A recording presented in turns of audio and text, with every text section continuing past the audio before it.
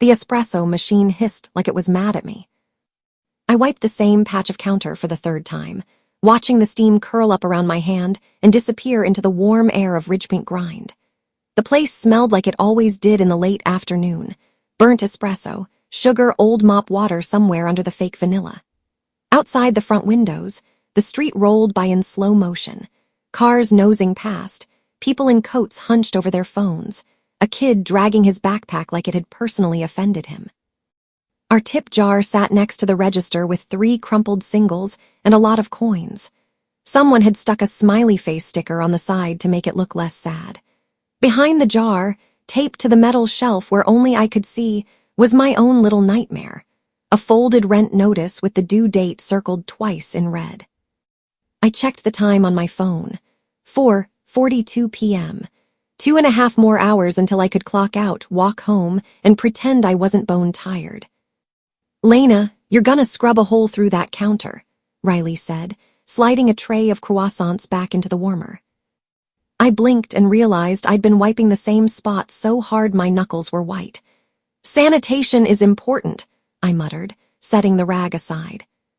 He snorted. "You say that like anyone in here would notice if we poured their latte straight from the mop bucket." A woman in a blazer shot us a look over the rim of her to-go cup. Riley flashed her his customer service smile, too bright, too fake, and turned his back to the counter. "Okay, most of them would," he said under his breath. "But the guy who's been on his laptop for 3 hours, he's powered entirely by caffeine and despair. Drink anything." I glanced over at laptop guy, hunched at the corner table with 3 empty paper cups and a stack of papers spread around him. "That's law school," I said. "You can't judge him." "I can judge everyone," Riley said. "It's free." I chuckled and flipped the order screen back to the home menu. 2 tickets in the queue, both simple. My shoulder ached from where I'd slept weird last night, and every muscle in my body felt 2 seconds from cramping. I bounced on my heels once, just to wake myself up. Rent, I reminded myself. Mom's meds. Electricity that doesn't cut off in the middle of her favorite game show. My phone buzzed against my hip. I sneaked it out of my apron pocket and checked under the edge of the counter. "Maddie. You alive?" I smothered a smile. "Me? Barely. Maddie. You still doing the zombie barista shift tonight?" "Me. I am the zombie barista. This is my final form." 3 dots appeared, disappeared, then popped back up. "Maddie. Come over after your shift. We can complain about life and pretend we're not broke." I looked at the rent date again and felt my stomach dip. "Me. Can't. Mom's tired. Want to get home and make sure she eats something not from a vending machine." "Rain check." Maddie sent a crying emoji and a heart then. "Okay. Text me when you're home or I call the cops your mom the Pope." I laughed softly, slid my phone back into my pocket, and turned to the TV mounted in the corner above the pastry case. Someone had left the news on low. A woman in a blazer jacket stood in front of a blurry shot of the Ridgepaint border, a line of trees dark in the background. The caption read, "Another border attack, Protector Alpha SBAKS out." The screen cut to a man at a podium. Dark hair with a few silver strands at the temples, suit a little too crisp for a casual press conference. Behind him, a city banner flapped in the wind. Under his picture, the words, "DAMIN Black, Protector Alpha of RIDGPOINT. We want to reassure the citizens of Ridgepaint," he was saying, voice coming thin and tinny from the TV speakers. "My pack is working around the clock to push back vampire incursions at the border. We will keep this city safe." Riley followed my gaze as he slid a tray into the display. "Man," he muttered, "he loves that title." "Protector Alpha," I said. "Sounds like a superhero name." "Yeah, like Captain America, but with more fur." Riley rolled his eyes. "If the city's so safe, why do they still run 'Don't go out after dark' ads every 10 minutes? Because the world is a mess, I thought. Because some nights my mom sits on the couch with the TV too loud and her hands too quiet, watching news anchors talk about animal-like wounds and unknown attackers, and pretending it's all just news. Another customer stepped up to the counter, and my automatic smile slid into place. Work now, worry later. The evening outside shifted from bright to gold to that dim, tired blue you only get in cities, when all the light is coming from windows and street lamps instead of the sun. People came and went in waves, a slow-moving after-work rush. Lattes, cappuccinos. One guy who insisted on extra foam, half this, hold that, with a temperature that had to be exactly 150, not 149.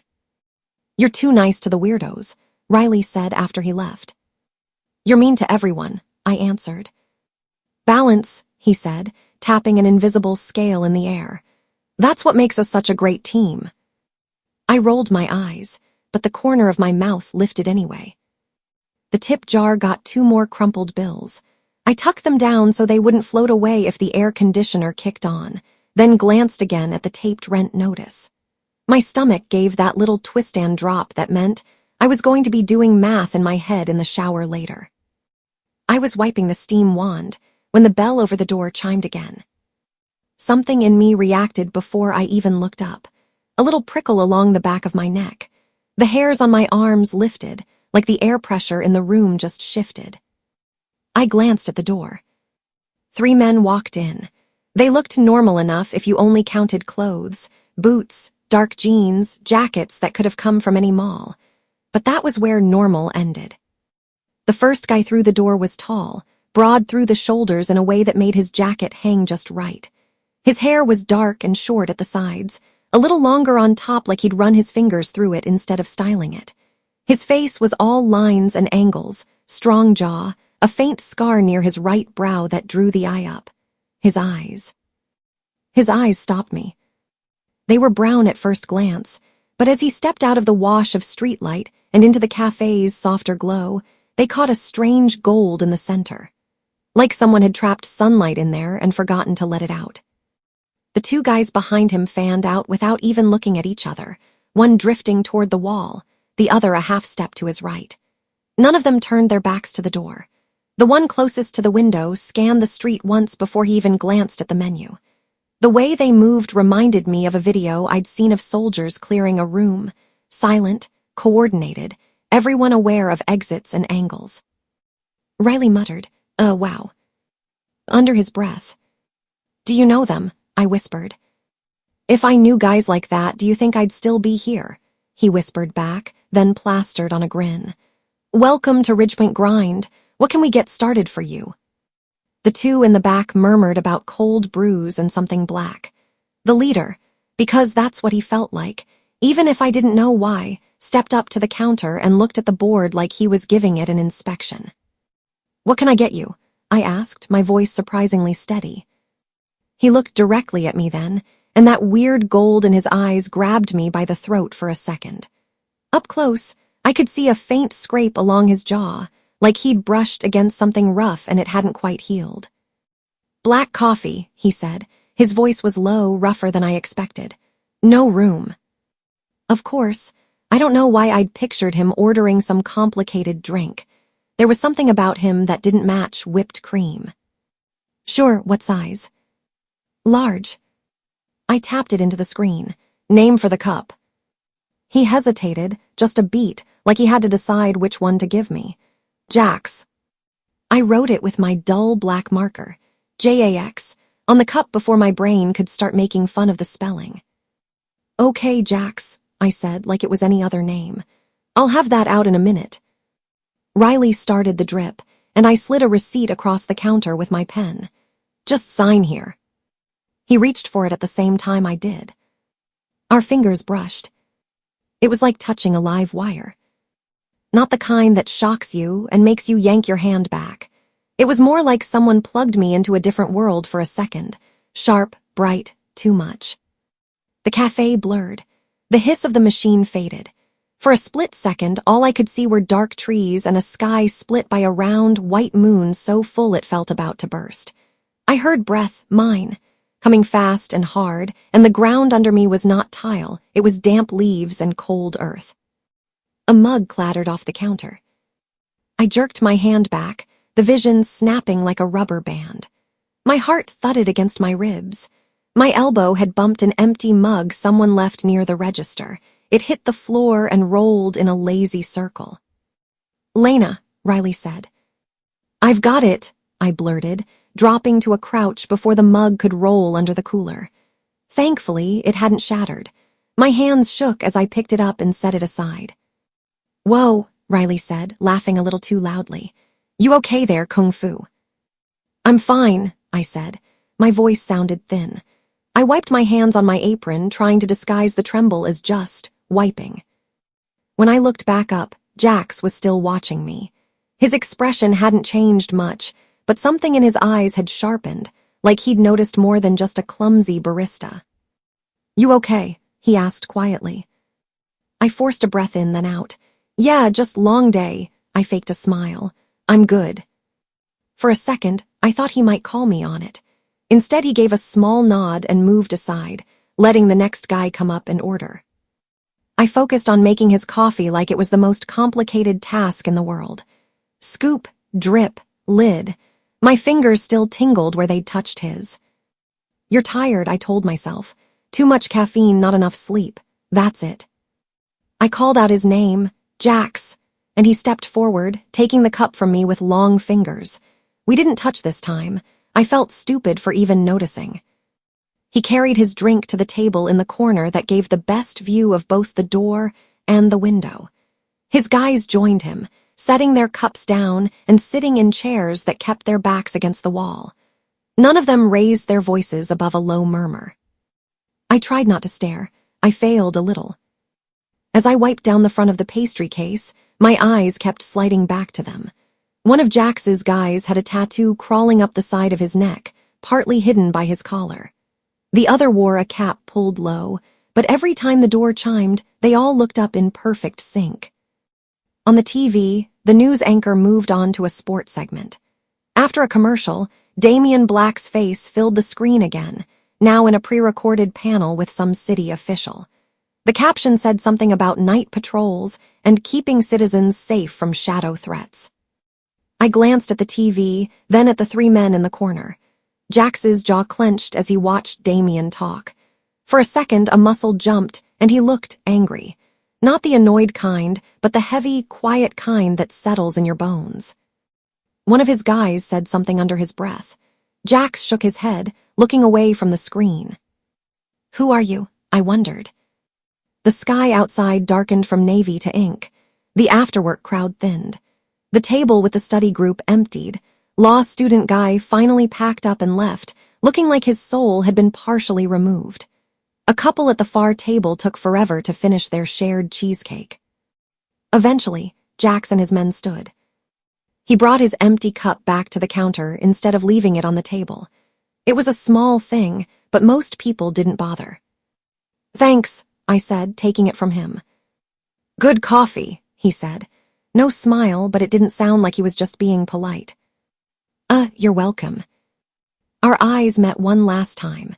The weird gold in the center of his gaze flickered, just for a second, like a reflection of some light I couldn't see. Then he turned and walked out. The bell chimed over the door. Cold air slipped in, then cut off as it shut behind them. "Okay, wow," Riley said as soon as they were gone. "Can we get more customers like that? The tips would be insane." "They didn't even tip," I said automatically. "Yeah, but the view. I mean, did you see his arms?" Riley made an appreciative noise. I rolled my eyes. "You're objectifying the customers again." "I am appreciating art," he said. "There's a difference." I snorted, but part of me was still stuck on the way my body had reacted to a simple touch. It wasn't normal. I wasn't someone who got knocked sideways by eye contact, for God's sake. "You're tired," I told myself again. That's all. By 9:30, the cafe had emptied out. Riley checked his phone and swore under his breath. "Bus?" I asked. "In 5 minutes." He slapped his apron on the counter. "If I miss it, I'm walking home, and I am not built for that." "You're allergic to exercise," I agreed. "I am allergic to suffering." He grabbed his bag and shrugged into his jean jacket. "You okay to close?" "Yeah, go. I've got it." He hesitated, Text me when you're home, okay? You sound like my mom.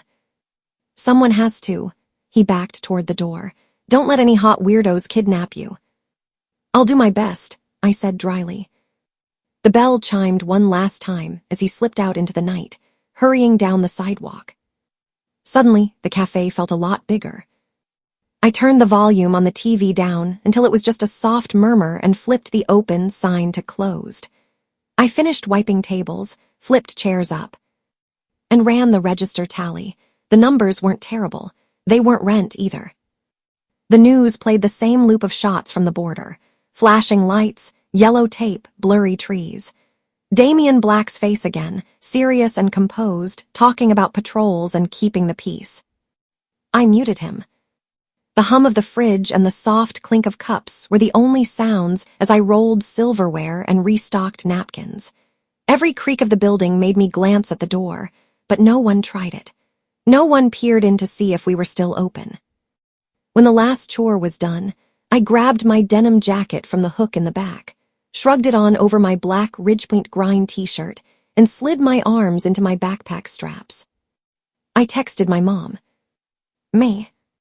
Closing. Be home in like 2025, okay? Claire. Okay, door will be locked. TV is on. Be careful. May. Always. I turned off the overhead lights one row at a time, leaving the front counter strip and the pastry case glow. The cafe looked softer like that, almost cozy. I locked the front door from the inside, tested it twice, then went through the back, flipping the last switch before the door clicked shut. The alley behind the shop smelled like trash and fryer oil. I locked the metal back door and shoved the keys into my pocket. For a second, I just stood there, listening. A car went by on the cross street.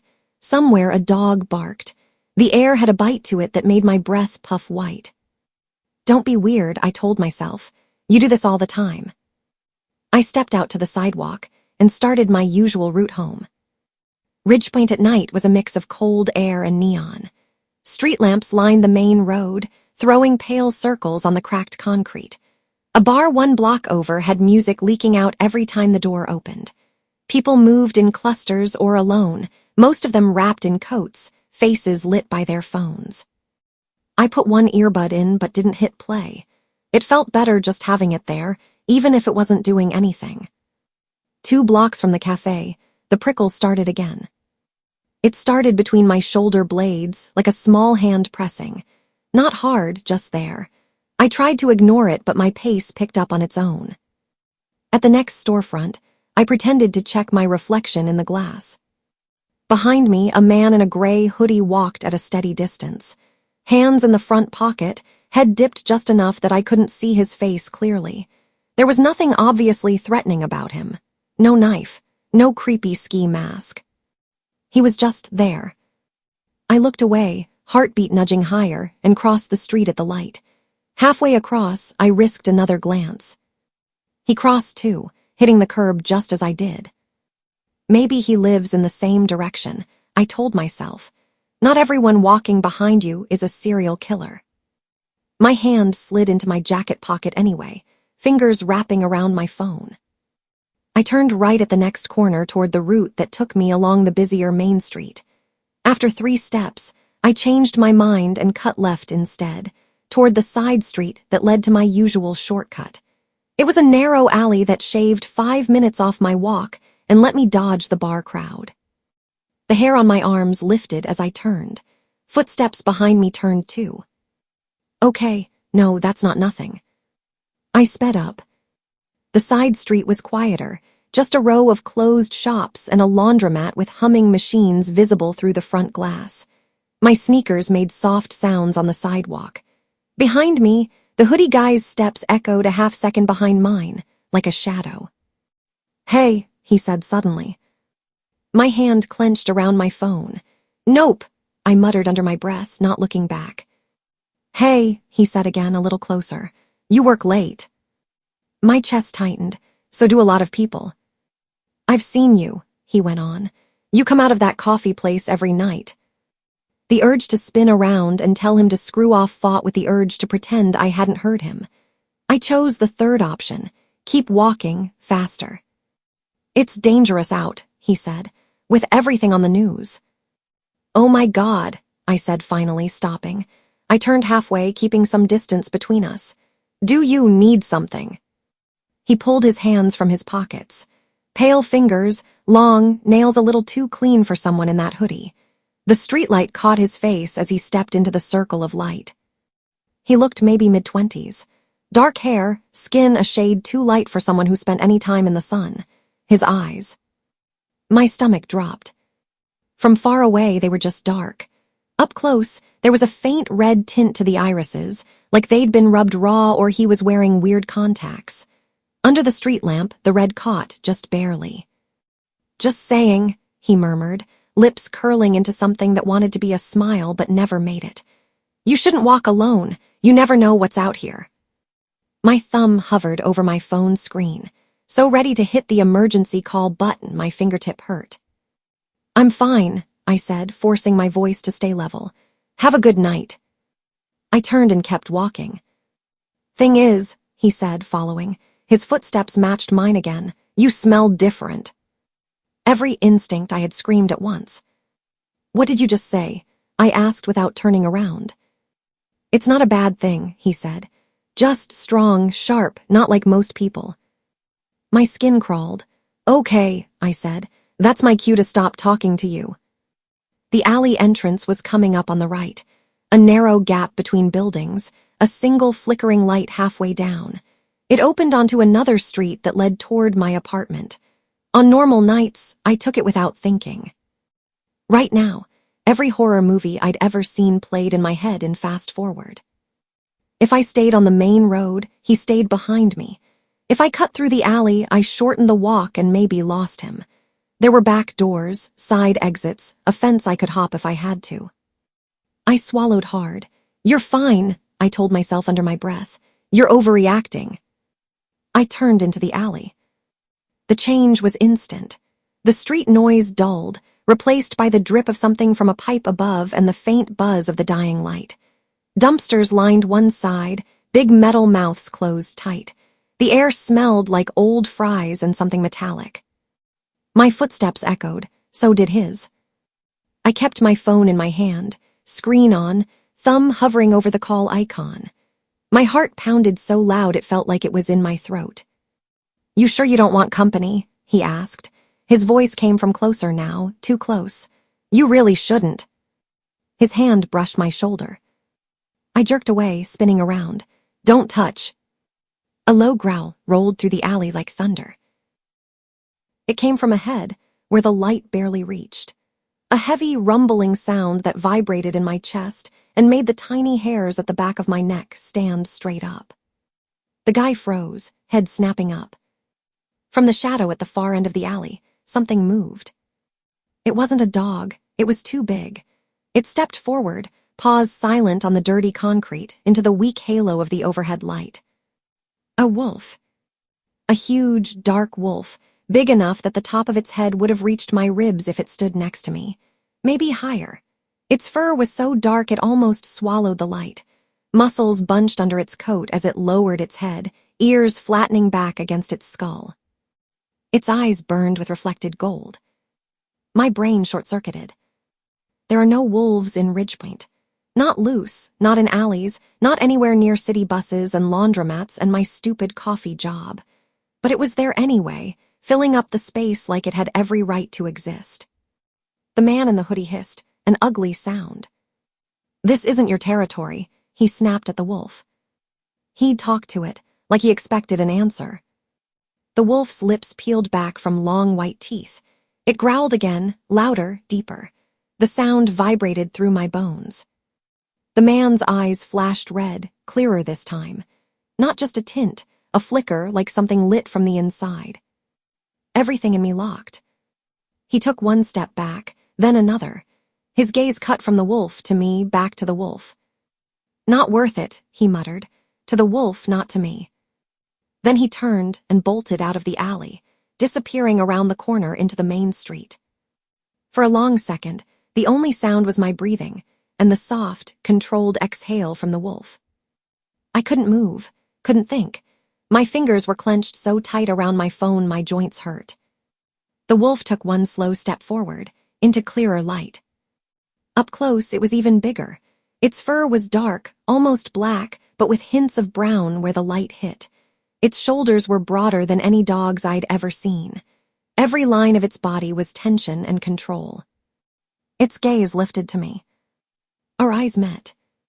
The same electric jolt that had hit me when I touched Jax slammed into me again, hard enough that I sucked in a breath. My chest tightened, my pulse pounding in my ears. For a moment, it felt like the world narrowed to a line between his gaze and mine. I couldn't look away. The wolf's head tilted just a fraction, like it was checking me, studying, making sure I was in one piece. Okay, I whispered, because apparently this was my life now. Sure, totally normal. My voice sounded tiny in the alley. The wolf's ears twitched. Then, with a last hard look at me, it turned. In 3 easy strides, it melted into the dark, slipping between shadows like it was made of them. A second later, there was nothing but the echo of my own rasping breath and the hum of the flickering light. I stared at the empty end of the alley for another count of 10. Then my body remembered how to move. Nope, I muttered, half laugh, half hysterical noise. Nope, nope, nope. I shoved my phone back into my pocket and practically speed-walked out of the alley, forcing myself not to break into a run. Running felt like a good way to trip and die dramatically. Once I hit the main street again, the normal city sounds washed over me, cars, distant music, someone shouting at a friend across the road. I glanced back once at the alley entrance. Nothing. Just shadows. I didn't relax until I saw my apartment building. Its chipped brick and flickering entry light the most beautiful sight in the world. The hallway outside our unit smelled like someone's overcooked dinner and stale carpet cleaner. The old elevator was stuck on another floor again, so I took the stairs 2 at a time, my knees wobbling only a little. Our door, 3B, had a dent near the bottom from where some kid had kicked a ball into it last year. A small plastic wreath hung crooked on a command hook. I dug my keys out, hands finally starting to steady, and let myself in. Warmth hit my face first, then the familiar mix of scents. Whatever fabric softener my mom liked this month, sugar from the cheap scented candle she kept on the coffee table, the faint, sharp smell of disinfectant from her cleaning spree last weekend. The TV was on in the living room, volume a notch too high. My mom sat on the sagging couch in her threadbare gray sweatpants and an oversized t-shirt, one leg tucked under her, hands clasped tight around a mug she wasn't drinking from. Hey, I said, kicking off my shoes by the door. I'm home. She jumped like I'd fired a gun. The mug clinked against the coaster. Lena, she breathed, don't sneak up on me like that. I used the door, I pointed out, dropping my backpack next to the chair we pretended was for guests. It's loud. She flushed, like she knew she was overreacting, and set the mug down. The TV cast blue light over her face, picking out the faint lines around her mouth that had deepened in the last couple of years. On the screen, red letters screamed breaking news over aerial footage of the city border. Police cars and pack SUVs formed a messy line along the road. Yellow tape fluttered in the wind. The reporter's voice was serious, bordering on excited. Another suspected vampire-like killing only hours ago, she said. Authorities are investigating and reassuring residents that the Protector Alpha's patrols are still in full force. A picture of Damian Black filled the screen again, this time from some press conference file. His jaw was set, eyes steady. I felt a weird flash of déjà vu. His face on the TV, Jax's face here, the wolf in the alley between them. Mom snatched the remote and turned the volume up for a second, then down, like she couldn't decide if she wanted to hear it or not. Finally, she muted it entirely. You walked home, she said, eyes still on the screen. Didn't you? It's not like I have a ton of options, I said, dropping onto the other end of the couch. Buses don't go my way this late. You know what they said, she snapped, harsher than I expected. You heard the news. They said stay off the streets at night, especially near the border. We're not near the border, I said. We're in central Ridgepaint, we're fine. People still get hurt here, she shot back. Her hand shook as she set the remote down. You can't keep doing these late shifts. The anger wasn't really about me. I could hear it. It was about something else, something older. But I was the one sitting here, so it landed on me anyway. It's my job, I said. If I quit, we can't pay rent, and then we can really stay off the streets because we'll be living under a bridge. She flinched. Guilt punched me in the gut. Sorry, I muttered. I didn't mean it like that. She pressed her fingers to her temples, taking a slow breath. I don't like you walking alone at night, not with this. She gestured tiredly at the muted footage of police cars and yellow tape. I looked at the TV, then at her. Her face had gone a shade paler, the way it did when we got letters from the hospital or bills she hadn't been expecting. There was a tightness around her mouth I only saw when she was really scared.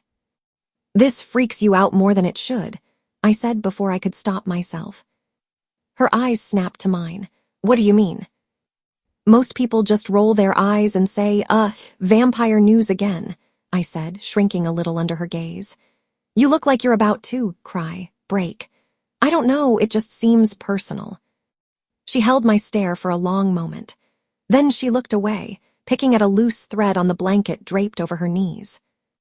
The world wasn't always like this, she said. That's all. That's not an answer. It's late, she said, ignoring that. You should eat something before you crash. Translation, not tonight. I swallowed my questions and stood. Okay, you want anything? I heated something earlier, she said, nodding toward the kitchen. Check the fridge. In the tiny galley kitchen, I opened the fridge and found a container with leftover pasta on the middle shelf. There were 3 little prescription bottles lined up in the door, labels facing out. I checked the dates without meaning to. All current. I shoved the pasta into a bowl and stuck it in the microwave, then leaned my forehead against the upper cabinet while it hummed. My whole body felt like it had been wound too tight and then dropped. Red eyes, giant wolf, rent, mom. The microwave beeped. I took the bowl out, burned my fingers, and cursed under my breath. Language, Mom called, automatic. I smiled despite myself. Sorry. I ate at the little table by the kitchen, listening to the muted TV and the faint sound of a neighbor's music through the wall. Mom took her meds with fresh water, then curled back into the corner of the couch, arms wrapped around herself. Text me next time you close, she said again as I rinsed my bowl. Before you lock up, after you lock up, when you start walking, when you... I get it, I said gently. I'll text more, promise. She nodded, looking suddenly very small. Back in my room, I shut the door and leaned against it, letting my shoulders drop for the first time since the alley. My tiny disaster of a bedroom looked exactly the same as always. Twin bed under the window, cheap dresser, pile of laundry in the corner I pretended was organized. I peeled off my Ridgepoint Grind t-shirt and tossed it over the chair, swapped it for a soft sleep tank and shorts, then flopped face first onto the bed. My phone buzzed by my ear. I checked it. Maddie. You home or do I start a search party? Me. Home, safe. Mom already gave the streets are dangerous speech. Twice. Maddie. She's not wrong. Also, you see the news. More weird border stuff. Me. Yeah. Maddie. Hey, seriously. If you ever want me to walk you from the cafe, I will. Me. That's like 40 min out of your way. Maddie. I have legs, and mace, and rage. A small laugh puffed out of me. Me. I'll be okay, promise. Maddie. Okay, love you idiot, sleep. Me. Love you too. I set my phone on the nightstand, rolled onto my back, and stared at the cracked paint on the ceiling. The night replayed in pieces. Jax's hand brushing mine, the flash of trees and moon in my head. The way his eyes had changed when he looked at Damien on the TV. The red-eyed man in the alley saying I smelled different. The wolf, massive, dark, eyes reflecting gold light as it stood between me and someone who wanted something. The way my chest had buzzed with the same weird electricity when it looked at me. This is insane, I thought. Wolves don't just show up. Guys' eyes don't glow red. I'm tired, that's all. Except I knew what tired felt like, and it had never once involved hallucinating wildlife or feeling electricity when strangers touched me. I turned onto my side and yanked the blanket up to my chin, even though I wasn't cold. From the living room, the TV murmured wordless, muted shapes of sound.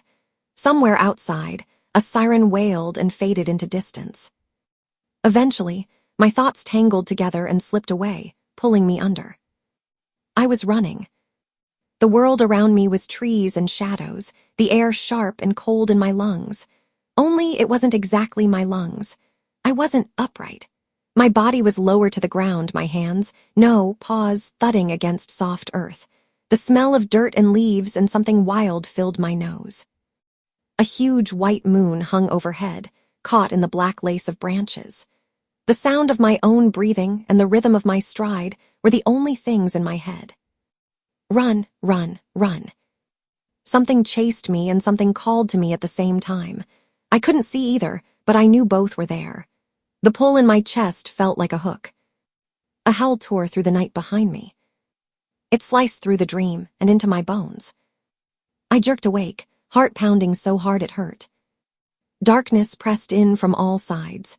My room was a shape made of softer shadows, the outline of my dresser and the pale rectangle of the window. For a second, I didn't know where I was. The smell of damp earth clung to me like mist.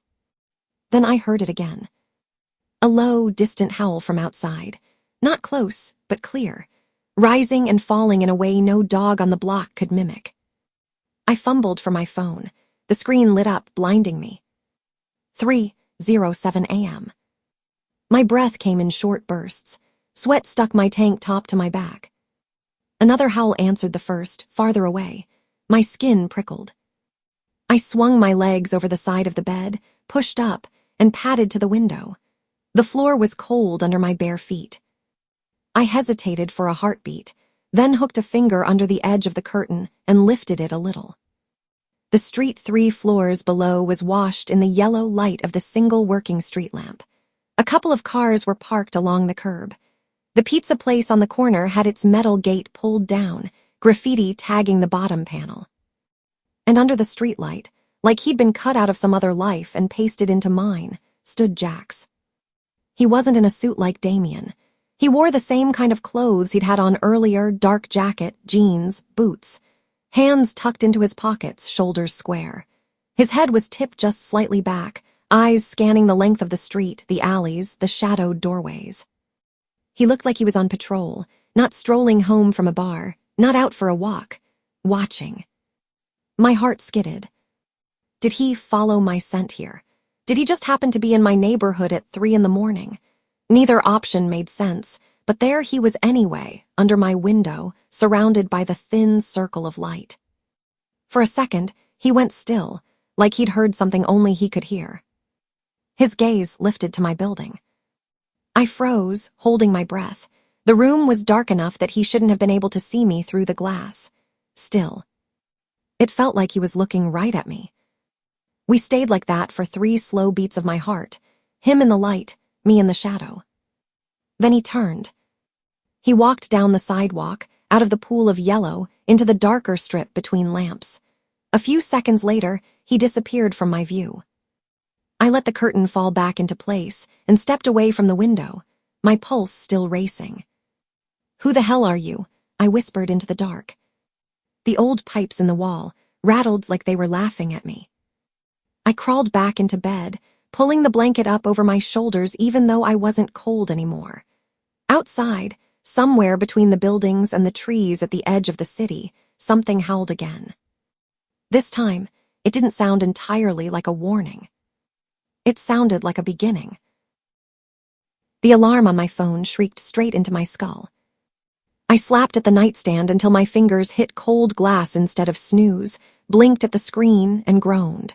7:03 a.m. My eyes felt like someone had filled them with sand and then run a truck over my head for fun. For a second I just lay there, staring at the ceiling, replaying last night. Dark fur, yellow streetlight, gold-brown eyes turned up toward my window at 3 in the morning. "Who the hell are you?" I'd whispered to the glass. Now my room just looked small and ordinary. Faded posters, overloaded laundry chair, the cheap lamp with the crooked shade. No shadows hiding giant wolves or intense guys with hero complexes. I pushed the curtain with the back of my hand anyway, just to check. The street below was normal, cars, a delivery van, someone walking a dog. No Jax, no wolf. "Congratulations, Lena," I muttered. "You officially hallucinate hot guys now." I rolled out of bed, feet hitting the worn rug, and squinted at my reflection in the mirror over my dresser. Dark circles. Hair doing its own protest march in 4 different directions. There was something weird in my eyes for half a heartbeat. Just tired shine, I told myself. No gold, no nothing. Just me looking like I'd fought a coffee machine and lost. Makeup could wait. I grabbed cleanish jeans, a tee, and a hoodie, did a quick finger brush through my hair, and called it good enough. The smell of toast and coffee drifted down the hallway as I opened my door. Mom was already in the kitchen, back to me, pouring coffee into the chipped blue mug she always used on I slept horribly days. She was in work scrubs, hair twisted up in a messy knot that matched the bruised circles under her eyes. "Morning," I said around a yawn. She jumped like I'd shot off fireworks behind her. "God, Lena, don't sneak up on me." She clutched the counter for a second, then tried to laugh it off. "You scared me." "Sorry." I slid around her to grab a slice of toast. "Your nerves need coffee more than I do." "They need you not walking home alone at night," she said, handing me a plate even though I was already chewing. "You got in late." "Closing shift, you knew that." "Yeah, I know, but you texted and then the news." She cut herself off and jerked her chin toward the living room. The TV was on low, the same news channel as last night. They were rerunning the segment about mysterious border attacks and possible vampire-related activity. Damien Black's face took up half the screen, flawless and calm in a dark suit as he talked about patrols and safety and keeping Ridgepoint secure. Mom's eyes flicked to him, then away, jaw tight. "Did you see they said the attacks might be vampire-related?" she asked, like we hadn't heard that a dozen times already. "Yeah." I took a gulp of coffee strong enough to wake the dead. "It's probably just some psycho. They always call everything vampires when it's weird." "It's not just some psycho," she snapped, more sharply than I expected. Her fingers tightened around her mug. For a second I thought it might crack. Then she sighed. "Sorry, I don't like you out there when they're saying things like that." "I'm fine." Automatically, the lie slid out, smooth and practiced. I was not fine. I had a fresh mental file labeled red-eyed creeps and giant wolves, but that was a different problem. "Nothing happened. I walked home. Big night, lots of coffee, 0 vampires." She stepped closer and put a hand on my arm, thumb rubbing back and forth like she was checking I was solid. "Text me when you leave the apartment. Text me when you get to campus. And on your way home, I mean it." "Mom." "I mean it." Her eyes were shiny in that way that made my chest ache. "Please, Lena." I swallowed the automatic protest. She already looked like she'd been wrung out and hung to dry. "Okay, I'll text, promise." "Good." My phone buzzed on the counter. I wiped my fingers on a paper towel and checked it. "Maddie." "Don't ditch me in class, zombie. I need your notes if I nap." I snorted and shot back. "I'm alive. Barely. See you in a bit." I could feel Mom still watching the TV from the corner of her eye. Another replay of Damien giving a statement filled the screen. "We're increasing patrols. Citizens should avoid the border zones after dark. Ridgepoint will stay safe." He had the kind of voice people trusted. It irritated me. I glanced at the clock over the stove. I gotta go if I want to make the bus. Mom followed me to the door like she was afraid I might vanish in the hallway.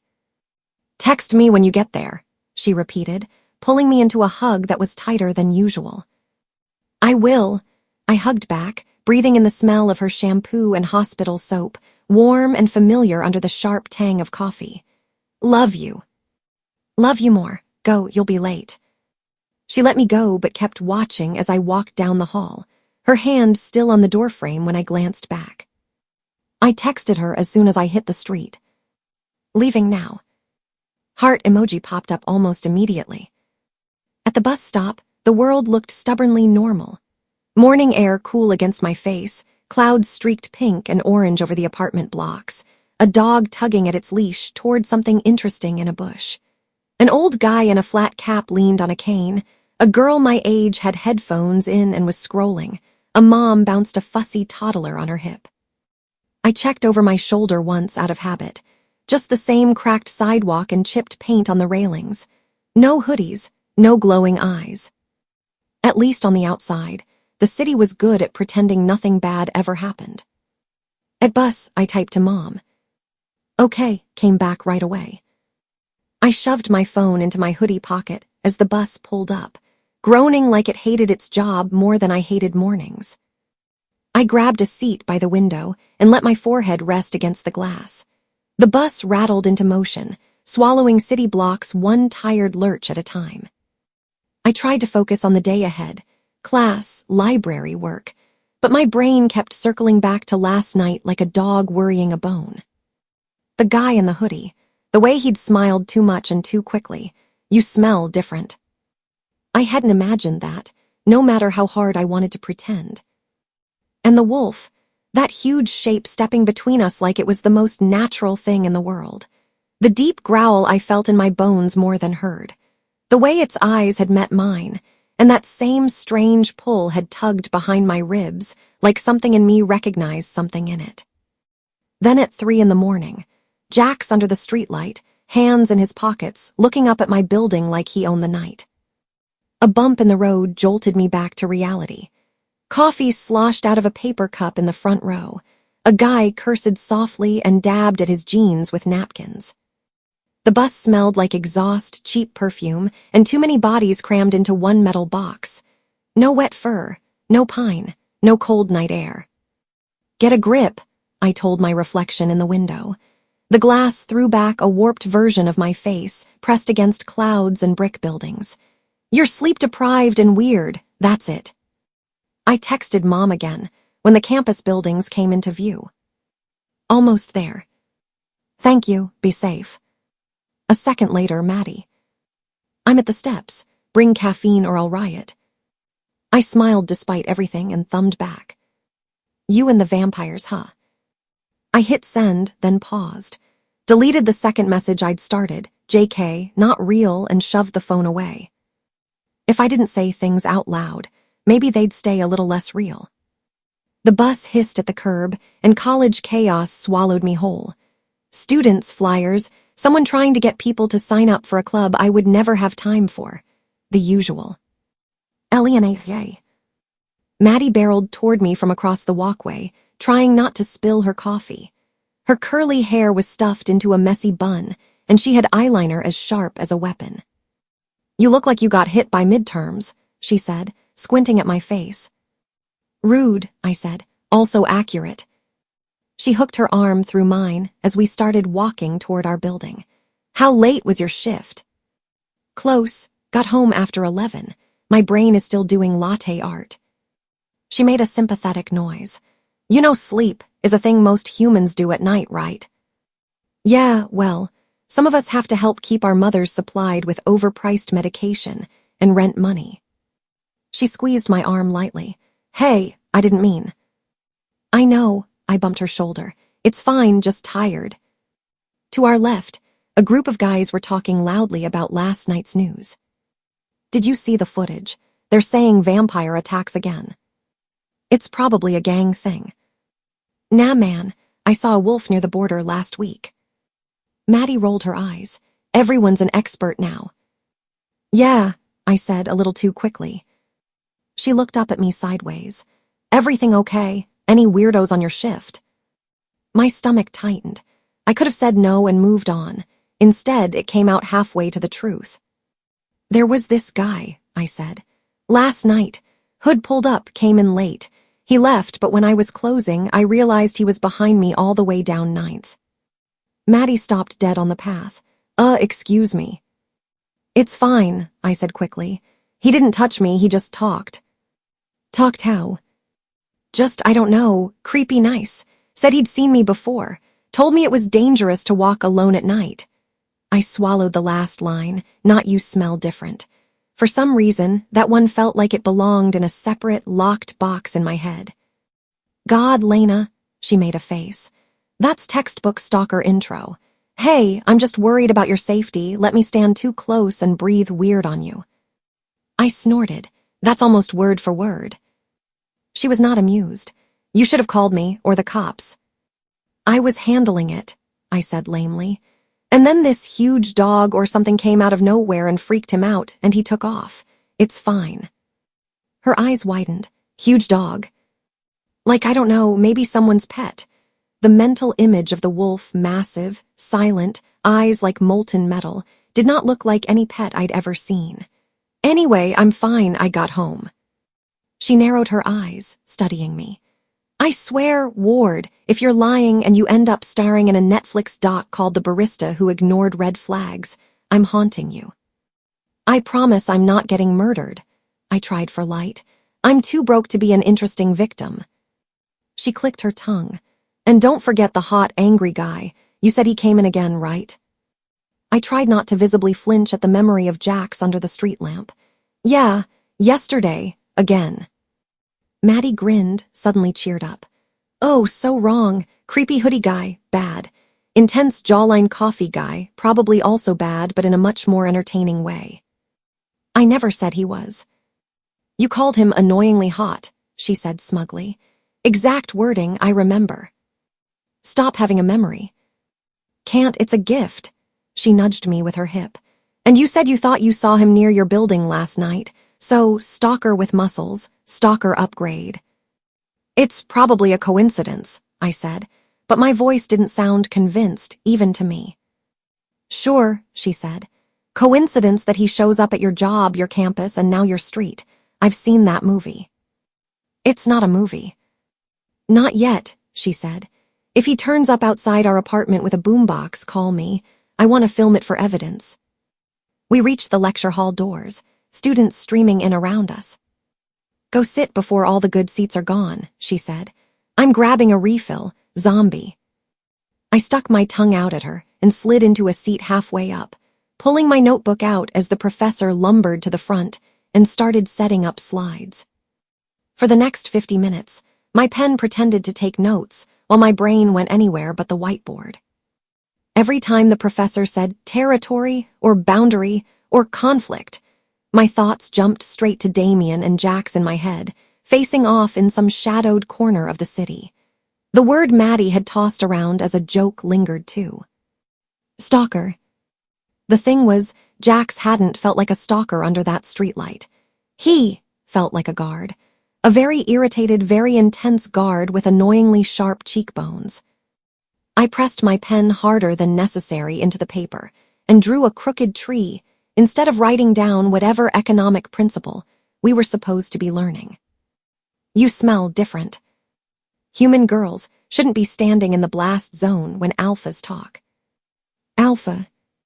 I underlined the word alpha in the margin 3 times, then scribbled it out, annoyed at myself.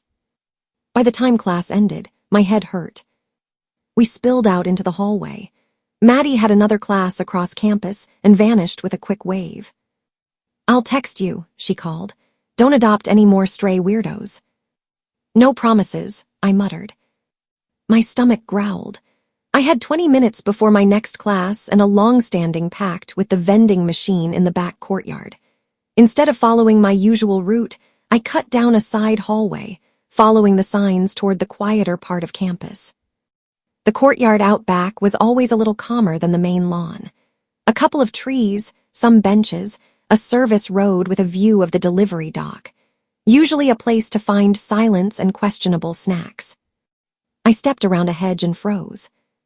2 men stood near the edge of the service road. Jax I recognized instantly. Broad shoulders, dark jacket, that taut, coiled energy. He faced another man, tall in a sharp charcoal coat.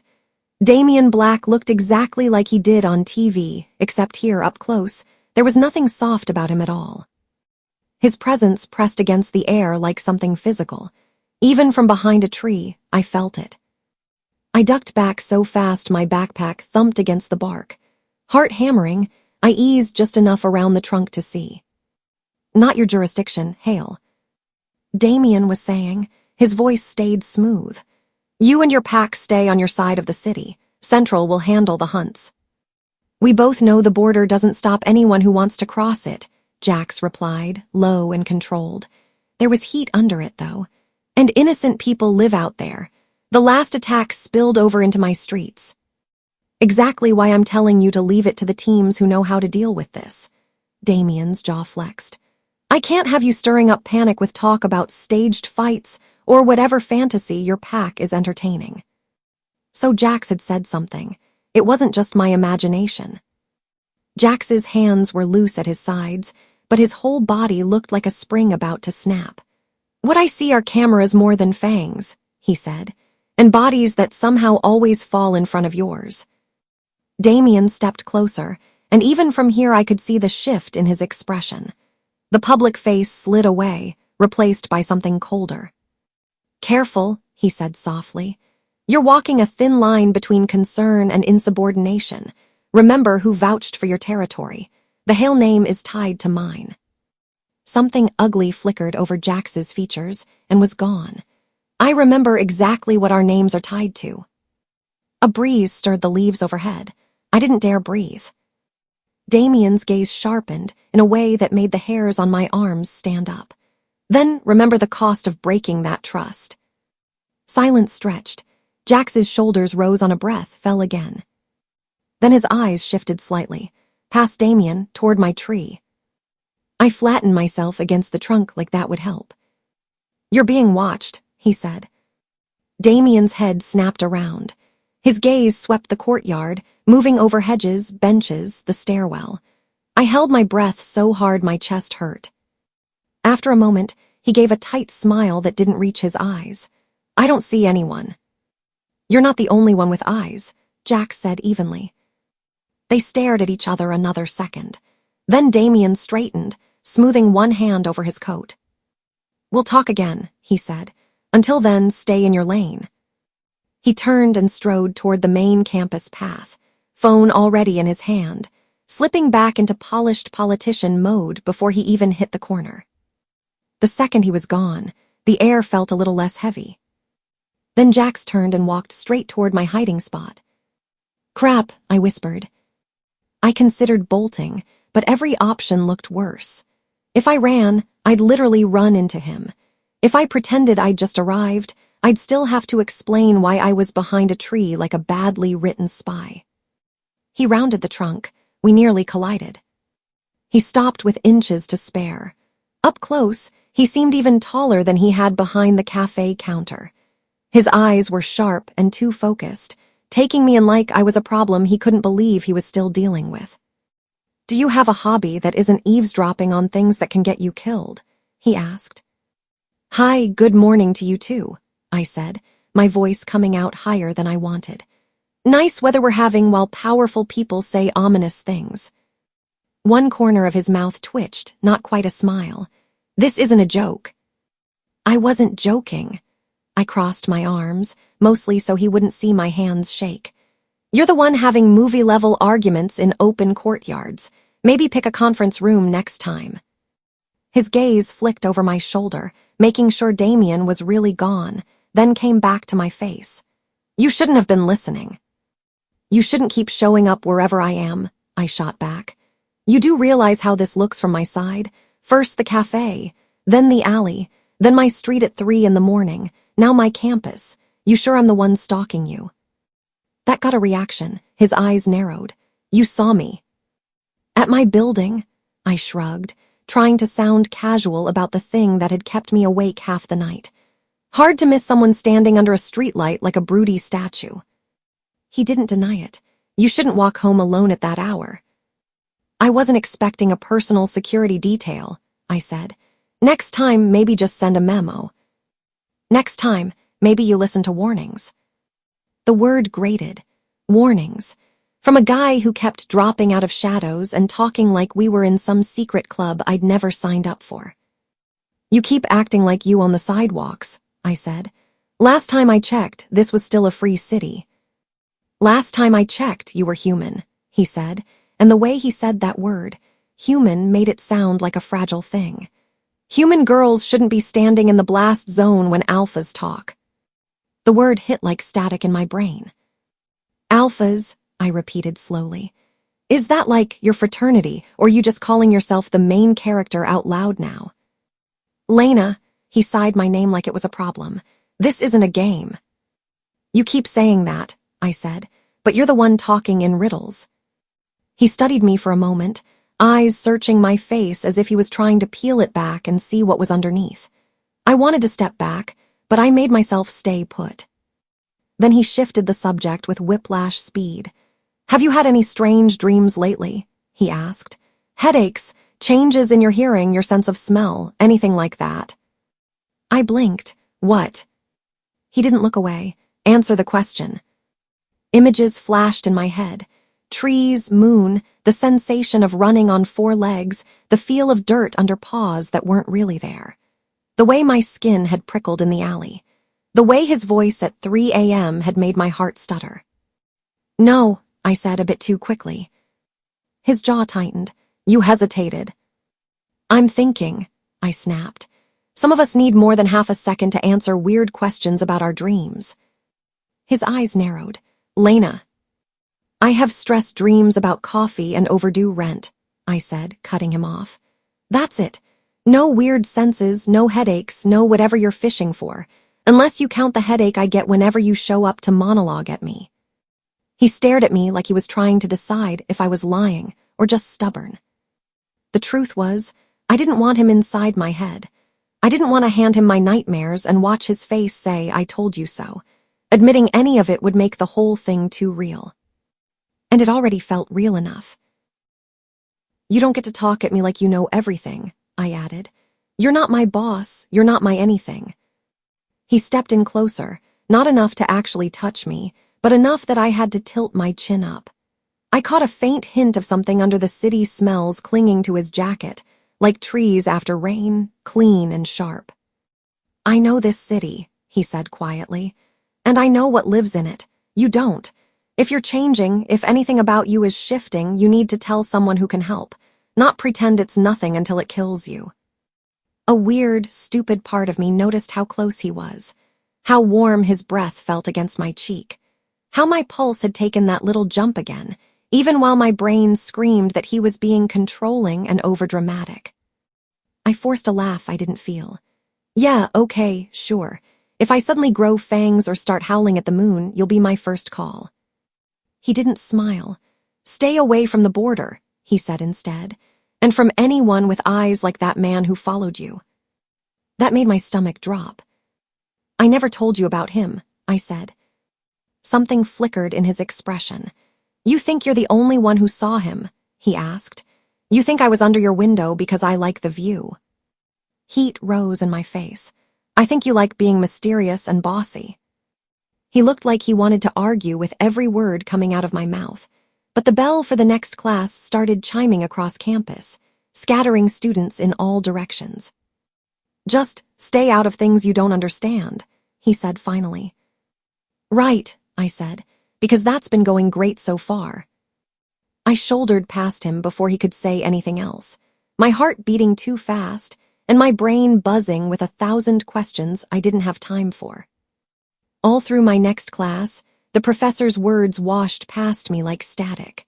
I wrote down bullet points without reading them, my pen automatically copying phrases from the slides while my thoughts played back the courtyard on a loop. Alpha hunts staged, hill name tied to mine. The way Damien's face had gone cold when Jax pushed too hard. The way Jax had said you think I was under your window because I like the view. When class finally ended, I checked my phone. Mom, you going to work? Maddie, if you die in the cafe, I call your laptop. I thumbed responses. Yeah, going to work. We'll text when I get there. To Maddie. Rude, you get the coffee machine, not the laptop. She sent back a skull emoji and a heart. Outside, the afternoon had settled into that soft, lazy light that made the campus look almost pretty. I cut across the lawn, debated the bus, then decided to walk to the cafe. It wasn't far, and maybe the air would clear my head. On the way, posters for night safety seminars and stay in groups after dark flapped on bulletin boards. People were talking about the news, exaggerating details. Some girl told her friends her cousin's boyfriend's roommate saw a vampire near the border. I kept my head down and let their voices blur into background noise. By the time I pushed the door of Ridgepoint Grind open, slipping behind the counter felt like stepping into an alternate dimension where my problems had names like latte and tip jar instead of alpha and murder.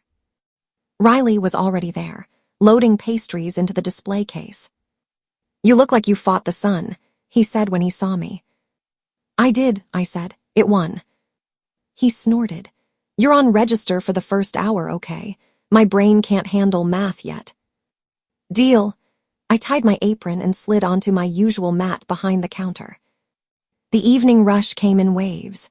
Students with laptops, people grabbing coffee before late shifts, a couple on a very awkward first date where the guy talked only about his crypto portfolio while the girls stared at her spoon. I fell into the rhythm, smile, take order, tap screen, pour shots, wipe counter. Normal, safe, mechanical. At least until Riley said, "Hey, did you hear? Someone said a girl got followed near here last night." My hand paused over the register. "Oh." "Yeah," he leaned closer. "You were on close, right? Did you see anything?" "No," I said quickly, focusing way too hard on the receipt printer. "Just the usual drunks and caffeine addicts." "Creepy," he said. "People have been on edge all day. I saw like 3 posts about it on the local board. Red-eyed guy, late 20s, hoodie, maybe drunk, maybe high." My skin prickled. I kept my face blank. People love dramatizing stuff. "Yeah, but still," he shrugged. "Be careful, okay?" "Always," I said. The bell over the door chimed again. I glanced up automatically. Jax walked in like he owned the place. No pack this time. Just him. Dark shirt, dark jeans, expression that said he'd rather be anywhere else than a coffee shop, and yet here he was anyway. My throat did a stupid little thing. My hands did not get the memo that we were supposed to be annoyed with him and continued making the drink they were working on, but my eyes kept pulling back. He scanned the room the same way he had the day before, exits, corners, windows, then angled toward a corner table where he could see everything and put his back against the wall. He didn't come to the counter. Fine, good, great. I tore my gaze away and focused on a woman rattling off a complicated order with 6 modifiers, asking questions about oat milk like she was choosing a life partner. We were midway through the after-school rush when it happened. 2 guys at a table near the middle of the room started sniping at each other. I'd seen them in here before with a study group. Today they were alone, and the vibe was all wrong. "It's not funny, dude," one said, voice rising. "You spilled the coffee, not me," the other shot back. "On my laptop, that's my entire project." They were talking louder now, hands chopping through the air. People were starting to glance over. "Hey, guys," I called, trying to sound soothing and not like I was about to dive behind the counter. "Everything okay over there?" They ignored me. One of them jerked his hand out in a gesture that looked like he meant to point, not hit. His knuckles clipped his water glass instead. It lifted, tipped, and went sailing off the edge of the table. I didn't think. There was no time to think. The world snapped into a kind of sharp focus I'd never felt before. I could see the arc of the glass, the way it rotated in the air, the direction it was falling, right toward the floor, right toward a little kid toddling by with his mom. My body moved before my brain caught up. In one smooth motion, I lunged around the side of the counter, arms snapping out. My fingers closed around the glass inches before it hit the tile. Everything else froze. The room went very quiet. I straightened slowly, heart pounding in my throat, water still sloshing inside the glass I was now holding like some weird trophy. The guy who'd knocked it over stared at me. Holy language, his friend muttered automatically. Did you see that? Someone else said. What that? I heard my own voice from far away, shaky laughing. Reflex, human reflexes, totally normal. Please don't tell my manager I nearly broke our floor.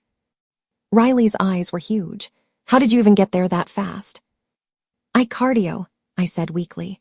Adrenaline, years of catching falling cups, I'm a professional. A couple of people chuckled.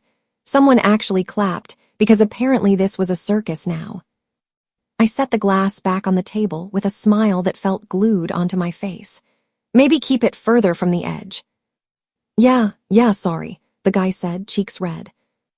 As conversations picked back up, my pulse refused to slow down. I could still feel the air against my skin where I'd moved, like I'd cut through it different than before. A prickle crawled up the back of my neck. I turned, suddenly sure someone was watching me. In the corner, Jack sat with his arms folded, eyes locked on me. He hadn't moved. His coffee sat untouched on the table in front of him. His stare pinned me to the spot like he was seeing every second of what had just happened on slow-motion replay. Heat rushed to my face. I snapped my attention back to the espresso machine. I kept moving, kept working, even while my head ran in frantic circles. Maybe it really was just adrenaline. Maybe I'd exaggerated it in my head already. Maybe I'd just been in the right place at the right time. Maybe I was lying to myself, and we both knew it. Eventually, the rush thinned. People trickled out. The kid left with his mom, happily chewing on a cookie, oblivious to the fact that he'd almost been wearing a glass of water as a hat. I glanced toward the corner table again. It was empty. The only sign he'd ever been there was a single bill in the tip jar that hadn't been there before, folded once, slipped under the others. Maybe it was from him, maybe not. Either way, I told myself I didn't care. By 9, the cafe had wound down to a couple of stragglers, and a guy hunched over his laptop who looked like he'd been there since last Tuesday. Riley wiped his hands on a towel and checked the clock. I'm gonna head out before the buses get weird. You good to close? Yeah, I said. Go, I'll lock up. He saluted with the towel. Text me if any red-eyed stalkers come back. I'll call my cousins and we'll mob him. Thanks, I said. I'll add that to the safety plan. The last customers drifted out. I wiped tables, stacked chairs, cleaned the machines until the metal gleamed, and tried not to replay that glass moment over and over in my head. When I finished counting the till, the numbers blurred on the little screen. I blinked hard and double-checked. Fine, all good, money balanced. Life did not. I flipped the sign to closed, clicked the lock on the front door, and shut off most of the lights. The cafe shrank into a dim shell behind me, humming quietly. Out the back door, the alley smelled like garbage, old coffee grounds, and damp brick. The security light above the door buzzed, casting a pale cone of light on the concrete. I locked the door behind me and turned, and almost jumped out of my skin. Jax stepped away from the shadow of the dumpster, like he'd grown there. Do you practice this? I snapped, my bag sliding off my shoulder as my heart tried to punch its way out of my chest. Appearing out of nowhere, is that your thing? I knocked, he said. You didn't hear. I was cleaning, I said, and you're very knockable. That was not the word I'd meant to use. Wonderful. His mouth twitched again, the hint of a smile that almost broke through. He didn't take a step closer, but he didn't step back either. The alley was narrow enough that his presence filled it. I needed to talk to you where Damien's people aren't listening, he said. Try a phone call, I said, hugging my bag strap. Or, I don't know, coffee like normal people. This whole behind the dumpster vibe is not selling me on your not creepy argument. He ignored that. The glass. I stared at him. What about it? You shouldn't be able to move like that, he said. Not like that, not at your age with no training. Wow, thanks, I said. Really love the at your age part. I'm serious, Lena. So am I threw my free hand up. Reflexes exist. Adrenaline exists. People catch stuff all the time. Not from that distance, he said. Not at that angle. Oh, I'm sorry. Did you take measurements? My voice was getting louder and tighter. Did you bring a diagram? I can draw you a chart of how tired I am if you want. I watched you, he said, and something about the way he said watched made heat crawl up my neck again. I know what normal looks like. That wasn't it. So I'm supposed to what? Apologize for not letting a glass shatter on a kid's head. His jaw flexed. That's not what I... And you're counting how I move now, I cut in. Do you know how insane you sound? I sound like someone who's trying to keep you alive, he snapped. The words hit harder than I wanted them to. Why? I asked before I could stop myself. Why do you care? You keep saying I'm just a human girl like I'm some kind of problem. You don't even know me. His eyes darkened. You have no idea what you are. Something in his tone made my skin prickle. Sorry. You're lighting up like a beacon in a city full of things that hunt by scent, by instinct, by the way someone's heartbeat changes when they're scared. His gaze dragged down, then up again, like he was tracking that heartbeat now. You're getting faster, stronger. Your senses are shifting whether you admit it or not. That doesn't just happen. I swallowed, my throat suddenly dry. Running in the forest, Wolf's eyes meeting mine. The way the alley last night had smelled like every detail was turned up to 11. Maybe I just have good reflexes, I said, clinging to the lie like a life raft. Maybe you're the problem, not me. Every weird thing that's happened in the past 2 days, you've been there. Cafe, alley, my campus, my street. You and your pack of intense guys and your alpha drama and your creepy news arguments. Our drama kept you from being ripped open in that alley, he said. He stepped closer, anger sharpening his features. Our drama kept that vampire from finding out exactly what you are. My heart stuttered. That what from what? He hesitated, like he regretted the word as soon as it left his mouth. You don't get it yet, he said finally. You're not just some barista who had a weird night, and if you keep pretending you are, you're going to get yourself killed in ways you can't come back from. Wow, I said. Love that pep talk. I'm not trying to scare you. You're doing a great job anyway. We stared at each other, the alley pressing in around us. I could hear a siren far off, the hum of a refrigerator inside the cafe. The soft drip of water somewhere down the way. Even those small sounds felt sharper than they should. I didn't ask for any of this, I said, voice dropping. I didn't ask for red-eyed creeps or giant dogs or weird reflexes or you. His jaw clenched like I'd hit him. The siren in the distance grew louder, shifted in tone. It was joined by another, then another. The sound bounced between the buildings, rising like a warning. Jax's head snapped toward the street beyond the alley, his whole body flipping from argument to alert. That's the border, he said under his breath. Something happening. Great, I said. Maybe go yell at that instead of me. He looked back at me, eyes burning.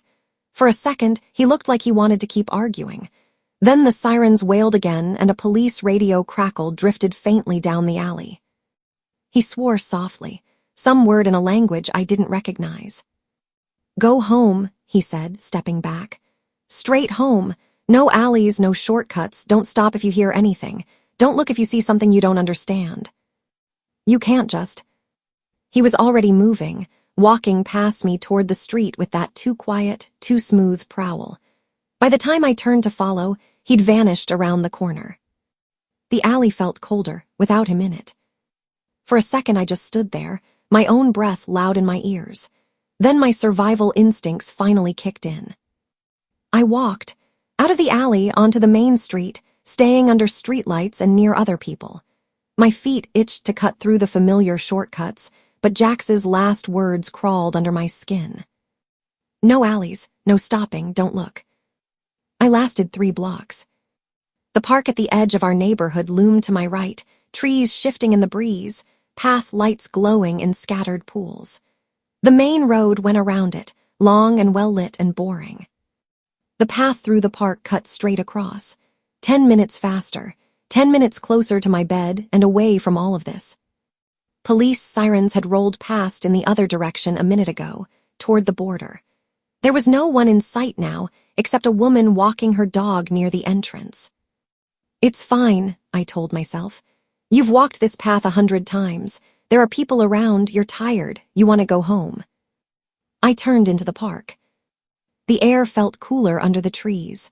My sneakers crunched on gravel as I followed the curving path past the fountain. The dog walker turned down a different loop. Their footsteps faded behind me.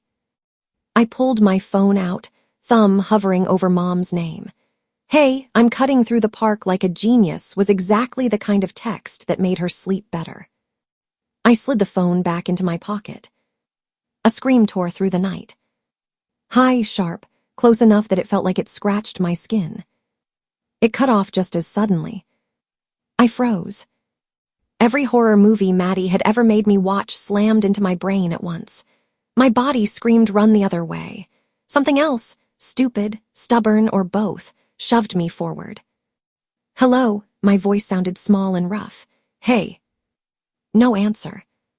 "Great," I muttered, and then I was moving, feet pounding on the path, following the direction the scream had come from. The path veered left. I cut right off into the grass, the lights falling behind me. Branches snagged at my jacket. My breath came in sharp bursts. Somewhere ahead, something rustled. "Is someone there?" I called. My foot hit the edge of the small clearing before my brain processed the open space. There, near a bench tilted at an odd angle, a body sprawled on the ground. I stopped so hard my toes hurt. "Hey," I said, voice barely above a whisper now. "Are you?" I forced my legs to move, closing the distance. The victim, a man from his build, lay on his back, head turned awkwardly to the side. His shirt was pushed half open. Dark stains spread across the fabric and the grass. My stomach lurched. Then I saw the marks on his neck. They weren't like normal cuts. 2 deep punctures surrounded by bruise-like discoloration. Bite marks, too low for a dog, too deliberate. Bile burned the back of my throat. Behind the body, a figure straightened up slowly. Damien Black stood there, white shirt smeared with blood in sharp streaks. For a heartbeat, we just stared at each other, me frozen, him caught mid-motion.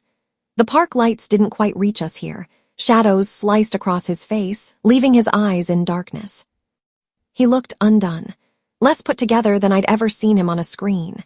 His hair mussed, his sleeves rolled up, his breathing quick. My brain tripped over itself. He found the body. He was with the body. He did something to the body. Something flickered across his face when he saw me. Surprise first, then something else, a flash of recognition like he knew exactly who I was. Then, just for an instant, something that looked a lot like fear. His eyes flicked down to his hands, then back to me. His expression smoothed out in a practiced, chilling way. All the rough edges vanished. He became Protector Alpha Damien Black again, the version the cameras loved. "I got here too late," he said. The words were exactly what a hero should say. His tone was measured, concerned, unshaken. But his eyes looked like he was terrified. I'd seen him a few seconds too early. My heart hammered against my ribs as sirens wailed closer, echoing through the trees. I couldn't move, couldn't look away. For the second time in 2 days, I realized I was standing exactly where I'd promised myself I wouldn't be. Right in the middle of something I didn't understand at all. I didn't move. For a second it felt like the whole park froze with me. Branches, breath, my own heartbeat. Just me, a body on the grass with ugly torn flesh at the neck, and Damien Black standing there in his bloody shirt saying, very calmly, "I got here too late." Too late. My brain ran that on a loop, like if I replayed the words enough it would explain why his hands were stained red. I swallowed and couldn't taste anything but metal and the cold air. Sirens started low and far, like an echo, then grew louder. Red and blue light began to flicker between the trees as the patrol cars rolled closer to the path. The normal world was coming, uniforms and radios and paperwork, and somehow that felt more terrifying than the dark. Damien's whole body shifted when he heard the sirens. I watched it happen up close this time. His shoulders went back, His jaw tightened. Whatever raw edge had been in his eyes when he turned and saw me smoothed out like a crease ironed flat. The protector Alpha put on his face. "Step back, miss," he said, voice dropping into that calm, controlled tone I'd heard on TV. "You don't need to be this close." My legs remembered how to move. I took a few awkward steps back, sneakers sliding on damp grass. The sirens cut off as the cars stopped nearby, and suddenly there were beams of flashlights slicing through the trees, voices calling out, doors slamming. "Over here," one officer shouted when their light hit Damien. Within seconds, cops were jogging into the clearing, breath puffing in white clouds. An ambulance crew followed with a stretcher, wheels jostling over the roots. Everybody slowed when they saw the body. I kept my eyes away from the neck. "Alpha Black," the officer in front said, like he was greeting a mayor, not a man at a crime scene. "You called it in." "Yes," Damien's voice was smooth, rehearsed. "I was on my way home from the border when I heard a scream. I followed it and found him like this." He gestured with one blood-marked hand, just enough to show he was involved, not enough to look guilty. Nobody questioned why he was always conveniently nearby. A flashlight swung my way. "Ma'am!" A different officer, younger, eyebrows pulling together when he saw me standing there hugging myself. "Were you with him?" "I know." My voice came out thin. I cleared my throat. "No, I heard the scream. I was cutting through the park and I made a useless gesture at the body." "Let's get you over here." He guided me by the elbow toward a low bench a little farther from the scene. I went, knees wobbling, trying not to look at the stretcher being lowered to the ground. Gloves snapped on. The paramedics crouched by the body, talking quietly. One of them shook her head once. I focused on my own hands instead. They were trembling. "Name?" the officer asked as I sat. "Lena," I said automatically. "Lena Ward." My throat tightened on the last word. "I mean Hale, Lena Hale." I always did that in my head, even though my ID still said Hale. "Okay, Miss Hale." He pulled out a little notebook. "Can you tell me exactly what happened?" I stared at his pen like it was a weapon. Then I forced myself to breathe. "I was walking home from work," I said. "I cut through the park like I always do because it's faster. I was on the path when I heard a scream. A man. It sounded like it was coming from over there." I pointed back toward the tree line. "I ran toward it, and when I got here he was already on the ground and Alpha Black was here." It sounded fake as soon as I said it, like a bad story on a crime show. "You didn't see anyone else?" The officer's voice was steady. "Any other people, animals, anything unusual?" I thought of glowing red eyes in an alley. A huge wolf blocking my way, teeth flashing in streetlight. I thought of last night's big dog and tonight's blood and the way Jax's wolf had looked at me. I shook my head. "No," I lied. "Just that, just the scream and then this." He studied me for a second, like he could smell the missing pieces. Then he just nodded and scribbled something. "Okay, we might need to follow up later. You've got ID on you." I fumbled in my bag, fingers stiff, and handed over my wallet. He took down my address and number, then gave it back. "Do you have someone to call? We can get you a ride home if you need."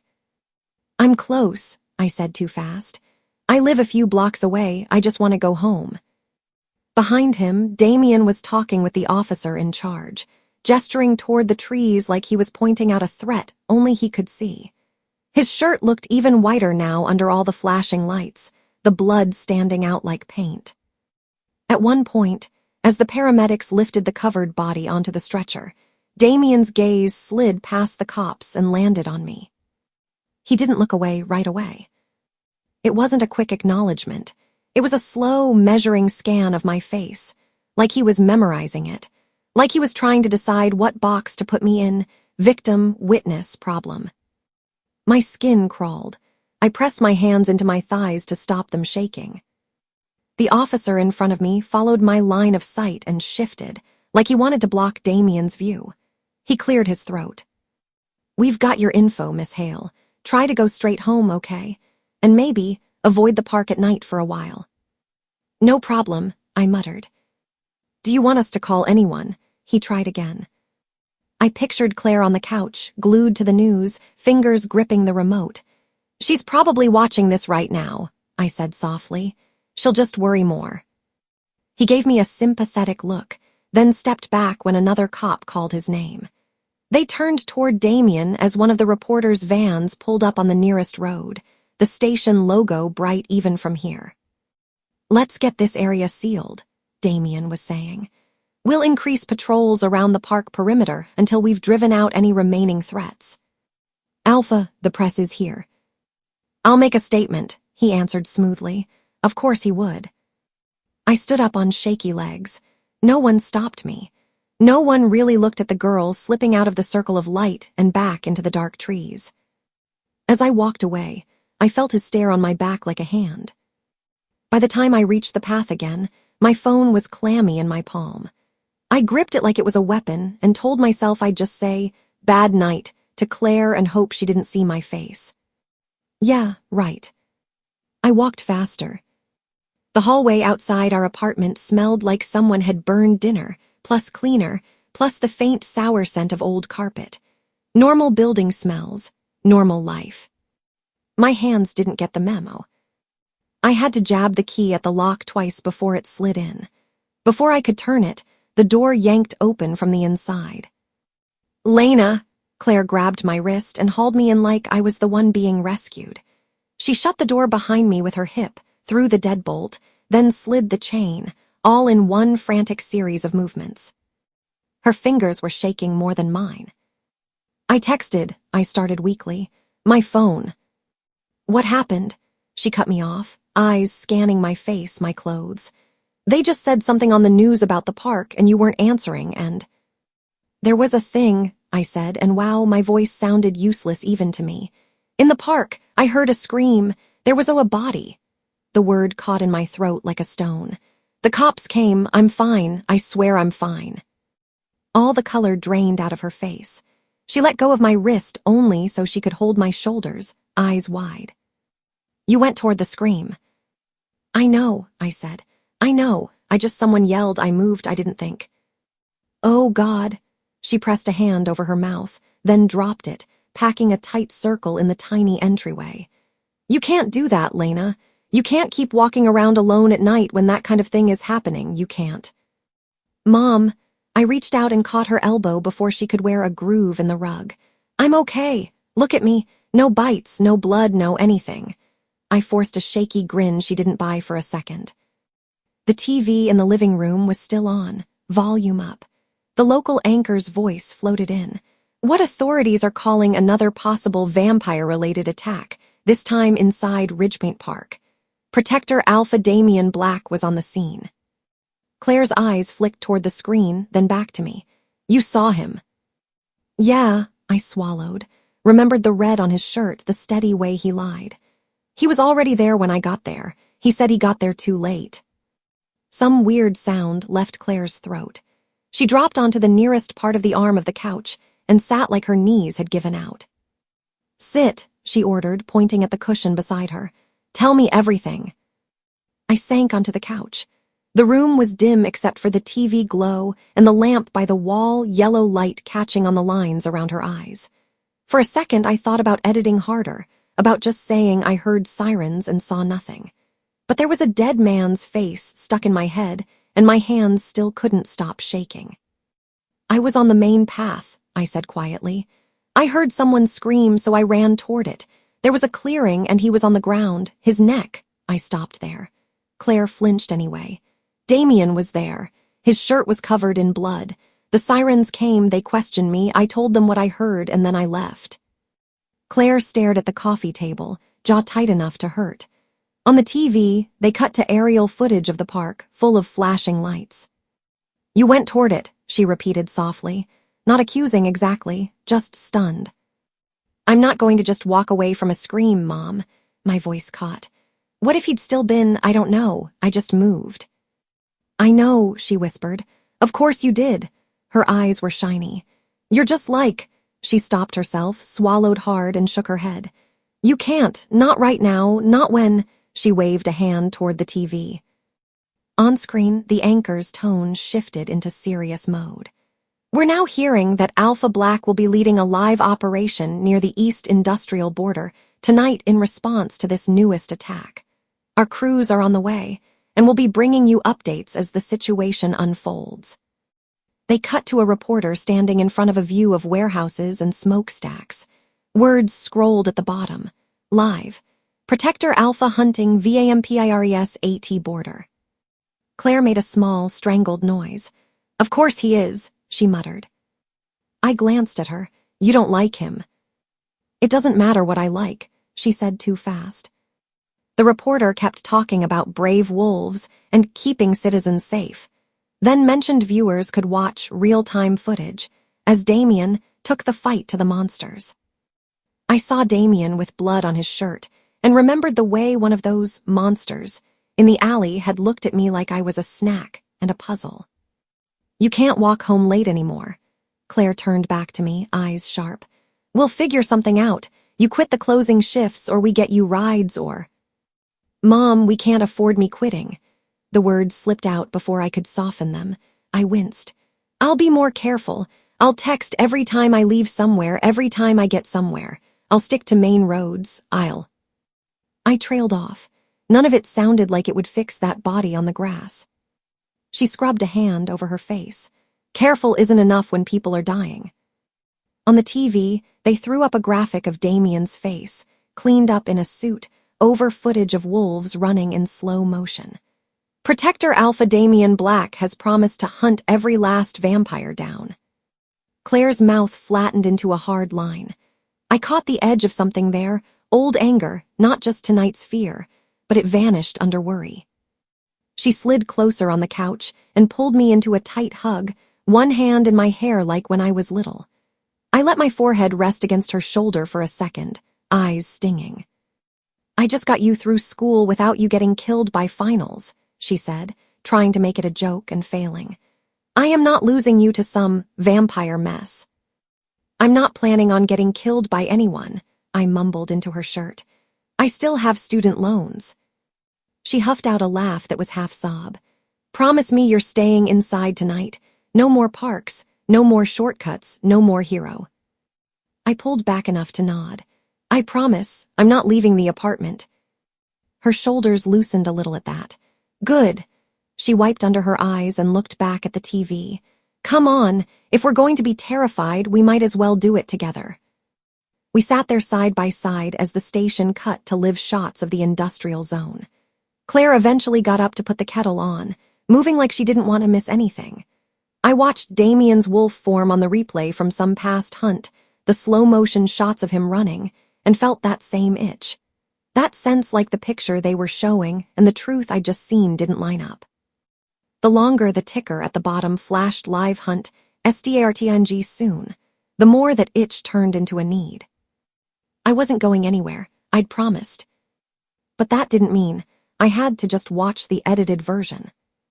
By the time the first reporter appeared live from the border, Claire had a mug of tea clamped in both hands, eyes fixed on the screen. I was staring too, but not at the reporter's perfect hair. I was watching the blurry shapes in the background, trying to match them with the places I knew from bus routes and late-night walks.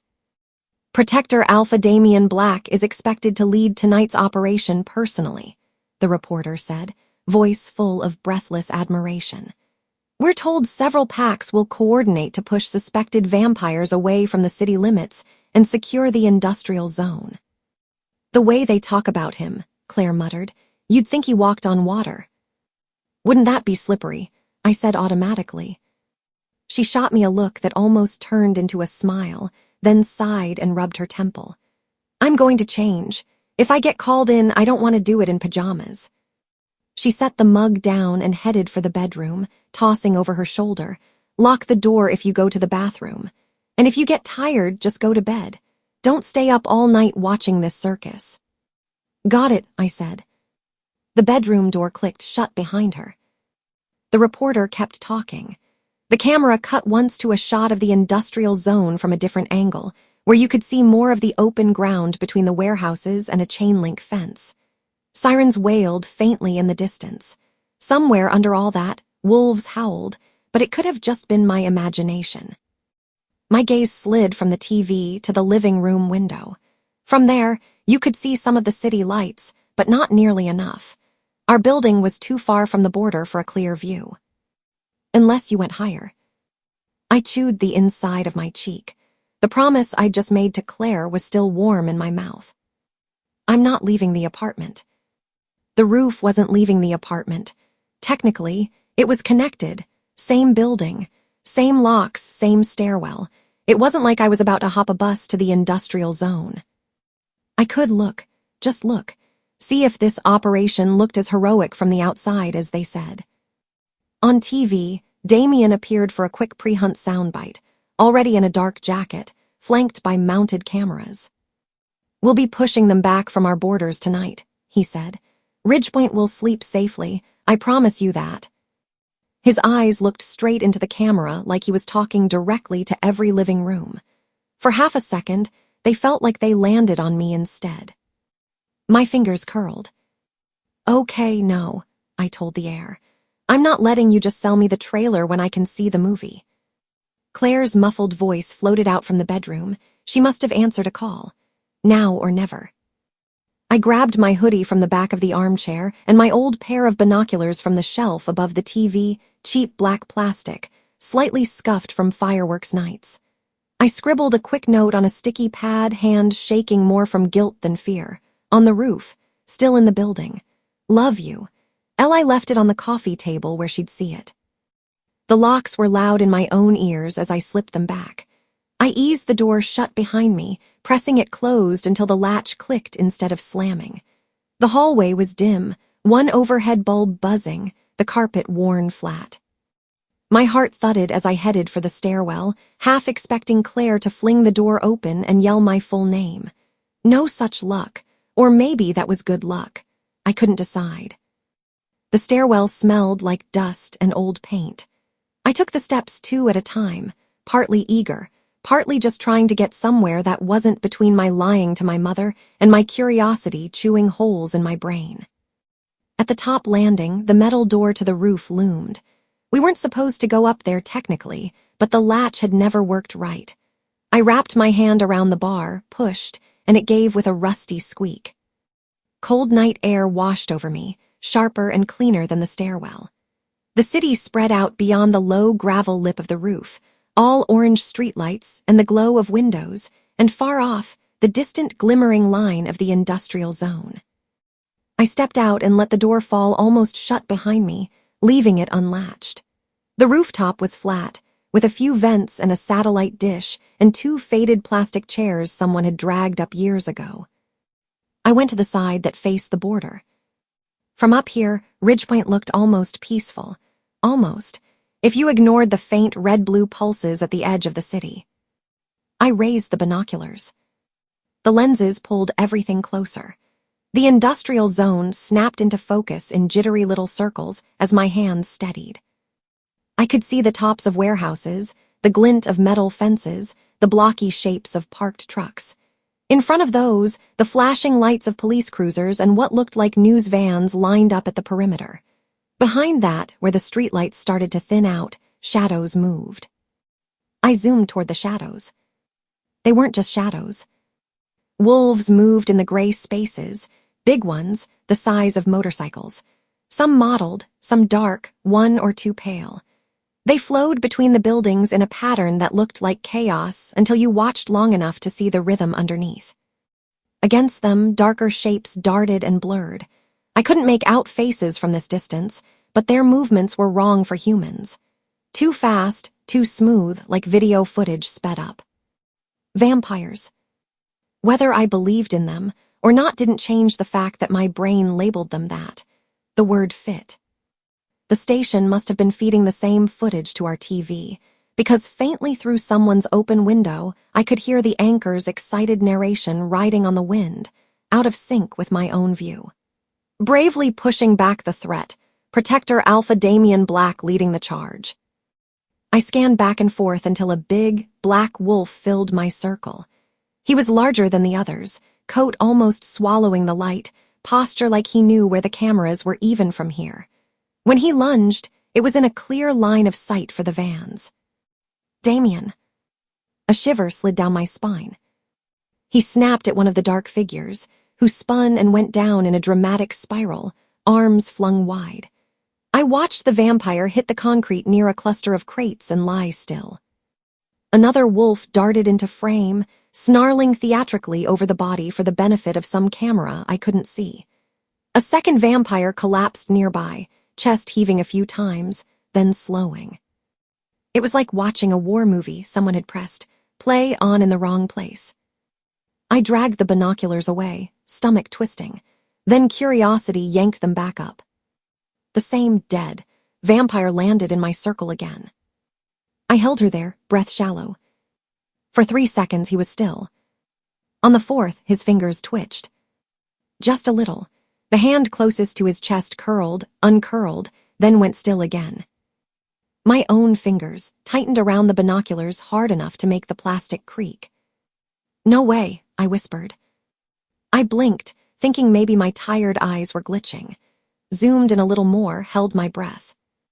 Damien bounded into view again, the big black wolf lifting his head and letting out a long, echoing howl that the cameras would eat up. The citywide feed probably had some dramatic music under it already. Right as he threw his head back, the dead vampire near the crates shifted. Not much. Just a small, practiced adjustment of his shoulders, like someone cramped on the floor stretching when they thought no one was watching. A nearby wolf looked over. The body froze again, limbs sprawled at just the right angles to look tragic. "Oh my God." I breathed. My pulse pounded in my ears louder than the faint TV sounds drifting from windows below. I lowered the binoculars, stared toward the industrial zone with my naked eyes, then lifted them again. Same spot, same corpse, same carefully still chest. The whole hunt suddenly looked different. Not like a desperate fight against monsters, but like a play with extras and stage cues. Damien's howl turned into a heroic close-up on the building screens around the city. I could see flickers of his face on other people's TVs through their windows. Giant, noble, controlled. From up here, he looked more like a director than a savior.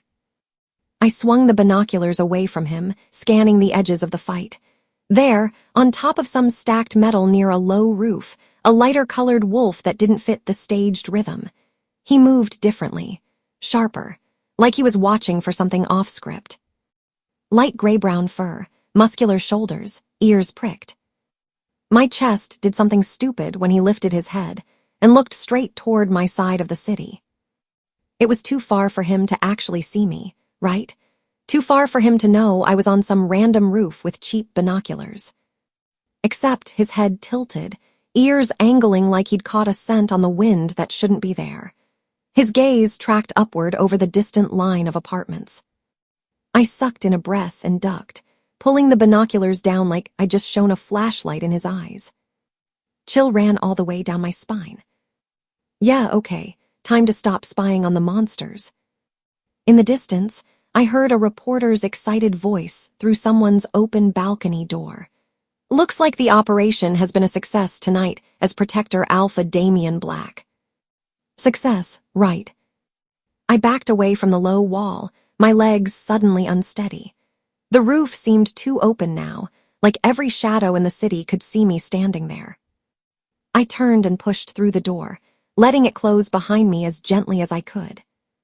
The stairwell swallowed me in cement walls and the faint smell of disinfectant and old dust. My footsteps echoed more than I liked. I took 2 steps down. On the next landing, a shadow moved. I flinched, heart leaping into my throat. Jax stepped out of the darker patch, by the wall like he'd always been there. He was back in human form, but he hadn't fully come down from whatever he'd just done.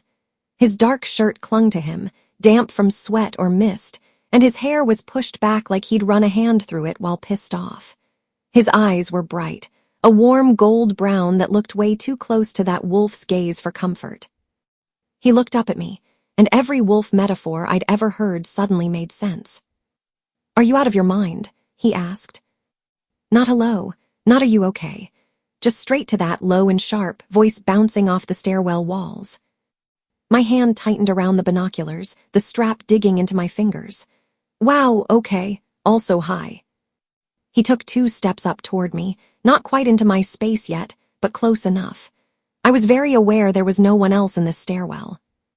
Do you have a death wish? His jaw tightened. Standing on a roof watching a live hunt. I was on my own roof, I snapped, anger finally catching up with fear. I wasn't out there. I wasn't running around the border, thanks. I was just looking. Yeah, from a nice, tall, open target shape. His gaze flicked up toward the ceiling, like he could see straight through it to the roof. You think just because you're not on TV you're invisible. Something hot flared in my chest. Somebody has to see what's really going on, I threw back. Because whatever your boss is selling down there, that is not the whole story. His eyes narrowed. And what exactly do you think you saw, human girl? I ignored the jab, mostly. I saw one of your dead vampires move, I said. I saw his hand twitch, I saw him adjust, and then I saw your protector Alpha pose over him for the cameras. The words came out low, fast, like if I said them too loud someone would arrest me for it. Jack stared at me for a beat, something flickering behind his eyes. He didn't say, you imagined it. He didn't say, vampires don't fake being dead. He just breathed out through his nose, slow, like the weight of everything was pressing on his shoulders. You standing on a roof with cheap binoculars doesn't change what he's doing, he said finally. It just paints a target on you when the wrong eyes realize you notice things. So your advice is what? I demanded. Go back to pretending.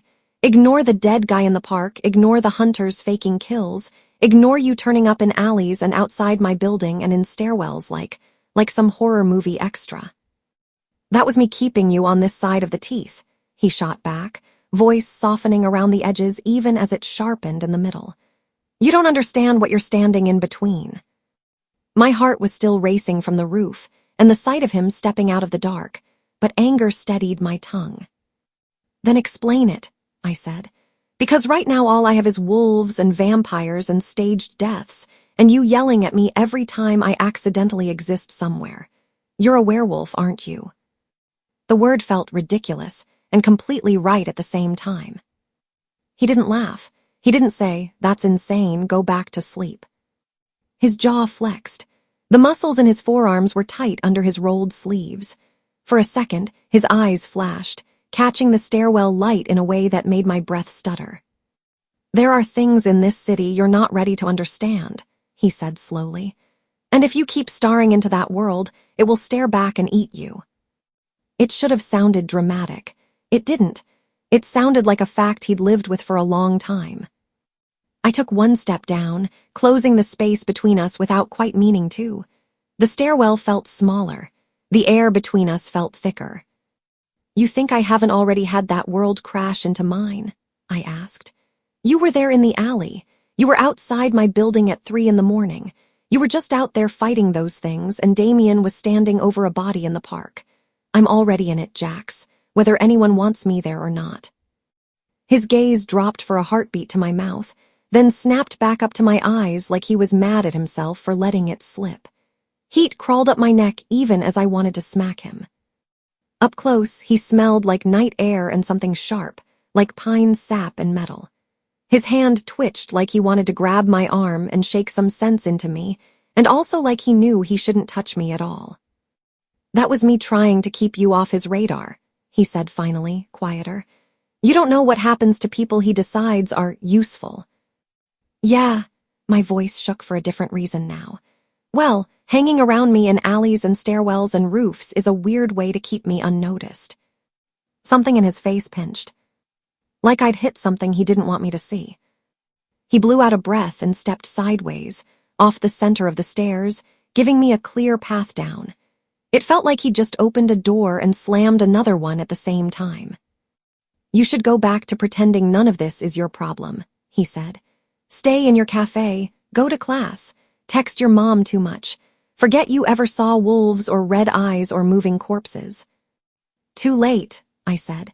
You and your world already crashed into mine. His mouth twitched at the corner, but it wasn't really a smile. For what it's worth, human girl, he said, I did see you catch that glass today. That's not nothing. A pause. Be careful who sees it next time. Before I could ask what the hell that meant, he moved. 1 second he was in front of me. The next he'd slipped past, down the stairs, his footsteps a whisper. By the time I turned to look, the landing below me was empty. I stood there for a few breaths, hand on the rail, trying to get my heart back under control.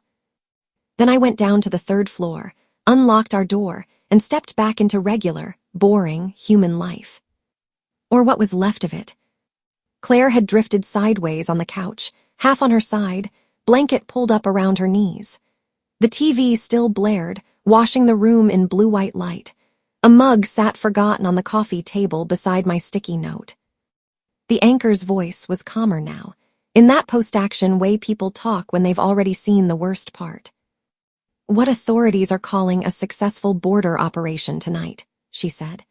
Protector Alpha Damian Black once again led coordinated pack efforts to repel suspected vampire activity. While no citizens were harmed, we are getting reports that one wolf was killed in the line of duty. My eyes snapped to the screen.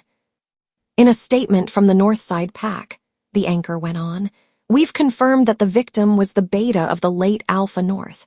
His name is..." They put up an older photo.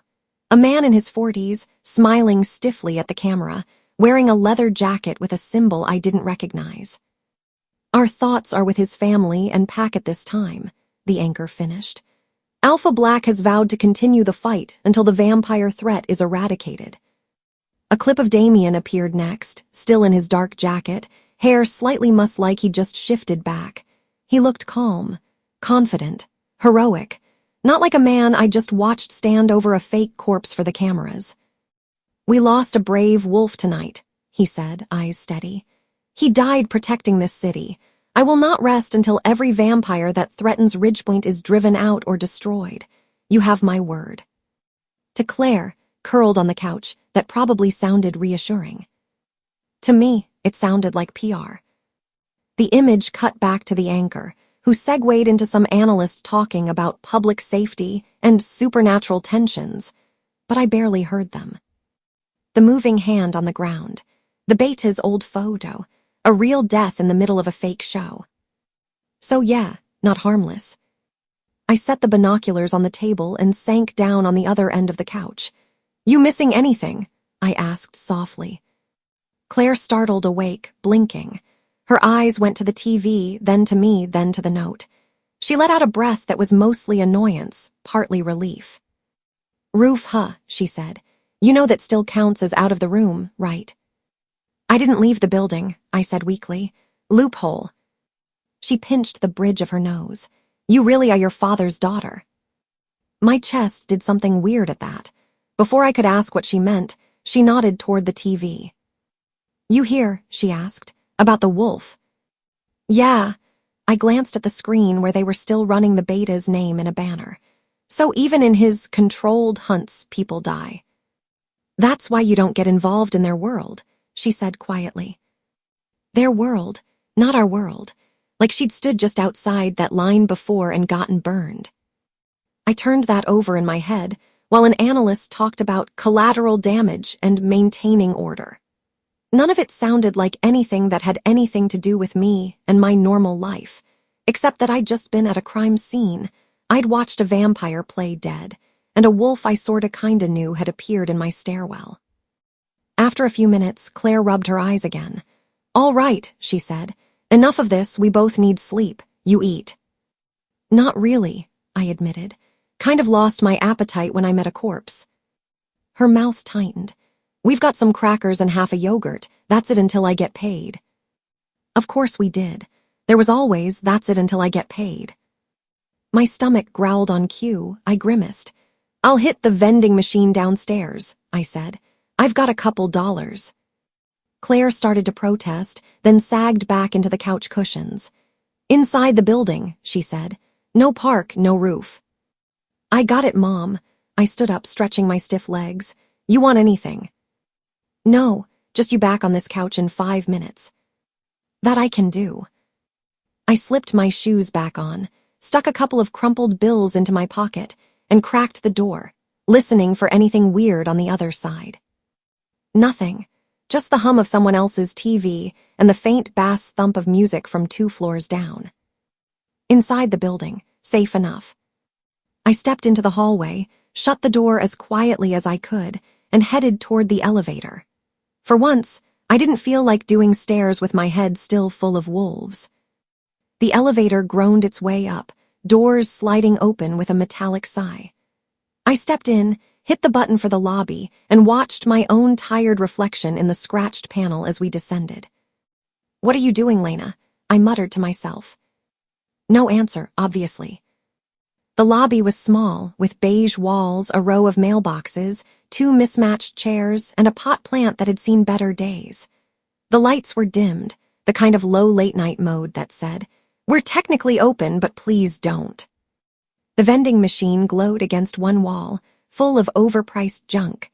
The loudest sound was the soft hum of its fridge. I crossed the tile and stopped in front of it, hands on my hips, squinting at my options like any of them mattered in comparison to the night I just had. "Chips or sugar," I muttered. "Real responsible adult choices." I slid one of the bills into the slot. The machine sucked it in, spat it back out, then finally decided it respected me enough to accept it on the 3rd try. I punched in a code for a soda and a candy bar, watched the coil start to turn. For the first time in hours, my shoulders started to loosen. It was stupid, but the dumb little routine money, button, clunk felt normal. The candy bar dropped. I reached to grab it. A hand snagged my arm and yanked me sideways. I gasped. The sound cut off as my back hit the cool concrete column between the vending machine and the wall. My brain went straight to Jack's for half a second, then realized this touch was different. Colder, more precise, fingers like steel wrapped around my bicep. "Hey," I started. Someone stepped into the narrow space with me, too close, pinning me between his body and the wall with barely any effort. He wasn't big like Jack's, leaner, but every line of him was sharp. The lobby light caught pale skin, the kind of pale that didn't look like "I work indoors, but I don't see the sun." His hair was dark, a little messy like the guy in a perfume ad who woke up like that on purpose. His clothes were all blacks and grays, jacket hanging open over a thin shirt. And his eyes. They were a dark color at first glance. Then, as he tilted his head and the vending machine glow hit them, a faint red bled into the irises like someone had dropped ink into water. My lungs forgot how to do their job. His hand stayed on my upper arm, firm but not bruising. His other hand braced casually against the wall beside my head, boxing me in without even looking like he was trying. Up close, he smelled like cold metal and something sweet underneath, like syrup left in the freezer. He smiled just a little. It made things worse. "You saw our little performance, didn't you?" he murmured. The word "our" slid over my skin like ice. Performance. My mind flashed back to the moving hand near the crates, the dramatic falls, Damien's howl. I did the only thing I could think to do. I stared up into those not quite human eyes and tried not to let him see how terrified I was. If I hadn't been pressed up against cold plaster and humming metal, I might have convinced myself I was dreaming. Instead, all I could feel was the vending machine's vibration at my back, the chills seeping through my thin t-shirt, and the weight of his hand clamped around my upper arm. Red, his eyes were actually red. Not full-on glowing horror movie red, but a dark wine tint under the weak lobby light, like something wrong was simmering under the brown. His pupils were too sharp. His teeth, when he smiled, were a little too long at the corners. "You saw our little performance, didn't you?" he murmured, voice low and smooth. "The big bad wolves, the dying vampires, the cameras." The line from a second ago slid over me again, but now he'd stretched it, turned it into a list. Wolves, vampires. He said those words like they were normal job titles. My heart was thudding so hard I felt it in my throat. My brain, because it hated me, went straight to default defense. Sarcasm. "Is this your idea of a fan survey?" I rasped, trying to twist my wrist free. Because your people really need to work on their choreography. His mouth curved. Our people, he corrected softly. You watch long enough to notice the acting, that's interesting. He was close enough that I could see faint, thin veins at his temples, like pale spider webs under his skin. Up close, he didn't look sick exactly, just sharpened. Like someone had turned the contrast up on a normal human and then forgotten to turn it back down.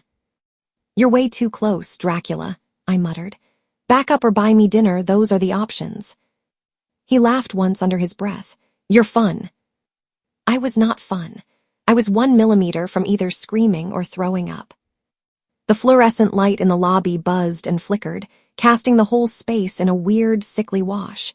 The vending machine hummed beside us, still holding the stupid bag of chips I'd come down here for. Outside, the city was quiet for once.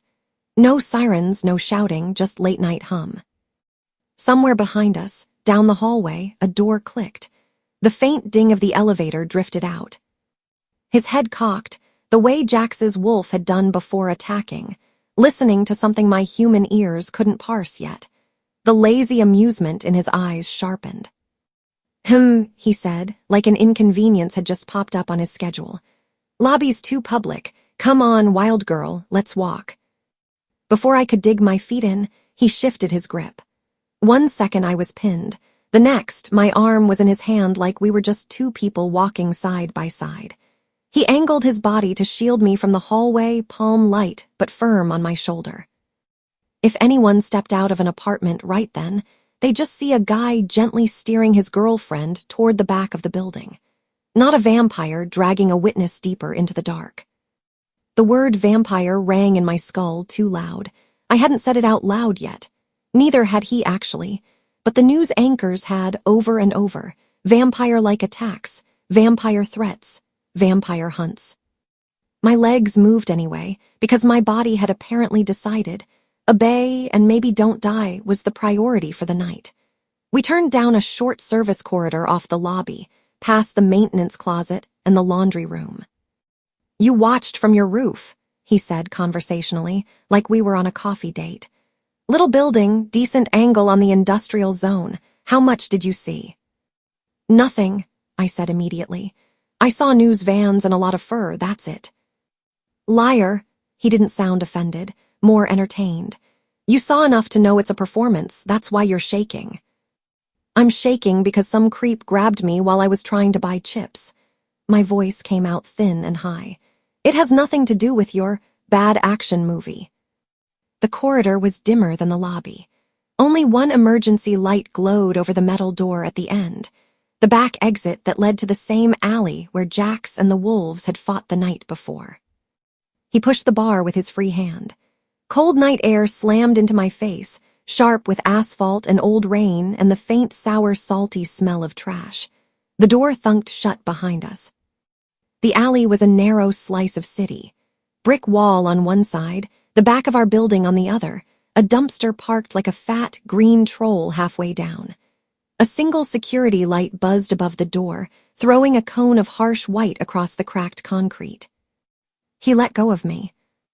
Not all the way. He stayed between me and the door, body loose, ready. But he stepped back enough that if I was stupid and fast, I could probably make a run at the handle. My brain did the math. My legs stayed where they were. You were quiet, he went on. Focused. His gaze raked over my face. Humans usually scream and post about it for clout. You just watched. Maybe I'm just a visual learner, I snapped. Fear had settled into a kind of cold buzz under my skin. You want to tell me why your friends are such terrible actors, or are you just here to grab girls in lobbies? He smiled again, slow, like he was playing with a tiny flame. You noticed the acting, he repeated softly. So, did you notice anything off about the bodies? He rolled the word bodies, like it was a punchline to a private joke. Heat crawled up the back of my neck. In my head, I saw the vampire on the ground, fingers twitching. The subtle shoulder adjustment when Damien howled for the cameras. The way the corpse had gone perfectly still the second another wolf looked. Out loud, I said, I saw a lot of dramatic falls, 10 out of 10 for effort, 0 for realism. His head tilted. You didn't answer the question. You didn't ask it in a way I like. He took a step closer. My back hit cold brick. Up close, the faint red in his irises was clearer, a ring around the pupils. Under the security light, his skin looked almost luminous, like he'd been dusted in baby powder. There was nothing sickly about him. If anything, he looked too healthy, like every line and angle had been polished. You smelled different even from across the lot, he said, voice dropping.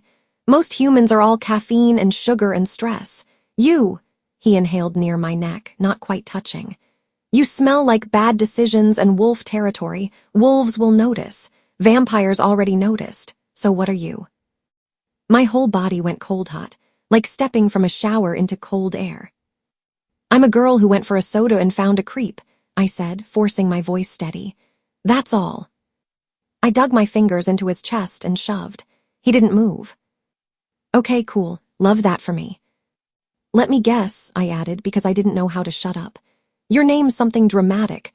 Vlad, Eric, Nosferatu. His mouth twitched. Kai, he said, but you can keep calling me Dracula if it helps your brain catch up. Kai, that didn't sound like a movie villain name. It sounded like a guy Maddie would flirt with at a club. The alley went quieter somehow. Less background city hum, more heavy silence. Only the buzzing light and the sound of my own breathing. He braced one hand on the wall beside my head, hemming me in without actually touching me again. You're lying, he said mildly. But that's fine. Lies are just delayed truths. That's the creepiest sentence I've heard all week, and I work customer service, I muttered. His eyes flicked over my face again, searching. Maybe you don't know what you are yet, he murmured. That's interesting too. A shiver chased down my spine. Before I could tell him exactly where he could shove his interest, the air changed. It wasn't a sound at first. It was a feeling. The fine hairs on my arms rose. Something low vibrated in my bones, like the distant rumble of a train coming down tracks not too far away. Kai's head snapped toward the street end of the alley. His posture went from lazy to coiled in one heartbeat, all the humor draining from his face. He sighed. Showtime again. A growl rolled down the alley. I felt it before I heard it properly. It slid up through the soles of my shoes, shook loose the air in my lungs. This wasn't the small warning growl I'd heard from a dog.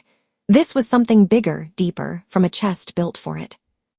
A shape stepped out of the deeper darkness at the mouth of the alley. Even in the harsh, ugly security light, there was no mistaking him. Huge, lighter fur than Damien's pitch black, a mix of pale and shadow. Broad chest, massive shoulders. Eyes that gleamed that same molten gold brown I'd started to recognize in human form. Jax. In wolf form, he was enormous. Bigger than the wolf who'd stepped between me and the red-eyed man on the first night. Bigger than any regular wolf had any right to be. His hackles stood up like a spiky ridge.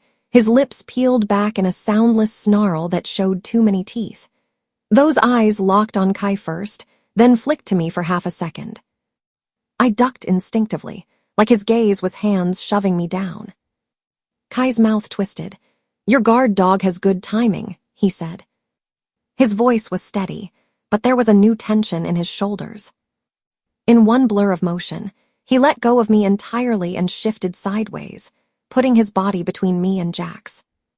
It didn't feel protective, more like he wanted first crack at the fight. Jax didn't bother with warnings. 1 second he was standing. The next he was a blur of fur and muscle flying down the alley. Move, I heard Kai hiss. He shoved me hard toward the dumpster. I stumbled, hit cold metal with my hip, and scrambled behind it, dropping into a crouch. The smell of old coffee grounds and rotting lettuce hit my nose so hard my eyes watered. I clamped a hand over my mouth as the impact hit. Jax slammed into Kai with the sound of a car crash. Kai dodged at the last second, vampire fast, but not fast enough to avoid the full weight. They hit the brick wall together, dust rained down from the mortar. I caught flashes between the edge of the dumpster and the wall. Fur, claws raking at fabric. Kai's boot sliding in something wet on the concrete. teeth snapping inches from his throat. Kai moved like he'd done this dance before. He twisted, shoved a forearm into Jax's jaw, using leverage and speed to keep those jaws from closing on his neck. Jax responded with a brutal shake, slamming him down again. A snarl tore through the alley, echoed by another higher-pitched. 2 more shapes barreled in from the street. They were smaller than Jax, but still huge. Their fur was darker, closer to Damien's shade. Collars glinted around their necks, metal tags catching the light. Damien's wolves. They came in low and fast, not caring that another wolf was already engaged. One lunged for Kai's leg. The other went for his back. The alley exploded into chaos. From behind the dumpster, all I could do was press myself into the cold metal and listen. Snarls layered over snarls, the scrape of claws on concrete, a high, ugly yelp as someone took a hit. My ears rang. Every sound felt overamplified, like someone had cranked the world's volume up to max. I could smell everything: trash, wet fur, metal, concrete, something sharp and coppery that my brain filed as "don't think about it." "Stop," I whispered into my hand uselessly. "Stop, stop." Kai went down. I didn't see the exact hit. I saw the aftermath, his body slamming sideways against the wall near the dumpster as one of the dark wolves latched onto his thigh. The other wolf hit him high, teeth sinking into his shoulder. He let out a sound that wasn't human and wasn't the elegant little laugh he used with me. Short, raw, ripped out of his chest. Jax whirled, putting himself between the pile and my hiding spot. For a second, I thought he was going to join in the tearing. Instead, he body-checked one of Damien's wolves hard, knocking it away from Kai and sending it skidding past the dumpster opening, claws scrabbling for purchase. It slammed into the far wall, shook itself, and lunged back in. The whole mess moved farther down the alley, away from me. Kai staggered to his feet in the opening, one leg buckling. I saw a dark patch on his jeans where the wolf had gotten him, fabric torn. His breathing was ragged. Even from here, I could hear it. Our eyes met for half a second. "You're unbelievable," he rasped, and then used the sliver of space Jax had carved out to shove one wolf aside and launch himself toward the street end of the alley. He was still fast, but not that same effortless blur. His speed was jerky, uneven, like every step hurt. One of the dark wolves snapped at his heels, but Jax cut it off with another brutal slam, pinning it for just long enough. Kai vanished into the deeper dark. The fight noise followed him for a few seconds, then started to peel away.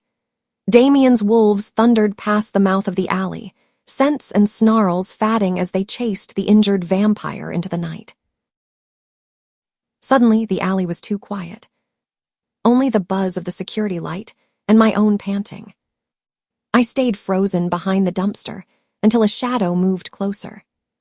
"Jax." He padded into view, fur ruffled, chest heaving. Tufts of hair stuck up in odd places where claws or teeth had grabbed him, but I didn't see any obvious blood. His eyes glowed faintly in the light. He turned his head toward the dumpster. For a second, we stared at each other through the metal gap. Those gold-brown eyes were the same ones that had watched me over a coffee cup, the same ones that had stared up at my building at 3 in the morning. Slowly, he took a step closer. I held my breath, heart hammering so loud I was sure he could hear it. My fingers dug into the edge of the dumpster until my knuckles hurt. He lowered his head, scenting the air near where I crouched. His ears flicked back once like he was annoyed, or relieved, or both. Then, without a sound, he turned. 1 second he was there. The next, he was a pale blur streaking down the alley the way the others had gone, paws thudding lightly on concrete. I stayed behind the dumpster until my legs started to cramp.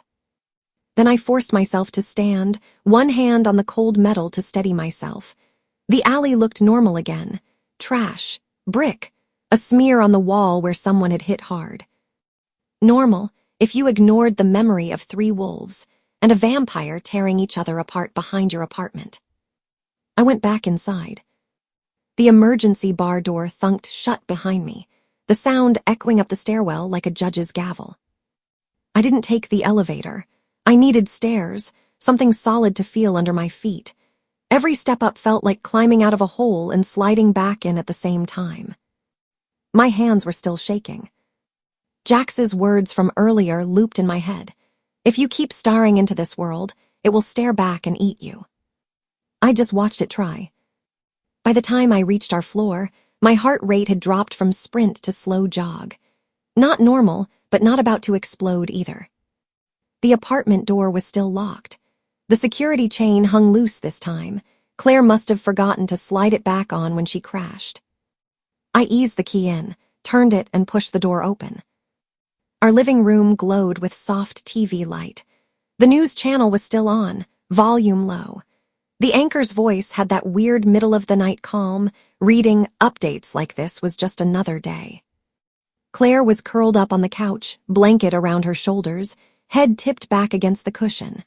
Her mouth was slightly open. A soft snore escaped when she breathed out.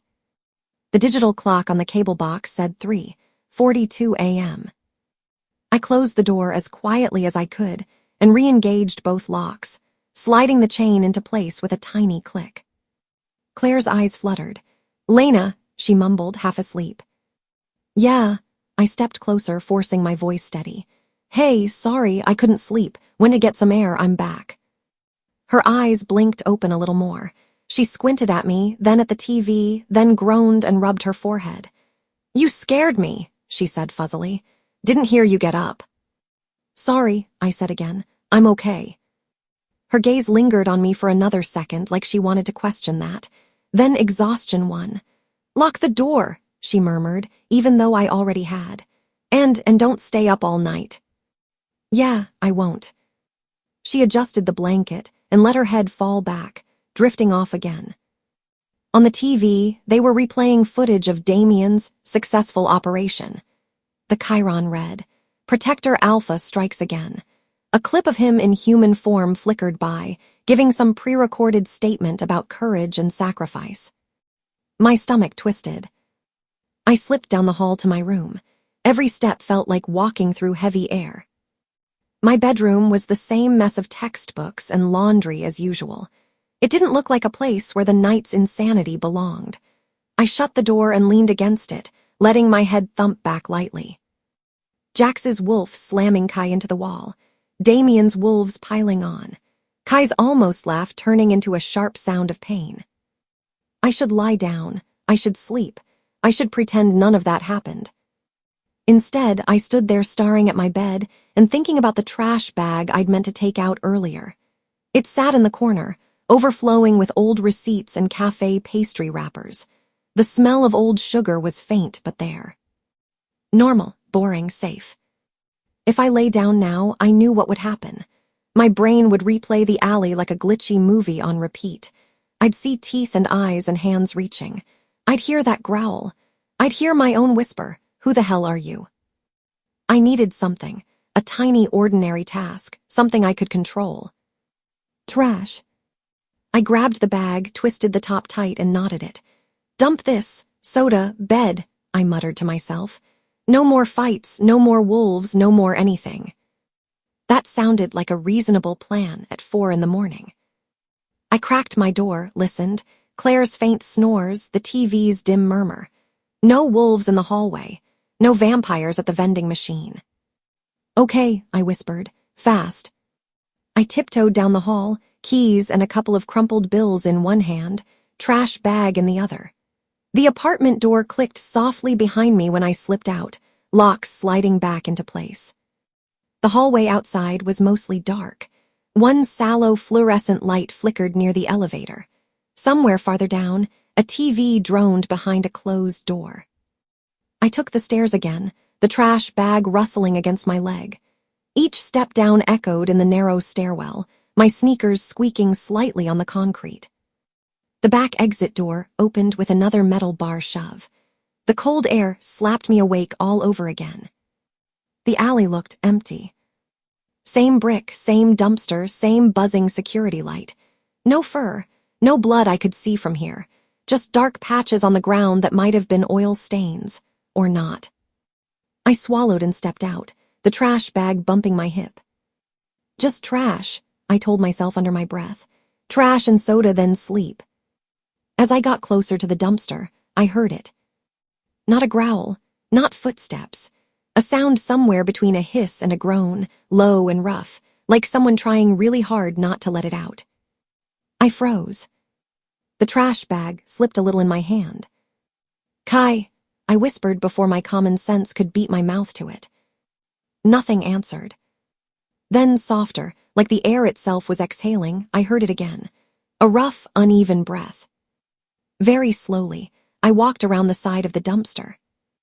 He was there, slumped against the brick wall, half hidden in the shadow between the building and the metal hulking beside him. Legs stretched out, one crooked weirdly. Shirt torn. His black jeans looked darker along one thigh where the wolf had gotten a good bite in. The smug, polished vampire from the lobby was gone. This version of Kai looked unfinished, like someone had taken all the edges and nicked them. His eyes were closed. Lashes dark smudges against pale skin. His chest rose and fell shallowly. One hand was pressed flat against his side, fingers faintly shiny. Kai, I said again, a little louder. His eyelids flickered. He opened one eye, just a sliver, and squinted up at me. For a heartbeat, he looked disoriented. Then that same crooked half-smile flickered to life. You have terrible timing, wild girl, he rasped. Last time you showed up before the fight. His voice was weaker, but the joke was the same. You're bleeding in my alley, I said. That's not really my timing problem. He huffed a laugh that turned into a wince. His hand tightened over his side. Well, technically it's the building's alley, he muttered. But sure, claim the territory. Wolves love that. I shouldn't be here. Every rational part of me was screaming that. Turn around. Go inside. Call someone. Call Jax. Call the cops.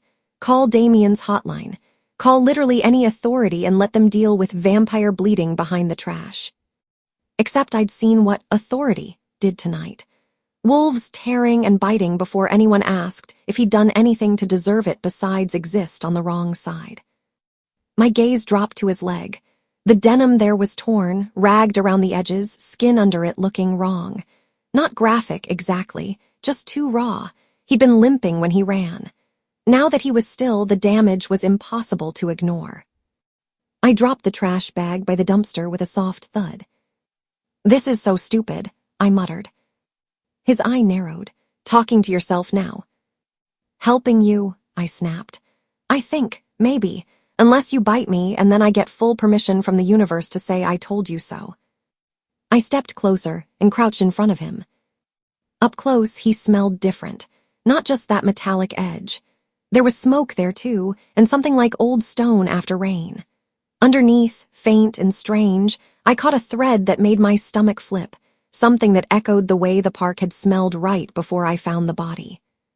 He watched me, expression unreadable. No smugness now, just curiosity layered over pain. You should run, he said quietly. Call your wolf boy, let him finish the job. You mean the one who just tried to rip your leg off without asking questions, I said. Hard pass. His mouth twitched. You have a type then. Yeah, I said. My type is not currently dying behind my apartment. I dug in my pocket and came up with 3 crumpled cafe napkins and a hair tie. Not exactly a medical kit. I glanced around the alley, spotted a stack of old cardboard folded near the wall, and a rag someone had dropped by the back door, white enough to look clean. I snatched it up. This is going to hurt, I warned. He raised an eyebrow. You say that like pain is new. Okay, edgy. I pressed the cloth to the worst of the visible damage on his side, where his hand had been. He hissed through his teeth, body arching just a fraction before he forced himself still. His fingers shot up and clamped around my wrist, grip icy, and surprisingly strong for someone who looked like he'd been used as chew toy. For a second, we stayed like that, my hand against his side, his fingers around my wrist. His eyes locked on mine, pupils dilated. Up close, that faint red ring seemed brighter. If you bite me, I said again more quietly, I'm going to be so pissed. Not my type, he said, voice rough. His hand loosened, slid down to brace on the ground instead. "Relax, wild girl, I'm not that hungry." I wasn't sure if "not that hungry" was supposed to be reassuring. "You heal faster, right?"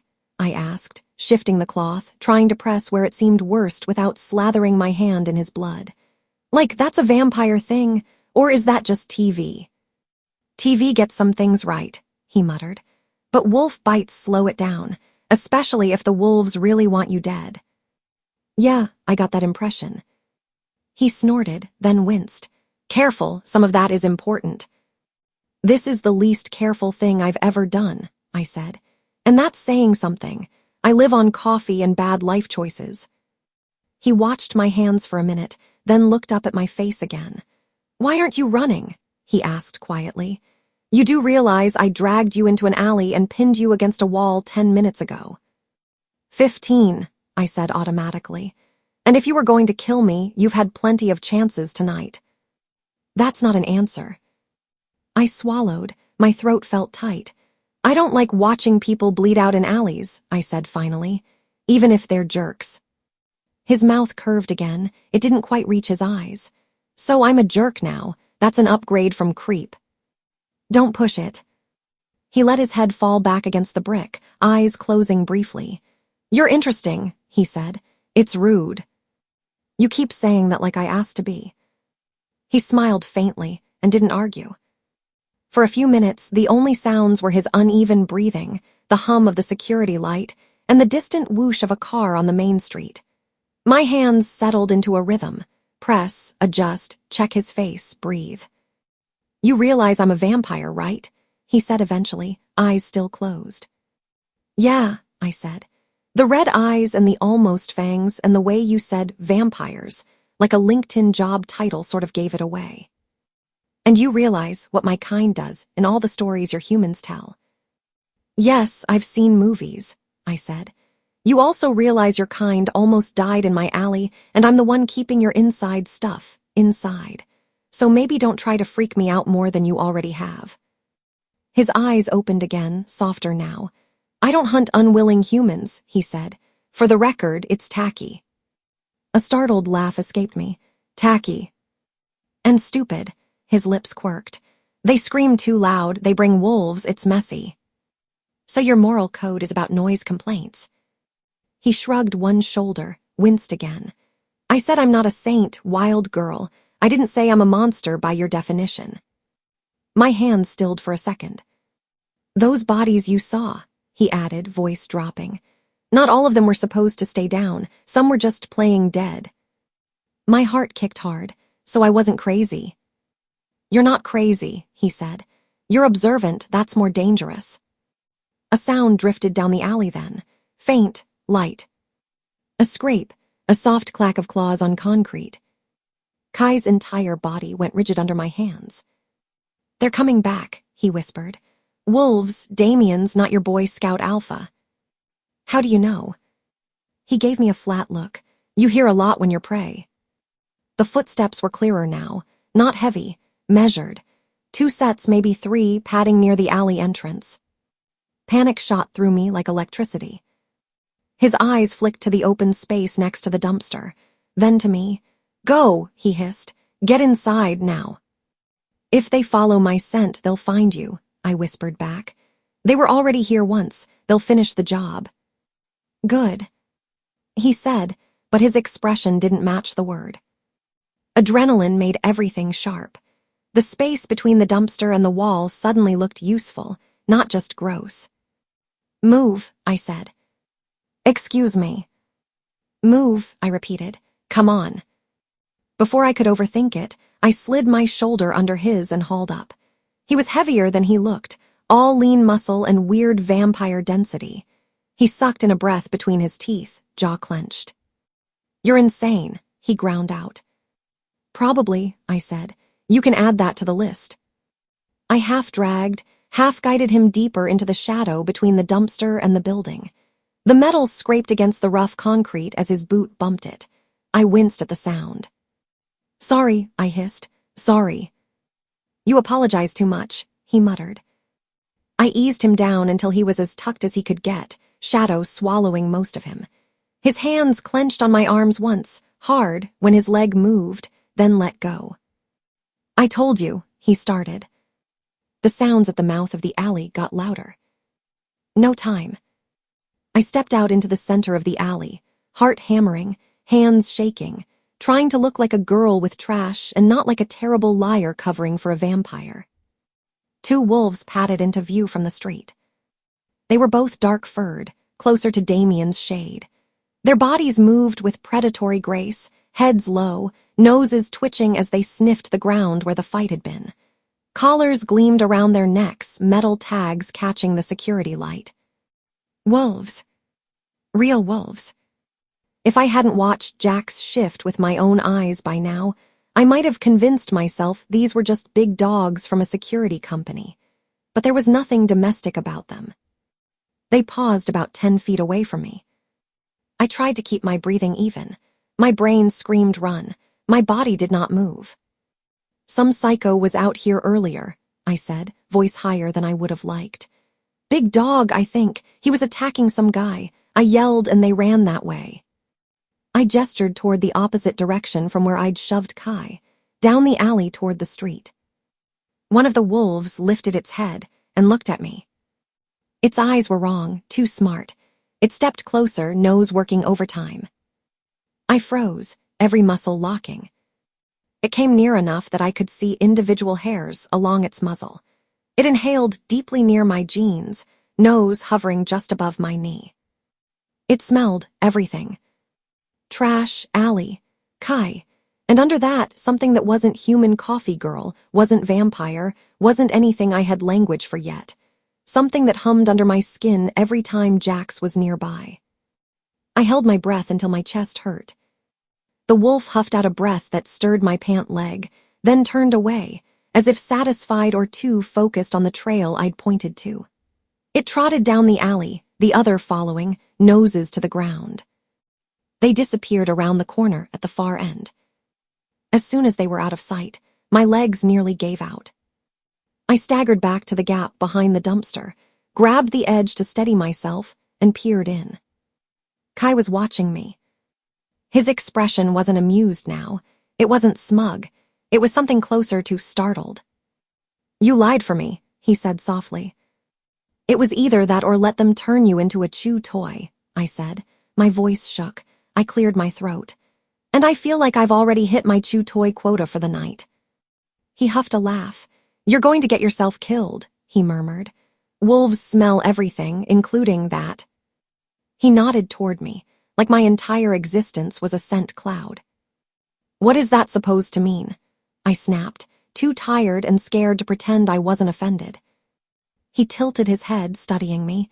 "You smell like you don't know what you are yet," he said. "Wolves will go crazy around you.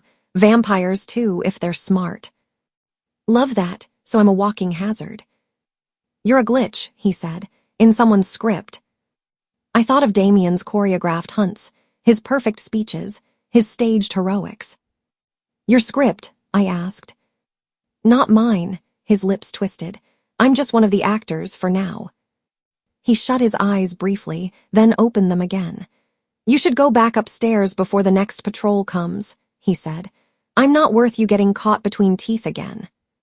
"You don't get to decide what I'm worth," I muttered automatically. He smiled faintly. "You really are wild." He let his head fall back against the brick, gaze still on me. "I don't hunt unwilling humans," he repeated quietly. "It's tacky and stupid. You can quote me on that when you're telling this story to your grandkids." "Yeah, I'll leave out the part where I patched up a vampire behind the dumpster," I said. "Don't want to give them ideas." "Smart." His eyes softened just a fraction. "Thank you, wild girl." "Don't call me that." "What should I call you then?" "Lena," I said. "It's Lena."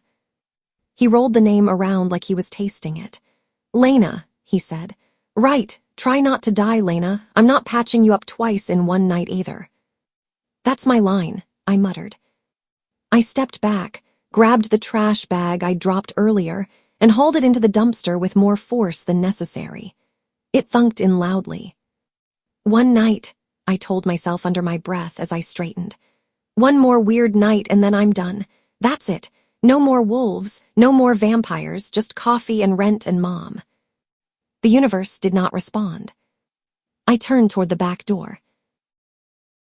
Morning smells like coffee and panic. I'm still half tangled in my blanket when the memories slam back into place. The alley, Kai's breath on my neck, Jax's voice telling me I don't know what's in my blood. And then the dream, the forest, the way it felt like my own paws tearing up the earth. I push myself up on my elbows, breathing hard. My sheets are shredded. Not just a little torn. Long, rough slashes down the length of the top one, stuffing poking out of my pillow where it looks like someone dug their fingers in. The side of my mattress has 3 faint, parallel grooves, like something with claws tried to get traction.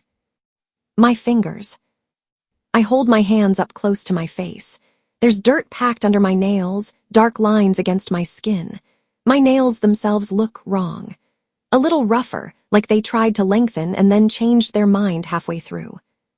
Light is just starting to leak around my curtains, turning everything gray-blue. In the quiet, I hear the soft clink of mugs from the kitchen, the kettle clicking on. Mom. Crap, I whisper. If Claire walks in here and sees any of this, she's going to think I invited a raccoon to sleep over. Or she's going to know. I don't even know what no means yet, but I'm not ready for it. Adrenaline kicks in. I throw the blanket back, scramble off the bed, and yank at the top sheet, ripping it free from under the mattress. The slashes gape wider and my stomach flips. Come on, I mutter, balling it up and shoving it into the laundry basket in the corner. The basket's already half full. I jam the sheet down until the plastic creaks. The pillowcase is ruined too, split along one side like something scraped it. I strip it off and cram it under a pile of hoodies in my closet. The claw marks on the mattress make my throat go dry. They're not huge, but they're there, 4 pale indents dragged across the fabric. 4, not 5. I swallow hard, grab the end of the mattress, and heave. It's heavier than I expect. My arms strain, but somehow I still manage to lift and twist it enough that the scratched side faces the wall. The whole bed frame squeaks. Lena, Claire calls from the hallway, knuckles tapping lightly on my door. You awake, you're gonna be late. My heart lurches into my mouth. Yeah, I shout way too loud. I clear my throat and try again. Yeah, I'm up, just getting dressed. Okay, she says through the door. Coffee's ready. Be right out, I lie. I yank the blanket up over the now bare mattress corner, smoothing it with shaking hands. My pajama shirt has a rip along the hem, little threads hanging. I strip it off, toss it into the laundry basket on top of the sheet, and drag on jeans and a hoodie as fast as I can. One last scan of the room. Mattress turned, shredded stuff hidden, nothing too obvious. My heart's still pounding like I ran a mile. I open my door and slip out. Claire's in the kitchen in her faded work scrubs, pouring coffee into a travel mug. Her hair's pulled back in a messy knot, dark circles under her eyes. She looks tired in a way that makes guilt pinch behind my ribs. Morning, I say, aiming for normal. She glances up, offers a quick smile. Barely bathroom free. Actually, I slide past her before she can look too closely at me. I kinda need it first. 2 seconds. She raises an eyebrow but doesn't argue. Don't hog the hot water. Wouldn't dream of it, I say, closing the bathroom door behind me. I lock it and lean on it for a second, letting out a breath I didn't know I'd been holding. Then I force myself over to the sink. The mirror does not feel like my friend this morning. I flick the light on. Harsh yellow spills over my face. My hair is a mess, stuck up in strange directions from twisting around in my sleep. There are shadows under my eyes deep enough to hide in. I lift my hands. The dirt under my nails is even more obvious in this light. I scrub them under the faucet, watching the water turn cloudy as it runs over my fingers and swirls down the drain. When my hands look normal again, if you don't count the faint roughness at the tips, I brace my palms on the counter and lean closer. Okay, I tell my reflection under my breath. Just eyes, regular, boring brown. My irises flash. Amber bright molten, wrong flares across them for half a heartbeat, lighting up the dark like someone flipped a switch behind my pupils. Wolf eyes. Not a filter, not a trick of light. I jerk back so hard I slam into the towel rack. It rattles, and a towel slides halfway off. Nope, I say aloud, voice shaking. No, no, no. My heart's pounding in my ears. My breath comes fast. I force myself to lean forward again, fingers gripping the counter so tight my knuckles go white. My eyes are brown again. Plain, familiar brown. The same ones I've seen my whole life. If I hadn't just watched them go gold, I could almost convince myself I imagined it. Almost. My mouth feels dry. I bare my teeth experimentally. My canines look a tiny bit sharper than usual. Not full-on fangs, but pointed. Hungry, my brain supplies, and I slam that door closed. You okay in there? Claire calls, door muffled between us. Sounded like something fell. I squeeze my eyes shut and force a laugh. Yeah, just drop the soap, I'm fine. There's a pause that lasts just a little too long. Okay, she says softly. Don't take forever. I stare at myself for another beat. The girl in the mirror stares back, face pale, eyes a little wild. If I tilt my head and look straight into my own pupils, I swear there's still the faintest glow behind them. I should tell her, a small voice whispers. She deserves to know. She'd know what to do. Another voice, louder, meaner, reminds me how she looked last night, hands shaking at the news, barely holding it together. Not yet. I'm fine, I tell my reflection, which is a lie and we both know it. I splash cold water over my face until my skin tingles, run a brush through my hair, and pull it into a quick ponytail. Then I unlock the door and step back into the hallway, trying to pretend walking feels normal. It doesn't. The air in the apartment is full of smells I usually don't notice. Coffee, sure, dark and bitter, but it hits me like a punch, strong enough to make my stomach twist. The toast smell is thick, almost greasy in my nose. There's a faint hint of the cleaner Claire used on the counters last night, lemon and chemicals. All of it feels too close, too much. Claire hands me a travel mug as I walk into the kitchen. Eat something, she says. You look wiped. Love the honesty, I mutter. She's already packing a simple lunch into a container, sandwich, apple slices, a couple budget snack bars. I can smell each one separately. The bread, the slightly underripe apple, the plastic of the bag. Text me when you reach campus, she says without looking up. And when you leave, and if anything weird happens. That's like 300 texts. I say, trying for a smile. You sure you want that many notifications? She huffs a quick laugh, but it doesn't reach her eyes. I'll mute you if I have to. I take the sandwich box, slide it into my bag, and bump her shoulder lightly with mine. Deal. She squeezes my forearm for a second, fingers warm. I mean it, Lena, just be careful. I nod because anything else feels dangerous, and that's apparently our theme now. The bus is half full when I climb on, late morning crowd humming with sleepiness and coffee. The hiss of the doors closing is too sharp. Every voice on the bus feels like it's right next to my ear. Someone chews gum 3 rows ahead of me, and I can hear each wet smack. I drop into a seat by the window and shove my earbuds in. I don't even turn any music on. I just need something to make it feel like there's a buffer between me and the world. Cheap cologne wafts over from diagonally behind me. I wrinkle my nose. It smells like chemicals and desperation. The woman across the aisle has floral perfume on that makes my head feel buzzy. The bus's old vinyl seats have their own scent too. Worn plastic, rust, old spilled soda. I stare out the window at the city sliding by. Buildings, stores, the same graffiti I've seen 100 times. My reflection floats faintly over it all, eyes dark in the glass. Brown, just brown. I almost want them to flash again, just so I know I didn't lose my mind this morning. They don't. Campus is the same chaotic mess it always is when the bus drops us off. Students rushing, someone weaving through on a skateboard, a guy yelling about an open mic night into a megaphone. Flyers flap on bulletin boards. The coffee cart on the corner has a line. The smell of espresso hits me like a pounding drum. Lena.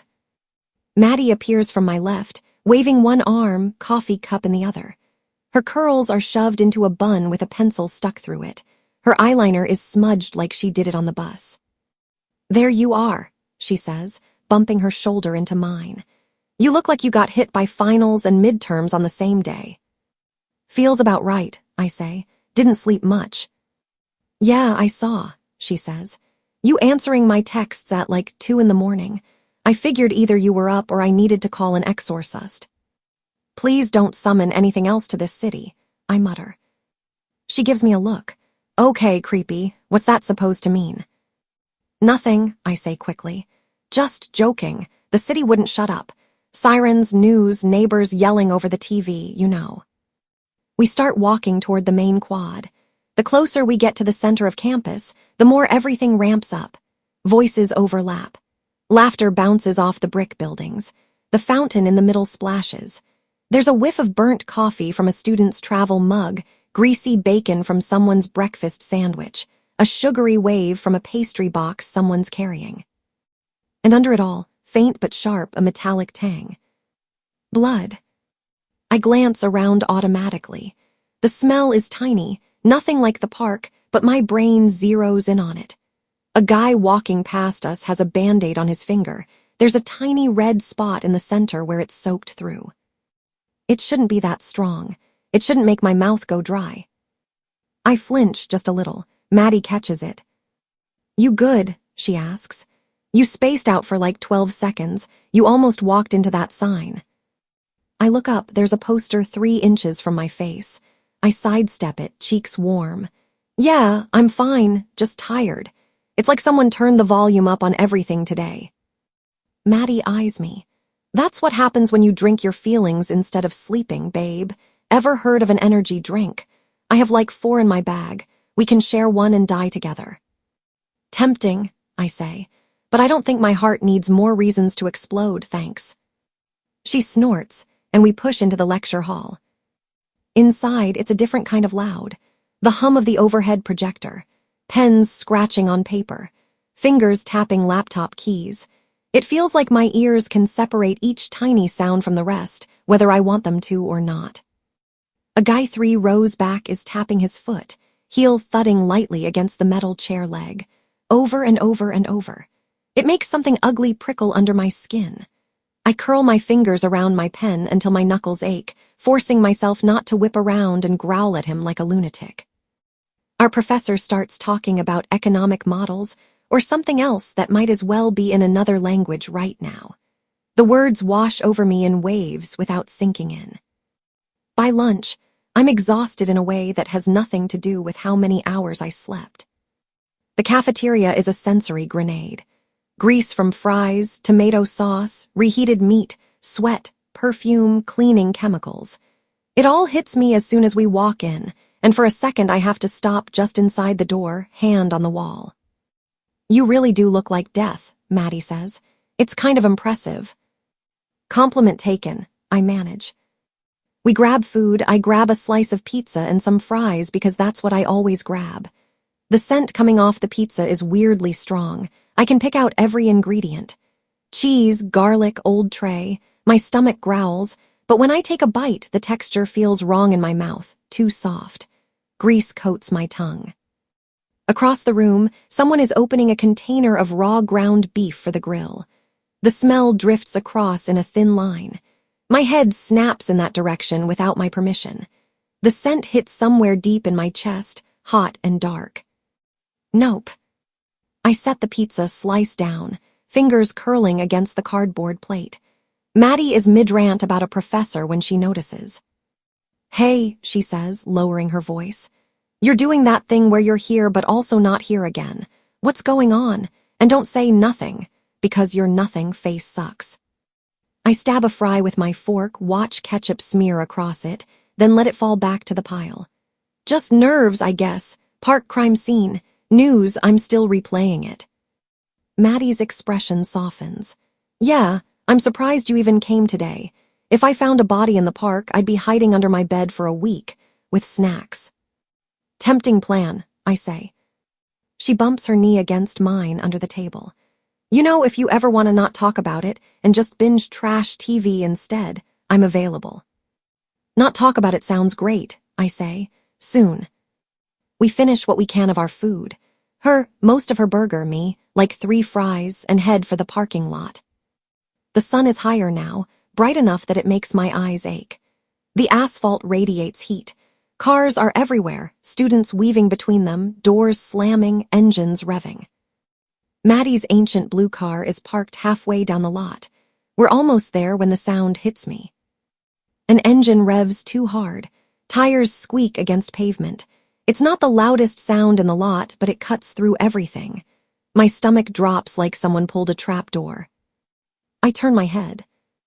A silver sedan near the exit is revering too fast, angled wrong.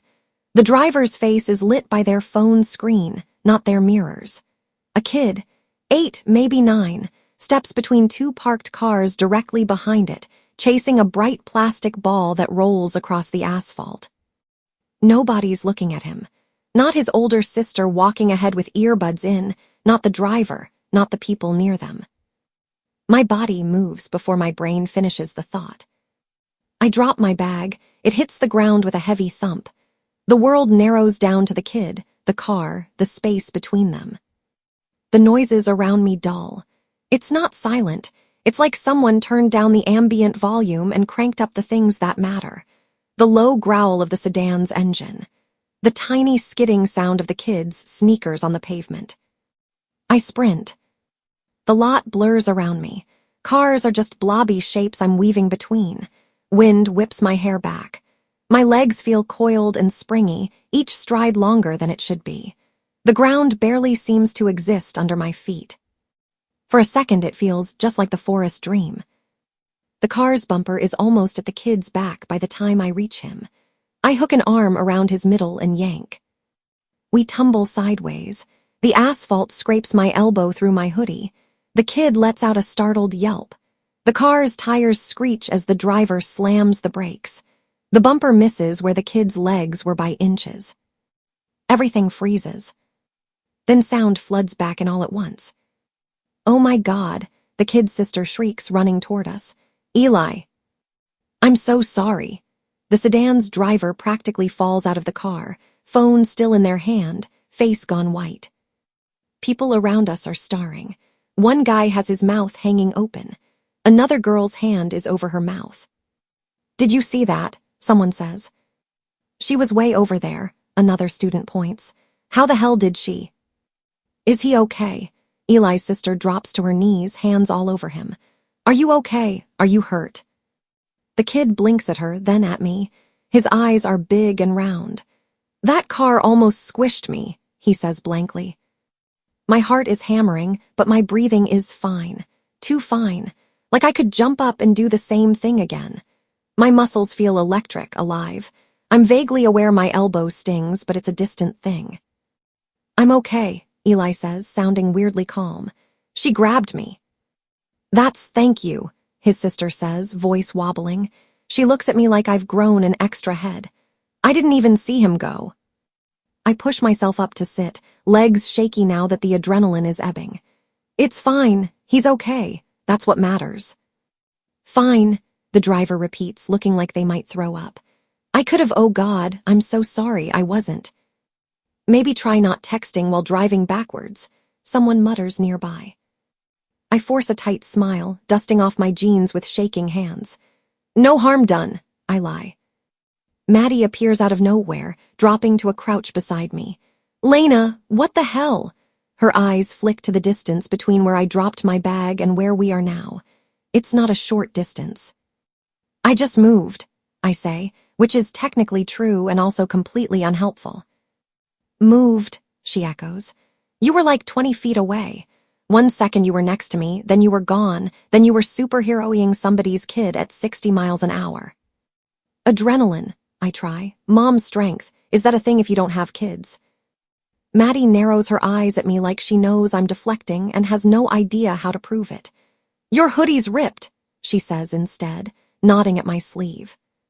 I glance down. There's a new tear near my elbow where I hit the ground. A faint sting under it. I roll it back enough to see a red scrape, already clotting. I'm fine, I say again. It's becoming my least favorite sentence. You sure? The kid's sister asks. Yeah. I push to my feet, wobble once, then steady. I'm gonna, I need to go call my mom before she gets a sixth sense about this. Maddie opens her mouth, then closes it. Text me, she says. If you fall over later, I want to be there to laugh with you, and also call an ambulance, I guess. Touching, I say. As the mini crowd disperses, and campus security moves in to talk to the driver, a tall shape catches my eye near a lamppost. Jax. He's leaning against the metal pole like he's just another student waiting for someone, hands in his jacket pockets. But his eyes are locked on me. Even from here, I can see the tightness in his jaw, the way his shoulders are pulled back. He saw. Our gazes lock. My stomach flips, then sinks. There's a line between his eyebrows I've only ever seen when things are going very, very wrong. Maddie gets caught up trying to explain what happened to a security guard. While they ask her questions, I grab my bag from where I dropped it and slip away toward the nearest building. I can feel Jax's gaze on my back all the way to the door. Inside the academic building, the noise dims to a more manageable buzz. Fluorescent lights hum. My sneakers squeak on the tile. I head down a side hallway, planning to duck into a bathroom, splash water on my face, and then maybe go hide behind the tallest stack of books in the library until graduation. A hand hooks my backpack strap from behind. It's not rough, but it's firm enough to stop me dead. I whirl around, already snapping. Can we not? Jax. He's closer than I expected, his face carved into lines of frustration and something that might be fear. He doesn't say anything. He just pushes open the nearby stairwell door with his free hand and guides me through it. The door closes behind us with a heavy thud. The stairwell is cooler, the air smelling of concrete, dust, and old paint. You need to stop dragging me into random rooms, I say, jerking my strap out of his hand. Seriously, it's weird. He doesn't apologize. His eyes are sharper than I've ever seen them. You pulled a kid out from behind a moving car like he was a pillow, he says quietly. That's not human, Lena. I cross my arms and lean back against the railing, trying to look unimpressed even while my heart is still pounding from the parking lot. What? I should have let him get hit. That's not what I'm saying, and you know it. Then maybe say what you're actually saying instead of playing cryptic alpha games. I shoot back. His jaw flexes. For a second, it looks like he's going to argue some more. Then he just says it. Your wolf is waking up. The word hangs there in the stairwell, heavier than the concrete walls. I laugh because the alternative is screaming. It comes out thin and a little wild. I'm not a wolf. I howl at the moon. I'm a barista who can't even afford decent shoes right now. I'm not exactly the big bad anything. Images flicker in my head anyway. Shredded sheets. Amber eyes in the mirror. The feel of dirt under my nails this morning. The laugh dies in my throat. Jax takes a step closer, boots thunking softly on the step. His voice drops. You're ward blood, Lena. Old alpha line. You were never going to stay human. Cold rushes through me. What? Your father, he says. Elia's ward. He was an alpha. His pack was destroyed. My heart slams against my ribs. You don't get to say my father's name like you knew him. I did know him, Jax says, quiet. Not well, I was younger, but I was there the night. Stop. My hands curl into fists at my sides to stop them shaking. My mom doesn't even say his name. She has never said his last name to me. Where are you getting this from? How do you know who I am when I do? He looks away for a second, jaw tight, like he's swallowing something bitter. The night his pack fell, he says, Hale wolves were supposed to stand with them. Hale, his family, his pack. Every story I've ever half heard, all the whispered gossip about the wards and betrayal, slams into me at once. We didn't, he continues. My family didn't. It's not as simple as we just betrayed them, but I'm not going to lie and pretend we were heroes. I hear the words, but my brain snags on two of them and won't let go. We didn't. That's the story, right? I say, my voice cracking. The Great Hale family stood back and let my family get torn apart. You're just, casually confirming it now, between classes. It wasn't casual, he snaps. There were politics, threats, deals. Damien's people were already. I don't care about your excuses, I cut in. You think telling me, oh, it's complicated, makes it better. I feel like the air is getting thicker. My ears ring. The hum of the building above us grows louder. I can hear doors slamming on the floor above, footsteps in the hallway, someone laughing all the way down the corridor. It's too much. Everything is too much. My skin feels too tight. Heat builds under it, like something is pressing outward, trying to get free. Lena, Jack says, voice shifting, alarm threading through it. Breathe. Don't tell me to breathe, I force out. My fingertips throb. I look down and watch, horrified, as my nails lengthen slightly, sharpening to fine points. My teeth ache. A weird pressure builds in my jaw. When I suck in a breath through my teeth, my canines feel wrong, longer, sharper. The stairwell smells different now, too. The cold concrete, the dust, the faint hint of someone's cheap cologne from a few hours ago, and under it all, Jack's. Woods, rain, something warm and dark that makes my chest feel tight. I gasp and press my hands to my temples. Make it stop, I say. I can't, everything's too loud. The staircase groans somewhere above. The elevator down the hall whirs. My own heartbeat thunders in my ears. And layered over it, like something slipping over my eyes, is the impression of fur and moonlight and running, always running. Lena, Jax moves in, hands raised like he's approaching a wild animal. Which, to be fair, maybe he is. Look at me, just me. I squeeze my eyes shut. Open them, he says, closer now. Please. The please does it. I lift my head.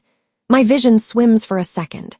When it clears, he's right in front of me, close enough that I can see the gold ring around his pupils, the tiny scar near his left eyebrow. He's braced himself a step down from me so our eyes are level. He puts his hands on my shoulders. They're warm and steady, big enough to cover a good chunk of my upper arms. His thumbs rub slow circles near my collarbones without him seeming to notice he's doing it. In through your nose, he says quietly. Out through your mouth, match me. He exaggerates his own breathing at first, drawing air in slow and deep, letting it out in a controlled stream. I can feel his chest move under his jacket, up and down, a rhythm I can focus on instead of everything else crashing over me. Listen to my heartbeat, he says, not the rest of it. It's loud, I say, voice shaky. Yeah, well, he says, mouth twitching faintly.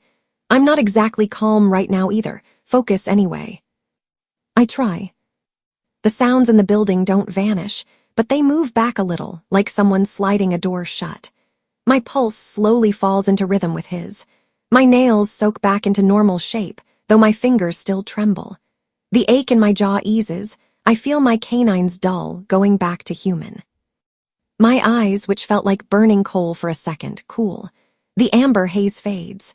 When I blink, the world looks normal again, not over-sharpened and too bright.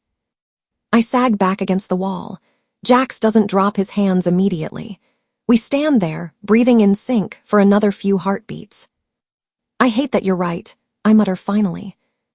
He huffs a breath that could almost be a laugh if there wasn't so much tension wrapped around it. I don't like being right about this, trust me. The warmth of his hands on my shoulders is suddenly too much. I step sideways, shrugging gently out of his grip, needing space between us. You and your family might have history with mine, I say, but that doesn't mean you get to decide who I am now. He nods slowly. I'm not trying to decide for you, he says. I'm trying to make sure you don't get killed before you figure it out. A door slams somewhere above us, the sound echoing down the stairwell.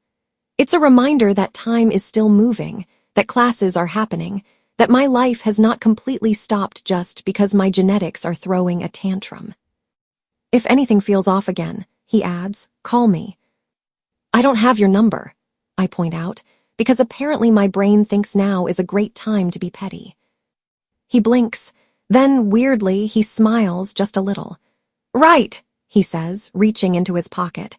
He pulls out a pen he must have stolen from somewhere and reaches for my hand. I hesitate, then hold it out. He turns it palm up, like he did in the alley when he checked for bites, and scribbles a number across the side in messy block digits. The ink tickles.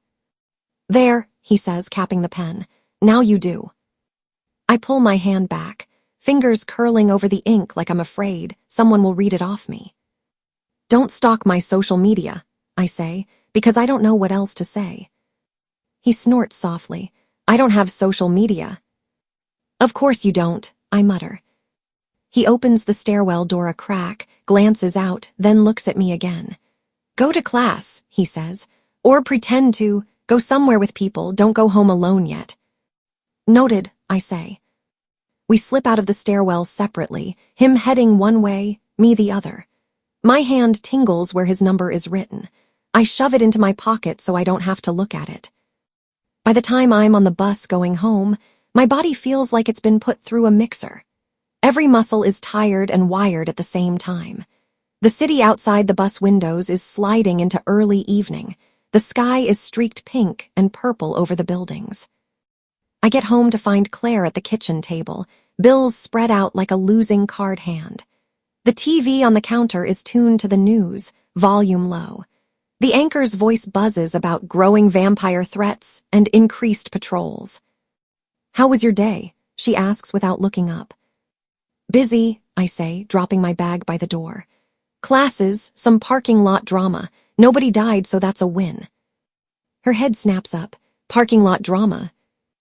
"Just a near miss," I say quickly. "Kid walked behind a car, everyone yelled, it stopped. He's fine, truly fine. No actual tragedy, just a bunch of people freaking out over what could have happened." Not technically a lie, just missing details. Claire's shoulders relax by degrees. "Good," she says, turning back to the bills. "That's good." Dinner is simple, pasta with jarred sauce. Usually I inhale this. Tonight my stomach is all over the place. I'm starving and weirdly repulsed at the same time.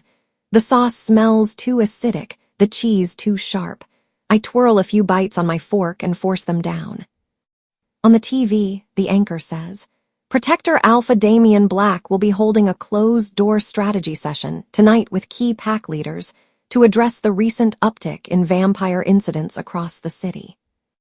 A stock photo of Damian pops up on the screen, perfect hair, suit just rumpled enough to look heroic, not sloppy. My skin crawls. "Oh, great," Claire mutters, stabbing at her pasta hard enough to scrape the plate. She reaches for the remote and flips the volume down. "Can't go 5 minutes without that man's face everywhere." I watch her instead of the screen. Her jaw is tight. Her hand shakes slightly on the remote. She hates him in a way that feels old, personal. "What's wrong with him?" I ask carefully. She starts like she forgot I was there. "What?" "You always turn it off when he's on," I say. "You did last night too. Why? I mean, besides the obvious PR nonsense." Her mouth presses into a thin line. For a second, I think she might actually tell me something real. Then she sighs. "I'm just sick of hearing him promise things he can't deliver," she says. "That's all." It doesn't sound like "that's all," but she shuts it down with a look, and I know pushing will just make her retreat further. After dinner, I retreat to my room under the excuse of homework. My textbooks sit open on my bed, words blurring together. My hand, the one with Jax's number on it, rests on my notebook. The ink has smudged a little but is still readable.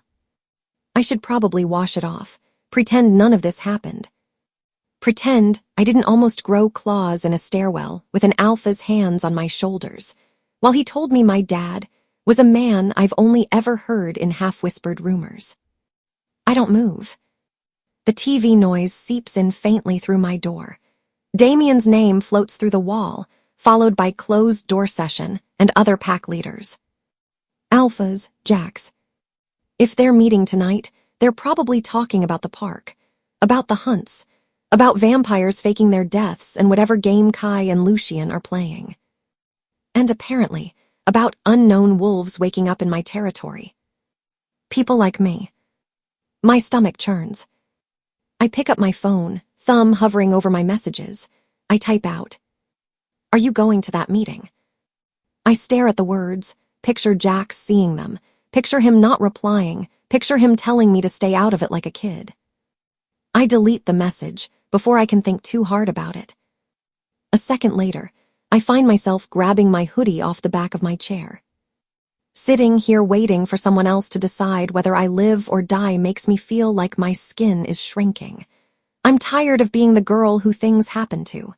If Damien is talking about me tonight, I want to know. I shove my phone in my pocket, jam my feet into my shoes, and open my door. Claire looks up from the couch as I grab my keys. "Where are you going?" "Maddie," I say, the lie sliding out too easily. "Group project we forgot about, just a couple hours." Claire's mouth twists. "This late?" "It's not that late," I say. "It is. We'll be at her place, indoors, with snacks, uneventful." She studies me like she's trying to decide whether to lock me in my room. "Text me when you get there," she says finally. "And if you leave, and when you're on your way back." "I know," I say softly. "I will." She hesitates, then stands and crosses the room, pulling me into a quick hug. I hug her back, swallowing around the guilt sitting in my throat. "Be careful," she says into my shoulder. "I will," I say again, and this time I mean it, even if our definitions of careful are not currently the same. The air outside is cool when I step onto the sidewalk, the sky full dark except for the city glow. Streetlights cast pools of yellow on the pavement. My breath ghosts faintly in front of me as I walk. I know where Damien's building is. Everybody does. It's been on the news enough. Central, fancy, glass and steel with the Central Pack symbol etched into one corner, the Protector Alpha Palace. It's not that far if you walk fast, and don't think too hard about what you're doing. I think too hard about what I'm doing the whole way there. The building is even more intimidating up close than it is on TV. Tall, sleek, reflective.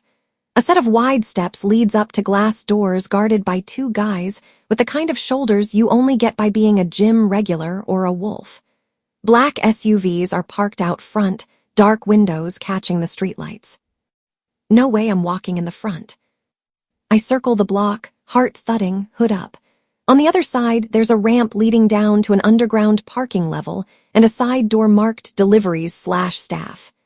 A security camera blinks above it, red light shining. I keep walking, like I'm just some girl out for a late stroll, then double back when the street is between waves of pedestrians. There's a stairwell cut into the side of the building, half hidden by a hedge, leading down to another metal door. No cameras, or at least none I can see. I slip down the stairs, sneakers whispering on the concrete. The metal door has a crash bar. I press it gently. It gives with a soft click. Inside is a concrete hallway with low ceilings, pipes overhead, and humming fluorescent lights. It smells like cleaning supplies and something metallic, maybe from the building's guts. Voices murmur faintly somewhere ahead, muted by walls and distance. I close the door behind me as quietly as I can and start walking toward the sound. Every step echoes. I try to keep my pace steady, breathing shallow. My hearing is annoyingly helpful. I can pick up 3 distinct male voices, 1 female, the rhythm of sentences, the scrape of chairs against the floor. A heavier door up ahead bleeds light around the edges. Next to it, a utility closet door stands a couple inches ajar. I slide into the gap between the closet and the wall, press my back against the cool concrete, and hold my breath. Damien's voice comes through the heavier door clearly enough now that I can make out words. "And if we don't keep these hunts constant, the vamps will push further into Ridgepoint," he's saying, calm, smooth, like he's narrating a documentary. "We can't let the humans lose trust. They're panicking enough as it is." Another man answers, older, rougher voice. "Your patrols are already aggressive. The South is getting complaints. Stores closing early, cops complaining about territory lines." "That sounds like your problem, Rays," Damien says. I can hear the smile in his voice. "Your humans can complain or they can live. I'm giving them that choice." Another voice chimes in, female this time, sharp. North Succession is still stabilizing, she says. I agreed to increased patrols, not a citywide curfew. You all asked me to keep Ridgepoint safe, Damien says. Safety isn't polite. Jax's voice is there too, quieter but distinct. Some of these hunts look more like theater than tactics, he says. Tonight, you had cameras standing 100 feet from the front line. That's not safety. That's staging. My chest tightens, so he saw the same things I did. The public needs to see the truth, Damien says. They need to see we're fighting. They need to see us win, Reyes mutters. There's a difference. There's a pause. I can picture Damien's smile flattening. There is another issue, he says, tone shifting. It slides a little colder. One that affects all of us and my pack most of all.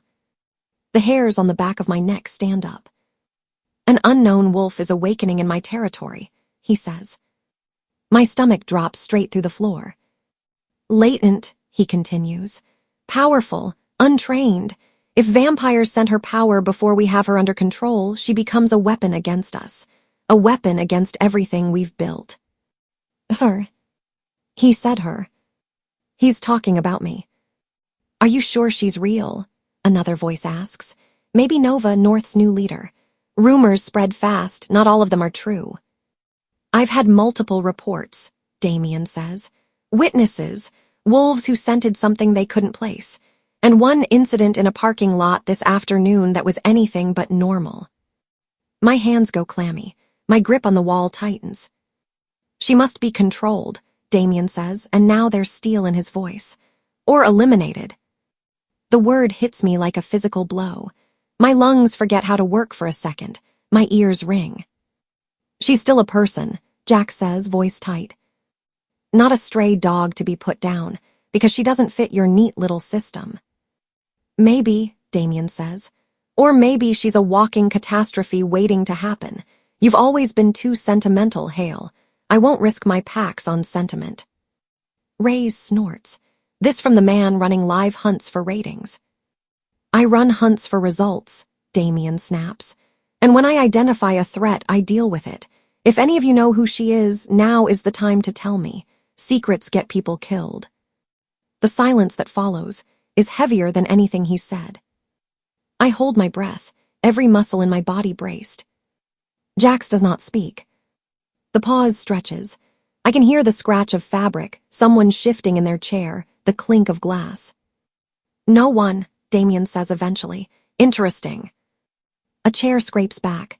We're done here, Reyes says. North has patrol schedules to adjust, South too. They move on to logistics. More patrols, more aggressive sweeps, more coordination with human authorities. My thoughts are still stuck on controlled or eliminated. He is hunting me, not later, now. And Jax just didn't say anything, didn't hand me over, didn't even hint. It's stupid that makes something warm flicker in my chest in the middle of all this, but it does. Chairs scrape, the meeting is breaking up. Panic sparks. If I don't get out of here before these people start wandering the halls, I'm going to find out what eliminated looks like up close. I ease away from the wall, heart pounding, and start down the corridor the way I came, as lightly as my boots will allow.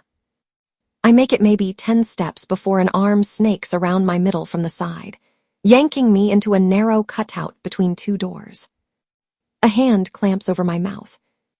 My back hits cold concrete. My brain instantly flashes to Kai at the vending machine, to red-tinted eyes, to fangs. I thrash on instinct, elbow back, heels scraping against the floor to stomp. The grip tightens, but it's different this time. Strong, yes, but precise. Controlled.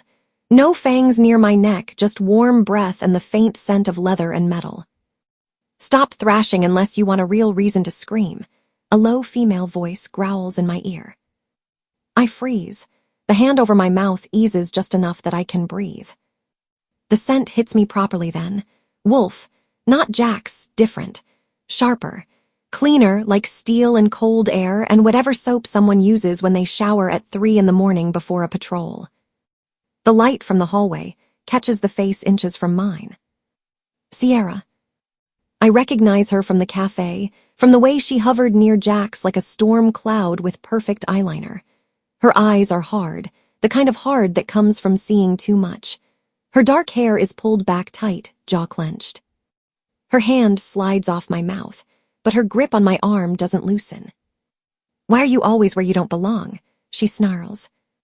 My heart hammers against my ribs, pinned between the cold wall at my back and a hostile beta in front of me, Damien's threat still hanging in the air of the next room. Curiosity, I think, a little hysterically, has officially become hazardous to my health. Sierra's hand is still over my mouth when the door down the hall opens. Male voices spill into the service corridor, deep, casual, the sound of people who think they own the building and the city beyond it. Damien's laugh threads through the others, smooth and easy. "Stop moving," Sierra growls in my ear. Her breath is warm against my cheek, the wall at my back is ice cold. She's got one hand clamped over my mouth and the other locked around my upper arm, pinning me in this narrow pocket of shadow between two doors. I can feel every line of muscle in her forearm, hard as steel. My first instinct is to sink my teeth into her palm. I settle for glaring. My eyes burn holes into hers. She waits until the hallway noise shifts, voices turning away, footsteps carrying farther. Only then does she peel her hand away from my mouth, slow and deliberate, but her fingers stay tight on my arm. "If you scream," she says calmly, "Damien gets to you before I finish a sentence, so don't." My throat works. I swallow whatever sound was about to come out and force my voice into a low rasp. "I wasn't planning on screaming," I mutter. "You're not that special." Her eyes rake over my face, down my body, back up again. Assessing, not admiring. There's a bright, dangerous ring of wolf gold around her pupils. "Are you the unknown wolf he's talking about?" she asks. She doesn't bother softening it. No warm-up, no small talk, just straight to the point. My jaw tightens. I hesitate for half a beat because I honestly don't know how to answer that. The pause is apparently all she needs. Her lip curls. "Thought so." My heart stutters. "You don't know anything about me." "Ward," she says like a knife sliding between ribs. "Right, or tied to them." The name hits like a punch. I flinch barely, but she feels it through her grip. Her mouth twists. "Yeah, that." Heat crawls up the back of my neck. "I didn't ask to be born a wild card," I snap. "You want to yell at somebody about bloodlines, go dig up my father." Sierra's fingers tighten on my arm. Not enough to hurt, just enough to remind me she could. "Jax is already juggling enough," she says. "He doesn't need a Ward wild card on top of Damien Black and a city full of vampires faking death scenes." "I'm not trying to be..." I yank my arm, but she's stronger. I barely budge. "I'm not following him around like some groupie. Trouble keeps finding me." Her eyes flicker, sharp, skeptical. "You show up at his cafe," she ticks off. "At his campus, at his battlefields, at Damien's building. You have any idea what that looks like?" "Like I have terrible luck," I say. "And a job, and a college schedule. And a mother who lives 5 blocks from your alpha drama, so congratulations, your entire war is on my commute." Her nostrils flare. "He's the Hail Alpha in training, whether he admits it or not," she says. "Damien is hunting anything that smells like a threat, and you..." She leans in slightly, inhaling once near my throat. "You smell like a threat who hasn't decided which way she's going to break, and like you might have a crush." The last word drips with contempt. My face heats, which only pisses me off more. "Wow, thanks for the character analysis." She ignores the sarcasm. "He can't afford distractions right now," she goes on. "Especially not ones with dead alpha fathers and unresolved vendettas." Something inside me snaps. "You think I want this?" I hiss. "The nightmares, the claws, him yelling at me like I'm a stupid puppy every time I breathe wrong." My voice edges higher. Sierra's eyes flash. She makes a low sound in her chest, a warning growl. "Keep it down," she says. "Unless you want Damien to come out here and finish his little speech with you at his feet." Footsteps echo closer from the main corridor, boots on tile, men saying their goodbyes. I swear I can feel Damien's presence like static in the air. Sierra's voice drops even lower. If he realizes you're ward and waking, Jax is done.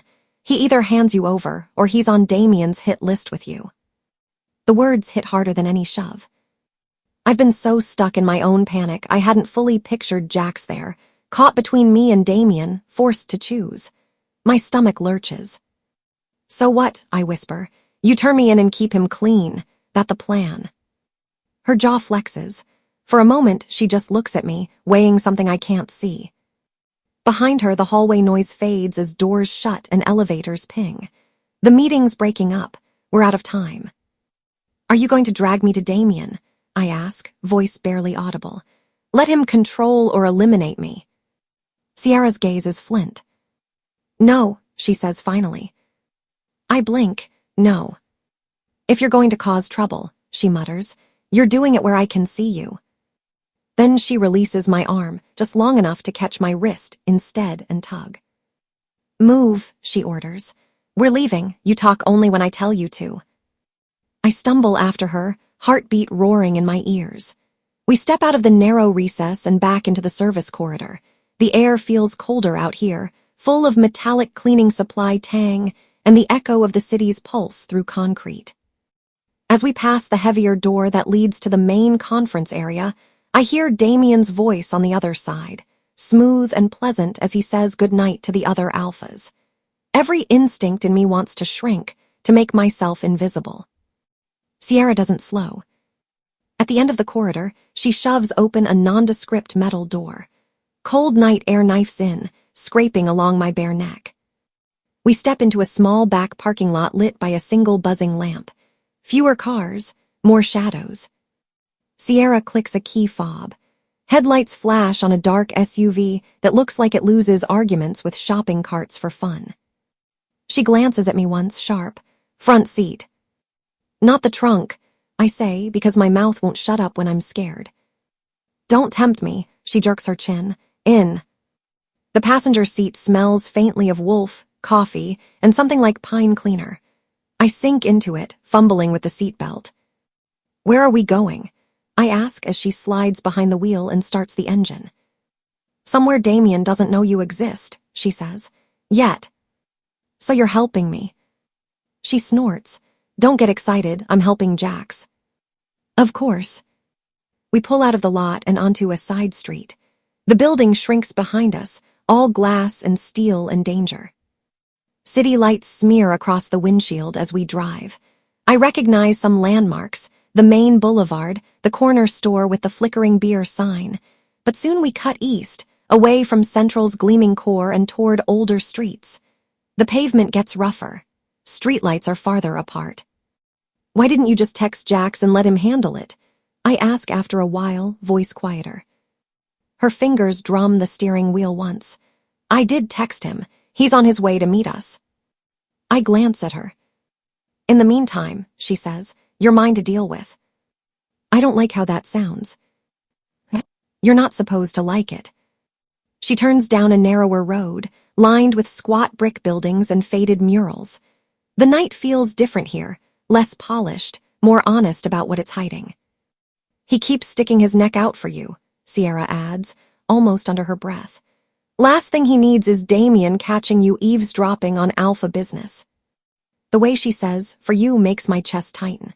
I look out the window instead, watching neon signs flick past. Eventually, she hooks a sharp turn into a cramped alley, then into a small, half-hidden lot behind an unremarkable two-story building. She kills the engine. The sudden quiet hums in my ears. From the outside, the place looks like it could be an old duplex or a warehouse carved into apartments. One upstairs window glows dimly. No pack banners, no symbols. "This is," I ask. "Hill property," she says, already out of the car. "Safe house." She comes around to my side, doesn't bother waiting for me to open my own door before she yanks it open. I hop out, hugging my arms against the chill. The building smells faintly of old brick, wet asphalt, and underneath it all, a familiar thread of wolf. Sierra unlocks a side door with a key and gestures for me to go first. "Up," she says, Second floor. The staircase is narrow, wooden, and creaks under our weight. My hand trails along the chipped paint of the railing as we climb. At the top, she unlocks another door. Inside is weirdly normal. A small living area opens up. A worn couch facing a TV, a low coffee table with scuff marks, a tiny kitchen tucked to the left with a tired-looking fridge and a microwave on a crooked counter. Down a short hall, 2 doors, one cracked, one closed. It smells like wolves, yes, but also like cleaning spray, reheated noodles, and that generic laundry detergent every college kid uses. Sierra tosses her keys onto the counter. "This is Hale property," she says. "You don't open the door unless it's me or Jax. You don't climb out a window. You don't answer unknown knocks. Got it?" "Should I sit?" I ask. "Roll over." For half a second, something almost like a smile flickers over her mouth. Then it's gone. "Funny," she says. "We'll see if you're still joking when Damien's sniffing at your doorstep." Footsteps thump on the outside stairs. Sierra's entire posture shifts, shoulders squaring, chin lifting. My stomach drops in anticipation even before the knock actually hits the door. She opens it before the second knock can land. Jax fills the doorway, the hallway light framing his shoulders. His eyes find me immediately, scanning quick for injuries, lingering a fraction of a second on my wrists, my throat, my expression. Relief hits his face like a shadow lifting. Then his gaze swings to Sierra, and it hardens. "You grabbed her," he says, voice low and sharp. "At Damien's building. Are you out of your mind?" He steps inside. Sierra shuts the door behind him with a click. "You were busy playing nice with the psycho who wants her dead," she fires back. "Someone had to move fast." She jerks her chin toward me. "Found her listening near the meeting room. Damien says control or eliminate, and your stray ward girl is in the walls. You're welcome." I suddenly feel very aware of my own presence, hovering near the arm of the couch like misplaced furniture. "I wasn't," I start. Jax cuts a look my way, and I shut up, because his eyes are doing that intense, complicated thing that makes my lungs forget how to work. "He didn't see you," he asks me directly. I shake my head. "No, just your attack dog here." Sierra scoffs. "If I was an attack dog, you'd have fewer problems." "Not helping," Jax says without looking at her. He exhales once, the air leaving him in a long, controlled stream. His shoulders drop an inch. "You're staying here tonight," he says to me. "Excuse me," I blink. "I have an apartment, a mother, a bed that isn't," I wave at the couch, "whatever this is." "Until we figure out what Damien knows," he says, unmoved. "You stay under Hale protection. In our space, our rules." Our space, our rules. It's very clearly both, a shield and a leash. I cross my arms. "So I'm a guest or a prisoner?" "Depends how you behave," Sierra mutters. Jax moves into the tiny kitchen without answering that one, opening the fridge like he owns the place. Which, I guess, he kind of does. He pulls out a takeout container, sniffs it, makes a face, then grabs a different one and pops it into the microwave. It whirs to life. While it hums, he does a quiet, efficient loop of the room, checks the lock on the door, tests the window frames with practiced fingers, touches something above the frame, wards, I realize. Faint, worn down, but there. He's not being dramatic. It's just a mental checklist. Door, windows, lines of sight. Keep everyone alive. "This is what he does," Sierra says under her breath, coming to lean near me, arms folded. "Stays up all night feeding strays." I glance at her. Her eyes slide pointedly to the microwave, then back to me. "Remember when you let that half-rogue in for a week," she calls to Jax. "She practically worshipped you." The words are casual, but the aim is precise. My chest does a weird little twist I hate immediately. Jax frowns over his shoulder. "Sierra." Not quite a command, but close. She shrugs and goes to the fridge, yanking it open and grabbing a drink like she didn't just toss a grenade into the room. The microwave beeps.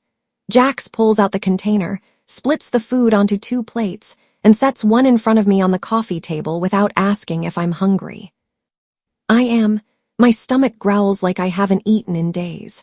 I pick up the fork and shove down the fact that we're all acting like this is normal. We eat. Jax sits at one end of the couch. I take the other, careful not to let our knees touch. Sierra perches in the chair near the window, angled so she can see both us and the street below. The TV murmurs low in the background, muted visuals of some late-night talk show. Someone laughs silently on screen while my world tilts on its axis. When the plates are mostly empty, Jax gathers them up without comment and carries them to the sink. Water runs, dishes clink. It's domestic in a way that feels so wrong for people who just came from a meeting about whether I should be killed. I lean back against the couch, phone in hand, staring at nothing. Ward blood, Damien's voice saying controlled or eliminated. Jax's hands on my shoulders in that stairwell, my eyes going amber. My thumb flicks aimlessly across my phone screen. Out of the corner of my eye, I see Sierra move near the hallway. For a second, she disappears from my line of sight, then reappears half-turned away, shoulder against the wall, head bent. She has a phone in her hand, small, black, not the one she tossed on the counter earlier. Her thumbs move quickly, her gaze flicking once toward me. Once toward the kitchen, where Jax is rinsing plates. Probably pack business, I tell myself. Wolves texting about wolves, nothing to do with me. My own phone buzzes in my hand. I jump, the screen lights up. Unknown number. My pulse kicks faster. I swipe it open. You're in the wrong Pack's arms. Ask what his father did. The words sit there, black on white, like they've always lived in my chest. My grip tightens. For a second, the room blurs around the edges. Wrong Pack's arms. My brain, traitor that it is, goes straight to the memory of the stairwell, Jax's hands on my shoulders, the steady beat of his heart under my palms, his voice guiding my breathing. The way I'd leaned into him without meaning to. Ask what his father did. Elia's ward. Hale wolves were supposed to stand with them. They didn't. Jax saying, it's not as simple as we just betrayed them. Not as simple is not the same as we're innocent. I look up. Jax is still at the sink, back to us, sleeves pushed up, forearms tense under the spray. He looks tired in a way that makes my chest ache. Sierra has drifted back to the window chair. Her second phone is gone, her jaw is set, eyes scanning the street. She looks like someone who'd bite a bullet in half out of spite. Anyone could have sent it. Damien, some ward loyalist, some random wolf who hates Hales, Kai even if he wanted to stir the pot. My thumb hovers over the keyboard. Who is this? Delete. What did his father do? Delete. I don't know who's on the other end, and I'm not about to give some anonymous creep the satisfaction of seeing me rattle. I lock the screen and curl my fingers around the phone, holding it like a secret that's starting to burn. Don't get too comfortable, ward girl, Sierra says suddenly, voice soft enough that Jax probably can't hear over the water. I glance at her. She's still looking out the window. Pax remember old debts. The hairs on my arms lift. Trust me, I mutter, I noticed. Jax turns the water off and sets the plates in the rack. He wipes his hands on a towel and looks between us, sensing tension without knowing the specifics. You can take the spare room, he says to me. It's small, but it's got a door that locks. I'll take the couch. Sierra's on first watch. Sierra opens her mouth like she's about to argue about watch assignments, but he levels a look at her that has beta-written all over it. She shuts it with an annoyed huff. I don't need babysitters, I say automatically. Too bad, he replies. You're getting two. My instinct is to fight it. I'm tired instead. He leads me down the short hall and opens the first door. The spare room is barely bigger than the bed inside it. There's a narrow dresser, a small table with a lamp, and a single window that looks out over a side alley and the brick flank of the next building. It smells like old linen and faint wolf. You can lock the door from the inside, he says. If anything feels off, call out. I'll hear you. You can't hear everything, I say before I can stop myself. His mouth presses into a line. I hear enough. He hesitates like he wants to say more, then just nods and leaves me there, pulling the door mostly closed but not fully latched. I sit on the bed. The mattress squeaks. The room feels too small for how full my head is. I flick the lamp off. Darkness wraps around me, broken only by the glow of my phone as I unlock it again and stare at the anonymous text. You're in the wrong pack's arms. Ask what his father did. My thumb taps the screen off again. Nothing I do with this right now is going to magically produce answers. Muffled voices drift in from the living room, Jax and Sierra talking low about logistics and borders, a muted TV commentating on something I can't hear. After a minute, I get up and cross to the window. The curtain is thin. I push it aside with 2 fingers. Outside, the alley below is narrow and dim. A fire escape zigzags down the side of the opposite building, metal railings slick with night damp. Something moves. My breath catches. There, perched on the 3rd-floor landing opposite, one leg bent, one swinging casually over the edge, is Kai. He looks like he's lounging on his own balcony. Same pale skin, same dark clothes, same smirking mouth. His hair is a little messier than usual, and even from here I can see he's favoring his left side. You have got to be kidding me, I whisper. His gaze slides up, locks onto mine. His mouth curves. In the space of a blink, he's gone from that landing. My heart slams once against my ribs. A second later, there's a soft tap on the glass inches from my face. He's on my side now, on the narrow strip of fire escape outside my window, crouched like a cat burglar. His eyes glow faintly red in the dark, amusement and hunger and pain all mixed together. I crack the window an inch, just enough for air and whispers. What the hell are you doing here? I hiss. Nice to see you too, he murmurs. His voice slips through the gap like smoke. Your alpha condo has terrible wards, wild girl. I walked right up. Well, he tilts his head. Not walked. You can't be here, I snap. Jax will kill you if he sees you. He'll try. Kai shrugs one shoulder. The motion turns into a wince. His hand presses briefly to his side where the wolves got him. Besides, I was curious if you survived the night without Damien sniffing you out. He glances past me, eyes tracking what he can see of the room. Looks like you traded one set of teeth for another. This is Hale territory, I whisper. You're literally inside a wolf safe house. Do you have a death wish? He grins. Tell your alpha his borders leak. If I can slip in, others can too. Some don't mind unwilling blood. A chill skates down my spine. Why are you here, Kai? I ask, quieter now. You're a beacon, he says, like it's the most obvious thing in the world. Once I knew who scent you ran with, it wasn't hard to track. Hales have a very distinct flavor. Gross. He just smiles. I swallow, my eyes flicking to the faint dark patches on his shirt where the alley fight tore into him. Are you okay? After earlier. His brows lift a fraction, like he hadn't expected that question. Healing, he says. Slowly, wolves really don't play nice. Something like a laugh ghosts across his lips. You did a decent job patching me together, considering you tore your shirt for a monster. I said if you bit me, I'd haunt you, I mutter. Doesn't mean I wanted to watch you bleed out in my alley. He studies me. There's that same curious twist in his expression, like he can't quite reconcile what he's seeing. You shouldn't be here, I say again. If Jax smells you. As if summoned by his own name, a floorboard creaks in the living room.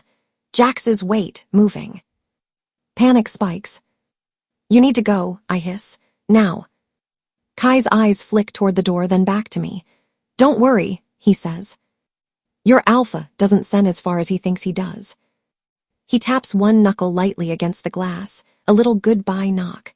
Try not to die in here, wild girl, would be a boring ending. And then he's gone. One blurred motion and he's off the fire escape, swallowed by the night. I shut the window more forcefully than I mean to, and yank the curtain closed, leaning my forehead briefly against the cool glass. My pulse is still hammering when there's a soft knock on the bedroom door. Lena, Jax's voice low. I step away from the window like it burned me, and pull the door open a few inches. He stands there in the dim hall, hand braced on the frame. His eyes scan my face. His nostrils flare subtly, like he's checking the air. "You okay?" he asks. I force my breathing slower. "Yeah, just thinking." He looks at me for a long second, like he knows I'm not telling him everything, but also knows this isn't the moment to pry. "If you can't sleep, you can sit in the living room," he says quietly. "Sierra and I have the first few hours of watching the feeds anyway." "Feeds?"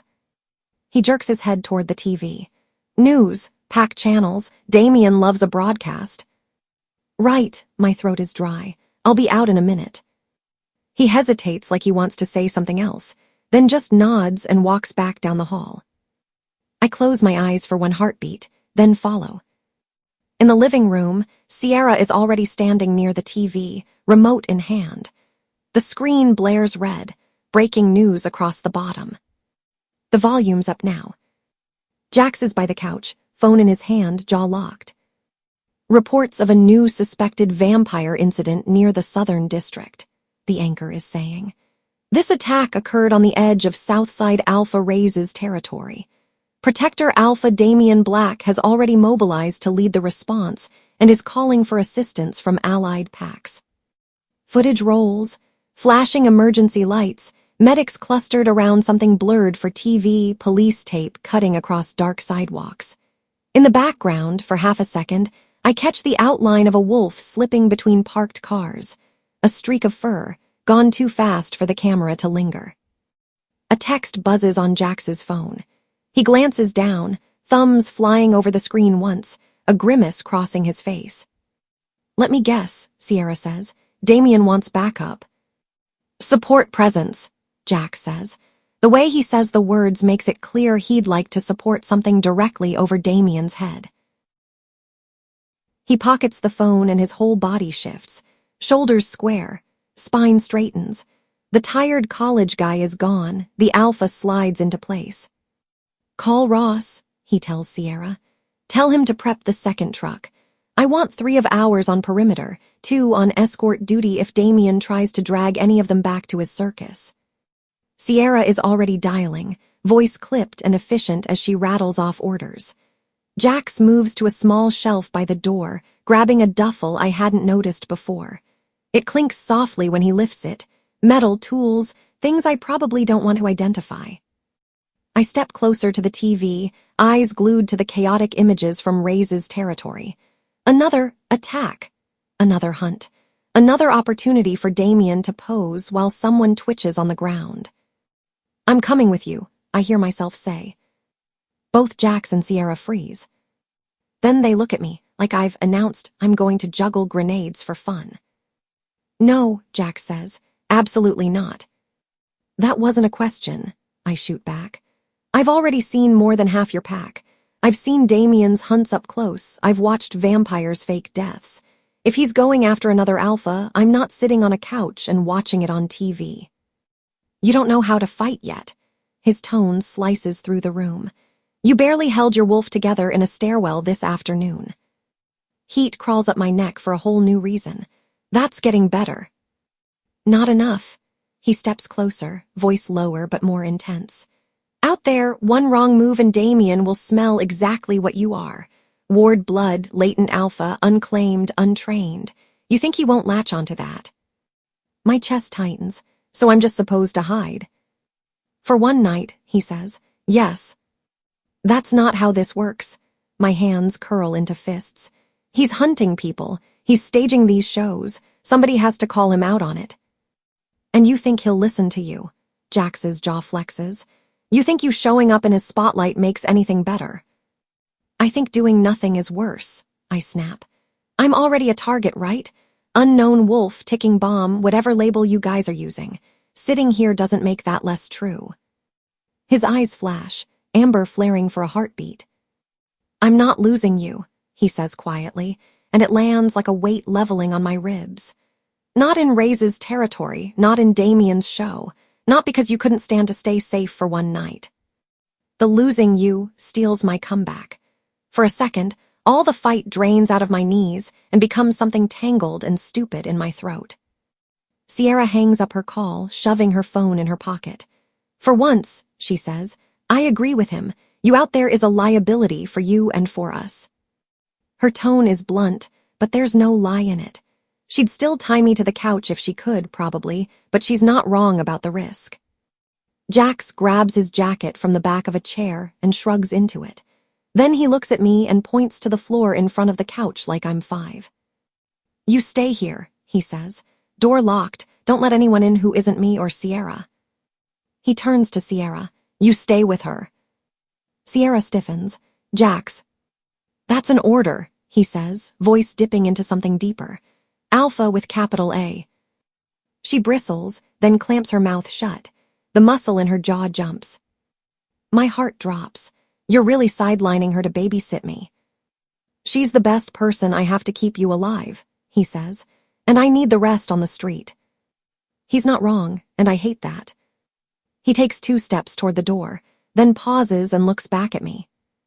There's a lot in that look. Frustration, worry, something warmer that he doesn't have time to shape into words. "Lena," he says, "please, just this once, do what I ask." The please is what almost undoes me. Almost. He opens the door and vanishes into the stairwell, his footsteps pounding down the steps, swallowed quickly by night and engine noise. Silence drops like a curtain. Sierra exhales a string of words under her breath that probably translate to "I hate this" in Wolf. She turns the deadbolt, rattles the knob to make sure it's secure, then goes to the windows, checking each latch. Her movements are clipped, annoyed, but thorough. On the TV, the anchor keeps talking, cycling through increasingly dramatic footage of flashing lights and shaken witnesses. A map pops up showing the 3 attack sites like a triangle around the city. I sink onto the couch. The cushion exhales a soft sigh under my weight. Sierra stalks into the tiny kitchen, grabbing a glass and filling it from the tap, phone already in her other hand as she texts someone, Ross, probably, or another Hale Wolf. My gaze drifts. Jax's duffel is gone. His main set of keys went with him, but on the coffee table near the edge, there's another set, smaller, worn, probably for the second truck or for this building. His jacket is still slung over the back of the chair he'd been using earlier, the fabric heavy, smelling like pine and smoke, and that warm scent that has been messing with my head all day. The anonymous text burns in my pocket. "You're in the wrong pack's arms. Ask what his father did." Kai's voice from the window. "Tell your alpha his borders leak." Damien's voice in the meeting. "She must be controlled or eliminated." On the TV, the anchor says something about Damien calling for unity among the packs. A reporter near Ray's border talks about sacrifice, bravery, unrest. None of them know about the fake deaths. None of them saw the vampire twitch. My fingers inch toward the keys. Across the room, Sierra has her back partly to me, shoulder braced against the counter as she talks quietly into her phone. Her attention is split between whoever's on the line and the window. If they won't let me help, I think, my jaw setting, I'll find my own way to the truth. My hand closes around the cool metal of the keys. They jingle once, softly, like a promise I know I'm going to regret. And I hold on. The TV wouldn't shut up.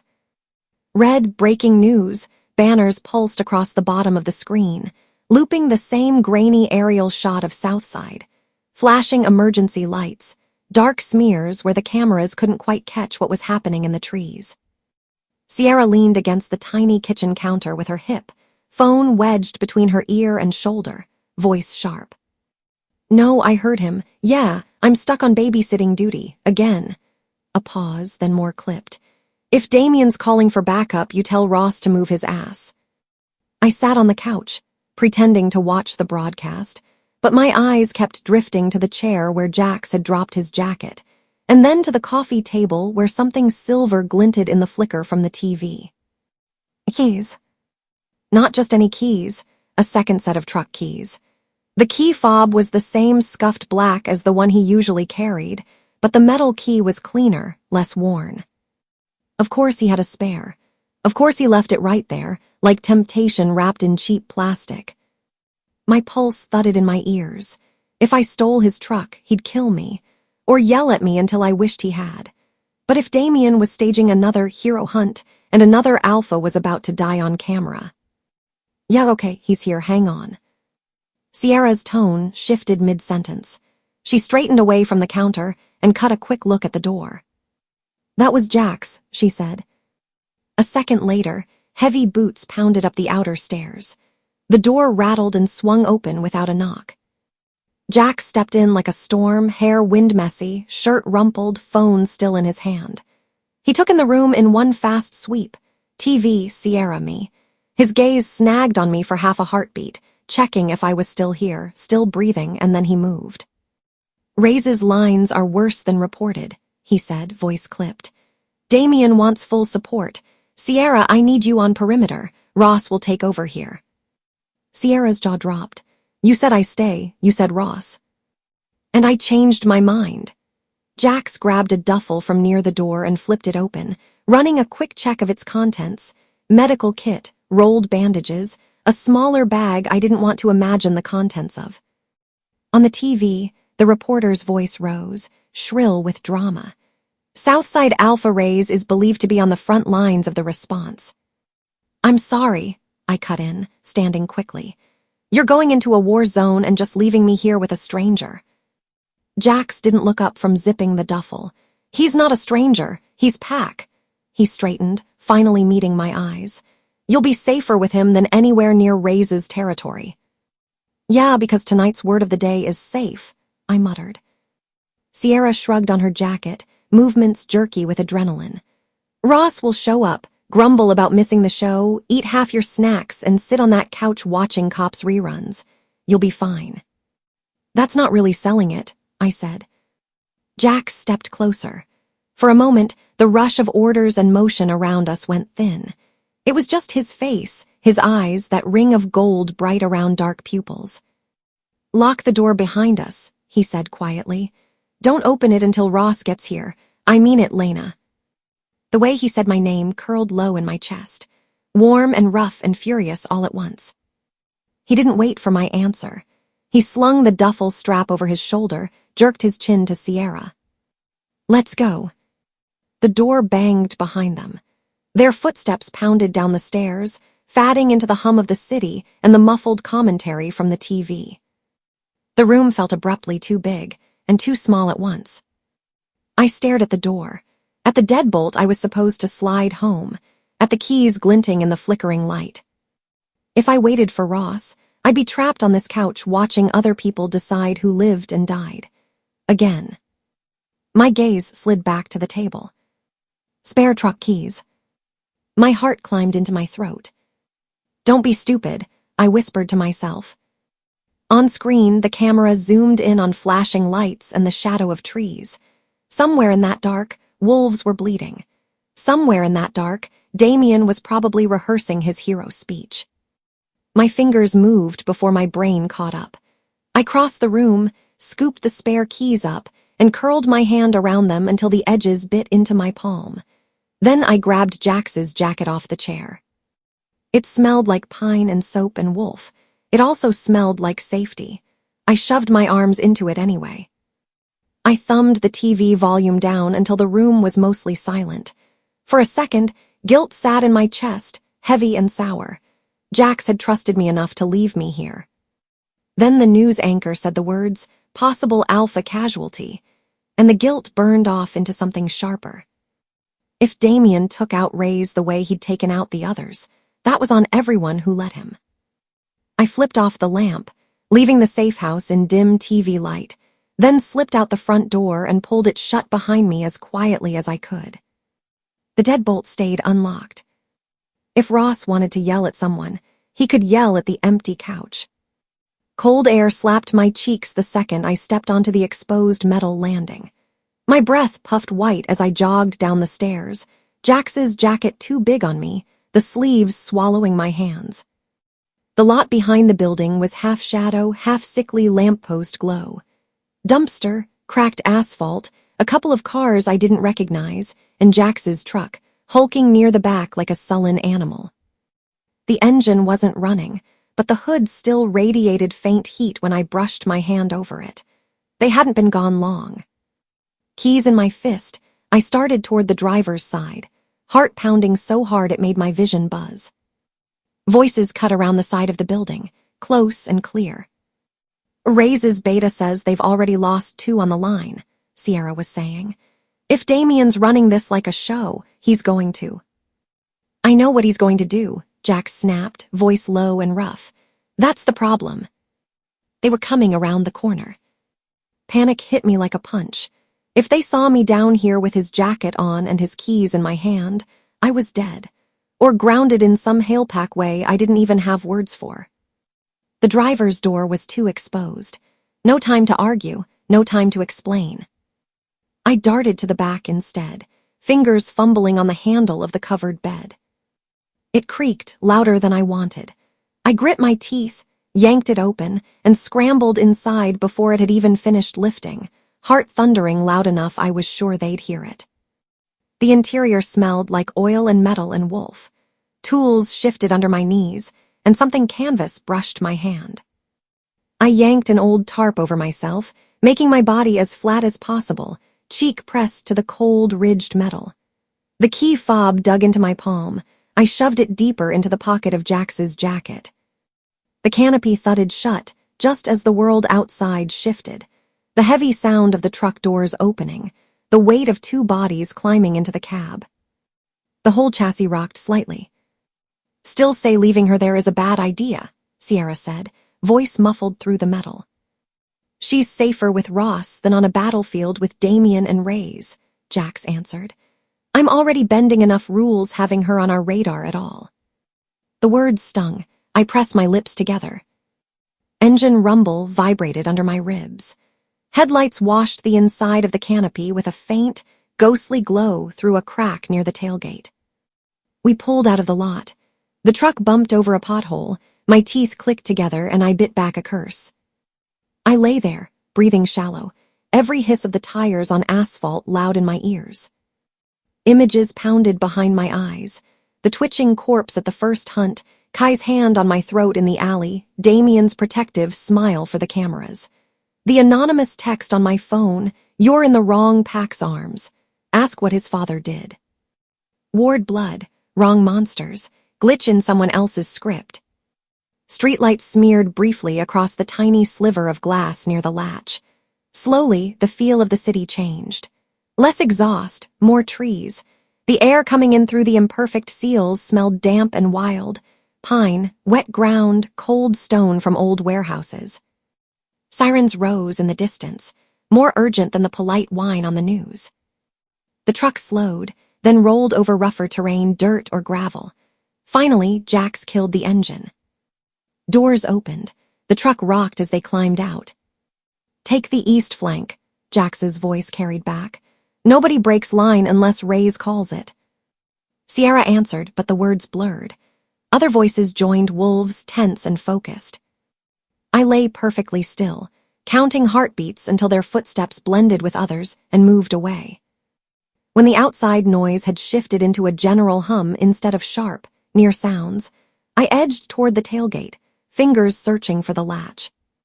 It clicked softly. I lifted the canopy hatch just enough to slip out. The air outside was colder, buzzing with something electric that had nothing to do with weather. I dropped to the ground and stayed low, hugging the shadowed side of the truck. Ahead, floodlights painted the world in harsh white pools. Beyond the makeshift staging area, the landscape turned jagged and strange. Low warehouses with broken windows, tangles of chain-link fence, and then the dark fringe of trees. Emergency vehicles lined up behind a sagging stretch of police tape, strobes throwing red and blue slices over everything. Human officers clustered near the tape, shouting orders and trying very hard not to look into the trees. Closer to the forest line, the wolves gathered. Some were actually wolves, fur rippling in the wind, collars or armbands marking pack affiliations. Others were still human, stripping down in the shadows of trucks and SUVs, folding clothes quickly and handing them off before dropping to all fours mid-step, bones shifting under skin. Southside wolves, heavier set, gray and dark brown. Hale wolves, leaner with familiar scents. And Jax. He stood near a cluster of hale wolves, all crisp lines and command.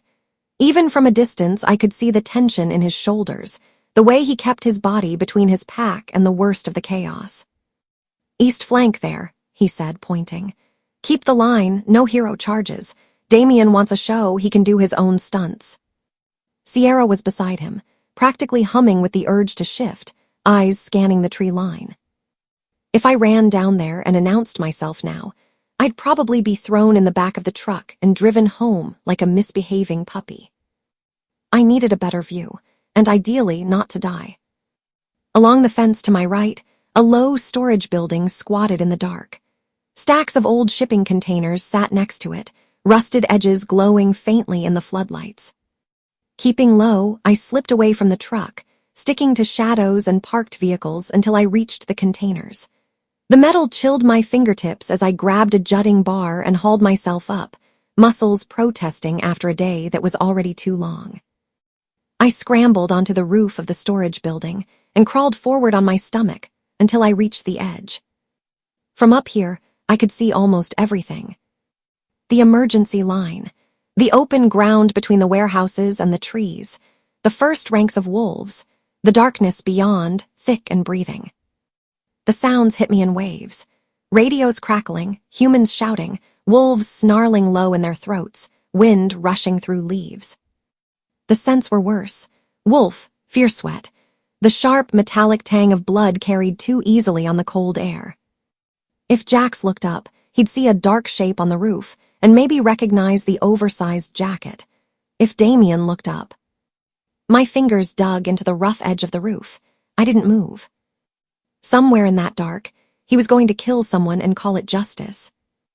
I wasn't walking away from that if I could help it. A howl rose from the tree line, a long, rolling sound that shivered down my spine and made every hair on my arms stand up. Southside. It was answered by other howls, overlapping different pitches and edges. A whole chorus of raised voices, a wall of sound. Then the vampires stepped out of the dark. They didn't materialize like movie monsters. They drifted in from the deeper shadows between the trees and the broken walls. Dark clothes blurred their outlines, but their faces caught the floodlights, pale, sharp, wrong in a way that made my wolf want to snarl. Some of them moved in straight lines, fast and practical. Others seemed to blur, taking 2 steps while any human would have taken one. "Hold the line," Jax shouted from somewhere below, voice carrying over the growing noise. "No one goes past the markers unless you hear it from Rays or me." 2 wolves exploded from the brush, slamming into a cluster of vampires. Bodies collided. A vampire went down under a pile of fur and teeth, arms pinned. The wolves snapped at limbs, not throats. They were holding, not slaughtering, at least at first. My pulse raced so hard my vision tunneled. Every muscle in my body felt coiled ready.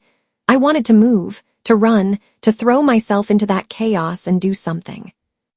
My wolf wanted to howl in answer, a wild sound pressing up from my lungs. I swallowed it down so hard my throat ached. On the near edge of the tree line, I saw Jax move. He stripped off his shirt in one hard motion, tossed it toward a younger hale wolf, and then he dropped forward. His spine arched, bones stretching under skin, fur rippled out from his shoulders like someone had poured it there. One heartbeat he was a man, the next he was wolf. Tawny brown fur, broad shoulders, golden eyes that looked strangely familiar even at this distance. He shook once, as if testing the new weight, then launched himself forward, joining the outer edge of Rays's line. Rays himself was easy to pick out, a big gray wolf with a white scar slashing across one flank, moving like he'd already taken a hit to the leg. He held the center, teeth flashing, snapping at anything that tried to break through. Movement on the vampire side snagged my attention. A figure darted between the trunks with a kind of no-nonsense efficiency I recognized. Even in the stuttering light, I knew that walk, predatory and precise. Kai. Full vampire mode tonight.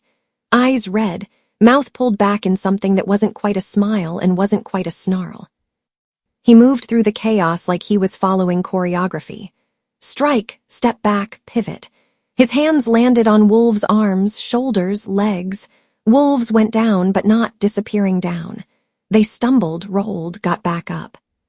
He was hitting limbs, not throats, not spines, bad enough to hurt, not always bad enough to kill. Or maybe that was just my brain trying to paint him better than he was. I didn't know. From up here, everything blurred together, fur and leather and flashing lights and blood. The noise smudged into one long roar. I focused on shapes, on movement, on the way Damien hadn't stepped into the spotlight yet. The center of the field buckled.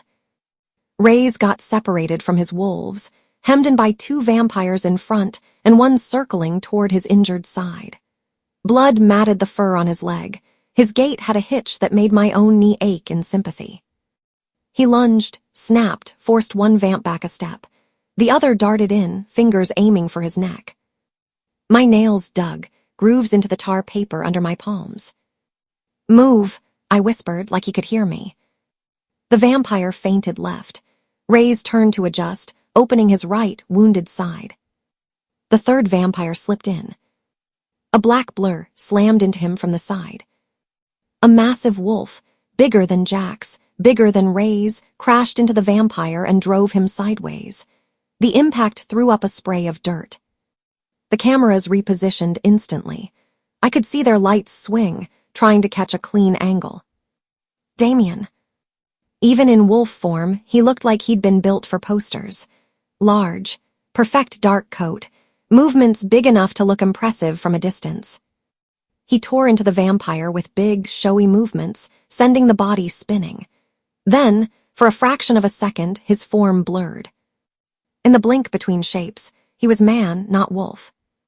His face was turned away from the cameras, toward the cluster of vampires still in the open. I saw his hand flick, small and sharp in the floodlight. A cue. Then he was a wolf again, black fur flashing in the light as he spun back toward Rays, teeth bared like he'd been fighting the whole time. The change on the vampire side was immediate. They started losing. Not gradually, not like the tide of a fight shifting, like someone had called cut, and then do it again, bigger this time. One took a swipe from a south side wolf that barely grazed his shoulder and spun as if he'd been gutted, flinging himself backward into the light and landing flat, arms flung wide. Another lunged at Damien, then folded midair when his claws brushed its side. The vampire dropped exactly where the cameras could see Damien standing over his kill, chest heaving in an artfully heroic way. If I hadn't been watching for it, I might have bought it. The humans would. Most of the wolves probably would. But from above, with an edge-on view of impact and reaction, it looked wrong. The blows and the falls didn't match. The timing was too neat. Each collapse landed in a spotlight, in a clear camera lane, in a patch of ground that made Damien look bigger, stronger, necessary. My heart hammered against my ribs. This wasn't a battle, it was a script. On the ground below, Jax, in wolf form now, kept to Rays's flank, fending off any stragglers that got too close. His attention was on the fight, on keeping Rays from being surrounded again. I didn't know if he'd noticed the cue. I didn't know if he'd seen the falls, or if his angle and the chaos had swallowed the details. One vampire near Rays, though, didn't seem to be playing. He moved differently. No exaggerated reactions, no perfectly timed spin in front of the cameras. He slipped along the edge of the chaos, closing the gap on Rays's exposed, wounded side. I could see the line he was taking. If he reached Rays while Damien was occupied with his latest victory, there wouldn't be a camera-friendly spin. There'd be a throat ripped out and a very real death. My rational brain said, "Stay down, you will get killed. Jax told you to stay home, Damien will smell you." My body was already moving. I shoved back from the edge of the roof so fast my palms burned. For a second, my foot slipped on the tar. I caught myself on my knees, heart lurching, then stumbled toward the rear corner where the containers met. There was a rusty ladder bolted to the wall. I half climbed, half dropped down it, hitting the ground harder than I meant to. Pain jolted up my calves. I bit back a yelp. The human line was closer now. Police, EMTs, reporters. Some were facing the trees, some the cameras. No one was looking at the lonely storage building behind them. I ran. "Hey," someone shouted as I ducked under a sagging strip of tape. "You can't go in there." The voice was swallowed by a chorus of others and the rising volume of the wolves. Sirens wailed, then cut off. Floodlights buzzed overhead. My lungs burned, but my body felt weirdly fine, too fine, like it could do this 3 more times if it had to. The ground blurred under my feet. Somewhere ahead, a wolf barked, a sharp, furious sound. Even in full panic, I knew that bark. "Jax." Lena, no. It came out as another bark to everyone else. To my ears, it might as well have been my name. I didn't stop. Ray's stumbled as the vampire lunged. His wounded leg buckled. He dropped half to his side, throat exposed. I barreled into the vampire's ribs from the left. We both went down. For a moment, all I knew was impact and air leaving my lungs in a hard woof and white flashes exploding behind my eyes. My shoulder took most of the hit. Lightning bolts of pain shot down my arm. We rolled. The vampire hissed, fingers clawing for my throat. I shoved at his face, heel of my palm slamming under his chin, and twisted away. "Move," I gasped to Ray's, not even sure if he could understand me. I scrambled to my feet, grabbed a fistful of thick gray fur at his scruff like he was a giant, bleeding dog, and pulled. He jerked, then pushed with his good legs, half running, half dragging with me. A Southside wolf crashed in from the side, bumping against him, taking some of his weight. We cleared the worst of the open ground and tumbled into a cluster of wolves who immediately closed around their alpha, snarling back toward the field. I let go and staggered, legs shaking. The vampire I'd hit was still moving, trying to push himself up. A hale wolf darted between us, forcing him back. For a heartbeat, I was just there. In the middle of the battlefield, humans and wolves and vampires all around, the air thick with fear and blood and the weird, electric taste of gravel-leaf and old magic. Then hands clamped around me from behind, yanking me off my feet. I hit a solid chest, hard. Fingers locked over my arms, pinning them. Cold breath brushed the side of my neck. "You really have no self-preservation instincts, do you?" A familiar voice murmured in my ear, amused and razor-edged. "Kai." Every muscle in my body went rigid. My first reflex was to slam my elbow back into his ribs. I shifted my weight to do it. His grip tightened, not painful but unshakable. "Play along," he said, voice low and flat in a way that cut through the chaos. "If you want to leave here with your throat attached, ward girl, you play along." The words weren't a threat aimed at me. They were a warning about everyone else. My wolf snarled, pressing against my skin, hatting the restraint, hatting the cold-on-warm feel of him. He rotated us with a smooth, practiced shift of his footing until his body was between me and Ray's wolves and anyone else watching. From the outside, it probably looked like he'd tackled me and was dragging me back toward the vampire's side. He tilted my head, just enough to bare my neck. "Don't flinch," he warned, right against my skin. "It looks worse if you do." Easy for him to say. His mouth found the hollow below my ear. Cool lips, colder breath. Then a sharp sting, like being nicked with a pair of tiny knives. I sucked in a breath. He'd scraped his fangs just deep enough to break the skin. Warmth trickled down my throat in a thin line. From a distance, with blood and his head bent over my neck, it would look like exactly what everyone expected a vampire to do, feeding off a stupid human girl who'd run into the middle of a war. Up close, the pressure was controlled, his jaw tight. He wasn't drinking. He wasn't tearing. He was making a show. At our feet, a vampire lay sprawled, arm at a convincing wrong angle, eyes closed. He'd died in one of Damien's earlier big clashes and had been left there as set dressing. His fingers twitched. My breath caught. The corpse cracked one eye open a millimeter, glancing up at Kai and me. It was quick, but from this angle I couldn't miss it. Kai moved his head the slightest fraction in a nod. The corpse's eye slid shut again. Limbs went perfectly limp. Playing dead, literally. The hunts, the twitching bodies, the way those corpses had never smelled quite right. My stomach turned, both from the realization and from the warmth sliding down my neck. Kai's lips brushed the skin once more, smearing blood for effect. Then he pulled back, his voice rising slightly, enough for nearby wolves to hear. He snarled, low and ugly, and flung me aside like a toy. I hit the ground shoulder first again, rolled, and scraped my palms raw as I caught myself. Pain shot up my arm. My neck burned. At the edge of my vision, a Southside wolf had half-shifted back to human, propping up Ray's. "She pulled you out," he said, voice rough. "That girl, she pulled you out." Ray's wolf eyes, sharp and black as glass, met mine across the field. He was breathing hard, blood still seeping from his leg. "I saw," he rasped, voice distorted by wolf teeth, but the words were clear enough.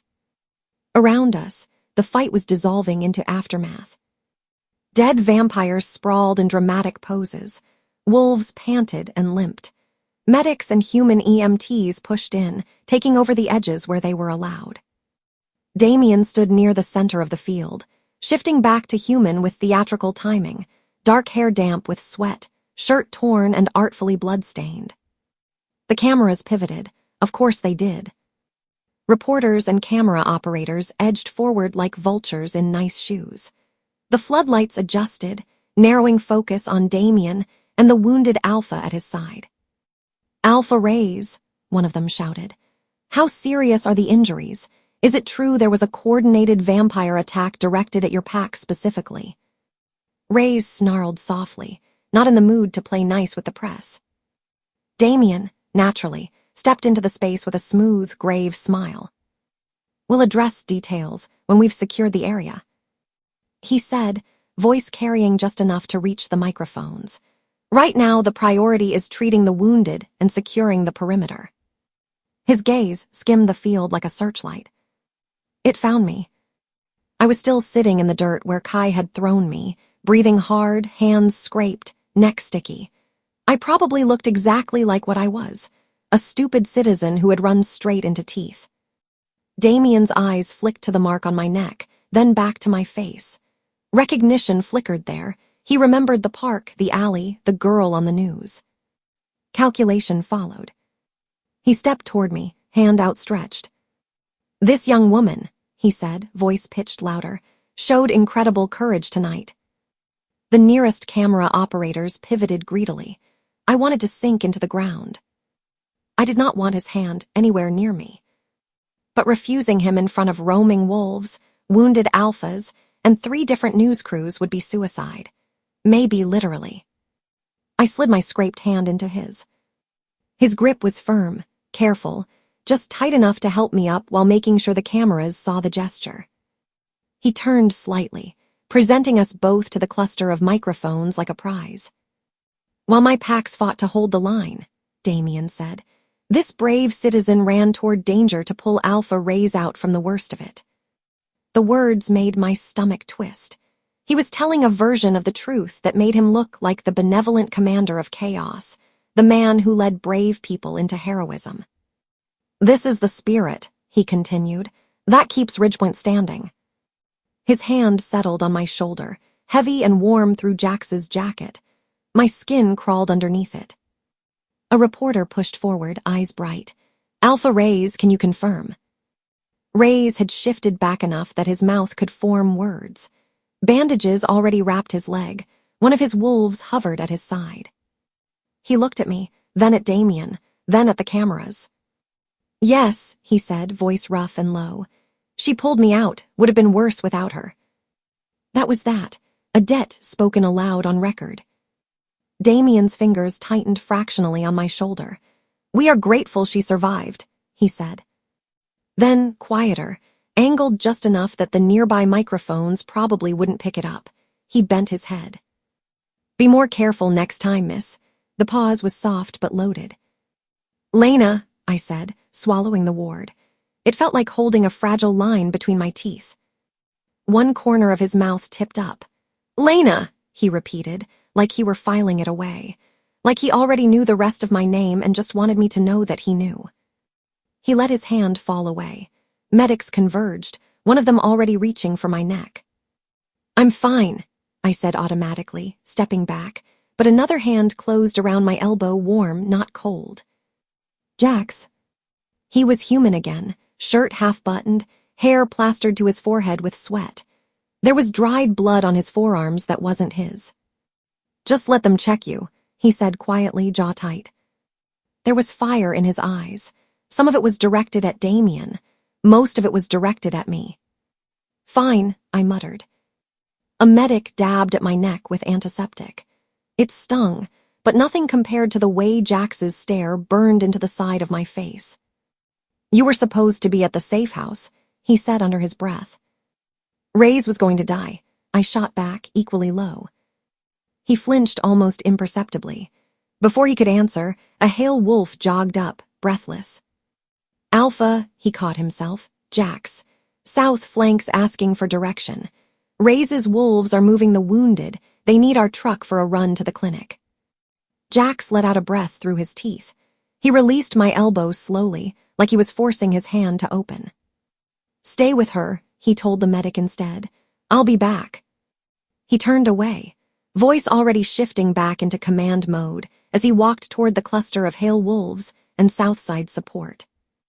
I stood there, wrapped in Jax's jacket, smelling like his scent, and my own blood and Damien's cologne still clinging faintly to my shoulder. As soon as the medic finished with my neck and moved on, I slipped backward. The crowd, wolves, humans, cameras, was a blur. It was easy to find a gap between two parked vehicles and vanish. The noise of the main field dimmed as I ducked into a side alley between two half-collapsed warehouses, chasing a small patch of quiet. The alley smelled like damp concrete and old oil. Broken bricks littered the ground. Part of one wall had caved inward, leaving a jagged opening that looked out on a sliver of night sky.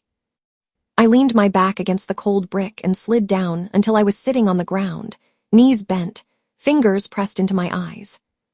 I could still feel the ghost of Kai's teeth at my throat, still see Damien's hand flick, the vampires dropping on cue, still hear the anonymous text in my head, ask what his father did. "You're getting good," someone said from the shadows, "at turning up where you don't belong." I jerked, heartbeat spiking. Kai stepped out from behind a broken column, hands raised a little in mock surrender. His jacket was torn at one sleeve, dark stains on the fabric that could have been blood or theater. "You bit me," I said, because it was either that or start screaming. He cocked his head, eyes flicking to my neck. "Barely." He stepped closer, squinting at the mark like he was checking his own work. "It'll fade, might sting for a day, call it a souvenir." I slapped his hand away. From the time I threw myself into a vampire mauling and then got fake-eaten in front of half the city, gee, I'll cherish it. A corner of his mouth twitched. "You're welcome, by the way." "For what?" I snapped. "Not draining me dry on live TV."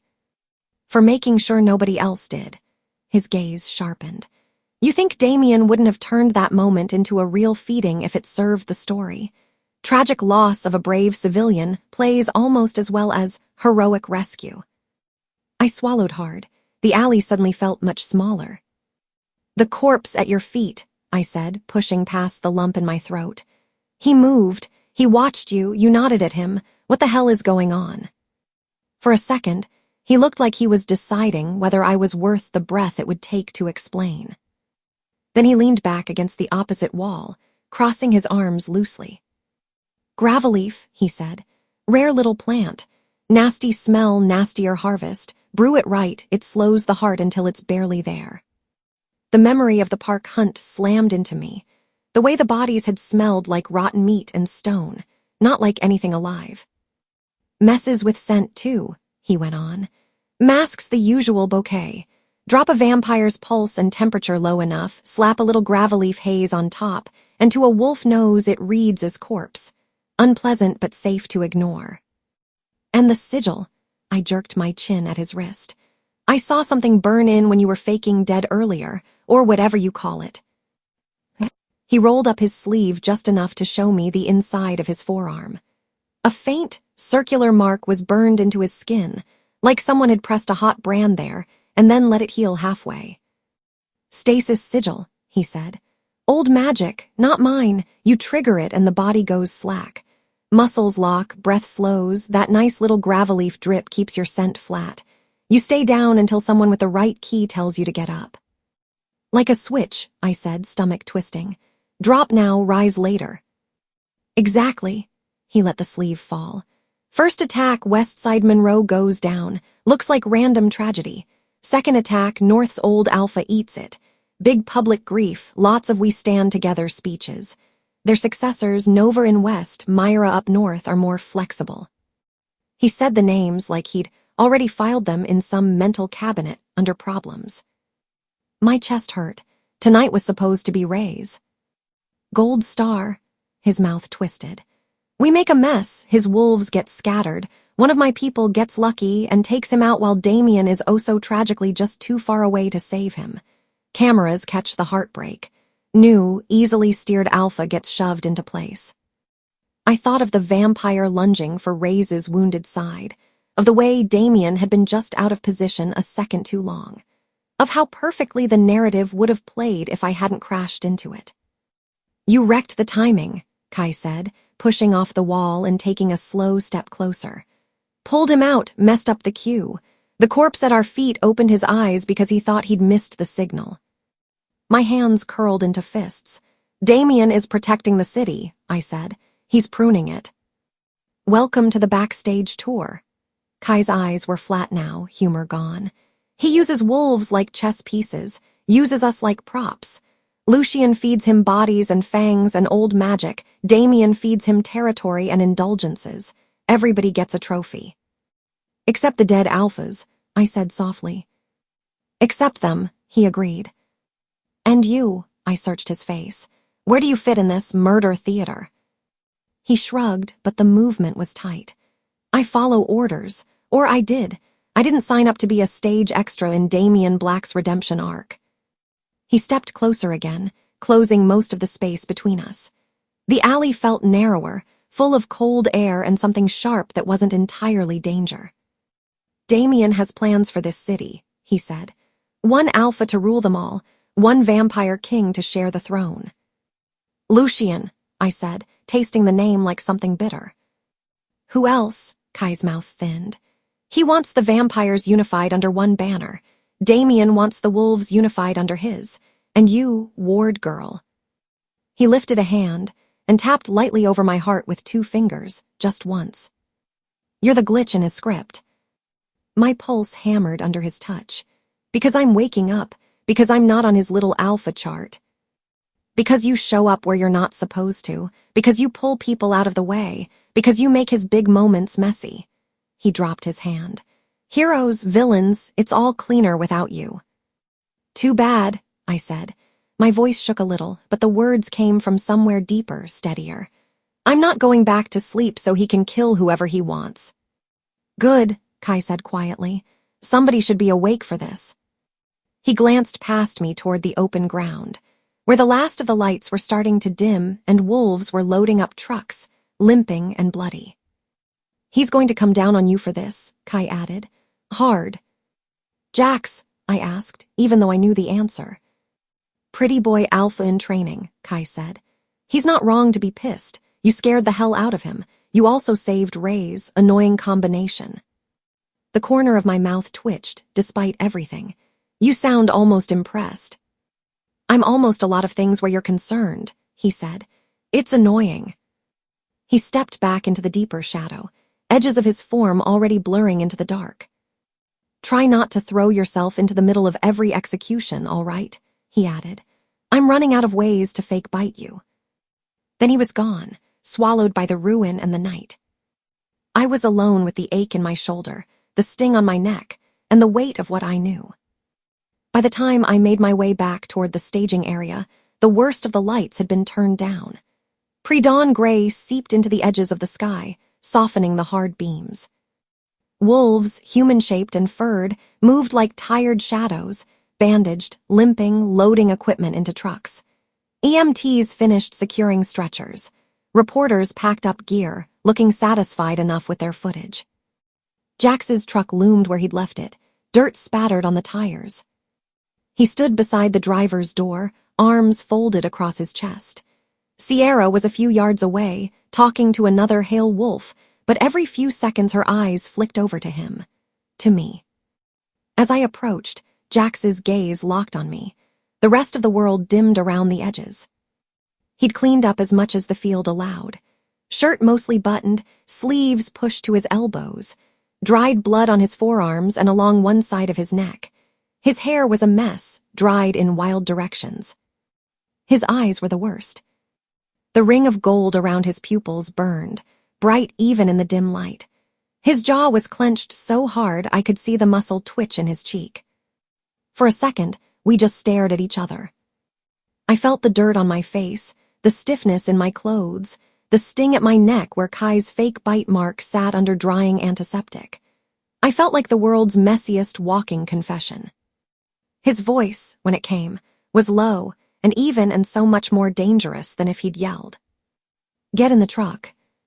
The words landed like an order and a plea at the same time. My throat worked, Jack's eye. He stepped closer, just enough that his words were for me alone. "Right now," he said, "I am trying very hard to remember that Reyes is still breathing partly because of you." He let that hang between us for one heavy beat. Then his eyes flicked to my neck, to the mark Kai had left, and back up. "Get in," he said. "We're going to talk about exactly what you are and exactly what you just did." "What you are?"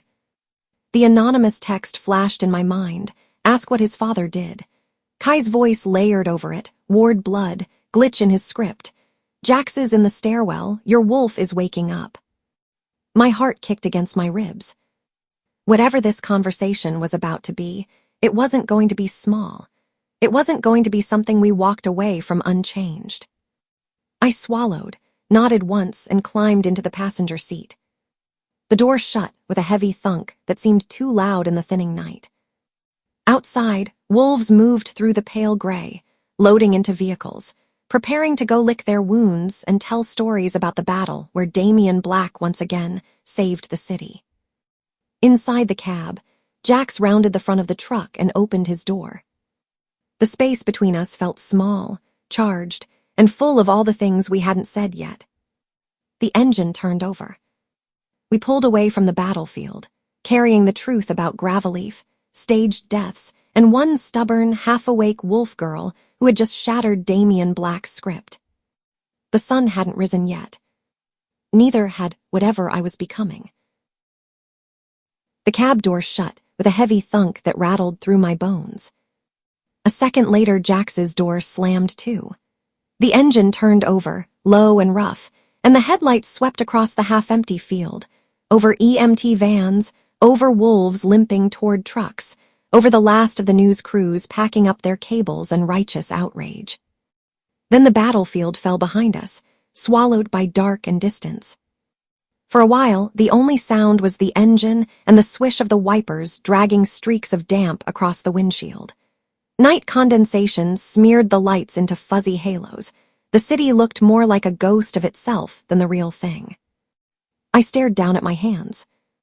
Dirt ground into my knuckles. Blood in the lines of my palms, most of it not mine, some of it definitely mine. The faint bite mark at my neck ghosted back at me in the side window, a pale crescent with a thin line of red, like a drawn-on necklace. Jax's hands were locked around the steering wheel like it might try to escape. His knuckles stood out white under the yellow wash of the dash lights. Jaw clenched, shoulders tight. He didn't look at me. I didn't look at him. The silence filled every corner in the cab. I tried counting the streetlights. 1, 2, 3, orange-white blurs slipping by on the passenger side. My head throbbed in time with the tires hitting uneven patches of asphalt.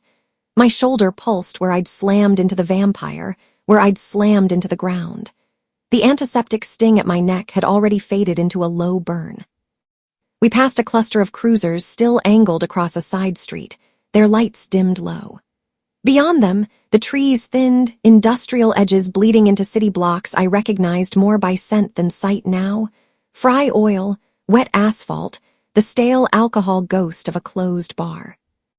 The wipers squeaked once on dry glass and paused. "What did he tell you?" Jack said.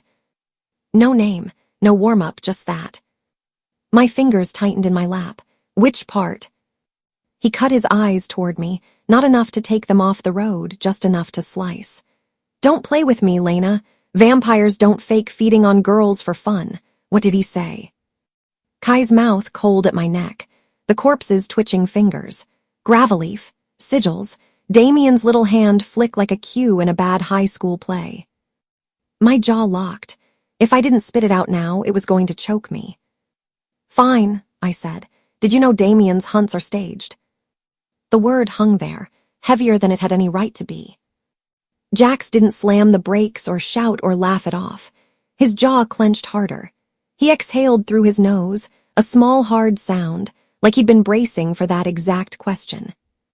"Define no," he muttered. It was the wrong answer. Heat shot up my spine. Bodies that can move their fingers. Dead vampires waking up later, him giving them a cue and they fall over like it's theater. My voice pitched higher with every word. "How long have you been looking the other way?" He took the next corner too sharply. The truck's tires grumbled over the curb and then settled back on the road. "For over a year," he said finally. "I've suspected something was wrong for over a year. The timing. The way his wolves always know exactly when and where. The way cameras are always in the perfect spot." Suspected. The word tasted like rust, while he picked off alphas one by one. "I didn't have proof," Jax snapped. "Suspicion isn't proof, and Damien isn't just some alpha I can call out in a group chat. He's the protector. He's the name at the center of every alliance, every pact, every emergency plan that keeps this city from burning itself to the ground." The cab felt too small. The night outside felt too big. "So you keep showing up to help his show," I said, my voice shaking. "You keep bringing your pack so you can stand in the background while he kills people and gets applause." "I keep showing up," he bit out, "so I can pull as many of ours out alive as possible." The heated air between us snapped. "If I blow him up without a plan, he doesn't just come for me, Lena. He comes for my pack. The Hale line is bound by old oaths to his family to keep unity in this city. If I stand up in front of the others and yell fraud with nothing solid, I'm finished. My pack is finished. He doesn't bluff. He erases people." I stared at his profile. Hard lines, dark bruise smudging along his jaw, the tired set of his mouth. Somewhere in there, buried under the anger, was fear. Not of Damien for himself, but of Damien for everyone tied to him. It didn't make it easier to swallow. "And what about me?" I asked, throat tight. "Was tonight worth it, watching him use me as a prop on live TV?" His hand snapped off the wheel long enough to slam into it once, palm flat. The sound cracked through the cab. "I told you to stay out of this," he said.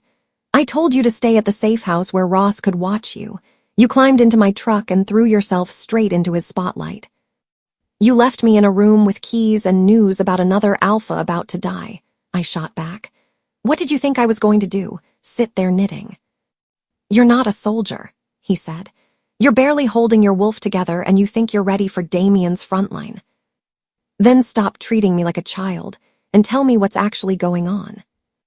"Lena," my name was a warning, a plea, both. "What?" I demanded. "You think I haven't noticed? The first hunt, the way the bodies twitched. The alley, the twitching beta, the way you kept dragging me away before I could really look. The anonymous text. Tonight, you've been trying to keep me off everything. Off the truth. Off your pack. Off the actual problem." He took a breath that sounded like it hurt. When he spoke again, his voice had dropped, intense and low. "A ward-blood wolf waking up in Damien's city is the last thing he'll let walk free," he said. "That's why I have been trying to keep you off his radar since the second I realized what you are." It hit like a slap. Ward blood. The thing I almost was, the thing I almost wasn't, suddenly a target painted between my shoulder blades. He already had me on his radar, I whispered. Park coin toss, remember? Kid with nightmares in the middle of his stage. And I got him to look away, Jax shot back. Do you have any idea how hard that is? How many favors I burned so Damian Black would dismiss you as a freak scare and not a threat? Congratulations, I said. He saw me tonight anyway. He flinched like I'd hit him with something heavier than words. The truck slowed, easing toward a red light. The glow from the street lamp washed over the dashboard, over his hands, over my scraped knuckles. He reached out without thinking when I gestured too sharply, his fingers wrapping around my wrist. Warm, strong, not painful, just there, anchoring. I'm not your enemy, Lena, he said. I looked down at his hand. For a second, everything narrowed to that contact. His thumb resting against my pulse, the heat of his skin, the way his grip adjusted just a little when the truck rolled to a stop, like he'd rather break his own fingers than hurt me. I lifted my gaze slowly. He was closer than I'd realized, the lines of his face softened by the sodium orange light, gold ring bright around his pupils, exhaustion and fury and worry etched into every angle. Our breathing synced without meaning to. In, out, my wrist in his hand, my neck still stinging where another man's teeth had barely broken the skin. There was a hot, confusing pull under all the anger, something that made my stomach flutter and my chest ache, that felt dangerous in a completely different way than Damien or Lucian or Gravelleaf. I swallowed hard and yanked my hand back. His fingers let go immediately, curling around empty air before he dragged them back to the wheel. The light turned green.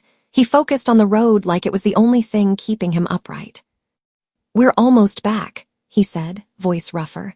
We'll figure our next move when you're not bleeding and I'm not driving. I pressed the heel of my hand to my eyebrow, trying to rub the headache out.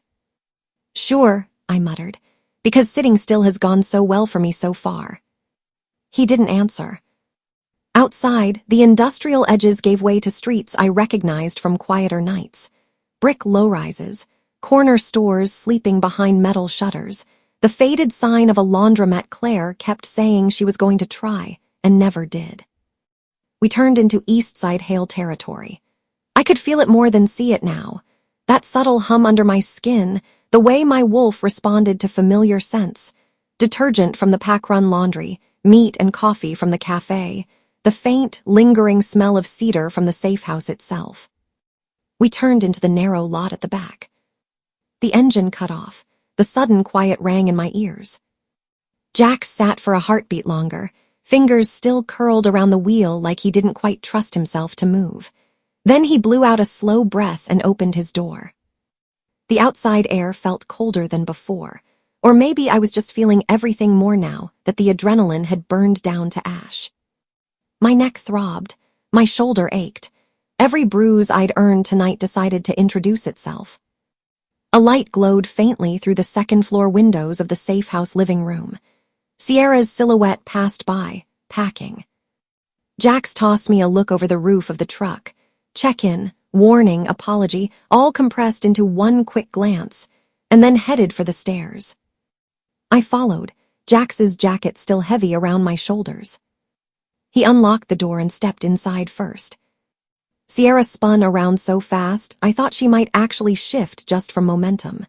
She was in an old t-shirt and joggers, hair scraped up, phone in one hand, tension in every line of her body. You took long enough, she said. News says Reyes is alive, barely. Her gaze skipped straight past Jax to me. Her eyes landed on the faint bite mark at my neck, the dirt on my face, the scraped knuckles, the fatigue in how I was standing. Her whole expression darkened. What the hell happened to you? She snapped, then cut a look at Jax. You were supposed to keep her away from the front line. Reyes would be dead if she hadn't gone in, Jax said. He didn't sound proud. He sounded like the words hurt. You're welcome, by the way, I muttered. Sierra's stare could have stripped paint. You're not helping. You're welcome, I repeated, because my mouth didn't know when to quit. Jax's attention shifted back to me, a tight line between his brows. You need that cleaned. He nodded toward my neck. Bathroom, now. His tone was pure alpha command. but the edges were wrapped in worry. I opened my mouth to argue on principle, then caught the way Sierra's gaze tracked the mark on my skin, the way something ugly flickered there. "Fine." "Bossy," I said, but I headed for the hallway. The safe house felt smaller than it had earlier. Living room, tiny kitchen, short hall with 2 doors. It smelled like wolf and cleaning chemicals, and the takeout Jax had reheated hours ago. He followed a step behind, heavy enough that the floorboards creaked. I could feel Sierra's gaze between my shoulder blades like a heat lamp. "I will do whatever it takes to keep you off Damien's radar," Jax said quietly as we passed the edge of the living room. "Even if that means putting you somewhere you hate." His voice wasn't loud, but it carried. I felt, rather than saw, Sierra go very still in the living room behind us. My chest clenched. "Maybe ask me what I want before locking me in a closet next time," I shot back. My voice wobbled more than I wanted. I hated that too. The bathroom was small and narrow, mirror spotted with old watermarks, cheap bulb humming overhead. Jax leaned against the doorframe, crossing his arms, deliberately looking at the opposite wall. I turned on the faucet and let cold water run over a washcloth until it was heavy and dripping. When I pressed it to my neck, the sting made my eyes water. "I've had worse," I muttered, more to the mirror than to him. "You shouldn't have anything," he said. "Not from them." The them was broad enough to cover vampires, rogue wolves, Damien, the entire messed-up hierarchy. I dabbed gently at the drying blood, watching it smear pink on the white cloth. He kept his gaze away, but I could feel him there, a solid line of heat in the doorway, tired, coiled. "You knew something was wrong," I said more softly. "You have for a long time." "Yes." "And you still called him protector in that meeting." "Yes." Still went when he called, still made me hide every time his name came up. His jaw ticked. "You want me to say I did it wrong?" he asked. "Fine, I did it wrong there. Does that fix anything?" "No," I said, "but it's a start." Silence stretched between us, crowded with all the things neither of us knew how to fix. He finally pushed off the doorframe and straightened. "Stay here," he said. "Sleep. No more running into battle zones, Lena. I'm serious." I caught my own reflection's raised eyebrow in the mirror. "Yeah, sure," I said. We both knew how much that was worth. He gave a small, humorless huff, like he wanted to argue and didn't have the energy. Then he turned and walked back down the hall toward the living room, toward Sierra's waiting eyes. I rinsed the cloth until the water ran mostly clear, wrung it out, and hung it over the edge of the sink. In the spare bedroom, the light was softer. Jax had tossed a clean hail-pack t-shirt and a pair of sweats on the bed while I'd been in the bathroom. The fabric smelled like laundry detergent and faint wolf. I stripped out of the battlefield version of myself and into the clothes that didn't have dried blood on them. My phone sat on the small bedside table, screen dark, the anonymous text waiting like a bruise. I lay back on the narrow mattress, the ceiling close overhead, and unlocked the screen. "You're in the wrong Pack's arms. Ask what his father did." When I'd first read it, it had made my stomach drop in a vague, fear-glazed way. Now, after the ride in the truck, after Jax's hand on my wrist, after his voice in the hall saying I'll do whatever it takes to keep you off Damien's radar, the words cut differently. Wrong Pack's arms. My brain replayed the way his fingers had curled around my pulse, the way his breathing had synced with mine for that one dangerous second under the streetlight. Ask what his father did. Hail name, hail oaths, hail wolves at Damien's hunts while my father's pack burned. I suddenly felt like I was standing on the edge of 2 cliffs. On one side, there was Jax, fierce and infuriating and already halfway bruised from the choices he'd made, trying to protect me and his pack at the same time, bound up in oaths he hadn't written. On the other side, there was Kai, dangerous and half a monster, but the only one who'd stood in an alley and said outright, "Here is how they fake the bodies. Here is what they're planning.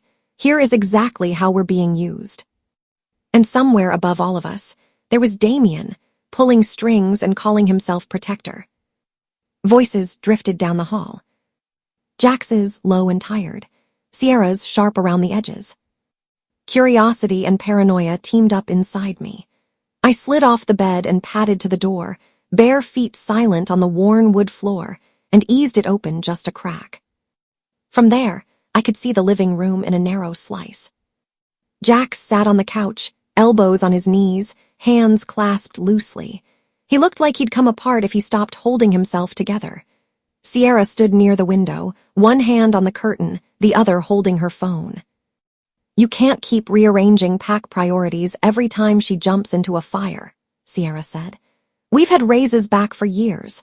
We've been protecting Eastside since before she walked into your cafe and started rearranging your skull." "She didn't rearrange my skull," Jax said, but it sounded automatic, like he didn't have the energy to properly argue it. Sierra snorted. "She's Ward. Damien will never fully trust us with her under our roof. Every move we make with her in the picture is another mark against us." "He doesn't trust us anyway," Jax said, "with or without her." "Yeah, but you're giving him reasons," Sierra shot back. "You said yes to every one of his calls, you played his hunting dog, you let him turn you into his golden boy on the news. Now you're bringing a Ward girl to our safe house and dragging her into Ray's mess. You think Damien not going to notice?" Jax scrubbed a hand over his face. He looked older for a second, like all the weight he'd been carrying had finally decided to show. "The difference," he said quietly, "is if she's here, I can keep her alive. If she's out there alone, Damien or Lucien will snap her up." "And what about us?" Sierra asked. It came out quieter, Rower. Less beta, more girl who had known him longer than I had. "What about the pack you swore to protect before she walked into your cafe?" she said. "The ones who didn't ask to be in the middle of your Ward project or Damien's temper tantrums." The words hit like pebbles thrown against glass. Not enough to break it, but enough to spiderweb cracks across the surface. I pressed my shoulder against the doorframe, keeping still. Jax didn't answer right away. The silence that followed was thick. Sierra's other hand slid into her pocket and came out with a second phone. Not her usual one. The case was different, sleeker, the kind of anonymous black rectangle you could toss and never miss. Burner phone. My heart did a weird, hard flip. She glanced down at the screen, jaw tightening as she read something I couldn't see. Her thumb hovered. Then she typed quick, sharp taps, sent whatever it was, and shoved the phone back into her pocket like it burned. I thought of my anonymous text. "You're in the wrong pack's arms. Ask what his father did." Back in the bathroom at the Alpha building, Sierra's flinty gaze, the way she'd said packs remember old debts. Someone close to Jax wanted me gone. The hallway suddenly felt colder. Out in the living room, Jax sighed. "I'm not choosing her over the pack," he said. "I'm trying to make sure Damien doesn't use her as an excuse to gut us." "Feels the same from here," Sierra said. I didn't wait to hear the rest. I backed away from the door as quietly as I could and slipped back into the spare bedroom, closing it just enough that only a sliver of living room light remained. I sat on the edge of the bed, phone heavy in my hand, chest tight. Jax was tied up in oaths and old debts. Sierra had teeth bared in every direction, including mine. Damien was trimming alphas like a gardener with a grudge. Lucien was stockpiling gravel-leaf and blood. And the only one actually talking about how and why was a vampire who thought my recklessness was entertaining. That thought sat there like a stone at the back of my mind. I unlocked my phone again. My messages with Kai were barely a thread. One number. One, in case you want to know more, type line with his usual annoying endearment. My thumbs hovered for a second. Then I typed, "Need more details. The truth. Can you meet somewhere not on your murder stage?" The little sending bar barely finished before my phone buzzed. "Kai, neutral ground. Back alley of Gray Lane Bar. 15 minutes. Come alone, wild girl." Of course, he added that last part.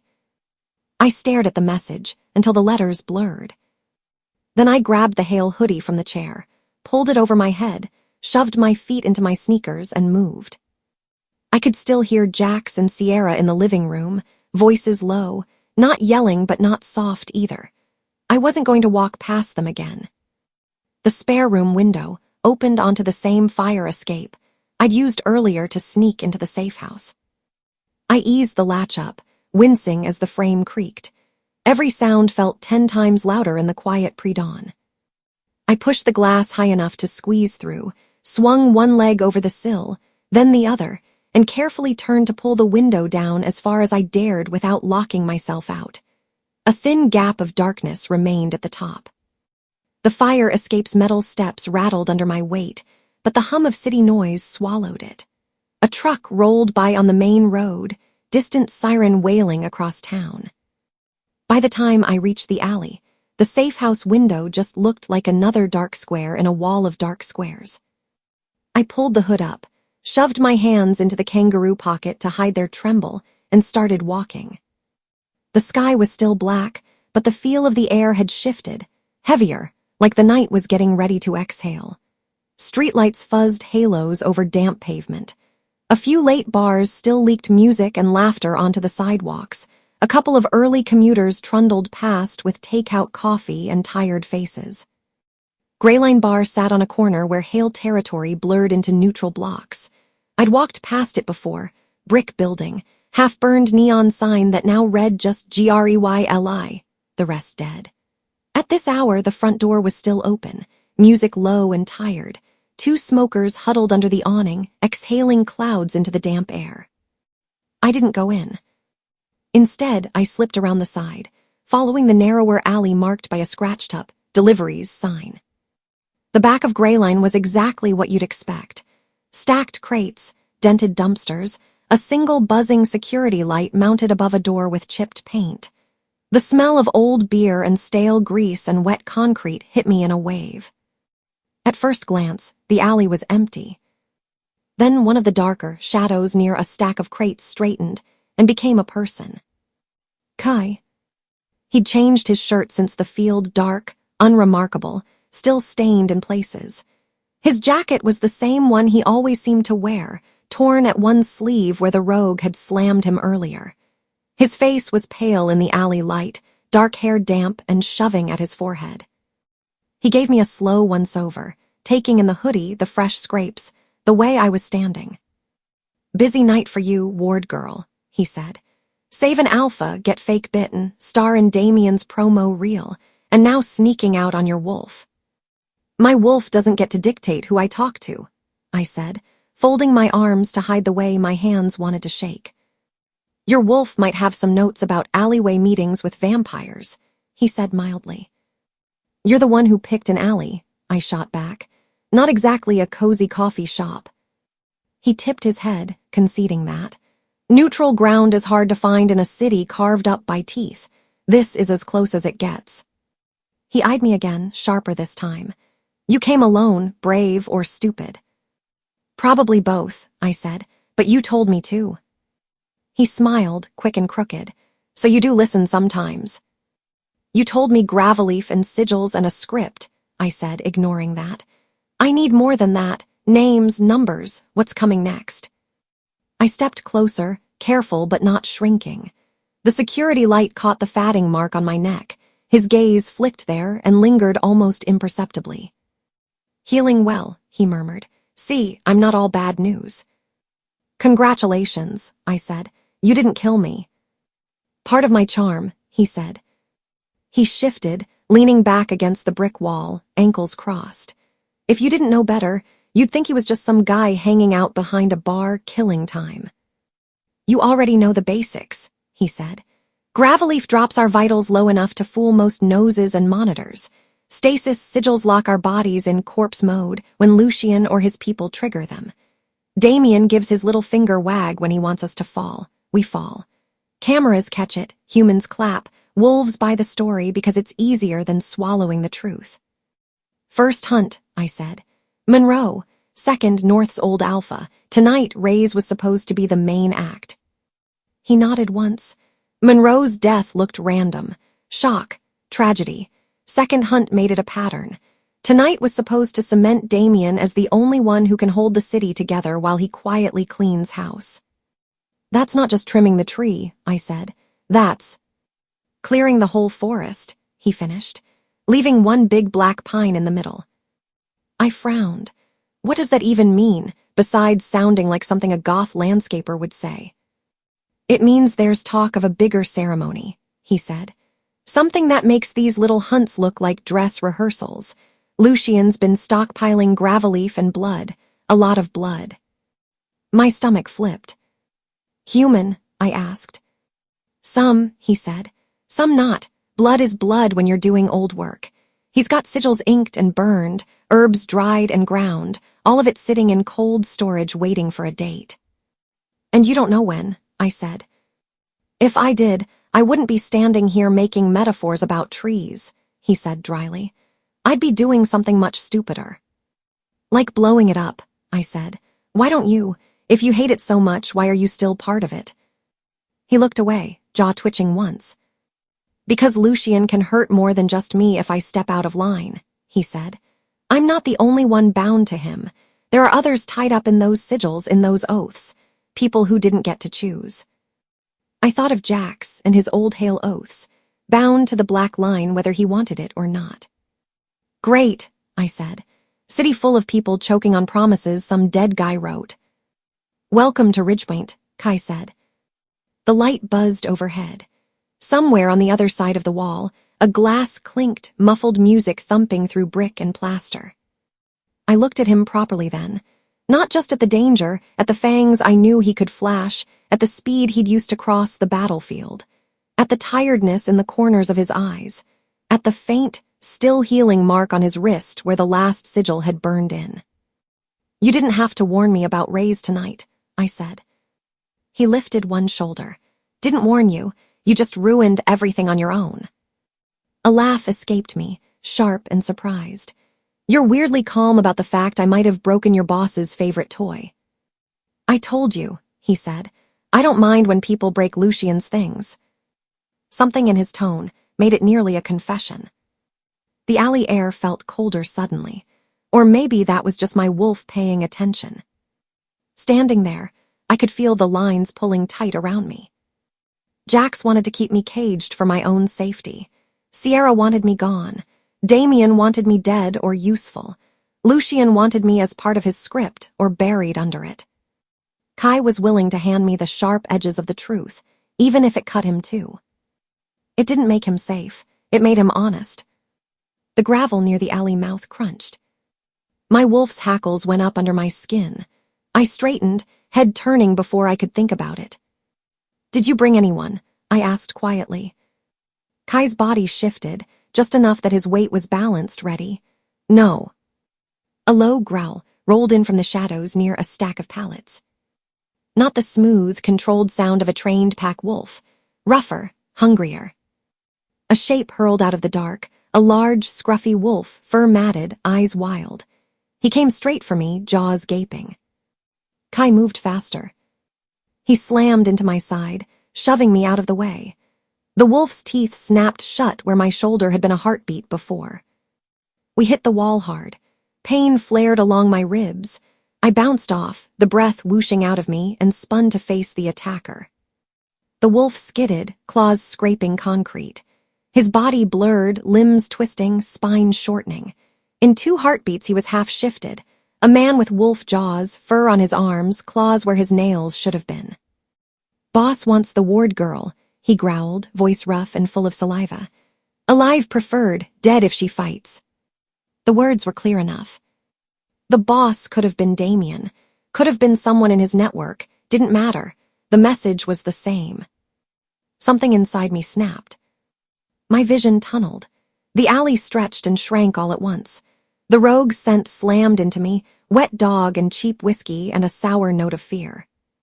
Heat rushed through my limbs. My fingers curled and didn't stop. Pain sliced along my knuckles as my nails blackened and lengthened into claws. My teeth ached. My jaw felt too full. A growl ripped up from my chest, low and violent, and I barely recognized my own voice. The rogue lunged again. Kai darted in, a blur, his hand flashing out to rake claws, no nails, but too sharp to be human, across the back of the rogue's leg. The rogue yelped, stumbling, then whirled, swinging a clawed hand. He caught Kai across the chest, hurling him sideways into the dumpster with a metallic clang. "Kai," I shouted. The rogue's head snapped toward me at the same time. His lip curled back from his teeth. "Worth more than any of us, aren't you, girl?" he snarled. He charged. Everything slowed. I saw the line of his body, the careless way he left his left shoulder open, counting on his weight to bowl me over. I saw the way the concrete slicked under his feet, the way his focus tunneled on my throat. My wolf surged. I stepped sideways at the last second, the world snapping back into speed. As he barreled past, I dug my claws into that exposed shoulder, feeling tendon and muscle give under my grip. His momentum yanked me forward, but I twisted, using his own weight to slam him into the brick wall face first. The impact rattled the alley. He howled, a high, broken sound. His body sagged for a second. Kai blurred in again, moving like he'd been pulled by a rubber band. He came in low behind the rogue, wrapping one arm around his head, the other bracing on his shoulder. He wrenched, not hard enough to break the neck, but enough to send a sickening crack through the joint. The rogue crumpled to his knees, wheezing, half-shifted, head lolling. He spat blood onto the concrete and looked up at me, eyes blown wide. "He's not going to stop, girl," he rasped. "You're worth more to him than any of us." He pushed himself upright with a groan, forced his body back into full wolf shape with a shudder, and staggered away down the alley, limping. He didn't look back. He didn't need to. The message was delivered. I stood there, chest heaving, claws slick with his blood. My ears rang. My wolf side was buzzing, thrilled by the fight, by the way we'd moved, by the smell of fear leaving with him. My human side felt like it was going to fall out through the soles of my feet. I stared at my hands, at the black curved nails, at the dark smear across my knuckles. "Okay," I whispered. "Okay, okay." With effort that felt like trying to push a car uphill, I willed the claws back. They shrank inch by inch, nails paling, skin smoothing. My fingers trembled afterward, like they'd been holding something heavy too long. Kai leaned back against the dumpster, one hand pressed to his chest where the rogue had caught him. He watched my hands with real surprise. "Well," he said, "that explains a few things." "Like what?" I panted. "Like why Damien's willing to risk pissing off every other alpha and vamp in this city for you," he said. "Wardblood alpha with that kind of snap in her bones." He shook his head once, a dry, impressed exhale. "You're not just a glitch, Lena," he said. "You're leverage." I laughed, a sharp, broken sound. "Great," I said. "I always wanted to be a walking weapon instead of a person." My voice cracked on the last word. I hated that he could hear it, hated that I cared. "For what it's worth," Kai said softly. "You fought like hell. Most new wolves would have curled up and cried." "It was that or die," I said. "Exactly," he said, "and you chose teeth." He pushed off the dumpster slowly, testing his ribs with a wince. "You should go," he added. "Wolves are nosy. If they smell rogue blood and vampire and ward girl in the same alley, this stops being a conversation and starts being a war. Don't you have somewhere to be?" I asked. Lucian's bedazzled murder bunker or something. He snorted. "Eventually. For now, I'm enjoying the part of the night where my boss doesn't know exactly where I am." We stepped out of the alley together, the relative brightness of the main street making my eyes water. The sky was lightening, not sunrise, not yet, but that gray-blue hint that meant it was coming. The bar's front door was closed now, the smokers had gone. A bus rattled by with only 2 people visible through the fogged windows. "You should go back to your wolves," he said, falling into step beside me without asking. "They're going to lose their minds when they notice you're gone." I shook my head. "Can't," I said. "Not tonight." "Because your beta wants to claw your eyes out," he said. "Or because your alpha looks at you like your glass he can't put down." "Both, neither, something messier in between." "Because they're drowning in oaths and politics and secrets," I said. "And I can't breathe there right now." I swallowed. The image of Claire's face flashed in my mind, tired and kind and lined with worries she never named. "I need my mom," I said quietly. "I need one person who isn't part of this bloody chessboard." Kai huffed a laugh. "Running home to mom after a vampire alley date and wolf ambush," he said. "Very on brand for you." "Shut up," I said, bumping his arm with my shoulder. It was more of a lean than a shove.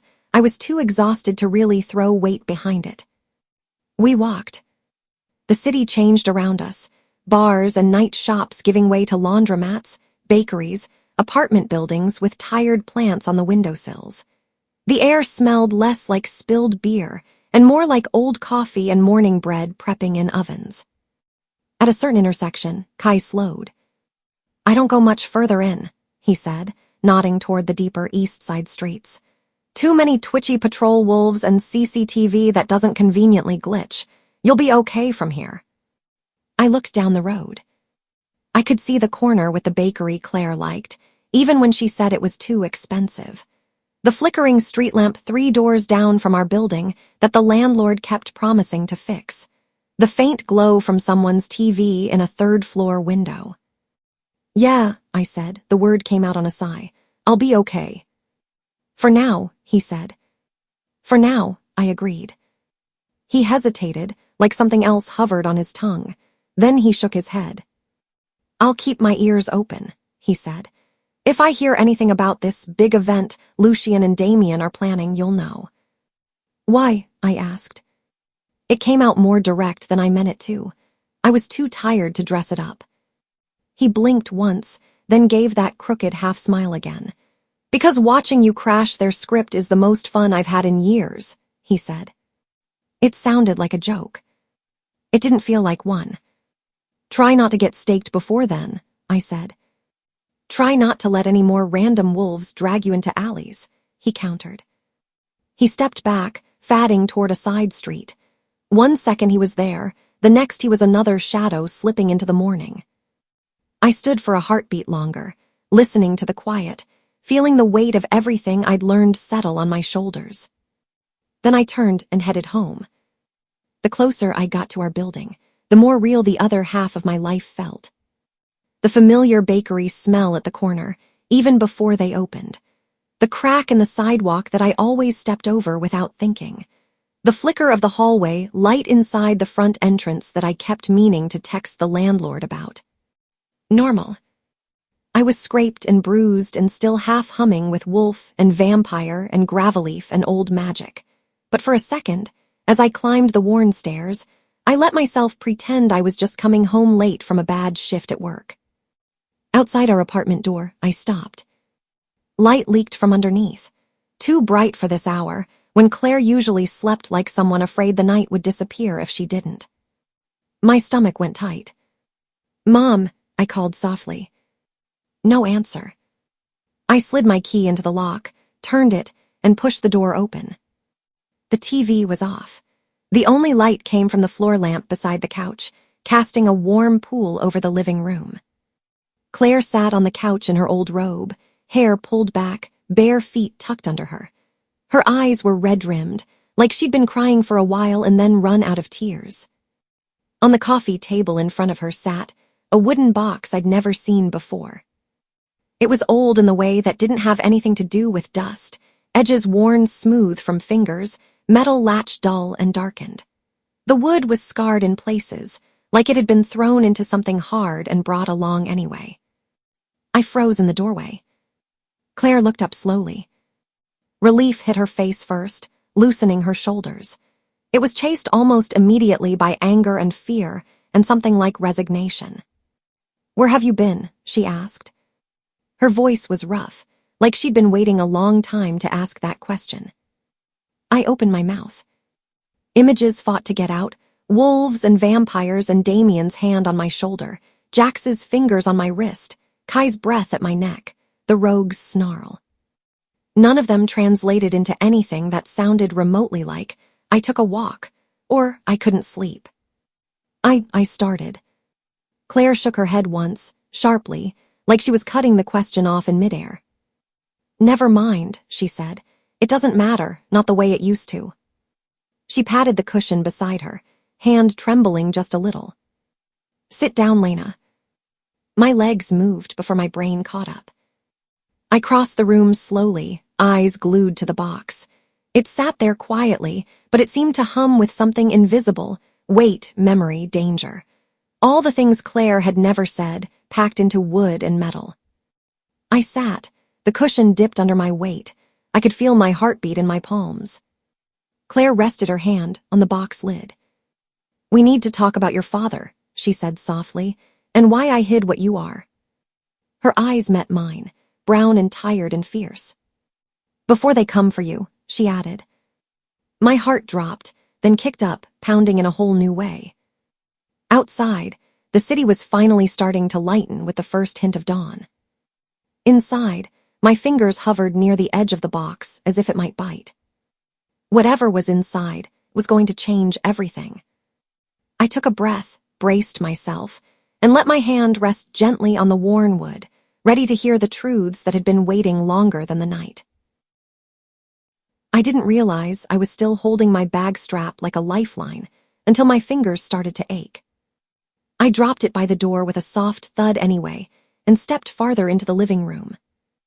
Mom sat on the couch like she'd been carved there, back straight, robe gaping a little at the collar, one hand resting on the old wooden box on the coffee table as if it might get up and run away. The room smelled like cold coffee and the faint floral perfume she wears when she can't sleep. The TV was dark. The only light came from the crooked floor lamp in the corner and the hallway glow bleeding in behind me. Come sit, she said, voice rough. My pulse, which had finally stopped sprinting after Damien and Kai and the rogue in the alley, kicked up again for a whole new reason. I walked over, legs suddenly heavier than they'd been 5 minutes ago outside the door. The box was smaller up close than I expected. Plain wood, edges smoothed by years of hands. The metal latch was worn, the top scratched. It looked like something you'd find at a thrift store. It felt like it was humming. I lowered myself onto the cushion beside her. My knees bumped the coffee table. She didn't let go of the box. I promised myself I would never open this with you, she said quietly, thumb tracing the latch. But I promised your father I would, if it ever got this bad. The words your father landed harder than they should have. He'd always been a shape in a story, not a person. A burned house, a pack with no bodies to bury, a blank space Mom never filled in. Her hand shook just once, then she flicked the latch. The lid creaked when she lifted it. The smell that drifted up was old paper, dust, and something metallic and faintly sharp, like dried pennies. Inside were things that shouldn't exist, because they belonged to a life I'd never had. A stack of photos, corners curling. A thin silver pendant on a chain, worn smooth where fingers must have worried at it. A small digital recorder wrapped in a piece of soft cloth that used to be white and was now some sad gray. Under those, I caught a glimpse of a folded letter, edges yellowed. Mom ignored the letter and picked up the top photo. Here, she said. I took it from her. The picture was washed out, colors faded, but the shapes were clear enough. A younger version of Mom in jeans and a sweater, hair longer and wilder, standing with a man whose arm was looped comfortably around her shoulders. He had dark hair, a crooked smile, and eyes that looked way too much like mine. Between them, bundled up in a blanket, was a baby with a round, furious face and a fist half in her mouth. My lungs forgot how to work for a second. This is Elias, Mom said. Your father. The word finally had a face. I ran my thumb over his cheek in the photo, like I could feel stubble through glossy paper. Obviously, I couldn't. My throat still went tight. He looks like, I started, and didn't know how to finish. Like me, like someone who laughed easy, like someone who didn't exist. Like you, Mom said softly. You have his eyes. I swallowed and looked up.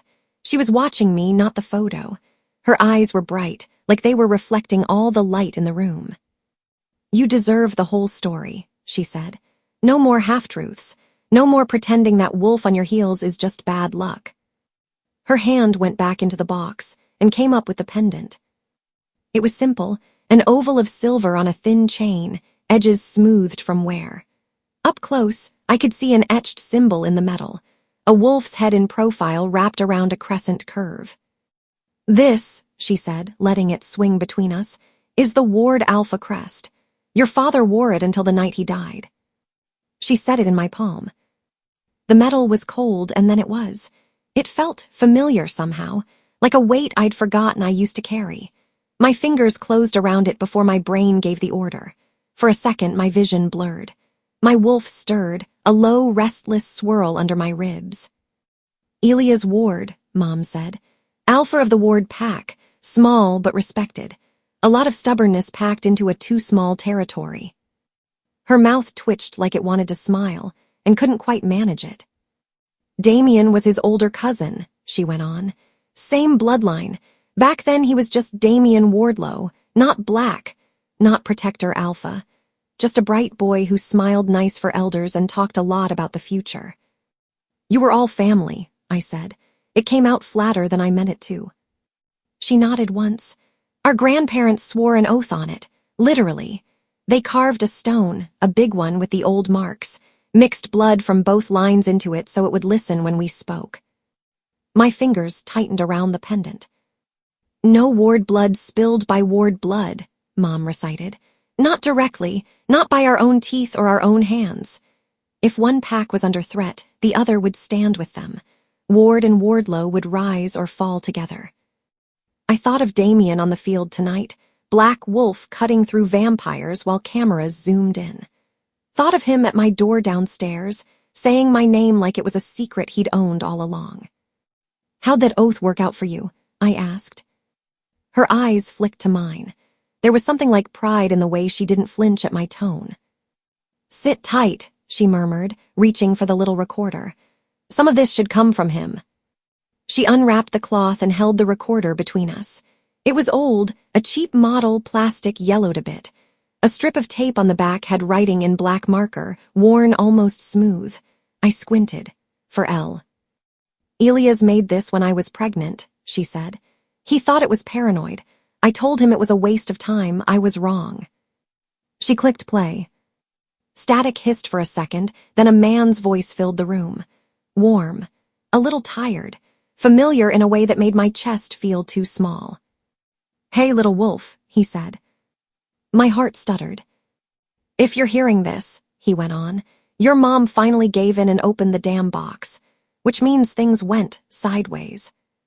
He laughed once, but it was weak, like he wasn't really amused. "My name is Elias Ward. I'm your dad," he said. "Right now, you're mostly a foot to my ribs and a constant midnight snack request."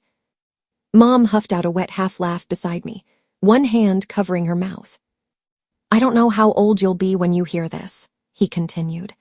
"Maybe everything worked out and this is just family history. Maybe it didn't, and you're using this like a map to climb out of a grave."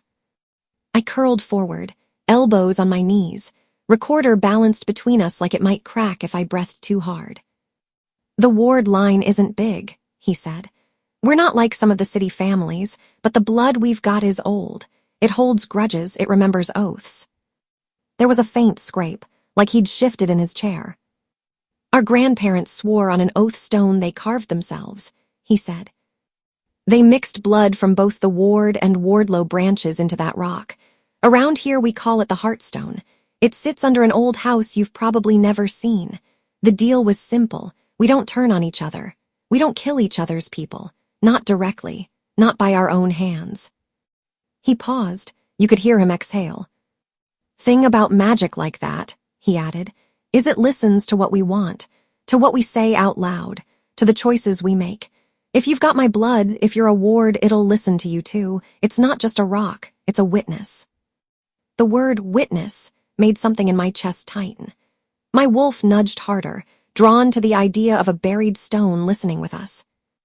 "If you're hearing this, and you've gotten old enough for your wolf to wake up," he said, "you might feel pulled toward things you don't understand.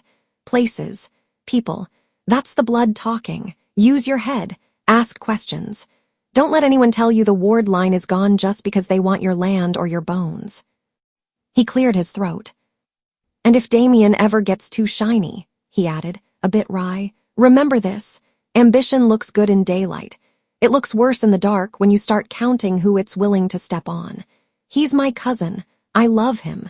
I don't trust him not to reach too far if someone hands him the city on a plate. Mom's fingers dug into her own knee. If you inherit my blood, Elias said, you'll have a claim on the Heartstone too. It'll hear you when you speak over it. Maybe you'll never need that. I hope you don't. I hope this is just a weird, embarrassing recording you play to laugh at my voice. But if it's not, if things are bad, know this. Ward blood doesn't bow easy. Not to anyone. Not even to family with prettier titles.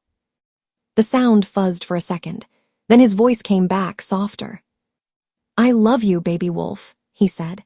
Even if I never got to see your eyes open, that part doesn't change. There was a scrape, like a chair being pushed back. Then the recording clicked off. Silence rushed in. My eyes burned. I stared at the recorder like I could drag more words out of its dead battery. It sat there, black plastic and tape and static, and still somehow felt like a hand on my shoulder. He knew Damien would come for us, I whispered. Mom nodded once. He saw which way the wind was blowing, she said. He tried to shore the house anyway. My head felt full of bees.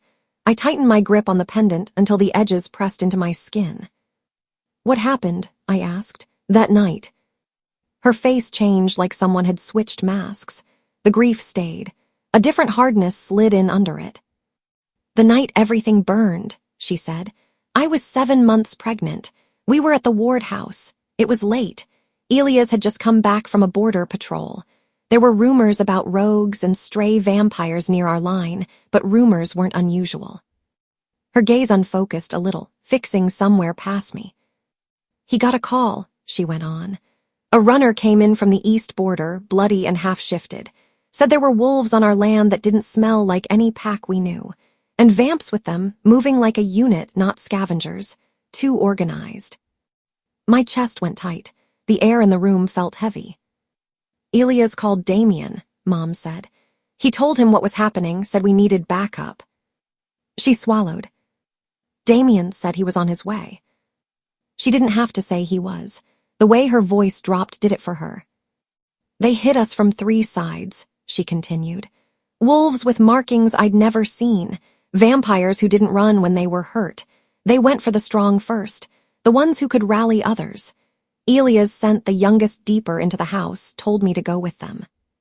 You didn't, I said. I already knew.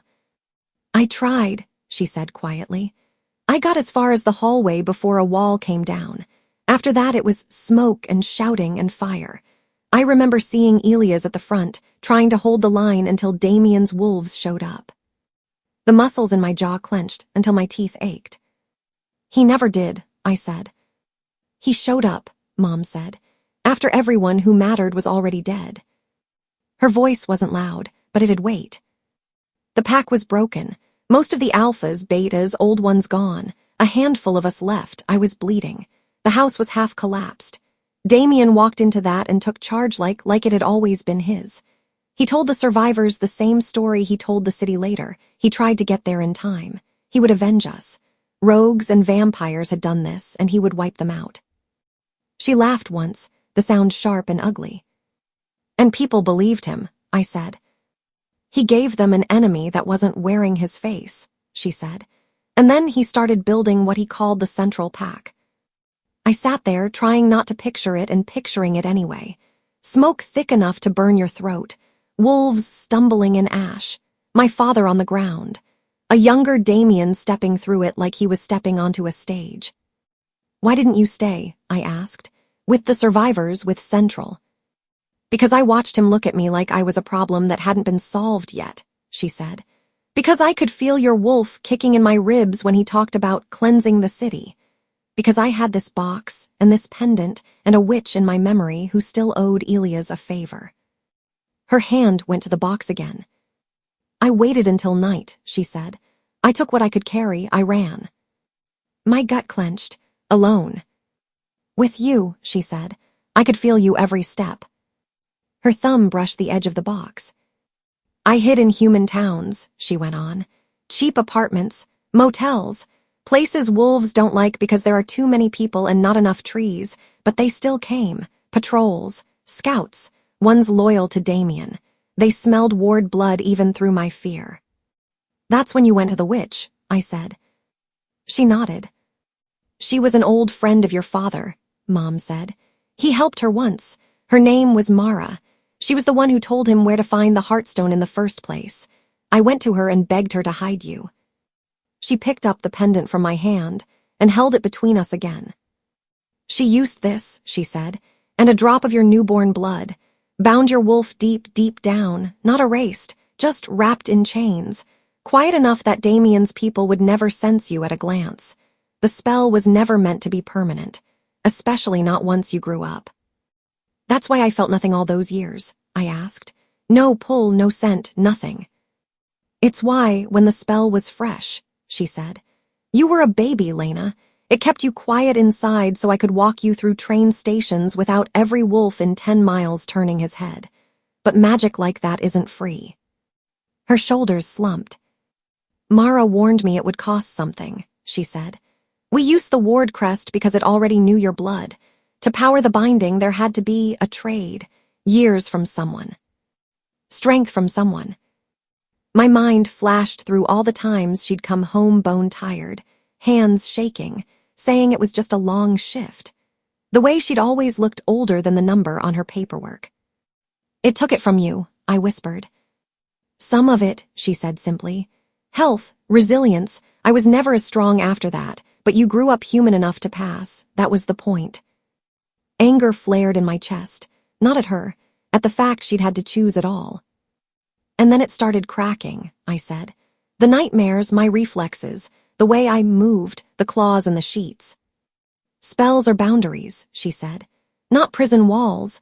As you got older, your wolf pushed. Every time your heart pounded too hard, every time you brushed up against real wolf power, it rattled the cage. Meeting Jax, walking into that cafe full of Hale's scent that sped it up. Once your blood recognized its own kind, the binding started breaking faster. I thought of Jax's hand on my arm the day in the crosswalk, the alley with Kai, the stairwell at Hale HQ, every time my body had responded before my brain. My insides pulled tight. Okay, I said, voice scratchy. So that's me and you. Where do the Hales fit in? He keeps talking about oaths and duty like they're weights on his back. What did they actually do? Mom's face went very still. The Hale pack was supposed to be our closest ally, she said. They had a standing agreement with us. If we were hit, they'd send fighters. If they were hit, we'd send ours. That was part of the same set of deals that tied into the Heartstone Oath. Wards, Wardlows, Hales, family, or so we thought. She looked like she wanted to break something, but there was nothing in reach that deserved it. On the eve of the massacre, she said, Damien went to the Hale elders and offered them a deal. My shoulders hunched without meaning to. Stay out of what's coming, she said. Don't defend the wards. Don't fight against whoever's with me. In exchange, your territory stays untouched. Your wolves stay safe. Your pups grow up under my protection instead of under Ash. Her lip curled. They signed, she said. They didn't raise a claw when the ward pack called. They didn't cross the line when the fire started. They watched us burn from a safe distance and told themselves they'd done the smart thing. Heat rushed up my neck. My hands curled into fists on my knees. So Jax's family got to keep their nice houses and their fence lines, I said hoarsely, because my father died buying them peace. They didn't swing the blade, she said quietly. That would have broken the oath stone, but they chose to look away while someone else did it. Old magic doesn't punish you as hard for doing nothing as it does for active murder. That's the loophole Damien used. He couldn't spill ward blood with his own hands without backlash, so he built a war around us and told his friends to sit it out. I wanted to scream, or shift, or both. He was a kid, Mom added, a little softer. Jax, he didn't sign anything. He was young enough that they kept him out of war talks. Don't put their choices on him. He still benefits from it, I snapped. He lives in those houses. He drives those trucks. He leads a pack built on the ashes of mine. He can talk about pushing back all he wants. The ground under his feet is still paid for in ward blood. Her jaw flexed. I was trying to keep you away from all of this, she said. From them, from him, From the moment when your heart would get tangled up in boys whose families made deals with your ghosts. I pulled my hand away when she reached for it, not because I was angry with her, because I was suddenly afraid if she touched me, all the sharp pieces inside me would spill out. Outside, the black at the window had softened to deep gray. The world was slowly admitting there was another day. "You need to sleep," she said. "Your head's spinning and so is mine. We'll talk more when we're not both running on fumes." I didn't want to sleep. I also didn't want to sit in this room for one more second with the box and the recorder and my father's voice echoing in my bones. I scooped up the pendant and the recorder and pushed myself to my feet. The box stayed on the table, closed now, like a heavy period at the end of a sentence that wasn't actually finished. In my room, I dropped onto the bed fully dressed and curled around the pendant. At some point, my eyes shut. I fell into a dark, shallow place that might have been sleep. When I jerked awake again, light was leaking around my curtains and my head felt thick. My phone said it was late morning. I'd gotten maybe 3 hours, 4 if I was generous. I unclenched my hand. The pendant was still there, warmth from my skin soaked into the metal. An imprint marked my palm where it had pressed all night. I dragged myself to the bathroom. The girl in the mirror looked like she'd gone a few rounds with a truck. Bruises from the fight with the rogue were already blooming faintly under my shirt. The bite mark on my neck had faded to a pink crescent. When I thought about Damien walking through my father's broken pack, my eyes caught a flash of amber. I gripped the sink until it passed. In the kitchen, the smell of coffee and toast hit me first. Mom sat at the table, hands wrapped around a mug, robe exchanged for a worn t-shirt and sweatpants. She looked like she'd aged 5 years overnight, and like she'd been carrying that age for decades already. The wooden box sat in the middle of the table, lid down now, as if closing it could close what it had spilled. She slid a plate toward me without a word. Toast, a fried egg. I sat. My body went through the motions of eating. The toast tasted like cardboard, the egg tasted like nothing. "I need to hear Jax say it," I said finally, voice low. Mom's fingers tightened around her mug. "Say what?" she asked, though she knew. "That his pack signed that pact," I said. "That his parents chose safety over ours, not hints, not vague oaths and unity. I need him to say the words." A muscle jumped in her cheek. "Be careful," she murmured. "He might regret what they did, but he still lives under the roof it built." I pulled out my phone. The last texts from Jax were from before the Southside mess. Warnings, orders, the kind of messages you send someone you're trying to keep alive and at arm's length. My thumbs hovered, then moved. "We need to talk. Today, no lies." I stared at the screen while a full minute crawled by, then another. The typing dots popped up. "Name a place" came back. For a second, I almost typed here. Got as far as the H, then I deleted it. The park by campus I wrote instead, by the rusted slide, 1 hour. Another pause. 1 hour, he replied. I tucked the phone into my pocket and pushed back from the table. Mom caught my wrist gently as I passed. "Remember," she said, "he didn't build that pact, but he learned how to stand on it.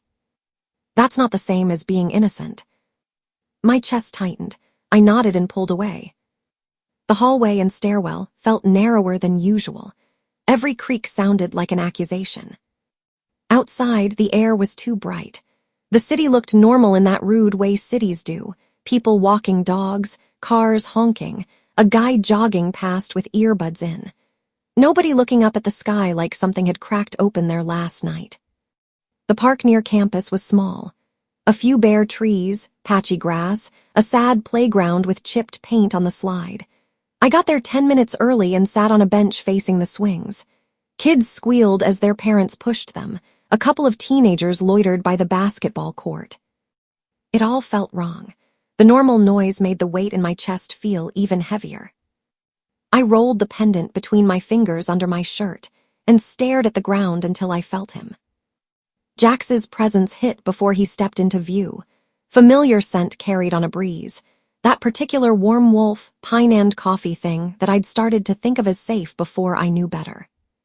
He walked up on foot, hands in the pockets of his jacket.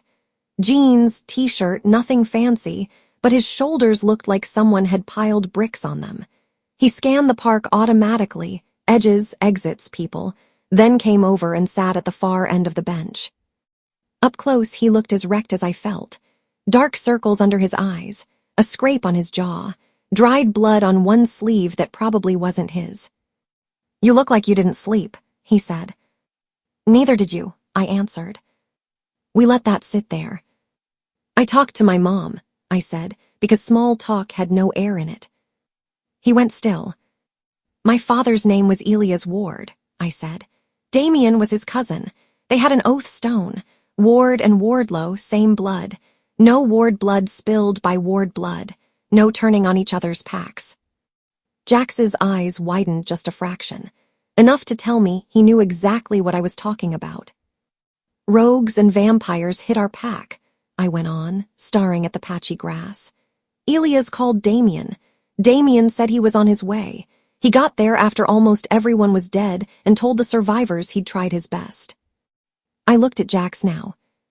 "The Hale Pack had a standing agreement with us," I said. "If we were attacked, you'd come. Instead, your elders signed a neutrality pact with Damien. Stay out of this and he'd keep your land clean. You watched us burn from a safe distance." He didn't try to jump in, didn't interrupt. His shoulders sagged a little, like he'd been waiting for this punch and it still hurt. "You talked to your mom," he said quietly. "Yeah," I said. "She finally stopped trying to spare me." He stared at his hands, knuckles lined up on his knees. "I was 13, he said. "I heard pieces, arguments through walls, my father saying we couldn't fight everybody at once. Damien saying it would be temporary, that once the city was consolidated, there'd be more safety for everyone." He rubbed a hand over his face. "By the time they realized what they'd agreed to," he said, "your pack was gone." Anger flared again, sharp and hot. My fingers dug into my own thighs. "They realized after my father was dead," I said. "After my mom had to run through human towns with your cousin's wolves sniffing behind her.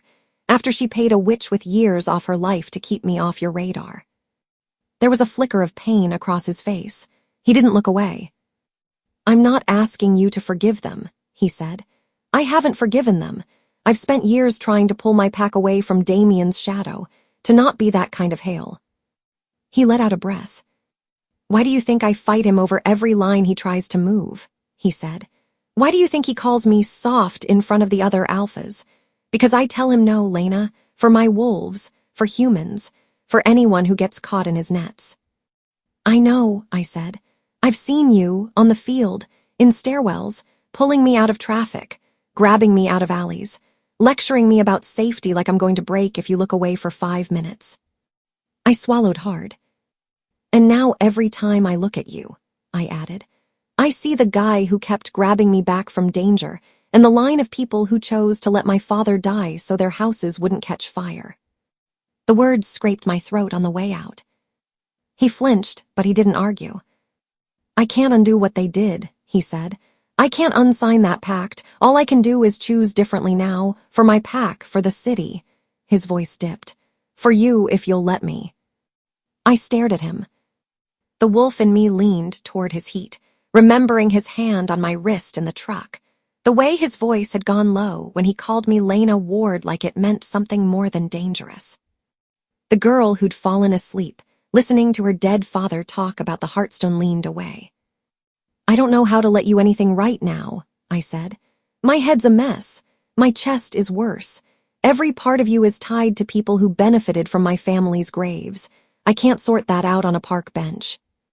He reached out, then stopped halfway, fingers hanging in the air between us like a bridge he didn't quite dare build. "Tell me what you need from me," he said. His voice was rough. "I'll do it." "Right now," I said, "I need you to stay away." There it was, out in the air where I couldn't snatch it back. He went very still. The muscles along his jaw jumped once. For a second, I thought he was going to argue, tell me I was being dramatic, that he knew best, as usual. Instead, he nodded, slow and painful, like it hurt his neck. "If staying away keeps you safe," he said, "I'll do it." He looked out at the playground. watching a little kid in a blue hoodie swing too high and laugh like nothing on earth could hurt him. But Damien doesn't stop being a threat just because you don't want to see me, Jax added. He doesn't stop hunting because we're not in each other's orbit. Damien's my problem too, I said stubbornly. My blood, my mess, I'll handle it. I pushed myself up from the bench. Behind me, his phone buzzed against the slats with a little plastic rattle. I heard it over everything. He glanced down reflexively. The screen lit up. From my angle as I turned, I caught a flash of an image, me in an alley, hoodie up, eyes bright, standing way too close to Kai. A text preview above it. She trusts vampires more than you. The rest cut off when his thumb hit the screen. The hair on the back of my neck lifted. His face tightened, jaw locking. Whatever he saw next hit on top of everything I just said. Hurt and anger and exhaustion mixed in his eyes. What did you just? I started. He flipped the phone face down on the bench like it had burned him. When he looked back up, something in his gaze had shuddered. Not gone, just pulled back behind walls. Whatever you just saw, it's not what you think, I said, defensively, automatically. He shook his head once. It's not my business anymore, he said, voice low. You told me to stay away. That cut sharper than if he'd yelled. He stood, hands in his pockets. Watch your back, Ward, he said softly. Then he turned and walked toward the other end of the park. No shifting, no dramatics. Just a guy with too much weight on his shoulders walking away from the one person who'd seen some of it. I stood there for another minute, heat pressing behind my eyes, the pendant a hard disc under my fingers. I wanted to run after him and shake him and ask why he didn't fight harder for me than a single burned text from a number he didn't recognize. I wanted to be grateful he was honoring what I'd asked for. I wanted a do-over. Instead, I walked to the bus stop. The bus was half full of people living in a different universe. Headphones in, bags on their laps, scrolling, yawning, leaning their heads against the glass. The city slipped by in blurs outside my window. Storefronts, graffiti, a dog dragging its owner down the sidewalk. Somewhere under all that normalcy, vampires were playing dead for cameras and alphas were making deals on graves. My phone buzzed. A text from Maddie. Hey, you alive? You ghosted me all day. I stared at it for a second, then typed back. Yeah, family drama. I'll explain later. Half true, half lie. I didn't hit send on anything to Kai. By the time I climbed the stairs back up to our apartment, my legs felt like they were made of sandbags. Mom was at the stove reheating soup when I opened the door. The smell of onions and something herby hit me. She turned at the sound. You talked to him, she said, because of course she could read my face. I dropped my bag and rubbed my temples. He didn't deny any of it, I said. The pact, the deals. He said he was 13 and that his father thought it was temporary. He said he's been fighting Damien for years. She didn't say I told you so.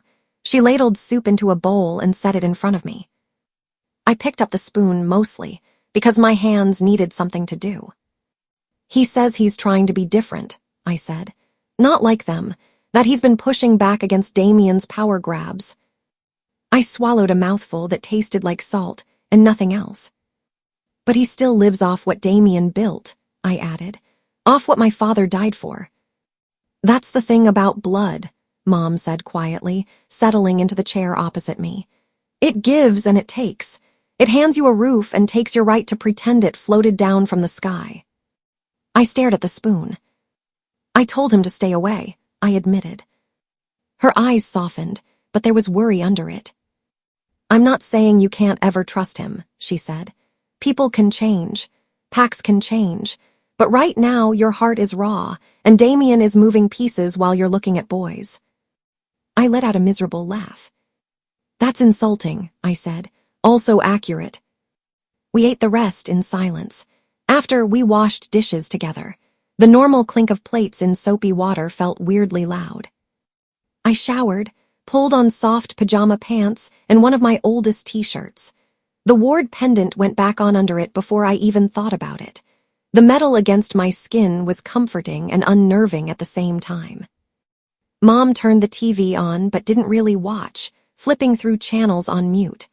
I curled up on the couch with a blanket over my legs, staring more at the dark window than the screen. By the time the sky outside had gone from gray to full dark again, my brain felt scraped clean. Not in a calm way. In a nothing else fits in here, please stop way. That was when the knock came. 3 knocks, not loud, not soft, measured. Mom froze. The remote slid out of her hand and hit the floor with a dull clack. I sat up so fast the blanket tangled around my knees. My ears picked up the hallway sounds through the door, faint echoes, the hum of the building. And underneath that, cutting through everything else, a scent. Wolf, strong, wrapped in expensive cologne and something darker underneath I didn't have a word for. Command, smoke, cold stone. Mom's lips moved. He found us, she whispered. My pulse roared in my ears. Who? I asked, even though part of me already knew. She didn't answer. She pushed herself out of the chair, hands trembling, and took a step toward the door. Then she stopped and looked back at me. Stay behind me, she murmured. I threw the blanket aside and got to my feet. The floorboards creaked under our weight. That stupid little sound felt like an alarm siren. We walked down the short hall together. At the door, her hand hovered over the knob, knuckles pale. My wolf paced under my skin, awake and very interested. The pendant felt suddenly heavier against my collarbone. I stepped up beside her and laid my hand over hers on the knob. It's okay, I lied. I'll get it. She looked at me, eyes wide, then nodded once and let go. I flicked the lock and eased the door open an inch. The hallway light spilled in, too bright after our dim living room. I opened the door the rest of the way. Damien Black stood there like he'd stepped out of a news clip. Black coat perfectly pressed, dark hair smoothed back, that polished public smile that had the whole city calling him Protector Alpha. His eyes slid over my face, then dropped to the chain peeking at my collar, the one holding the ward pendant. For a heartbeat, the air between us seemed to hold its breath. He inclined his head a fraction. Lena Elia's ward, he said, all 3 names smooth on his tongue like he'd been practicing them. We have so much to catch up on. My hand tightened on the edge of the door. Behind me, Mom was a tense outline in the hall, one hand pressed to her chest. The hallway light turned his silhouette into a sharp cutout against the dark, framed in our doorway. My heart slammed against my ribs, caught between slamming the door in his face and knowing he was the kind of monster who didn't really need an invitation to step into your life. And either way, he was already here. Damien's name tasted wrong in my mouth, and I hadn't even said it yet. He stood in the hallway like a news clip come to life, framed in the yellowish light from the buzzing ceiling fixture. Black coat, black shirt, polite smile. My hand was still curled around the edge of the door. Behind me, Mom was a tense shadow, one hand pressed over her heart. He lifted his other hand slightly, and I noticed the slim gift bag I'd missed at first glance. Dark paper, tidy knot of ribbon at the handles. A bottleneck glinted inside. May I come in? He asked, like this was a normal night and he was a normal relative who hadn't built a whole empire on my family's grave. He didn't move, didn't lean. He waited at the threshold, eyes calm. My fingers tightened on the wood. Mom swallowed hard behind me. Of course, Damien, she managed. The words were polite. The strain underneath them scraped every nerve I had. My body moved before my brain did, trained on too many years of human manners. I stepped aside. Damien crossed the threshold with smooth, unhurried steps, bringing the city's cold air with him for a moment before the door closed on it. His scent rolled into wolf, yes, but not the wild sort. Something cleaner and harder. Expensive cologne, faint steel, a thread of old magic that made my wolf sit up and pay attention. Thank you, he said, like we'd done him a favor. He took 3 steps in and paused, letting his gaze travel over the living room. Couch, old TV, faded rug. The wooden box still sitting on the coffee table, lid closed, sitting there like it had been waiting for him. His eyes lingered on it a beat too long. Cozy, he said. You've made it homey. My jaw clenched. He lifted the bag a little, as if remembering it. I brought something, he added, to celebrate finally meeting my cousin's daughter properly. Cousin. The word twisted in my stomach. Mom's hand brushed my arm as she moved past me, shoulders tight. Sit, she said, voice thin and stretched. I'll get glasses. She disappeared into the tiny kitchen, cupboard doors opening a second later. Damien stepped around the coffee table and set the gift bag down. He slid the bottle from the paper and placed it on the table, dark glass, label with gold script, right beside the box, as if they belonged there together. He straightened and turned to face me fully. Up close, his expression was almost gentle, warm around the edges, careful in the center.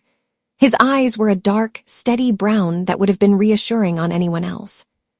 You look so much like Elia's around the eyes, he said. That same stubborn set when you're wary, and a lot like Claire when you're annoyed from what I've seen. From what I've seen. I felt a flicker of cold under my ribs. How much had he seen?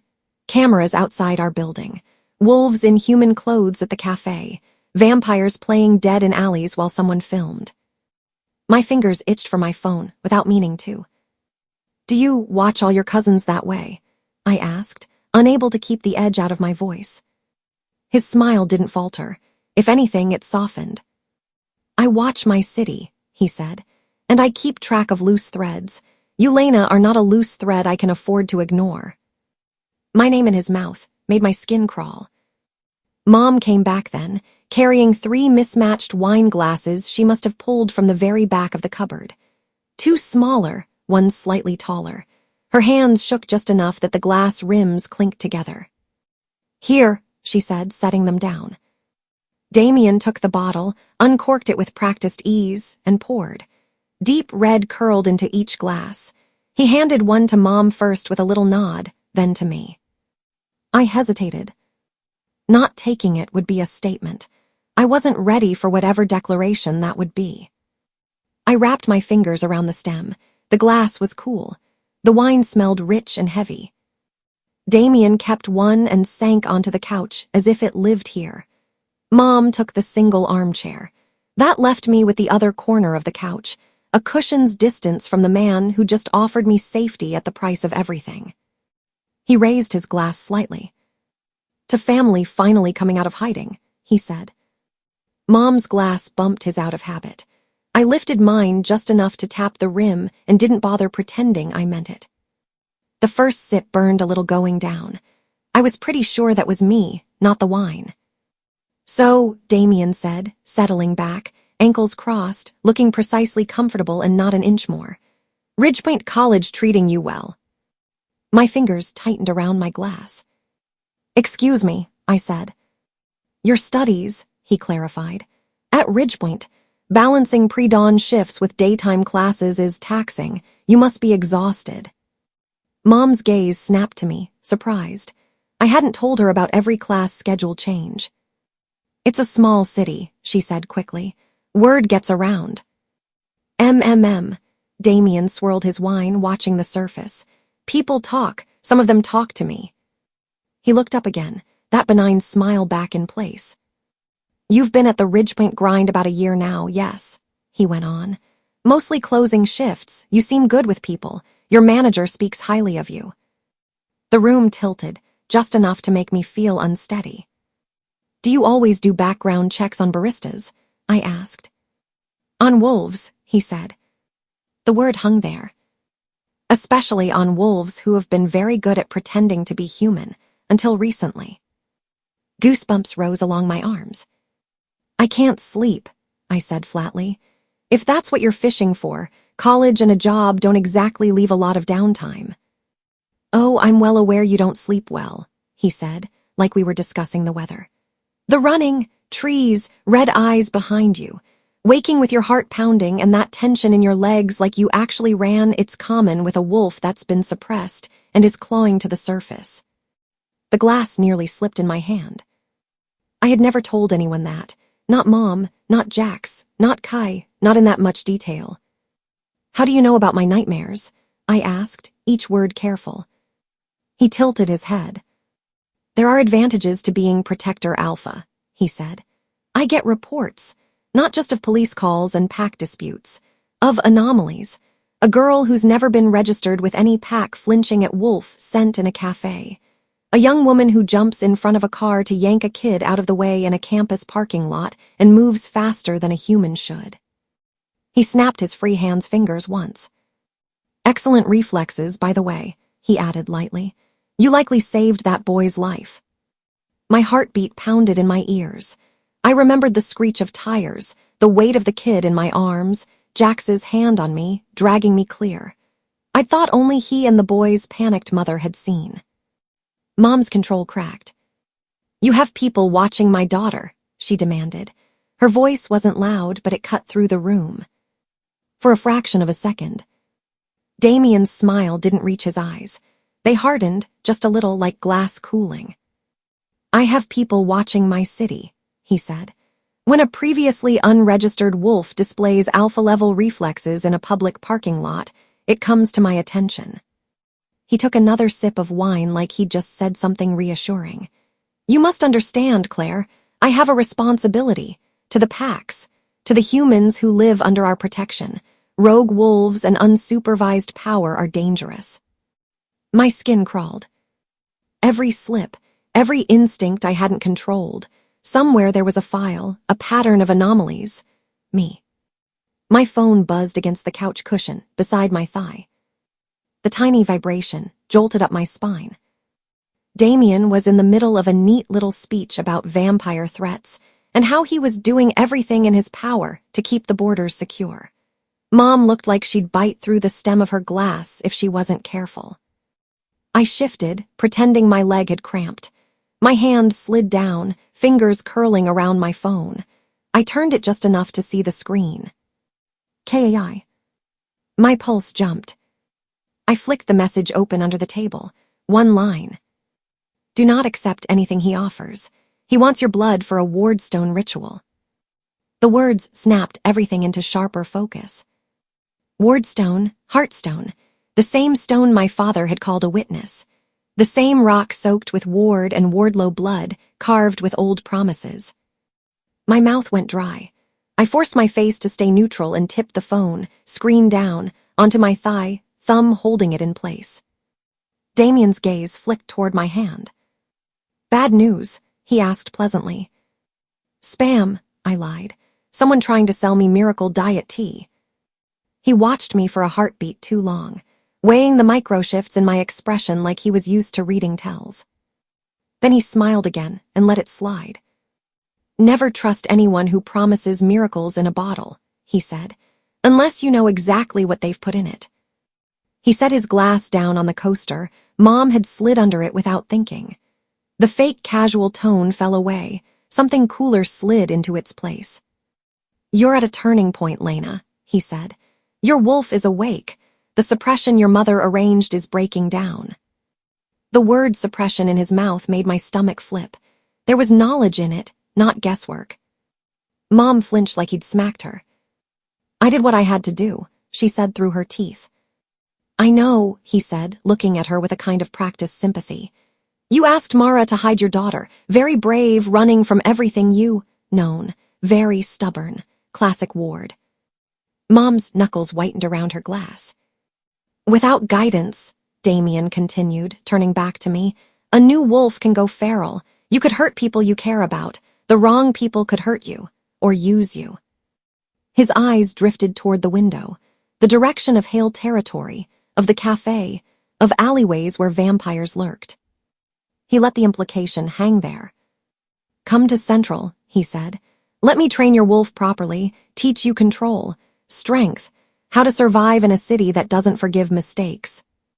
He leaned back slightly, the perfect picture of a powerful man making a generous offer. I can keep you safe from vampire games, he added. From rogues, from bad influences who'd like to turn you into their personal revolution.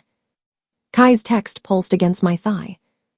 I failed your father once, Damien said, and there was something in his voice that almost sounded genuine. I won't fail his daughter. I can honor his memory by making sure his line doesn't end with you on a slab in some back alley. The image punched the air out of my lungs. Don't talk about honoring him, Mom snapped. You showed up after the smoke cleared and called it justice. You built your central pack on what was left. He met her glare without flinching. And I've kept more wolves alive in this city than any Ward Alpha ever did, he said. Stability isn't pretty, Claire. It's necessary. Your daughter can either benefit from it or get crushed when the next wave hits. His words slid over my raw place about Jax like a knife. Hales talk a good game about honor, he went on, tone smooth again, but when the real fight came, they stayed home. Jax is his father's son. He'll want to help you. I don't doubt his intentions. But when the pressure gets high enough, he tilted his head. History tends to repeat unless someone deliberately breaks it. I thought of Jax in the park, not denying what his pack had done. Thought of the way he'd walked away when I told him to, and then how he'd looked at his phone, at that photo of me and Kai. Anger and hurt tangled in my chest. Damien saw it. Of course he did. What precisely, I said slowly, do you want in return? He blinked once, then smiled, like he appreciated the directness. Nobody trains an unknown alpha blood wolf for free, I added. You don't bring wine and speeches without a contract folded underneath. Very Ward of you, he said, asking for terms. He set his glass down again, steepling his fingers. Your presence, he said, your loyalty, and at the right time, a drop or two of your blood on family stone to seal your place where you belong. My heart slammed so hard, I was surprised the glass didn't jump in my hand. Wardstone ritual. Kai's text flashed again in my mind. He wants your blood for a Wardstone ritual. Just a stone, I said, hoping my voice didn't give me away.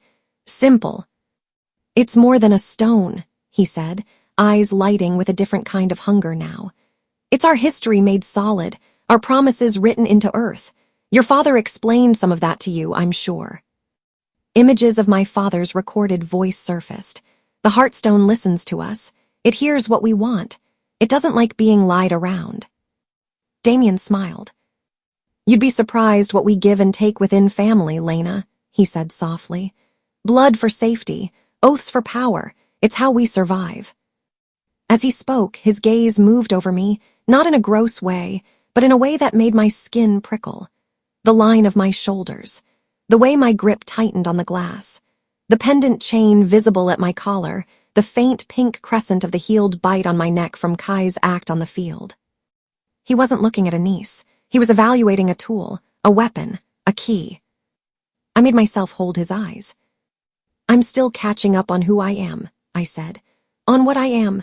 I'm not signing anything tonight, not in blood, not on stone. For a moment, something cold flickered across his face. Then the charm washed back in. Of course, he said. Think about it, take the night. Just remember. He picked up his glass again and tilted it in my direction. Vampires don't wait for you to make pro-con lists. We sat in a silence that wasn't really quiet after that. Mom picked at the stem of her glass. I barely tasted another sip. Damien told a neat little story about coordinating raids on rising vampire nests that probably weren't anything like he made them sound. I nodded at the right moments and tried not to picture my blood on carved rock under his hand. He eventually glanced at the clock on our microwave and sighed, as if reluctantly admitting to time. It's late, he said, setting his glass down neatly. I'd hate to exhaust you both with too much family history at once. He stood. Mom rose automatically. My legs followed, not wanting him walking around my space without me watching. He walked to the door with the same smooth confidence he'd walked in, shrugging his coat sleeves down a little. In the hall light, there were a few silver strands at his temples I hadn't noticed before. They didn't make him look weaker. They made him look more inevitable. His hand rested on the knob, but he turned back to me instead of opening it. There are bigger storms coming, Lena, he said, voice lower now, intimate in a way that made my skin itch. You can weather them with someone who knows the map. His eyes flicked toward the window again, toward Hale territory, toward the places Kai hunted. or drown with people still pretending this, is just about a few rogue vampires. The words landed heavy. He didn't say Jax's name. He didn't have to. He lifted his hand halfway toward my shoulder, then stopped, fingers hovering inches from my shirt like he could feel something humming there that he wasn't ready to touch. "Your ward," he murmured. "My blood, that matters more than you know." My wolf bristled, half in offense, half in recognition. I clenched my jaw and didn't move. "I'll be in touch," he said, straightening. And then he opened the door and stepped back into the hallway. The building light caught the edge of his profile before the door swung shut and cut him off. The soft click of the lock sliding into place sounded louder than it had any right to. Mom leaned back against the door and let out a breath like she'd been holding it since he knocked. Her eyes shut. The hand not braced against the wood lifted to cover her mouth as her shoulders started to shake. I stood in the middle of the living room, staring at the spot on the couch where he'd sat. The wine glasses, the box, my own hands still wrapped around the stem, shaking. "Mom," I said softly. She pushed away from the door and made it to the couch before her knees gave up. She sat down hard and covered her face with both hands. The first sound that came out of her was a broken little laugh. The second was a sob. Guilt sliced through me. I set my glass down and slid onto the cushion beside her. She dropped her hands after a second. Her eyes were red and fierce at the same time. "I should have told you everything before he walked back into this apartment," she said. "Before he said your full name like it's something he owns." "You told me a lot," I said. "My dad, the pact, the witch, the spell." "Not all of it," she said. "Not the part where Damien wasn't just the monster outside the door. He was the one holding the key." I felt my spine stiffen. "What does that mean?" I asked. She wiped at her cheeks, fingers trembling. "I told you about Mara," she said. "About the binding, about the cost. I didn't tell you that he knew, that he sanctioned it." My skin went cold. "How could he know?" I asked hoarsely. "You ran, you hid, you went to a witch outside the packs." She let out a little bitter huff. "I tried," she said, "but you can't outrun someone who owns half the wolves within 100 miles. He found me when you were a baby, once, just once." The room felt smaller. "You never told me that," I whispered. "I thought if I never said it, it might not matter," she said. "I was wrong." She took a shaky breath, eyes going distant like she was watching a different apartment, a different door. "I was in a cheap little place on the edge of town," she said. "You were 6 months old. The spell was fresh. You cried like any human baby, slept like any human baby. I'd started to let myself believe maybe we'd slipped through his fingers." Her mouth twisted. "I opened the door expecting the landlord," she said. "Damien was there instead. No guards, no wolves in the hall, just him." My heart pounded harder. "He stepped inside like he owned the place," she said. "He looked at you in your little second-hand crib, then he looked at me. The binding magic was still clinging to us. He could smell it. He knew I'd gone to Mara." "What did he do?" I asked, my voice barely more than air. "He told me I was reckless," she said. "That running had put more attention on us than if I'd folded into Central quietly. That witches were unpredictable." She swallowed. "Then he said something that sounded merciful." She mimicked his smooth tone, even as her eyes shone. "He told me he'd let me walk away," she said.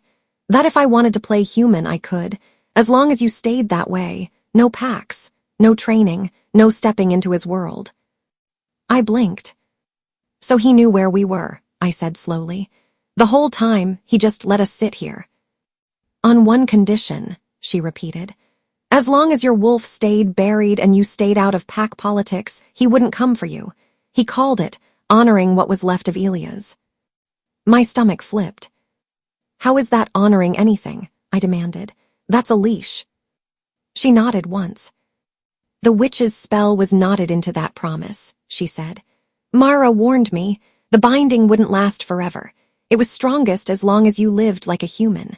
The more you got pulled toward your own kind, the more it would unravel." She spread her hands helplessly. "I thought I was buying you a normal life," she said, voice breaking.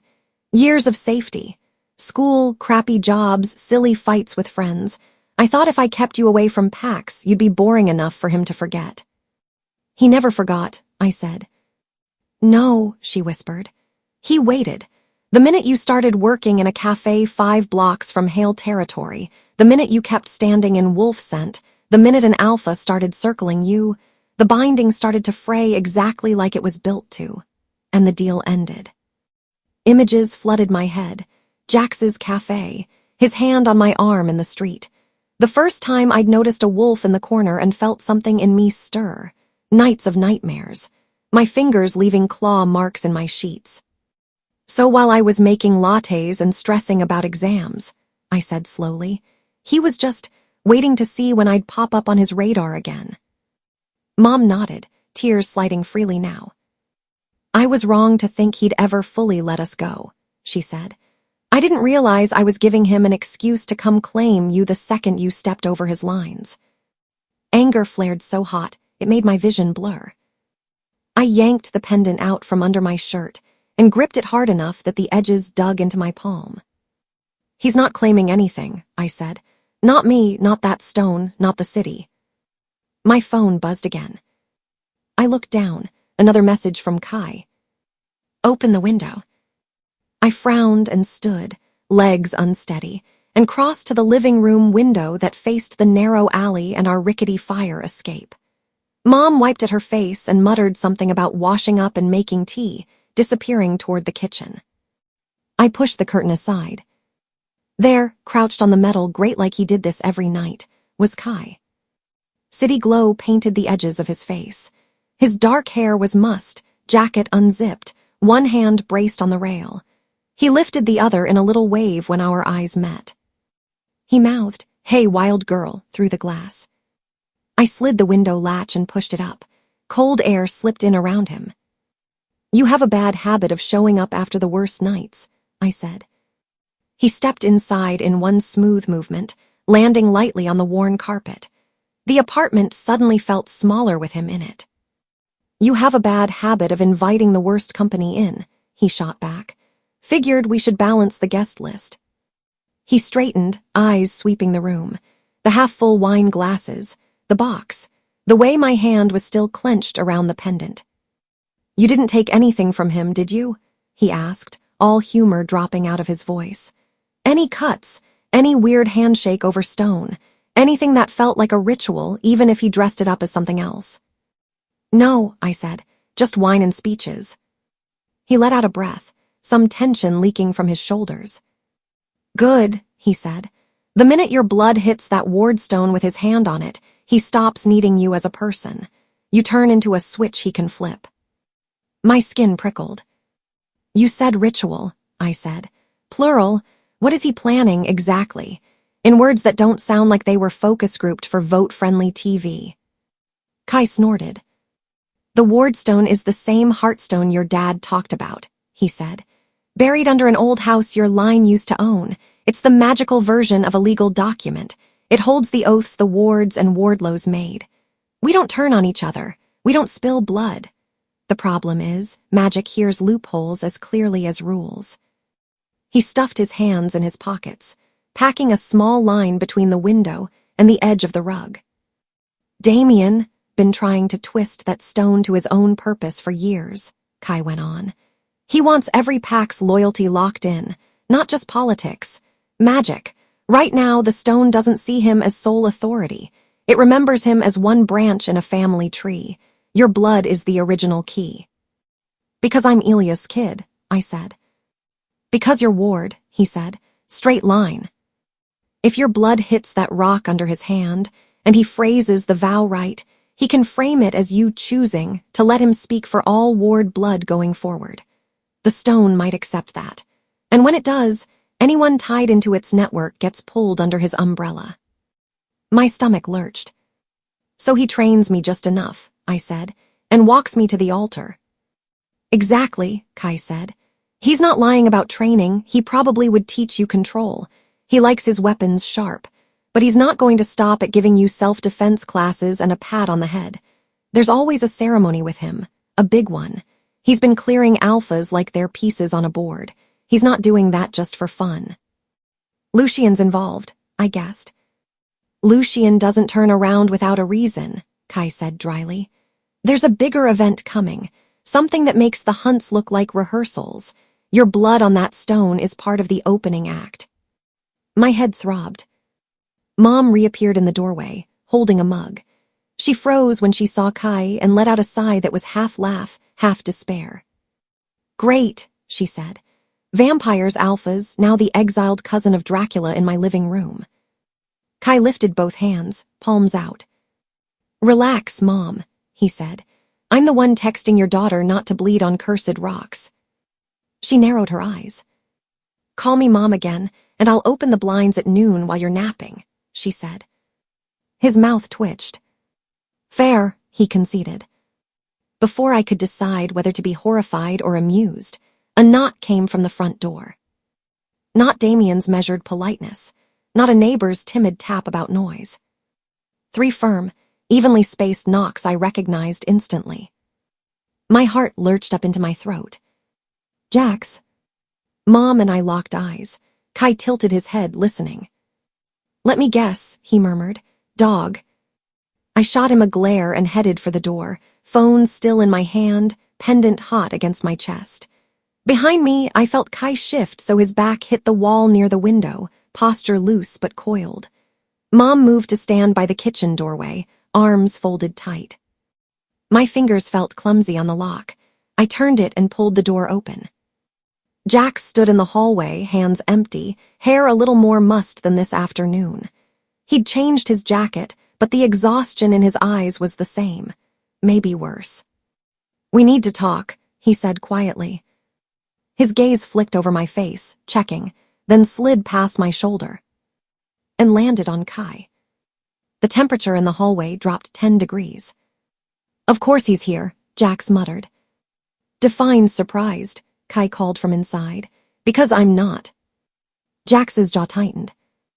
You okay? He asked me, not moving from the threshold. Define okay. Living room still standing, I said. That's something. He took that in like a man cataloging damage. I stepped back. Come in, I said. He did, shoulders broad enough to make the space seem smaller. His scent, warm wolf, pine, coffee, hit me entangled with Kai's cooler, metallic edge. My wolf shivered, caught between them. Jax stopped a few feet into the room. Kai pushed off the wall, leaning one shoulder casually against it, like he'd been born a problem in other people's homes. Look at that, Kai said lazily. Damien's favorite guard dog off the leash. Jax's head turned, eyes narrowing. Didn't realize we were letting in strays tonight, he said. Enough, I snapped, louder than I meant to. Both pairs of eyes swung to me. This is my living room, I said. Not a cage match. If you're going to posture, go do it in the hallway. Otherwise, talk about the actual problem. Silence hung for a second. Jax dragged a hand through his hair and exhaled. I heard Damien paid you a visit, he said, turning his attention to me again. You should have called me. A humorless sound escaped my throat. Before or after you walked away at the park? I asked. He flinched like I'd slapped him. Kai's eyebrows went up. I deserved that, Jax said quietly. I'm not going to argue. I came back because... He swallowed, looking frustrated with himself. Because I can't leave it like that, not with him sniffing around your door. How noble, Kai said. Do you Hales always wait until Damien makes the first move before you remember your conscience? Jax spun toward him. I don't answer to you, Leech, he said. No, Kai agreed. You answer to the man who killed her father and wants her blood on his favorite rock. My wolf surged. Hey, I snapped. They both looked at me again. I stepped between them, physically this time. Back to Jax, facing Kai, then shifting so my shoulders squared toward Jax and Kai was at my side instead. I felt like a human barrier between 2 thunderstorms. This is not about who can throw the best insult, I said. We have bigger problems than your pride. Jax's eyes were still hot, but he focused on me. He's using you, he said, jerking his chin toward Kai. Every piece of intel he feeds you keeps you tied to him. Vampires don't do favors out of the goodness of their hearts. You're right, Kai said easily. I do it because it pisses off my boss, and because Damien having a mind-controlled alpha blood ward sounds like a really bad time for everyone. Jax shot him a look of disgust. And your endgame? He asked. Walk away when it gets too hot. Leave her holding the bag. You've already sold your soul once. Why should I believe you won't do it again? If I wanted easy, I'd keep my mouth shut and enjoy the ride, Kai said, some of his own temper showing now. Lucian's got a nice setup. Blood power curtains that block UV. Instead, I'm here, standing in a Hale's shadow, warning a girl I barely know not to bleed where it suits my master. You think that's fun for me? You're the one who signed on with him, Jax shot back. I didn't exactly get a generous menu of options, Kai said flatly. And in case you haven't noticed, I'm trying to get out. Damien locking this city down with stone magic doesn't help that. I rubbed my temples. I know he's not a saint, I told Jax. Trust me, I've seen how he moves when things go bad. But he's the only one who told me what Damien is actually doing, while you were still saying you need proof, and can't blow up the board without a plan. That's not what Jax started, then stopped, jaw working. I wasn't making excuses, he said, voice low. I was trying not to get my pack slaughtered, or you. He shifted his weight a little, edging closer to me without seeming to mean to. Like his body was used to placing itself between me and whatever he didn't trust. And you, he asked Kai, switching targets again. What happens when this all comes to a head? You'll be right there, won't you? Feasting on the fallout. My endgame is not being chained to Lucian forever, Kai said, meeting his stare. And not watching another city go dark because some alpha decides he wants to play God with wolves and vampires as his chess pieces. He turned his gaze to me. She happens to be the best shot at breaking both of those things, he added. Something tight twisted in my chest at the way he said it. Not just like I was a weapon, like I was a person he legitimately did not want to see crushed. Jax saw it, I could tell. Something flickered behind his eyes, jealousy, frustration, fear. Kai saw the way Jax leaned that fraction closer to me, the way his hand hovered like he wanted to grab my wrist again and force me somewhere safe. Mom cleared her throat from the side. This isn't about which boy she stands next to, she said sharply. It's about Damien, and that stone, and the fact that he's already cleared half the alpha board while you two argue over who gets to play guard and who gets to play informant. That shut them both up. I took a breath. My wolf moved under my skin, not restless now, but focused. Decision pressed at my tongue. I stepped forward until I was standing square in front of both of them. Jax on my right, Kai on my left. Mom behind me, solid presence. The box on the table. The wine glasses. The echo of my father's voice in my head. Damien saying we have so much to catch up on.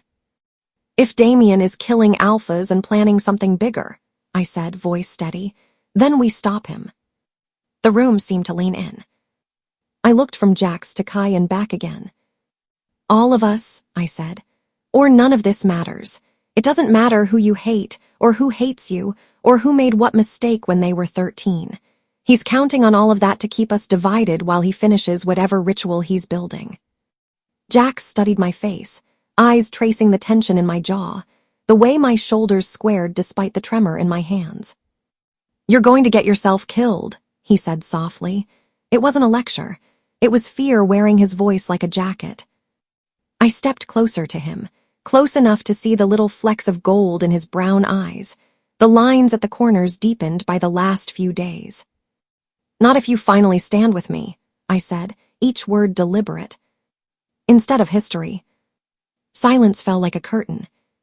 Kai watched us, eyes flicking between Jax's face and mine, something complicated in his expression, calculating, yes, but also oddly respectful, like he hadn't expected me to say it that plainly. Mom's hand tightened around the back of the chair, so hard her knuckles went pale. Jax stood caught between everything he'd been raised to be and everything he'd tried to be since.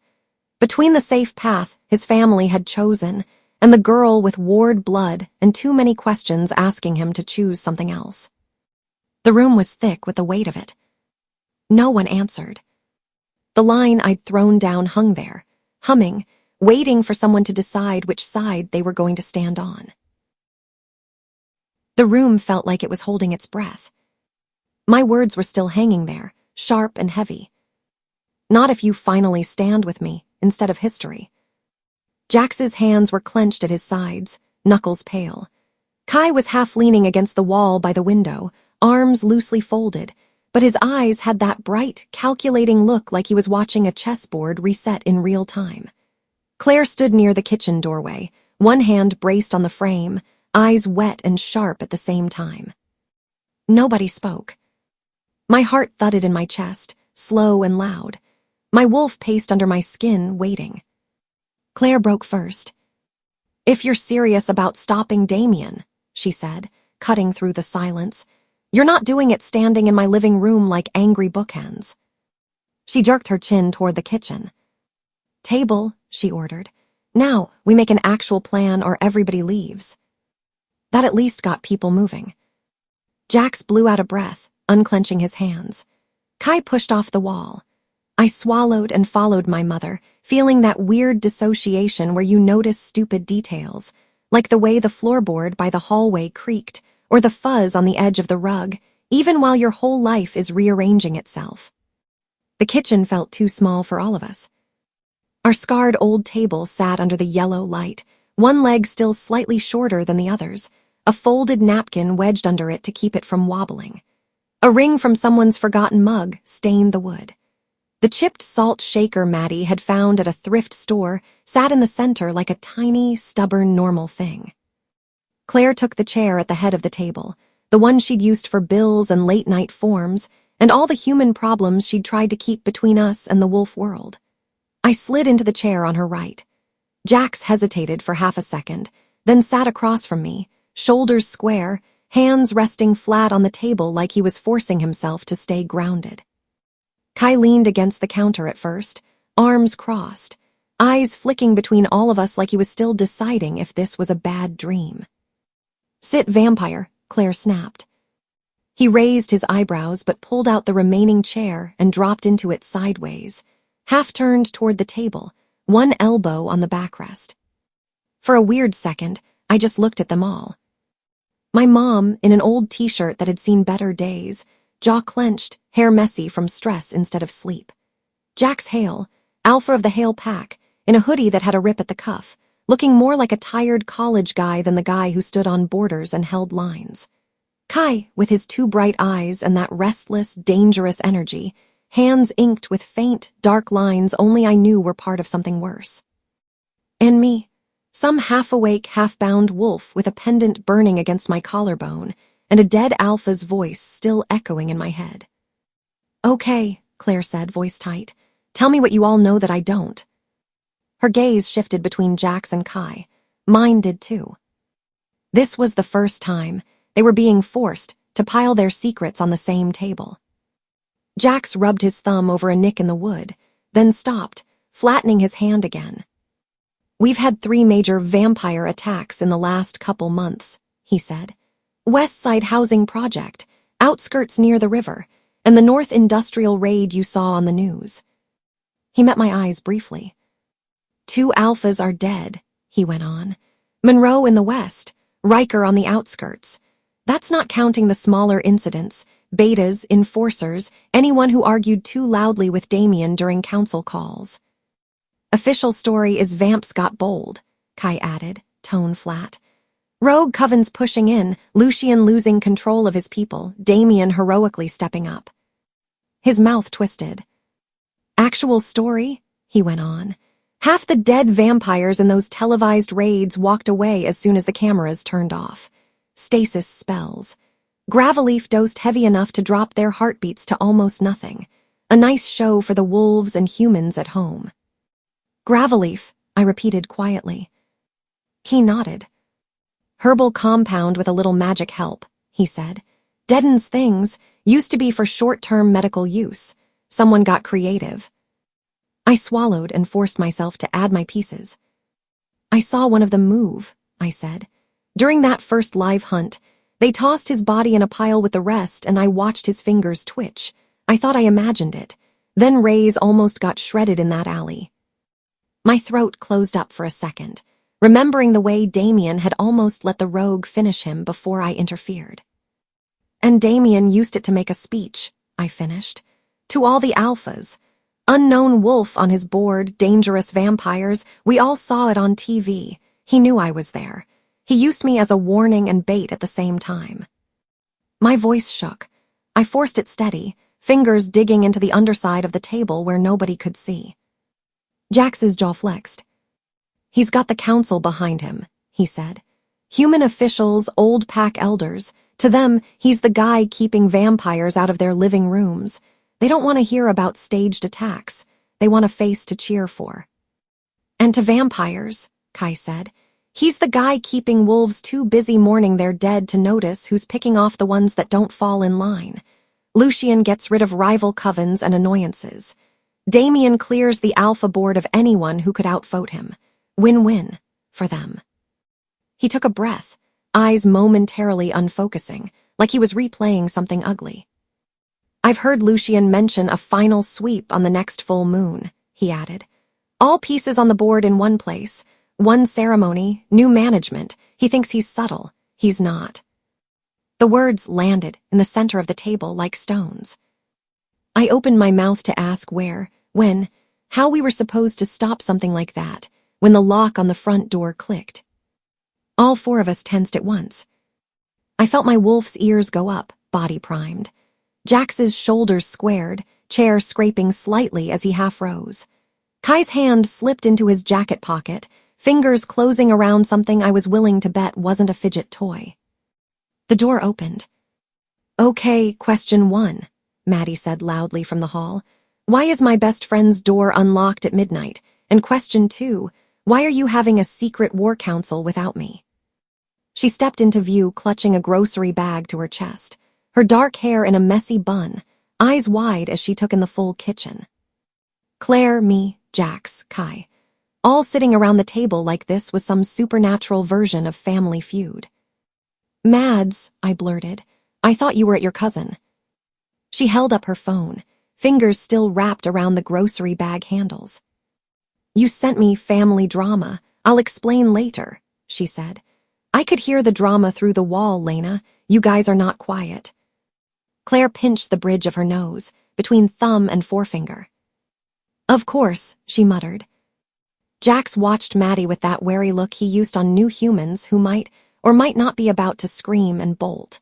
Kai's mouth curved in a quick, amused grin. Human friend, he said under his breath.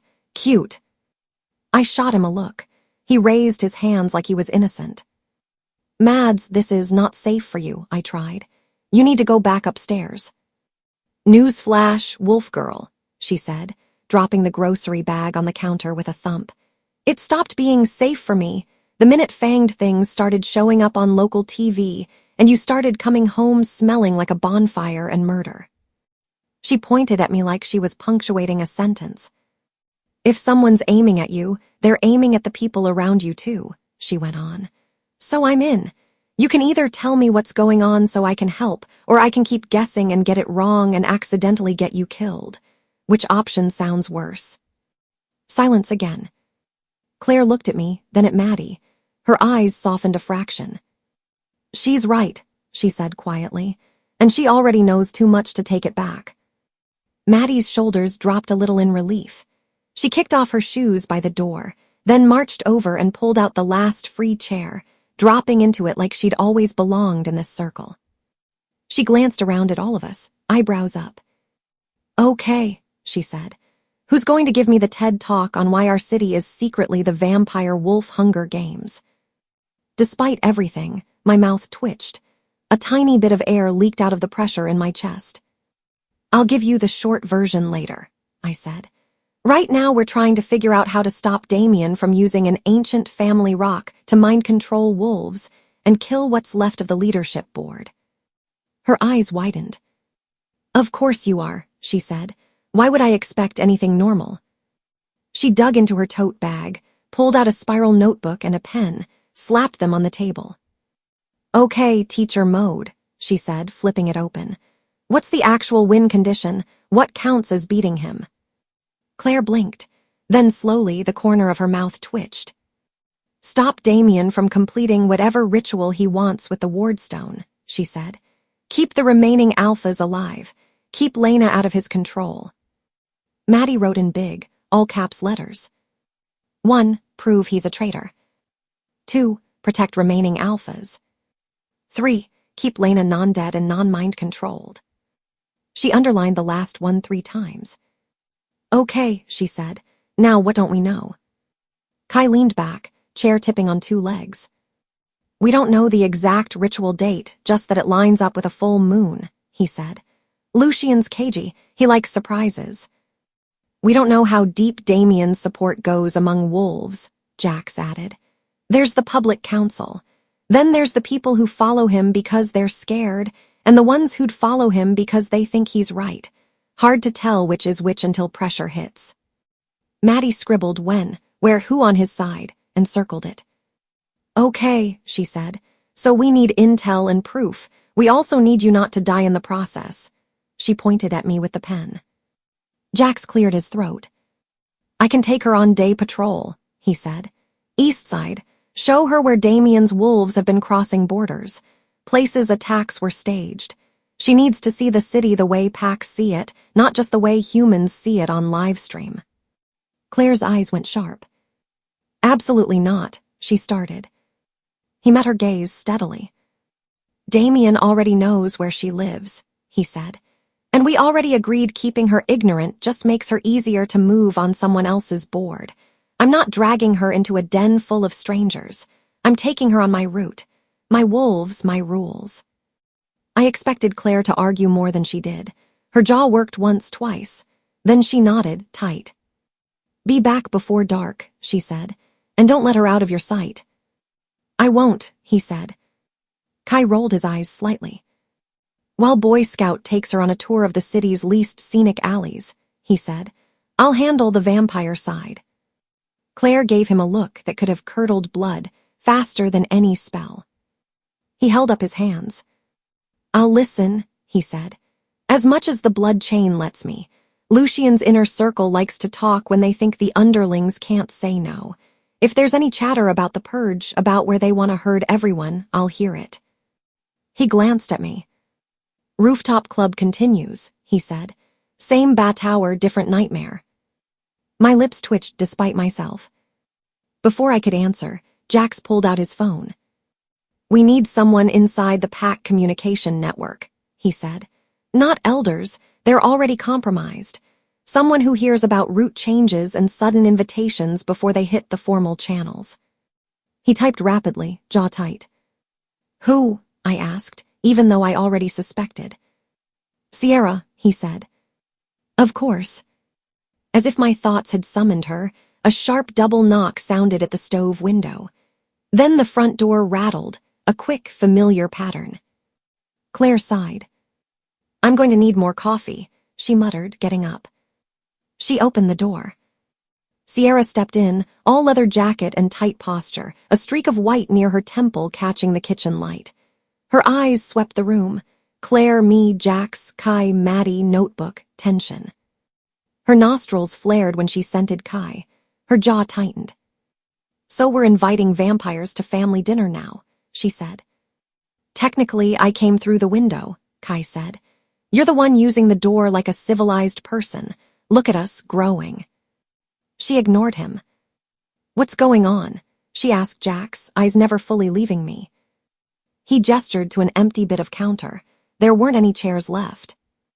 We think Damien is staging vampire attacks, he said, clipping the words out. We think he's using them to take out alphas and consolidate power. We think he's working with Lucian. We don't think, Kai cut in. We know. Some of us were in on it before we realized how far he wanted to go. Sierra's gaze flicked to him, then back to Jax. You said you had suspicions, she said. You didn't say you were hanging out with one of Lucian's lieutenants. I'm the black sheep, Kai said. I bring bad news and ruin dinner parties. Sierra, Jax said more firmly. Focus. If he pulls this off, there might not be any Hale pack left for you to be mad at me on behalf of.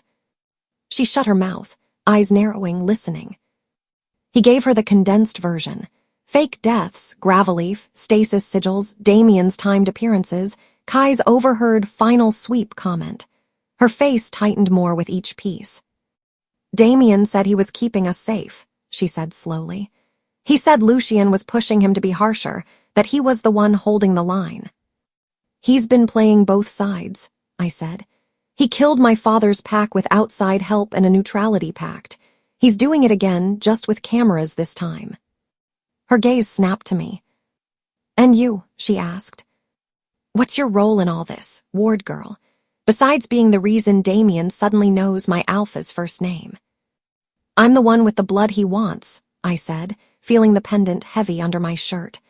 The wardstone listens to us. He needs me to make his big ceremony stick. Sierra's expression flickered. Fear, resentment, some flicker of understanding. Then we don't let him have you, she said roughly. It was the closest thing to a truce she'd offered me yet. Jax nodded. I need you to keep your ear on Interpac comms, he said to her. Especially anything from Damien's office, sudden invitations, mandatory gatherings, route changes for patrols that don't add up. She crossed her arms. So you want me to spy on the guy who practically raised me, she said. Jax's jaw tightened. I want you to help keep our wolves alive, he said. If I'm wrong and Damien's a saint, I'll take the hit. If I'm right and we do nothing, you're going to be writing eulogies. Her throat worked. She stared at him for a long second, then nodded once. I'll listen, she said, her eyes cut to me again. You better make this worth it, Ward. I didn't ask to be born into this mess, I said, but I'm not going to let him use me to wipe all of you out either. The air in the kitchen thickened with that. Maddie scratched something in her notebook, probably Sierra. Pack spy with a skull doodle next to it. So, Maddie said, trying to sound brisk even though her eyes were huge. Tonight we all crash before we faceplant. Tomorrow Wolf Boy takes Lena on a field trip. Vampire Boy does his spy thing. I become your personal media analyst, and Sierra goes undercover in Wolf Slack. Yes. Basically, Kai said, only with more blood and less coffee. Claire rubbed her temples. Tonight, she said, everyone goes home. She glanced at Jax. Except you, she added. If you're staying to guard the door, you get the armchair. He nodded, like he'd already decided that. Kai pushed his chair back. I'll slip out the way I came in, he said. Less chance of Damien's pets catching a whiff of me in the hallway. Sierra snorted. Running away already, she said. Strategic retreat, he replied. Also, your building stairwells smell like old socks and despair. He shot me a quick look. Rooftop tomorrow, he mouthed. I nodded.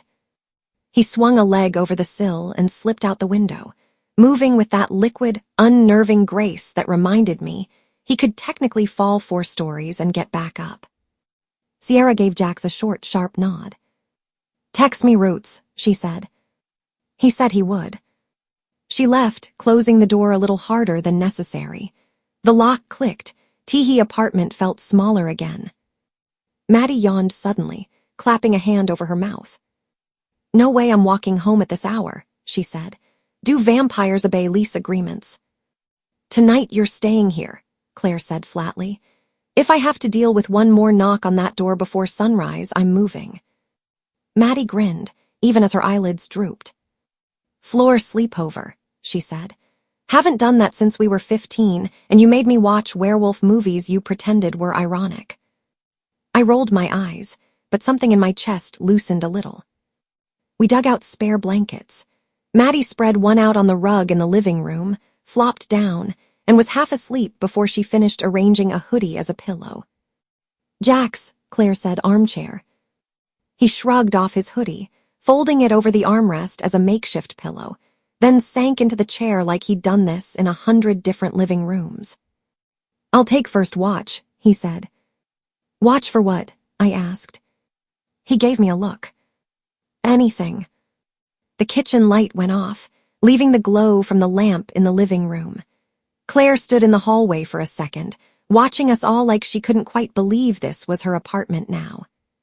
Wake me if anything moves, I told Jax quietly. He smirked, the expression tired but real. Sleep, Ward, he said. I've got the door. I stepped over Maddie's blanket, careful not to step on her hand. My room felt both too small and like the only place big enough to stretch my thoughts out. I didn't bother changing. My t-shirt and soft pants were already sleep-worn.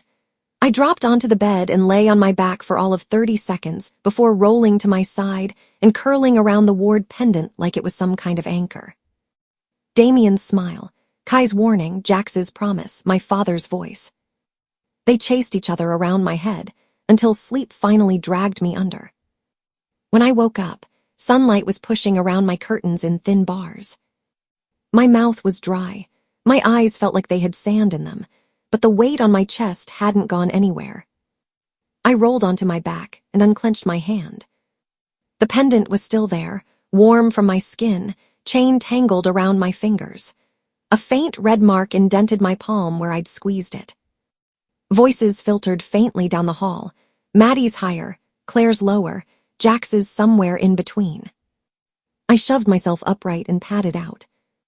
Maddie was sitting cross-legged on the rug, stretching her arms over her head. Her hair was sticking up in serial killer directions. Jax stood near the window, phone in hand, thumb moving quickly over the screen. He'd clearly been up longer than I had. His hair was damp like he'd splashed water on his face, and he had that wired, tired look of someone who hadn't fully taken his eyes off the door all night. He looked up as I stepped into the room. "Morning," he said. "You look slightly less like you got hit by a truck." "Thanks," I said dryly. "You're glowing." He snorted. Claire's voice came from the kitchen. "Coffee's ready," she called, and something vaguely resembling breakfast. We crammed into the tiny kitchen again. Claire had scrambled eggs in a pan and toast on a plate. The coffee smelled like it had been made with intent to survive a war. Maddie was at the table, laptop open, a half-eaten slice of toast in one hand and her other hand flying over the trackpad. "Look at this," she said, without preamble, gesturing me over. I squeezed in beside her. She had 3 tabs open, each a news clip or article, arranged in messy rows. She pointed, excitement buzzing under her sleepiness. "Every time Damien does a press appearance after an attack," she said, "the phrasing is almost identical. We will not let vampires dictate our future. Protecting our city is a sacred duty. Even the pauses are the same." She clicked, swapping to another clip. "And it's always the same 2 camera crews," she added. "Same station, same freelance guy. If this was organic news coverage, he'd be popping up all over. This looks like someone's calling ahead." My stomach clenched. "Which means he knows ahead of time where the random attacks are going to be," I said. She nodded. "Exactly," she said. "I'm going to build a timeline across his appearances, reported attacks, and pack council meetings if I can find the dates." She spoke like she was planning a group project, not helping plan a coup. It helped. Claire handed me a mug. She gave me a look over the rim. Half don't die, half I know you're going out there and I hate it. Jax leaned against the counter, arms crossed loosely. "I'll take her around East Side today," he reminded Claire. "Show her where his wolves have been playing border games. She needs to see the dirt under the official story." Claire's jaw tightened. Then she nodded, slow and reluctant. "Be back before dark," she said again. "We will," he said. I shoveled a few bites of egg into my mouth, even though my stomach was weaving between hunger and nausea. Then I went to get dressed. I showered quickly, letting the hot water beat some of the stiffness out of my shoulders. The city smell, car exhaust, alley grime, wolf and vampire and human sweat ran down the drain. It made me feel almost human for a second. Almost. I pulled on clean jeans and a hoodie, tied my hair up in a messy knot, and slipped the pendant back under my shirt where it lay warm against my chest. When I came back out, Jax was waiting by the door, keys in hand. "Ready?" he asked. "Define ready," I said. He managed a small smile. "Let's go," he said. The SUV he drove was old enough to have some character, paint a little dull. Scratches along the sides like it had seen more than one fast turn near something that didn't quite get out of the way in time. I climbed into the passenger seat. The interior smelled like wolf, leather, coffee, and a hint of pine from some long-dead air freshener. The city slid by outside the windows. Murals on brick walls, half faded. Corner shops with their metal grates halfway up. Laundry lines strung between buildings. A kid on a bike weaving through traffic like he was invincible. For a few minutes, we talked about small things. Maddie in full conspiracy board mode, I said. Jax huffed a laugh. She's terrifying, he said, in a good way. Claire almost stabbed Kai with a spoon when he popped in the window the first time, I said, remembering the look on my mom's face when a vampire had casually swung a leg over the sill. I would have paid to see that, he said. The stiffness between us eased a fraction. Our first stop was a residential border. He parked near a block of older apartment buildings, concrete gray softened by the lines of plants people had tried to keep alive in plastic pots on balconies. Kids played hopscotch on the cracked sidewalk. A guy walked a little dog that looked like it would explode if anything bigger than a squirrel barked at it. Jax pointed down a side street. 2 months ago, he said, one of Damien's vampire raids kicked off with a body right there. Mid-30s, human, lived on this block. Official story was a random vamp got him, and then we rushed in to save the day. And the real story? I asked. He looked at the asphalt for a second, then back at me. The real story is, we found gravel-leaf residue on the ground after, he said. Traces on his skin, and a set of boot prints that disappeared halfway across the street, like someone shifted mid-run. My wolf pricked up. I stepped out of the SUV, the air cooler in the shade of the building. I walked slowly toward the spot he'd pointed at, letting my wolf senses unspool a little. Trash, car exhaust, old fast food oil, the metallic tang of dried blood faint now like a ghost. Under it, something bitter herbal that tugged at my memory, like the faint whiff that had clung to that dead vamp's clothes in the warehouse. I can still smell it, I murmured. When I looked back, Jax was watching me with a look that was way too close to pride. I've been walking this block for weeks, he said. That scent faded for me days ago. Your nose is fresher. Perks of having late-blooming wolf genes, I said. My throat felt tight and I wasn't sure why. We walked. As we moved away from the building, I asked, what's it like, being alpha this young? He let out a low breath that wasn't quite a laugh. Less glory than the stories make it sound, he said. More paperwork. More waking up at 3 a.m. wondering if the decision you made yesterday is going to get somebody killed tomorrow. He kicked a pebble down the street. My father expected me to fall in line behind Damien, he went on. He thought I'd be his perfect little lieutenant. Smile at the right people, growl at the ones Damien told me to. I started stepping the other way before I finished my first shift. Must have made for fun family dinners, I said. We broke a lot of plates, he said wryly. He kept saying I didn't understand the bigger picture. He shrugged, but the motion was tight. Maybe I didn't, he added. But I understood I didn't want to lead a pack that only existed because someone else's got turned into ash. We ended up at a small park, patchy grass, a rusted swing set, a busted basketball hoop. A couple of younger wolves were there in human form, maybe 15 or 16, tossing a ball back and forth. Their movements were a little too graceful for normal kids. Their laughter carried that wild edge that said their wolves weren't fully settled yet. The second they spotted Jax, their faces lit up. Alpha, one of them called, jogging over. Jax's whole posture shifted. He straightened, but his shoulders relaxed a little. He ruffled the kid's hair as he came closer. Irene, he said, you do your homework. The boy rolled his eyes. Yes, he said, mostly. Jax gave him a look. The kid caved. Okay, I did the math, he said. I'm half done with the history. Finish the history, Jax said. Your wolf won't save you from failing tests. He turned to the other teen. Casey, that bruise on your shoulder from training or from being an idiot? he asked. Training, she said. I swear, Sierra had us doing takedowns. I came in too high. Drop your center of gravity, he told her. You're taller than half the boys, use it. Don't give anyone your balance for free. She nodded, soaking it in. He checked in with each of them, asked about a sprained wrist from 2 weeks ago, reminded another kid to take his asthma inhaler even if he felt fine. Watching him, something in me shifted. I'd seen the Hale name in my head next to the words neutrality packed and watched us burn.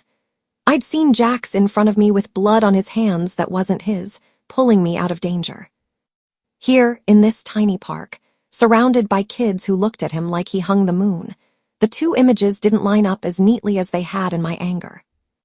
They trust you, I said quietly as we walked away. He glanced sideways at me. I'm trying to earn what my father spent, he said. The words hit harder than I expected. I filed them away next to the image of Damien strolling into my father's ashes. Our next stop was an alley. Brick walls, damp patches from some leaky pipe, dumpsters lined up like sentries. Faint marks scarred the brick at shoulder height, dark shapes burned into the surface, worn away around the edges but still visible if you knew what you were looking for. Jax pointed. Stasis sigils, he said. Old ones. Kai's friends bedded down here after one of the fights. We burned what we could, but see there. He brushed his fingers over a line of char where the brick seemed thinner, more brittle. I reached out. The moment my skin touched the wall, a low, humming static crawled up my fingers. My wolf stirred uneasily, like it didn't like the feel of the old magic. I flinched back a step as my balance wobbled.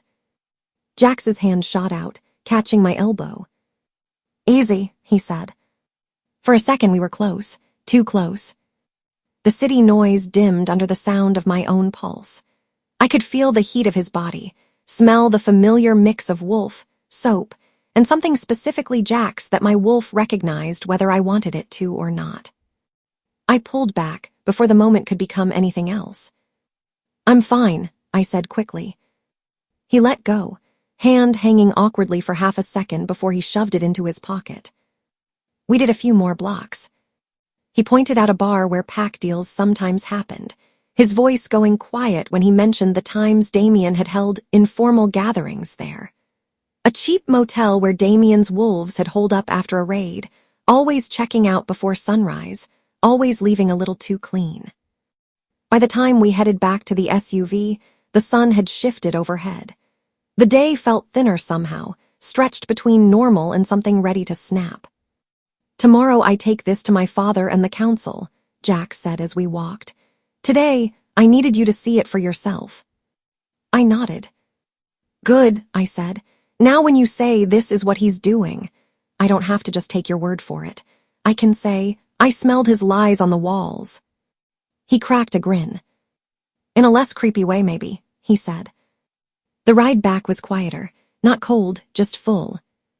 He pulled up near my building and put the SUV in park. Before I could reach for the handle, he said, text me when you meet Kai tonight, or if your gut says anything's off. I don't care if I'm in the middle of a council call. I'll answer. Your gut doesn't get to be the only one we listen to anymore. Hale, I said, fingers resting on the door handle. He smiled faintly. Fair, he said, so we go with both. I stepped out, the afternoon air warmer now, buzzing faintly with the usual city hum. Part of me wanted to stay with the one person who could smell trouble as well as I could. Another part knew I had different trouble to walk into later. Inside the apartment, Claire was on the phone, trying to sound like someone whose biggest problem was a schedule change at work, not a supernatural coup. Maddie sat at the table with her laptop and a mess of sticky notes. She looked up when I came in. Field trip good, she asked. Define good, I said. She squinted at me. You look like you went to a war museum and the exhibits were still bleeding, she said. Accurate enough, I said. She turned the laptop toward me. Look at this, she said. Every time Damien does a press appearance, it's the same camera angle, same lighting, and always within an hour of attacks being reported, not when they're actually happening. The timeline she'd built made my stomach sink. He's scheduling his grief, I said, like a PR tour. Yeah, she said, but if he's scheduling it, that means there's a schedule to find. I left her and Claire to it and went to wash the city off. Under the hot water, I let my brain go quiet for a minute. No Damien, no Wardstone, no blood chains, just shampoo in my hair and water on my skin. It didn't last long. By the time I stepped out, wrapped in a towel, my phone buzzed on the counter. I wiped my fingers and picked it up. Kai, rooftop, 9 p.m. Got something you'll want to hear. Bring that I'm not impressed look you do. I stared at the screen, heart doing that weird double thump it did when trouble and curiosity collided inside me. Me, you on fire this time or just emotionally? Kai, depends how this goes. I pulled on fresh jeans and a hoodie, tying my hair up again. The pendant went back under my shirt, cool for a second before it picked up my heat. In the kitchen, Claire was pulling leftover pasta out of the fridge. Maddie had traded her laptop for her phone, scrolling as she chewed a slice of cold pizza straight from the box. I'm going up to the roof later, I said, grabbing a bowl. Claire paused. With him, she asked, like she didn't need clarification. He's the one who told us about the Wardstone, I said. He's the one warning us when Damien wants my blood on it.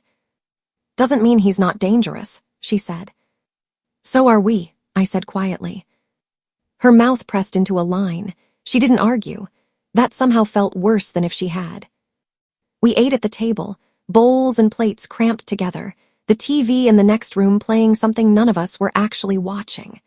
Maddie kept up a running commentary about random memes and awful tweets about the vampire crisis, trying to put a layer of regular life over the knife edge.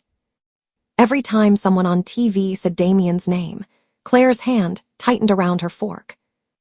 By the time the sky outside had shifted from blue to deep purple and streetlights were flickering on, my wolf was packing again. My leg bounced under the table. 9 o'clock crept closer. I'm going up, I said finally, pushing my chair back. Text me when you get to the roof, Maddie said, and when you're on your way back down, and if he says anything weird. Actually, just text me everything he says. I'll try, I said. Claire pressed her lips together, then stepped close enough to cup the side of my face in one hand. Be careful, she said. I'm trying, I said. The stairwell up to the roof smelled like dust and old paint. The metal door at the top squeaked when I pushed it open. Cool night air slid over my skin. The city hummed below, far-off traffic, the occasional shout, music bleeding from a distant open window. Kai was already there, perched on the low wall near the corner of the building. One leg dangled over the edge like the 4-story drop was just interesting scenery. He looked up as I let the door clang shut behind me. Right on time, he said. I'm impressed. You said you had something I'd want to hear, I said, walking over to lean on the railing a few feet away. If this is a sales pitch, I left my wallet downstairs. He smirked. No sales pitch, he said. Just show and tell. He rolled up his sleeve. Under the skin of his forearm, faint, dark lines looped and branched, like some kind of shadowy vine tattoo. They weren't ink. They didn't sit on top of his skin. They seemed to live just underneath, following the veins and then veering off on their own paths. Ever heard of a blood chain? He asked. I shook my head. Lucien likes his people obedient, Kai said. He doesn't trust free will.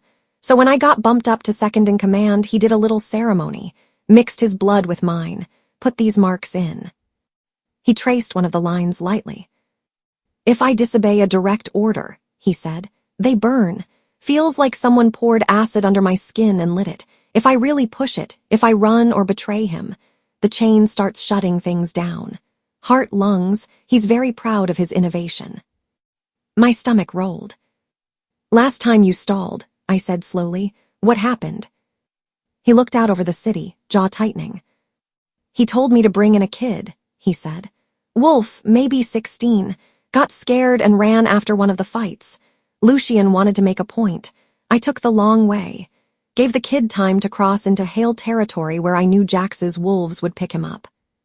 He flexed his hand, the lines on his arm faintly darker for a second. I woke up on the floor of Lucien's office, he said. Felt like I'd been boiled from the inside. He said that was my warning. I swallowed hard. So every time you decide not to do what he wants, I said, you get set on fire from the inside. Gold star, he said. You've been paying attention. And yet here you are, I said, texting me not to bleed on Damien's favorite rock. He shrugged one shoulder. Turns out I'm bad at listening to tyrants, he said. It's a lifelong problem. The words were light, the way he said them was. I didn't sign up to help Lucien and Damien turn this city into their private chessboard, he added after a moment. I thought it'd be a few targeted hits, some power shifts, take out the worst of the old guard, make room for something not better exactly, but different. And then, I asked. And then I realized their idea of different was wiping packs and binding anyone left breathing to whatever stone or throne they felt like sitting on, he said. I'm not sentimental, but I'm not interested in watching another city go dark because somebody got bored with sharing power. He glanced at me. And now we're here, he said. Rooftop club for people who hate their bosses. Despite everything, a breath of almost laughter slipped out of me. So you're chained to Lucien, I said. I'm the key Damien wants. They both think they own the board. Pretty much, he said, except the board keeps making its own moves. Our eyes met. I'd always seen him as sharp edges and smirks, as the vampire who showed up in alleys and on rooftops with information wrapped in sarcasm. Right now, I could see the exhaustion threaded under all that, the way the blood chain wasn't just some cool gothic accessory, but a leash with teeth. From the way his gaze flicked over me, I knew he saw more than a stubborn wolf girl who wouldn't stay where she was put. He saw someone who kept stepping between bigger things and softer targets. He saw someone who could break things in a way his own chains wouldn't let him. That's actually why I called you up here, he said, story time aside. He shifted, the lines on his arm fatting again as he let the sleeve drop back down. One of Lucien's lower-ranked messengers reached out. He said, Ren, he runs errands. Fetch this, deliver that, tell these vamps that those wolves are off-limits on Tuesdays. A vampire mailman, I said. Basically, he said. He's sick of being cannon fodder, knows Lucien will eventually decide he's expendable, claims he has information on the purge.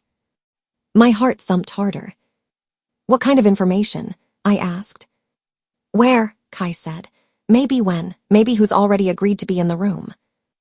And he just decided to share, I asked, suspicious. Not for free, Kai said. His condition is that I bring you. I blinked. Me, I said. That's what the message said, Kai replied. He's heard whispers about a ward girl turning up. Think seeing you will prove this isn't just one more trick, that we're actually trying to flip the script. Or it's a trap, I said. Also possible, he said lightly. Welcome to my calendar. The wind tugged at my hair. My wolf pressed against my ribs, restless. This was the kind of lead we needed. A place, a date, something solid. It was also the kind of thing that got people's throats cut in horror movies. We're not going alone without telling Jax, I said. Kai's mouth twitched. Your call, he said, but you know what his answer going to be. Yeah, I said. I'm going to ask anyway. We went back down the stairs. At my apartment door, I leaned against the wall and texted. Me, rooftop. Now, vampire intel. The reply was almost instant. Jax, on my way. I looked at Kai. Give him 5 minutes, I said. He sighed dramatically.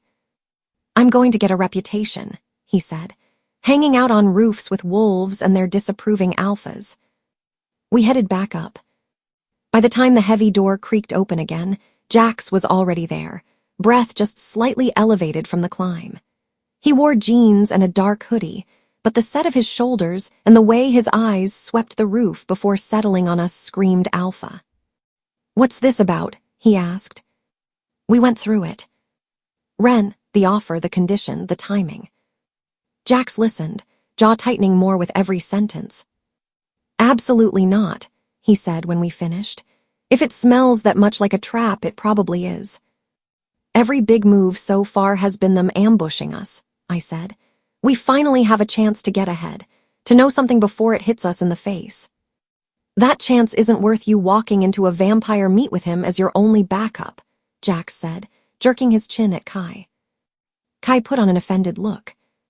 Relax, Hale, he said. I'm very motivated to keep her alive. Lucian turns me into fireworks if I fail. You're the one delivering her into vampire territory, Jax shot back. You think I don't know how that looks? You think Lucian does? Kai said. He already expects me to move assets around for him. Me showing up with her fits his idea of me being a good little lieutenant. You walking in instead. That screams trap loud enough he'll hear it from downtown. Tell your contact I'm coming instead, Jax said, ignoring that. He wants an alpha, he gets one. Kai shook his head. He asked for her, he said. Said if he sees a Hale, he bolts. You show up, we lose our shot. Or worse, we lose our shot and our heads.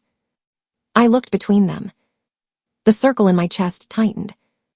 I'm going with Kai, I said. The words surprised me with how steady they came out. It hit Jax like a physical blow. I could see it in the way his shoulders flinched, in the brief flicker across his eyes. You trust him over me? He asked quietly. I trust that he's the one person Lucian expects to walk into that meeting, I said. I trust that if a messenger is looking for proof we're actually trying to change things, seeing me will do that more than seeing you. And I trust myself. You keep running toward the people who built the knife, Lena, Jax said. One day they're going to remember it was made to cut you too. The words hit somewhere under my ribs. I straightened anyway. I know what they are, I said. I also know standing still hasn't saved anyone yet. He stared at me for a long second, like he was trying to decide if he could physically drag me back to the apartment and chain me to the couch. He didn't move. Behind him, his phone vibrated in his pocket. He pulled it out, glanced down. The screen flashed, just enough for me to catch Sven Sierra's name and a text preview. Where are you? Damien's wolves are moving weird tonight. His thumb flew. Busy, we'll update later. A sour weight settled in my stomach. The world felt like it was tightening around us in invisible ways. Fine, he said stiffly, shoving the phone back into his pocket. You're not going alone. I'll shadow you from a distance. Wolves know how to walk quietly too.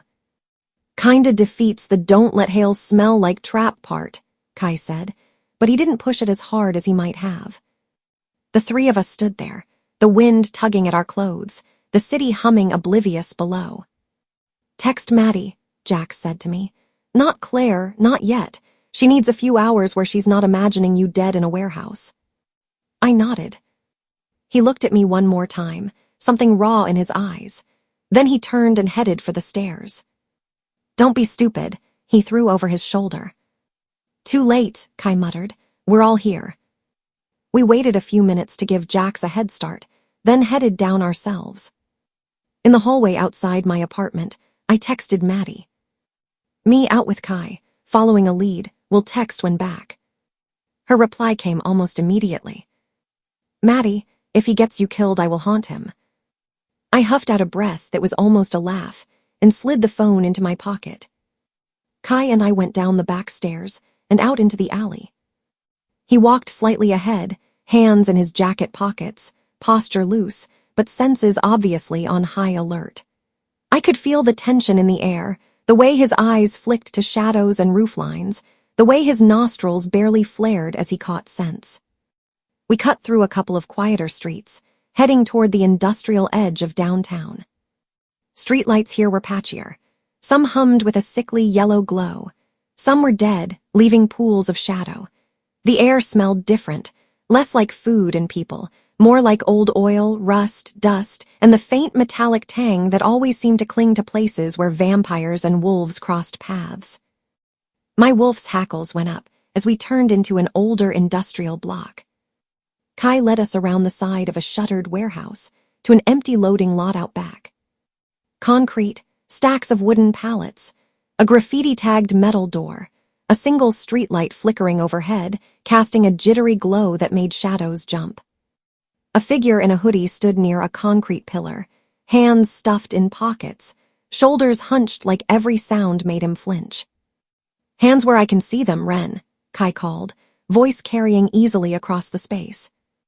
The figure jerked, then slowly pulled his hands out of his pockets, raising them a little. As we got closer, he pushed his hood back. He looked young, if that meant anything for a vampire, somewhere in his early 20s at the time he'd been turned, maybe. Jittery, eyes darting everywhere, hands twitchy like he wanted to grab for something and knew better. "You brought her," he said, eyes locking on me. "Yeah," Kai said. "You asked for a ward, here she is. This is Lena. Lena, this is Ren. He runs errands and makes bad life choices." Ren swallowed. "I've seen your face," he said to me. "Screens, streets. Lucian's people talk, Damien talks. They think you're important." "Not a fan of the celebrity term right now," I said. "You said you had information." He licked his lips, eyes flicking toward the warehouse, toward the street behind us, toward the shadows. "They're planning something big for the next full moon," he said. "Lucian and Damien, final cleansing. That's what they keep calling it." "Cleansing of what?" I asked. "Alphas," he said. "Wolves who won't bend. Humans who ask too many questions. Anyone who can't be turned to an asset. They want everyone in one place. One ceremony. After that, there's no one left to argue." "Where?" I asked, heartbeat picking up. He hesitated. "If I tell you," he said, "and they find out it was me." "They will," Kai said. "They always do." Ren's eyes flashed. "Then maybe I died doing something I chose, instead of waiting for Lucian to decide I'm convenient," he snapped. He turned back to me. "There's a warehouse near the river," he said. "Bigger than this. They've been clearing it out for weeks, setting sigils into the foundation. Lucian calls it the hall. Damien calls it the new council chamber. They're going to invite the remaining alphas there under some pretense. Peace talks, joint ceremony, something." "When?" I asked. "Full moon," he said. "They haven't sent the invitations yet. They're still arguing about the wording." He shifted from foot to foot, hands twitching. My wolf paced harder. Because under the smell of old oil and rust, under the tang of Ren's cold vamp scent and Kai's sharper one, I smelled something else. Wolf. More than one. Faint, on the breeze from the left. And under that, colder, a vampire tang that was Ren's. "Kai," I said quietly. He'd already gone still. His eyes scanned the darkness without moving his head much. "Ren," he said, voice suddenly very flat. "Who else did you tell about this meeting?" Ren froze. "I only told," he started. Footsteps echoed. Shadows detached from behind the stacks of pallets and the warehouse wall. Wolves in dark clothes, eyes catching the stuttering streetlight. A tall vampire in nicer clothes, Lucian's mark inked dark at his throat, standing just far enough back to not get his shoes dirty. And from around the far corner of the warehouse, hands in his pockets, coat as immaculate as if he'd just stepped out of a news clip, came Damien Black. Streetlight caught his face, all polite disappointment. My stomach dropped. Wolves fanned out as they approached, forming a loose circle around us. Their scents slammed into my senses, familiar hail-adjacent notes mixed with others I didn't know, all threaded with the same undercurrent of Damien's pack. Ren backed away, hands half raised like he might melt into the group behind him if he tried hard enough. Shame flickered across his face, threaded with fear. Kai's muscles coiled beside me, every line of his body going tense. The faint dark lines of the blood chain under his skin seemed to pulse once in my peripheral vision. Damien's gaze went at him first. "You had one job, Vesper," he said, voice smooth and cold. The warehouse wall bounced the words back to us. "If you don't deliver her," he went on, "Lucian will cut you apart himself." Then his eyes slid to me. He took me in, the way I stood, the way my hand had half raised toward the pendant at my throat, The way my heartbeat thudded so hard I could feel it in my teeth. Or, he added, a hint of satisfaction curling at the edge of his mouth, we resolve this right here. The circle tightened. From where I stood, I could see wolves closing in, shoulders low, eyes bright, breaths already starting to sink. Vampires on the edges, still and watchful, waiting for some signal I didn't know how to read yet. Kai shifted his stance, just enough that his shoulder brushed mine, grounding and frightening all at once. My wolf braced, claws I couldn't yet fully call burning at my fingertips. There was nowhere to run that didn't involve going straight through someone. My heart hammered against my ribs, echoing in my ears, loud as a war drum. I didn't know yet that Sierra's anxious message and Jack's busy had frayed some line elsewhere, tugged some domino that would make this worse before it got better. All I knew was that the trap had closed, and I was standing dead center. The scarred wolf's claws flexed, catching the light as he shifted his weight. There was a ring of them now, wolves in dark clothes, shoulders hunched, eyes faintly glowing, forming a broken circle around us. 2 vampires lounged near the back like they were at a show, pale eyes glittering. The air smelled like old oil, cold metal, and a lot of fur and hunger. Kai stood a half step in front of me, his body angled like he was casual, like he didn't care about the ring closing in. The lines of the blood chain under his skin looked darker, like bruises waking up. And Damien was right there in the open center, hands loose at his sides, the picture of relaxed authority. His coat barely moved in the night breeze. He could have been stepping out of a news clip instead of into an ambush he'd arranged. Lena, he said, my name smooth and warm, like a relative calling a kid across a backyard. You shouldn't be here. This isn't your fight. Come with me. I'll get you out of this safely. The wolves closest to him eased, just a little. Their shoulders dropped a fraction, ears metaphorically pricking to the protector, alpha voice. My heart hammered against my ribs. My wolf pushed hard against my skin, packing, wanting to move. Every instinct I had screamed that turning my back on his wolves would be suicide. Every old hurt from my mother's story burned behind my eyes.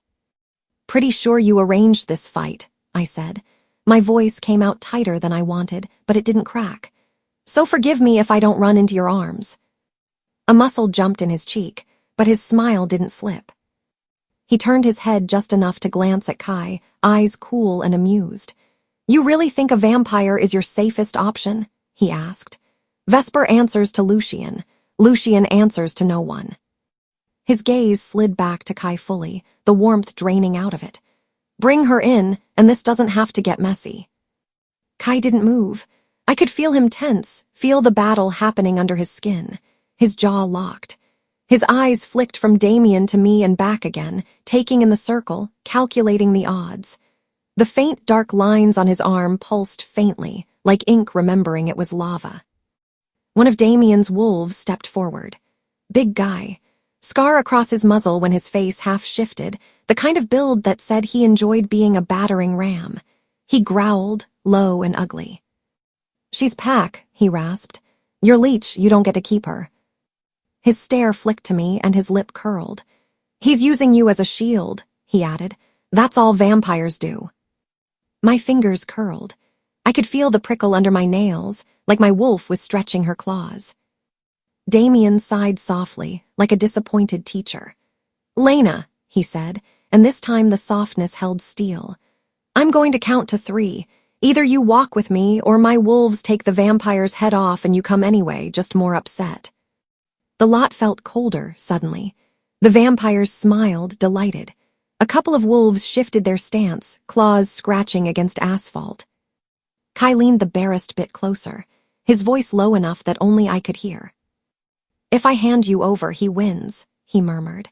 If I don't, Lucian burns me from the inside out. My throat felt tight. So we find door number 3, I whispered back. Damien's voice spread out over the lot, calm as a weather report. 1. Wolves shifted their weight. I saw claws sliding out, knuckles popping. The scarred wolf stepped forward another pace, shoulders rolling. You're already a traitor to your own, he snarled at Kai. Might as well die with them. My mind ran through options at a frantic, stupid speed. If Kai tried to push me behind him, Damien's wolves would see it as proof, the vampire using the ward girl as a shield. If I moved forward, I'd be stepping into Damien's gravity field, making it look like I was choosing him. My wolf bristled, furious at both choices. "We don't crouch behind anyone," she snapped inside my head. "Two," Damien said, casual as anything. My heart beat so hard I could hear it in my ears. Asphalt under my shoes, cold air in my lungs, the faint sting of leftover alley dust in my nose. Kai's arm was warm beside mine. "Three," Damien said. Time snapped. The scarred wolf exploded forward, but not at me. He lunged straight for Kai's throat, body half-shifting midair, teeth lengthening, hands already claws. I didn't think. I just moved. My wolf surged up in a hot, dizzy rush. I shoved Kai back with both hands, hard enough that he stumbled, and stepped straight into the path of the charging wolf. My hands were already changing, nails lengthened, sharpening into curved points. My teeth ached and then slid long. The world went sharp and bright and tunneled, him coming at me, eyes locked, claws aimed for soft parts. He hit. White-hot fire tore across my side as his claws raked from hip toward ribs. The breath left my lungs in one ugly sound. Warmth flooded under my shirt, sticky and immediate. The pain was a scream in my nerves, but my wolf didn't let us fold.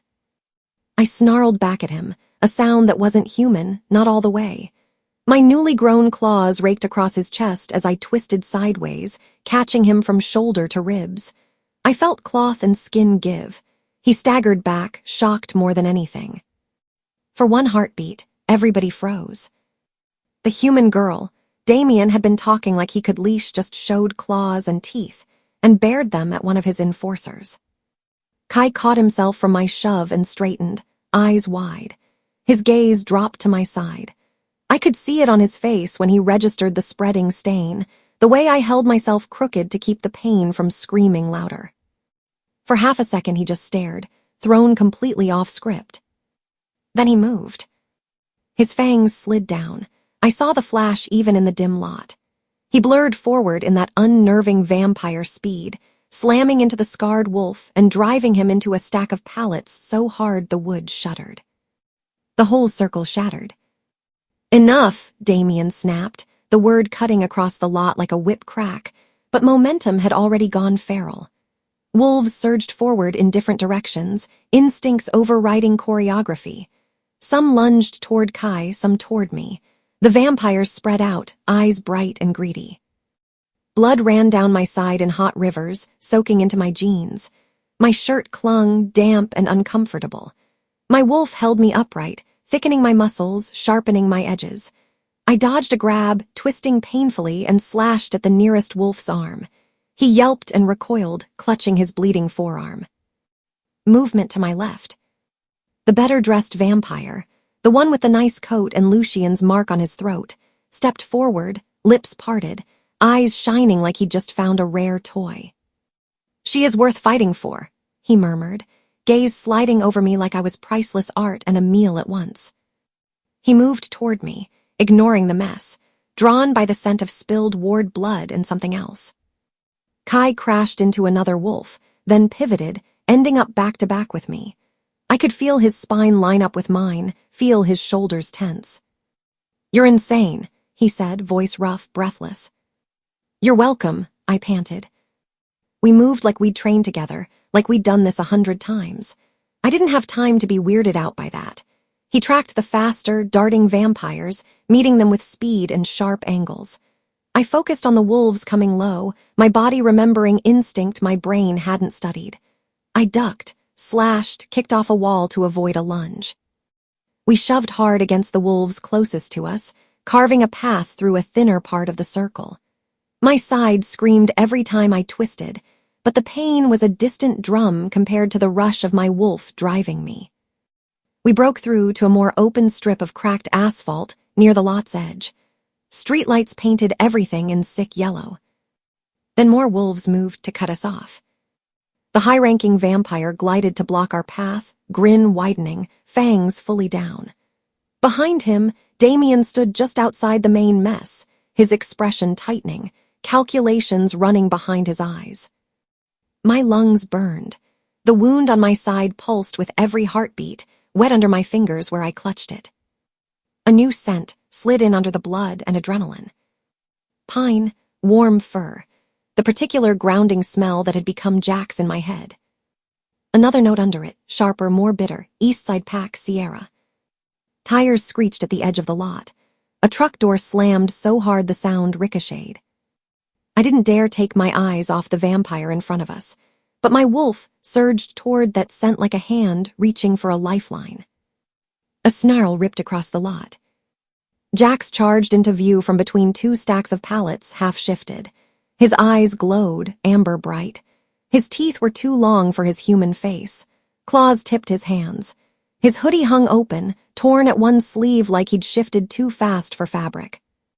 Sierra was right beside him, also partially shifted, claws, eyes the set of her jaw all wolf.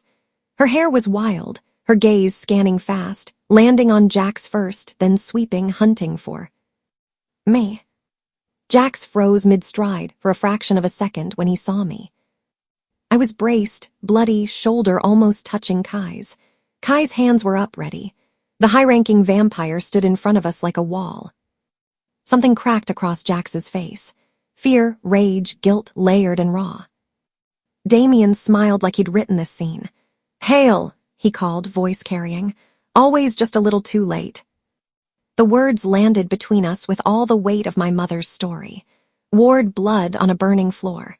Damien stepping through the smoke too late, claiming leadership after the fact. Jax's jaw clenched so hard, I could see the muscle jump from here. "Get away from her," he snarled. Not at me, at Damien's wolves. Several wolves flicked their ears toward him.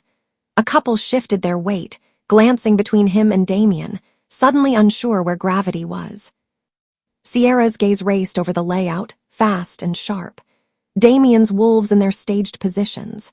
Me, bleeding, claws still half out. Kai between me and the high-ranking vampire, as much a shield as a target.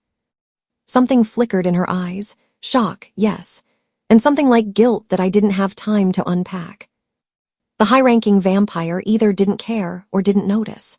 He stepped toward me again, dismissing Jax like background noise. "We'll just take the girl," he said lightly, voice threaded with something like hunger. "Sort the rest later." Jax slammed into him from the side in a blur of claws and fury. They crashed into the side of the warehouse with a dull, hollow sound.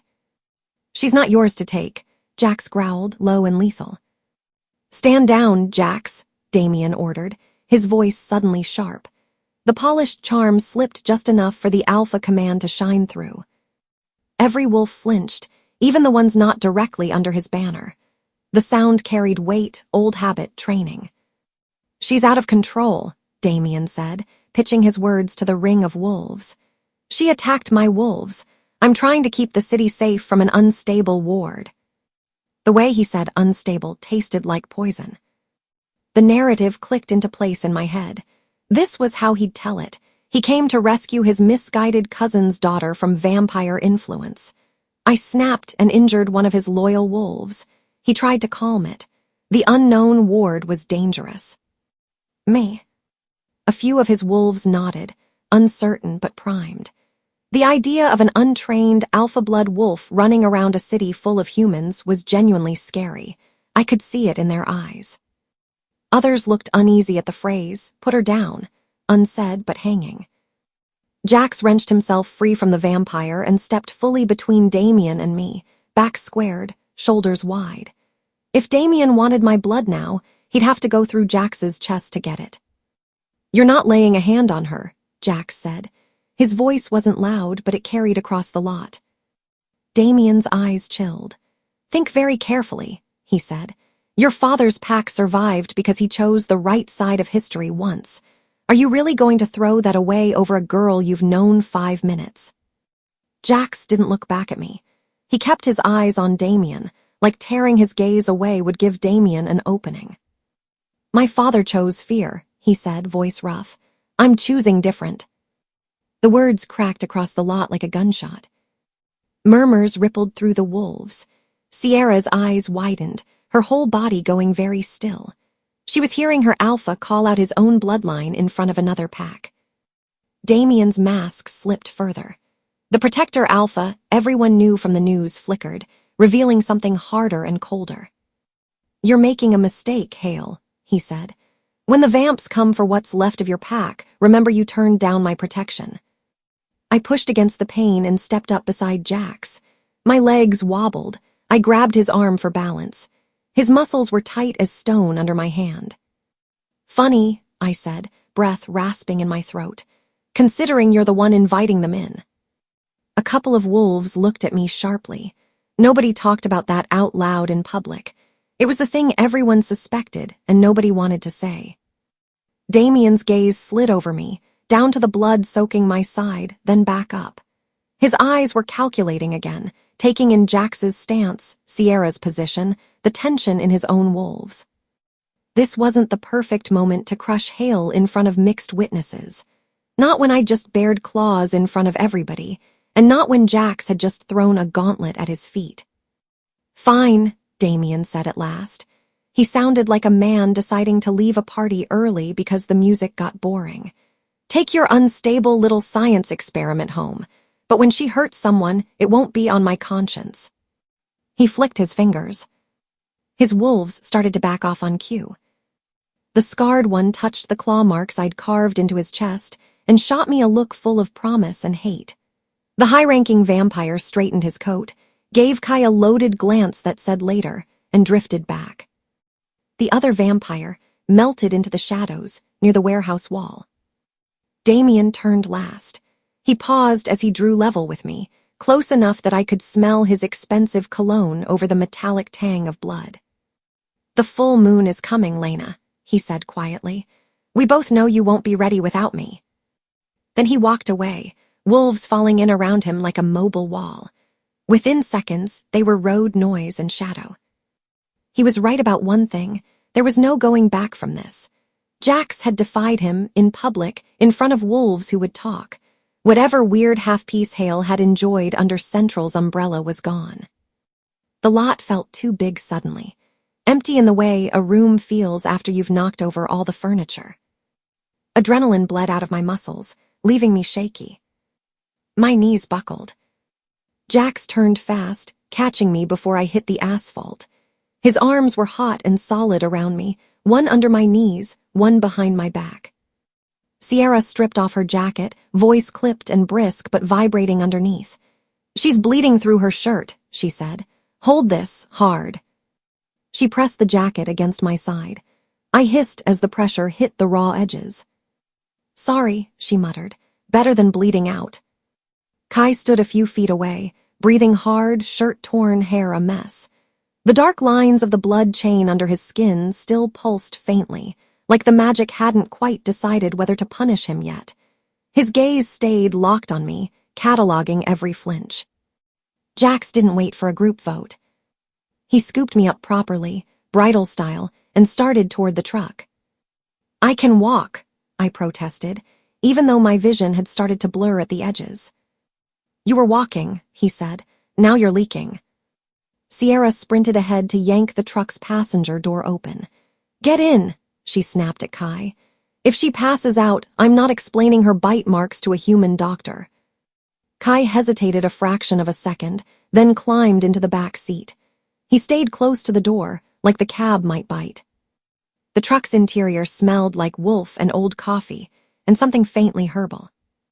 Jax eased me into the front seat, keeping Sierra's jacket pressed against my side until my own hand replaced his. Pain punched through me in waves. The engine growled to life. We rattled out of the lot, hitting every pothole like a personal insult. I bit the inside of my cheek to keep the sounds in my throat from escaping. The city slid past in smeared lights and brick. At a red light, Jax's knuckles were white on the wheel. He glanced over at me, jaw tight. "If you scare me like that again," he muttered, "I swear I'll..." He cut himself off, swallowing whatever threat or promise was about to come out. Behind us, Kai watched our reflection in the side mirror, face unreadable. We turned down a narrower street than I recognized, past a row of shuttered storefronts. One had blacked-out windows and a faded sign nobody had bothered to scrape off. Jax pulled up in front of it.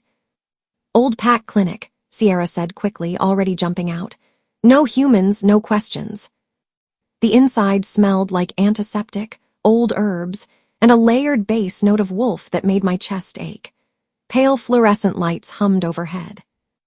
Jax carried me through a narrow waiting area and down a short hall into a back room where a metal-framed cot sat under bright lights. A middle-aged woman in scrubs and a worn cardigan was already there, rubber gloves snapped on, a tray of supplies laid out like she'd been born ready. "Put her here," she said. Her voice was brisk, all business. Jax laid me down carefully on the cot. The motion still made my wound scream. I sucked in a sharp breath and gripped the edge of the mattress. The healer lifted the hem of my ruined shirt enough to see. I forced myself not to look. I could feel air hit my skin, the stickiness of blood. "Deep," she said, clinical. "But he missed the important plumbing, you're lucky." "Or stubborn," Sierra muttered from somewhere near my head. "Hold still," the healer said. They flushed the wound with something that stung like fire. I dug my fingers into the thin mattress, breathing hard through my teeth. The room narrowed to the sting, and the healer's hands and Jax's presence just off my shoulder, a steady, furious heat. She applied some kind of pungent salve, and then closed the worst of it with neat, efficient stitches, fingers moving fast. No commentary, no bedside coddling, just work. Bandages wrapped snug around my ribs afterward, snug enough that breathing hurt, but in a contained way. "No shifting for at least a day," she said. "You tear this open, I'm not redoing it tonight." "Got it," I said hoarsely. She peeled off her gloves and glanced around the room. "Try not to get into any more multi-faction brawls until tomorrow," she added drily, then shuffled out, door whispering shut behind her. We were left in a smaller safe-house room with the cot, a sagging couch, and a scuffed table with water rings. For a moment, nobody spoke. I adjusted slowly, easing up to a half-sitting position against the cot's squeaky metal headboard. Every movement tugged at the stitches. My wolf hummed low, not exactly happy but stubbornly alive. Jack stepped closer. His voice, when it came, was very quiet and shaking. "What were you thinking?" Anger laced every word, but underneath it I heard something worse. Panic. I bristled automatically. "I was thinking your pal Damien's wolf was about to rip Kai's head off," I said. My voice came out rough. "So you threw yourself in the way," Jack snapped. Like some kind of, I don't even have a word for how reckless that was. He started packing, 3 steps one way, 3 steps back, like a caged animal. His claws had retracted, but he still moved like he might bolt at any second. "I got there and saw you standing next to him, covered in blood," he said. "I thought I was watching history repeat, Ward blood on the ground, me too late again." Something in my chest twisted. "I didn't get hurt because of him," I said. "I got hurt because Damien wanted to prove a point." "You got hurt because you went to that meeting with a vampire instead of calling me," he threw back. From the chair by the wall, Kai spoke, voice mild. "We did call," he said. "You just said no." Jax whirled on him. "I said it was a trap," he snapped. "Which it was." "And yet, here she is, not in Damien's custody," Kai said. "You're welcome." I let my head thump lightly back against the metal rail, eyes squeezing shut for a second. The room felt too small for 3 egos and 1 stitched side. My head spun, part blood loss, part the triangle of anger and guilt bouncing between them. "I didn't go with Kai because I trust him more," I said slowly, opening my eyes again. Both of them looked at me. "I went because your family already chose Damien once, and part of me is still scared that when it gets bad enough, you'll pick him again." The words tasted like betrayal and truth in equal measure. Silence dropped over the room like a blanket. Jax's face went pale under his tan. He looked like I'd hit him harder than any vampire could. "I'm not my father," he said. His voice was rough, stripped down. "I don't know how many times I have to prove that to you, but I will keep trying even if it kills me." That made something crack in me too. "I don't know what to do with any of this," I admitted. "You, Kai, Damien, Lucian, my dad's ghost, it's all tangled." It was the closest I'd come to saying out loud that my feelings were a mess in more directions than one. From the doorway, a small shift of air. I glanced over and caught a flash of Sierra's face before she stepped back. She'd been standing there, just inside, hearing enough. Shock had carved new lines around her mouth. Pain sat behind her eyes. The mention of Hale's siding with Damien hit her differently than it hit me. It was her history, too. Hearing how much Jax cared slammed up against whatever she'd hoped or assumed.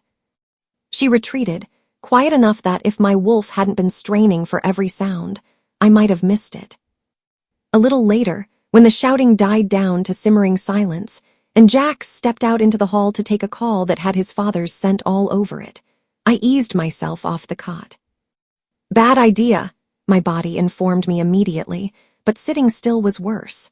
I kept one hand on the wall, the other cradling my bandaged side. The narrow hallway smelled like antiseptic and wolf and something else. Guilt, if guilt had a scent. Sierra stood near the end, half in shadow, one hand braced on the wall. Her posture was wrong for her, not ready to fight, not resting. Just stuck. "You okay?" I asked quietly. She let out a short, brittle laugh. "I didn't just take a claw to the ribs," she said. "But," I prompted. She looked at me, and then past me at the room where Jax and Kai were. Her jaw tightened. "I told Damien you were sniffing around vampire spots," she said abruptly, words tumbling out like she'd been holding them back too long. "I thought he'd scare you off, make you back down before you got yourself killed. Not." She broke off, biting her lip hard enough to blanch it. My stomach dropped. Slowly, like a slow-motion punch, it landed. Sierra was the leak. The one who'd flagged me and Kai on some mental radar. The reason Damien had known where to set the trap. Anger flared, hot and bright. It wanted to go straight through my mouth. My wolf bristled, hackles up. Then I saw her face properly. She looked gutted, not proud, not defensive, just destroyed. "I thought I was protecting the pack," she said, voice low, "and maybe getting you to stop pulling Jax into every mess." A humorless huff. "I didn't think he'd send half his wolves and a couple of Lucian's pets to actually." She couldn't say kill. Her throat closed around it. I swallowed my first 3 responses and picked the one that didn't blow the hallway off its hinges. "He used you," I said quietly. She gave a jerky nod, eyes shining. "Yeah," she whispered. "Lesson learned." "I want to be mad at you," I said. "I am mad at you." She flinched. "Get in line." "But you didn't set this up to have me torn apart," I added. "You just didn't think he'd go that far." "That's the problem," she said. "I didn't think he'd go that far. I still gave him a loaded gun and pointed at you." Silence stretched between us for a beat, tight and uncomfortable. "I need air," she muttered, brushing past me, "before I say something even stupider." She headed for the back exit, shoulders stiff, hands trembling just enough that my wolf didn't miss it. I watched her go, stomach twisted with a mess of anger and a sick understanding. Jealousy plus loyalty plus Damien's charm was a bad cocktail. Sierra had chugged it and only now realized it was poison. She stepped out into the dark parking lot. Through the grimy window, I could see her stop there, staring out into the night like it might explain anything. I shuffled back to the small room. Kai hadn't moved much from his chair. He was closer to the cot now, elbows on his knees, fingers laced. The blood chain marks on his arm had faded a little, but they still looked like old burned scars under his skin. Jax wasn't inside.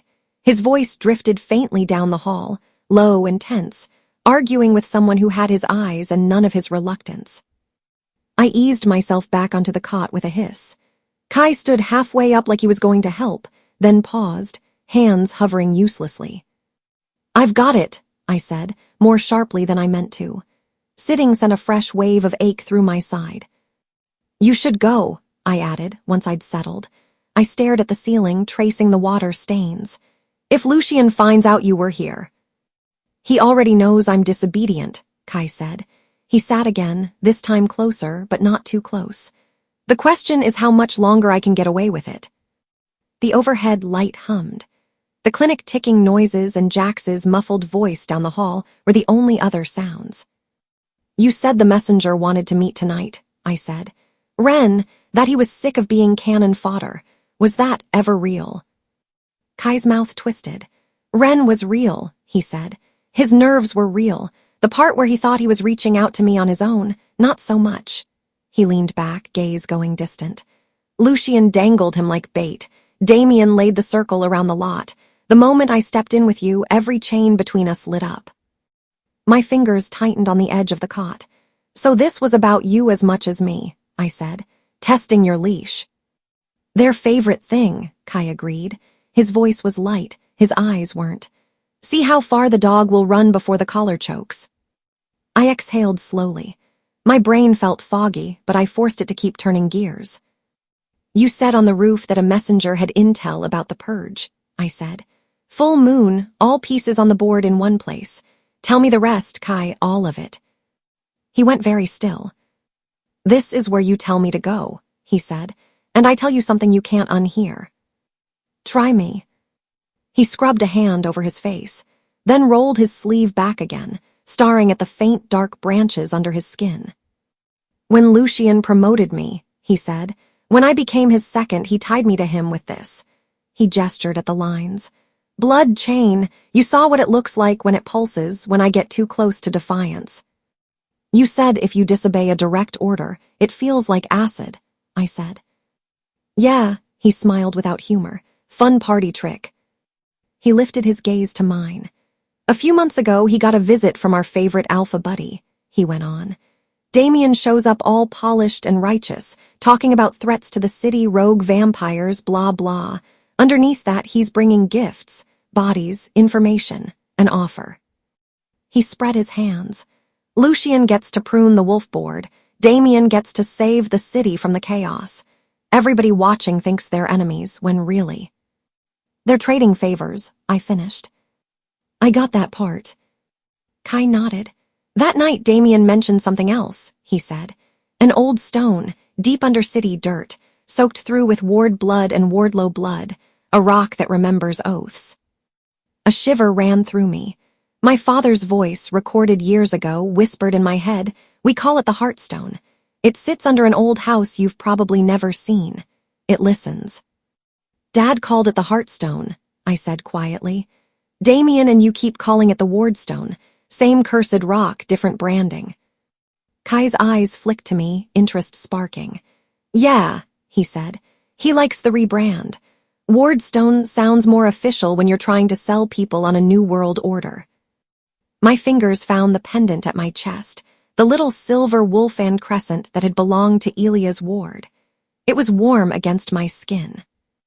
The stone was built to enforce no ward kills ward, I said. That oath kept him from spilling my father's blood with his own hands, so he built a war around us and let everyone else do it. Loophole. Exactly, Kai said. Now he wants to twist it further, take that same anchor point and use it to yank the whole board in his direction. He leaned his head back against the wall, staring at the ceiling. The plan for the full moon is simple, in the way the worst things usually are, he said.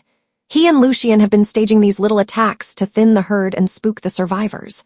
On the full moon, they invite every remaining alpha to a unity summit. Council, neutral ground, speeches about safety, the whole thing. And underneath, I said. And underneath, he agreed, they've prepped the Heartstone, Wardstone, whatever you want to call it. Damien's wolves have been digging around old ward property for months. They found the stone and brought the ritual to Lucian's pet witches. I swallowed hard.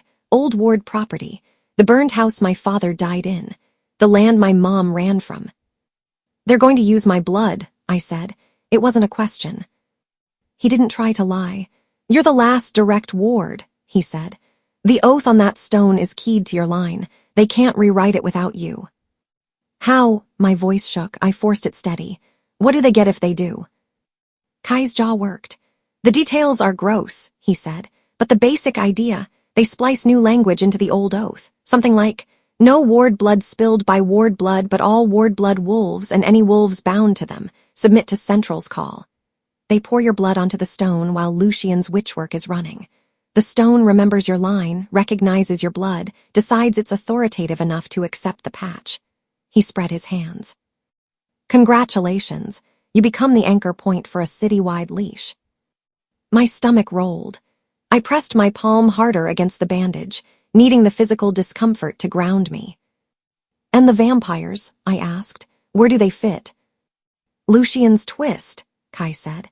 "He bakes in clauses that exempt vampires from the stone's commands and maybe give us some advantages when wolves are leashed. Damien gets an army that can't say no. Lucian gets wolves who can't fight back if he decides to feed on alphas who don't bend all the way." I stared at him.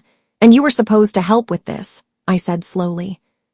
He flinched, just a little. "Lucian assigned me to liaise with Damien's people on the street level," he said.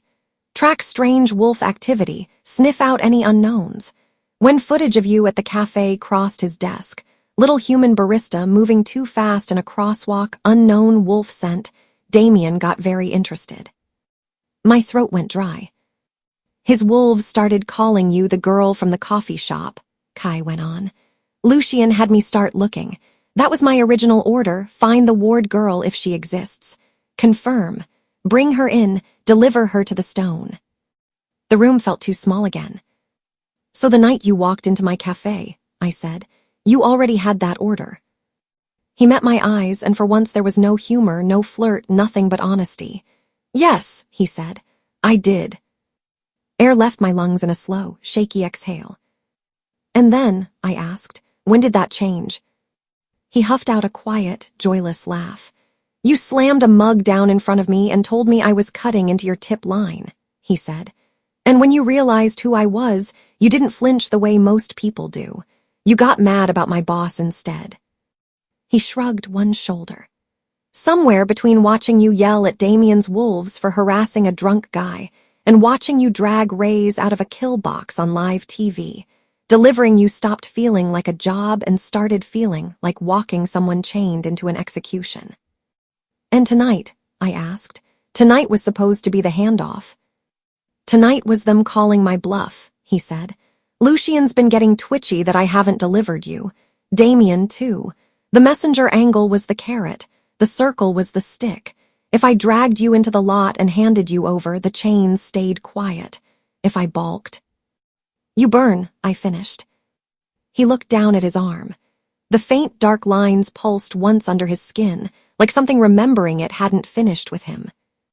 "I balked," he said simply. I let my head fall back again, staring at the ceiling. The fluorescent light buzzed, a high, annoying whine. "So that's the full moon," I said. "A unity summit on the ashes of my family's land. A Heartstone wardstone soaked in our blood. Damien making speeches upstairs while witches and vampires carve lines into rock underneath." The pendant under my shirt felt like a weight. My father's recorded voice echoed in my head again. "Ward blood doesn't bow easy. Not to anyone." "You're a key, Lena," Kai said quietly. "To him, to this city, to that stone." "Great," I muttered. "Always wanted to be an accessory." He huffed out a breath, something like a laugh but heavier. Then his face sobered even more. "There's one other thing," he said.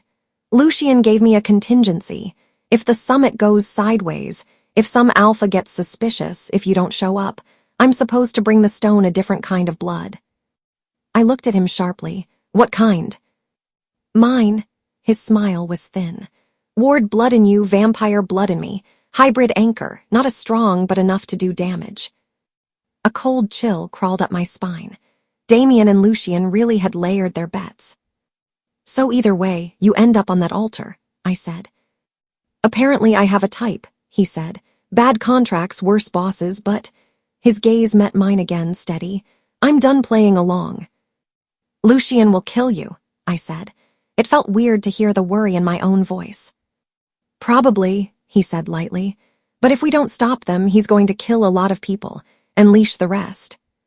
Silence settled in the room again. thick and heavy and buzzing with the edges of everything he'd just dropped on me. In the hall, Jax's voice rose and fell, low and angry, arguing with someone I couldn't hear. Outside. I imagined Sierra staring at the night and seeing her own choices clearly for the first time. In some other part of the city, Damien was already turning tonight's fight into a story that made him the hero. I pressed my hand over the bandage at my side and felt the slow, stubborn thump of my heartbeat beneath it. My father had recorded a message for a baby he'd never meet, warning her not to bow. My mother had traded years off her life to buy me time. Jax had just burned a bridge with Damien in front of witnesses. Kai had chosen to take the hit from his blood chain rather than deliver me. All those choices hung in the air like threads. The full moon was coming, fast. "Okay," I said finally. My voice sounded steadier than I felt. "Then we stop them, at their own altar. We break the heartstone before it breaks us." Kai's mouth curved just a little. Respect, maybe, or recognition. "Rooftop club for people who hate their bosses," he said. "Guess we just upgraded to full revolution." In the hall, Jax's footsteps turned toward the room. I tightened my grip on the cot and looked at the door. Full moon, heartstone, wardstone, whatever name they gave it was coming for me. But I was coming for it too. Jax filled the doorway like bad news. Kai's words were still hanging in the air. "Damien wants your blood on that stone," when Jax's eyes locked on him. For a second, nobody breathed. The fluorescent light hummed overhead, hard and white, like we were all under a microscope. "We're not doing this in a hallway," Jax said, voice clipped enough to cut. He didn't look at me right away. His focus was all knives and calculation, pinned on Kai. Then he dragged his gaze to my side, took in the bandage under my borrowed Hale t-shirt, the dried red line creeping through the gauze, and something fractured in his face. He exhaled once through his nose, like forcing the air out. "Sierra." She was just behind him, in the frame, shoulders tight. "Yeah." "Text Claire, tell her to get here, bring Maddie, emergency, no details." She nodded once and slipped her phone out, thumbs already moving. Jax stepped fully into the room and came to my bedside. "Can you stand?" he asked me, softer. I nodded even though the idea made my ribs protest. "If you try to carry me again, I'm biting you," I muttered. His mouth twitched, almost a smile gone fast. "Noted." He slid his hand under my elbow instead, careful of the wound, the heat of him steady and solid. Slowly. Getting upright felt like my skin was a little too tight for my body. Every movement tugged at the stitches. The healer's salve burned, then cooled, a weird shimmer under my skin. I gripped the side of the cot, then pushed up. Jax stayed close enough that his arm brushed my shoulder, a silent anchor. Behind us, Kai rolled his sleeve back down over the ghost of the blood chain and pushed off the wall. "Field trip?" he asked lightly. "War Council," Jax said, "and you're front and center." We shuffled down a short hall and into the Hale safe house's common room. It looked like any old break room from the outside. Scarred wooden table, battered couch, buzzing fridge in the corner, a corkboard with faded flyers. It smelled like coffee, disinfectant, and wolf. Jax eased me into a chair at the table. The wood felt cool under my palms. He stayed standing for a beat, like he wasn't sure sitting was allowed yet, then ended up on the far end of the table, across from the kitchen doorway, posture straight and wired. Sierra took a chair near him, arms folded. Kai leaned against the wall opposite Jax, close enough to the table to be part of it, far enough that he'd see anyone coming through the door first. The clock over the stove said 3:07 a.m. The minutes stretched. Jax paced in a slow line between the fridge and the table, muscles tight under his hoodie. Kai watched him like a cat watching a dog, expression relaxed but eyes too sharp. I sipped water from a plastic cup Sierra shoved in front of me, every swallow sliding past the tight knot in my chest. 15 minutes, maybe 20, long enough for my eyelids to feel heavy and my side to throb in time with my pulse, long enough to imagine 100 ways this meeting could go bad. Finally, the outer door banged open. Claire came in first, hair in a messy knot, old sweater thrown over a t-shirt, eyes wild. Maddie was right behind her in leggings and an oversized hoodie, sneakers untied, hair in a lopsided bun. "Lena," Claire crossed the room in 3 strides, ignoring everyone else. Her hands went straight to my face, cupping my cheeks, thumbs brushing the skin beneath my eyes like she was checking I was still real. Then her gaze dropped to the edge of the bandage under my shirt. She sucked in a breath. "How bad?" "Stitched," I said. "Healer said I'm stubborn, not dying." Maddie hovered in the doorway, taking in the wolves, the vampire, the 2 bright lights and 2 shabby couch. "Okay," she blurted. "Someone tell me why my best friend is bleeding in a secret wolf bunker and why I didn't bring snacks." "Sit," Jack said. There was something in his voice I hadn't heard before, even when he'd given orders in the basement. Not exactly anger, not exactly alpha tone, something heavier. We ended up clustered around the table. Jax took the far end, shoulders squared. I sat on his right. Claire slid into the chair on my other side, one hand staying on my arm like a tether. Kai sat across from me, forearms on the table, fingers laced. Sierra pulled a chair to Jax's right. Maddie squeezed herself between Claire and Sierra, elbows tucked in to avoid knocking over the salt and pepper shakers. The fridge hummed. The clock ticked to 3:19. Jax rested his palm flat on the table. The muscles in his forearm were bunched like he was stopping himself from putting it through Kai's face. "Start from the top," he said to Kai. The words came low and lethal. "What ritual, what stone, what orders?" Kai lifted his hands, palms out, a small surrender. "I'm not going to win a shouting match with an alpha and his mother-in-law potential," he said, nodding at Claire. Nobody laughed. His gaze flicked around the table, took in the blank faces, and the smirk slid off. "Okay," he said quietly, "all of it." He leaned forward, forearms on the table now, the casual distance gone. For the first time since I met him, Kai Vesper looked solemn. "The cathedral," he said. "Border of wolf and vampire turf, old and neutral on paper. That's your stage." He pulled his phone from his pocket, thumbed it open, and dropped a map app on the table between us. Maddie and I both leaned in. It was a satellite view, dark smudge of trees, the gray curve of a road, the pale shape of a stone building near the line where city lights faded. "There," he said, tapping the building. "Abandoned church. Used to be human. Now it's a perfect little magical pressure cooker." Maddie squinted. "I know that place," she said. "There was some think piece about it in the local paper. Historic site, no funds to restore, blah blah. Creepy photos, lots of pigeons." "Fewer pigeons now," Kai said. "More problems." He zoomed out, then traced a finger in a ring around the cathedral. "Wolves see forest. Vampires see a perimeter." I frowned. "Perimeter of what?" "Salt," he said. "Grids of it mixed with herbs and ash sunk into the soil in a ring. Warded ground. It locks energy in. Think of it like a bowl." He glanced at Maddie. "Magical crockpot. You put power inside, it doesn't escape easily. It cooks. And if you're sitting inside when it goes off, you cook with it." "Charming," she muttered. My stomach turned a slow, heavy circle. "Lucian's people started salting the ground weeks ago," Kai went on. "Night runs, small teams. Nothing big enough to trip wolf patrols, especially when Damien told you all to focus on vampire hotspots in the opposite direction."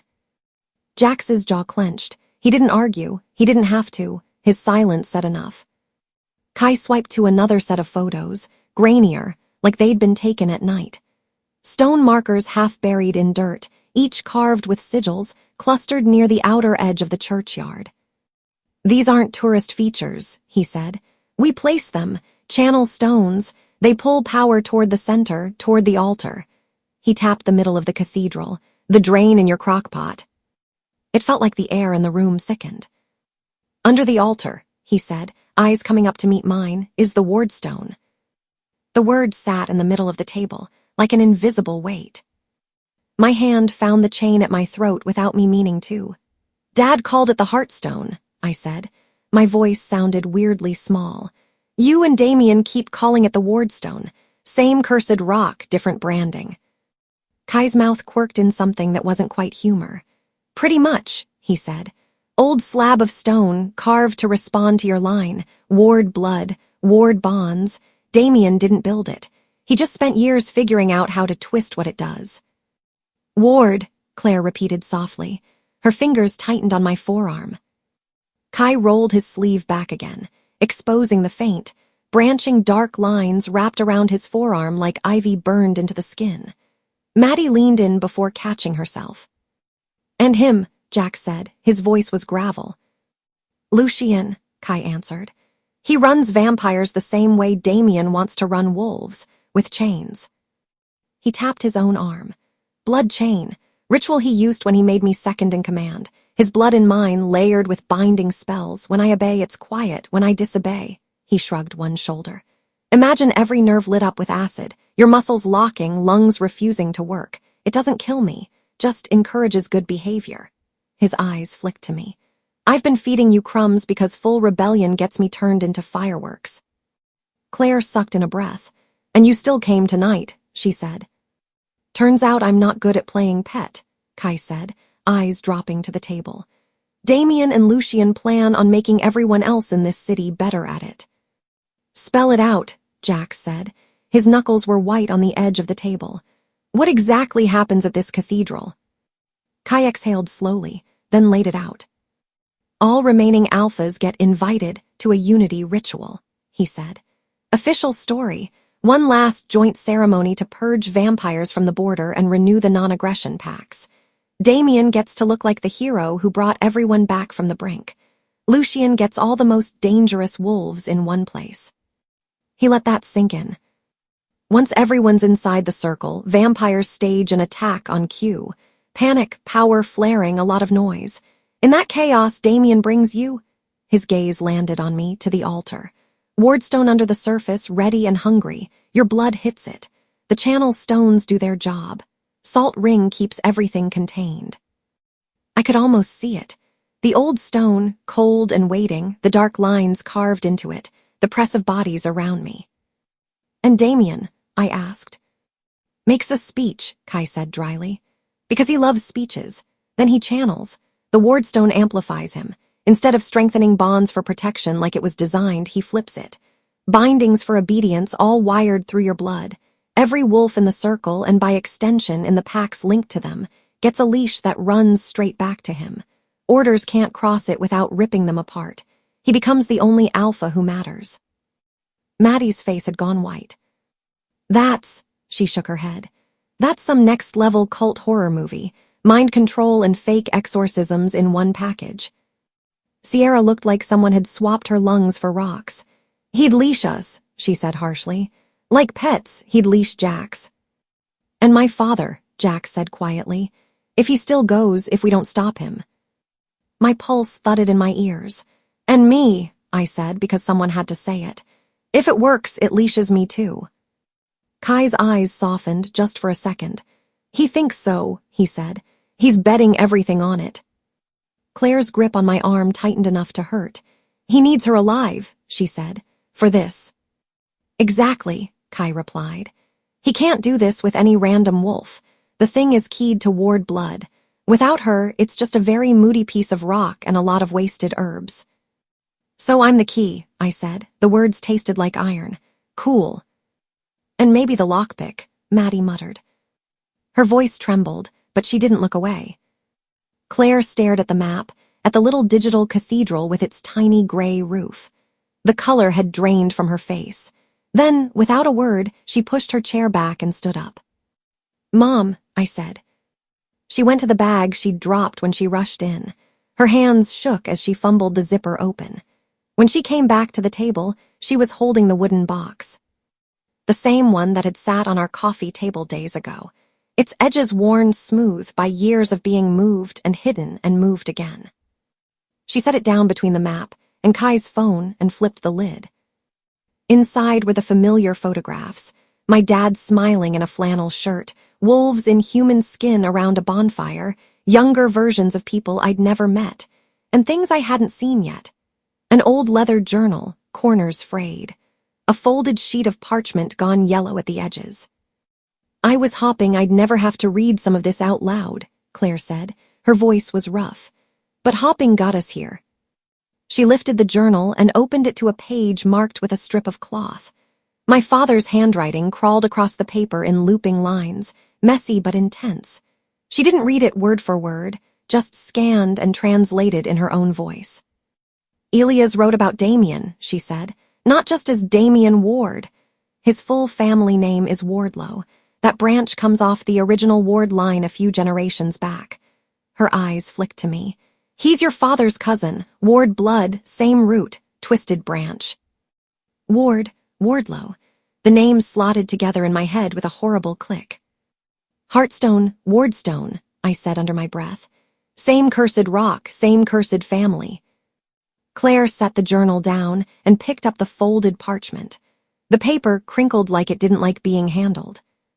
This, she said, carefully opening it, is older.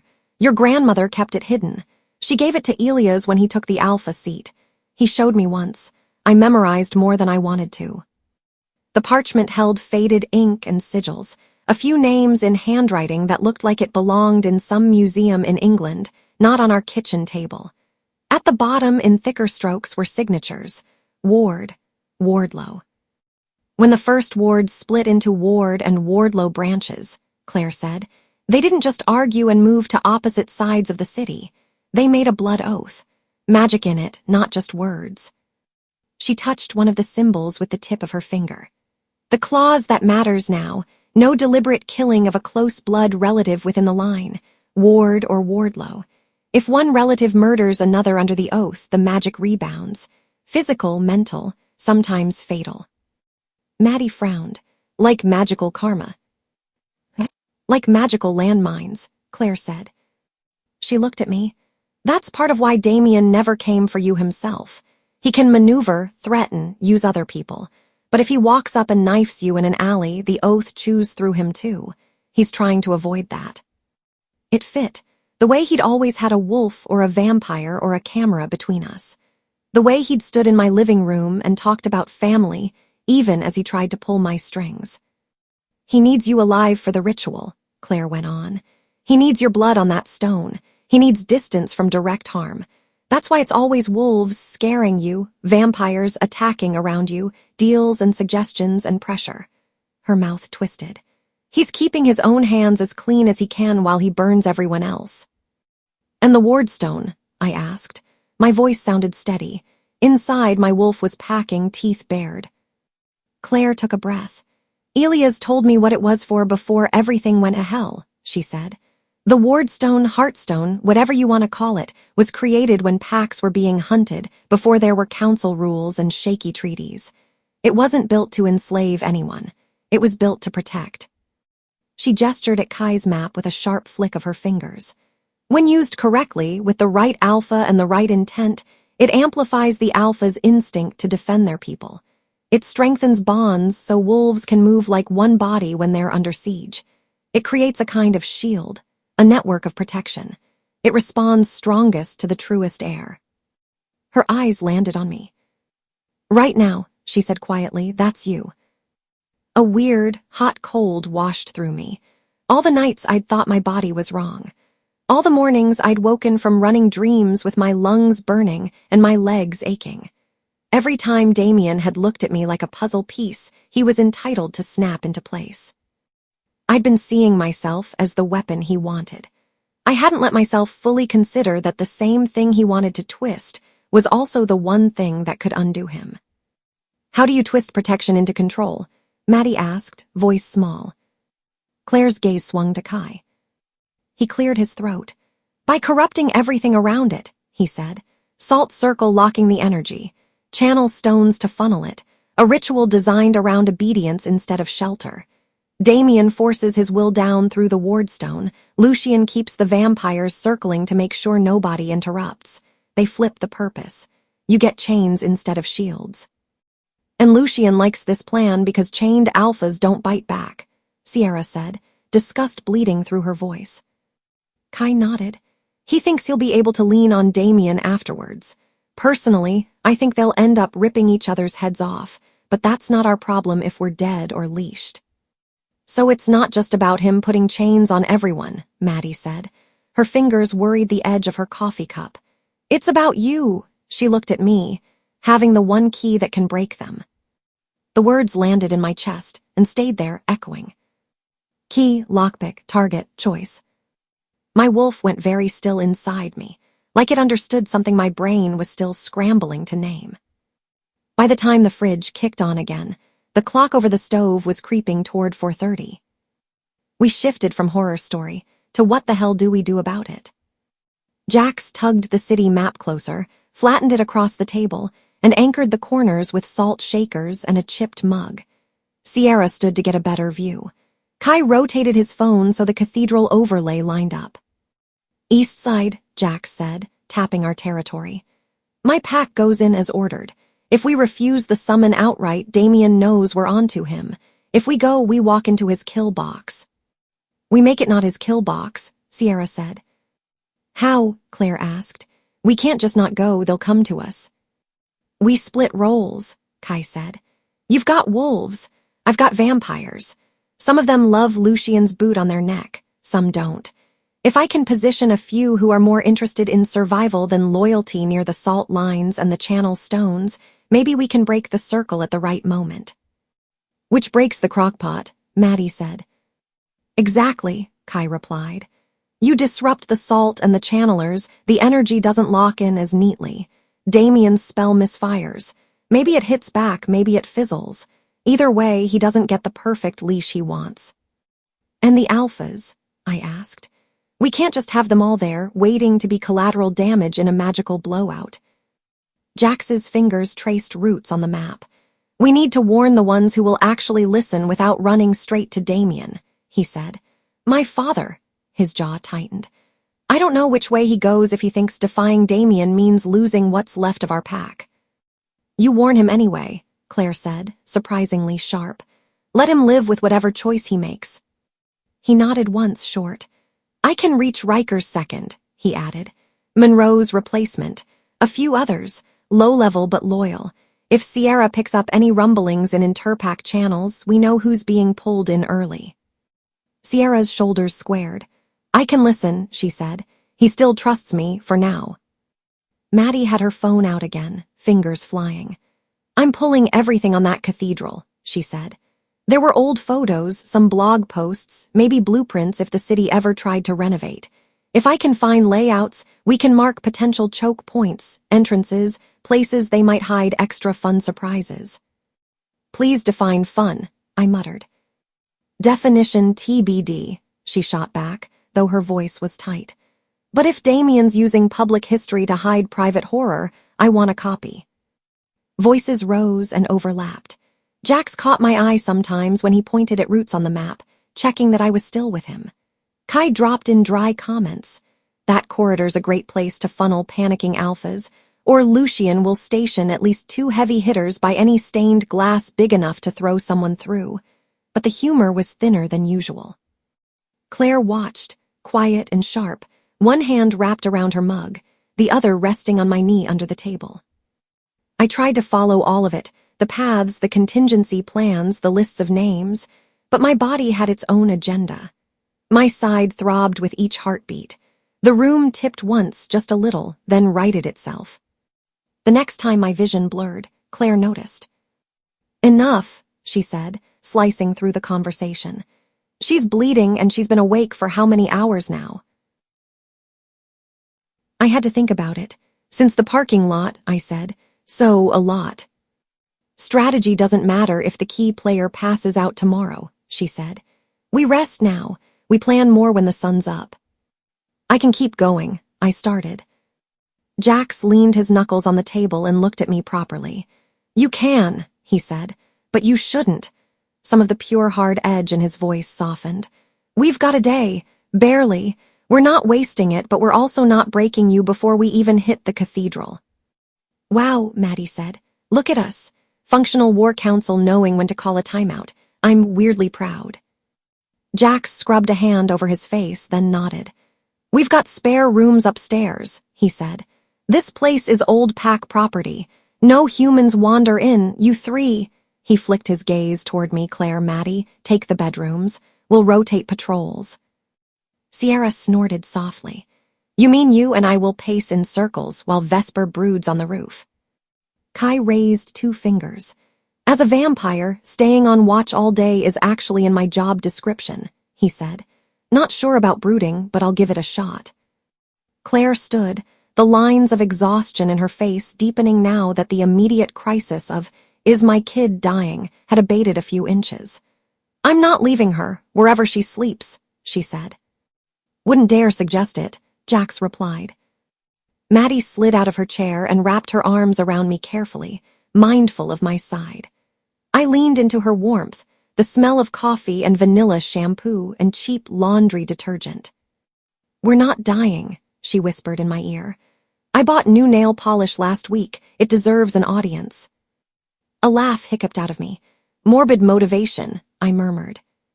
Hey, whatever works, she said. Claire paused by Jax as we moved away from the table. She hesitated like she wanted to say something, then squeezed his shoulder once, quick and almost awkward. Thank you, she said, for getting her out of there. He dipped his head. Didn't do it alone, he said.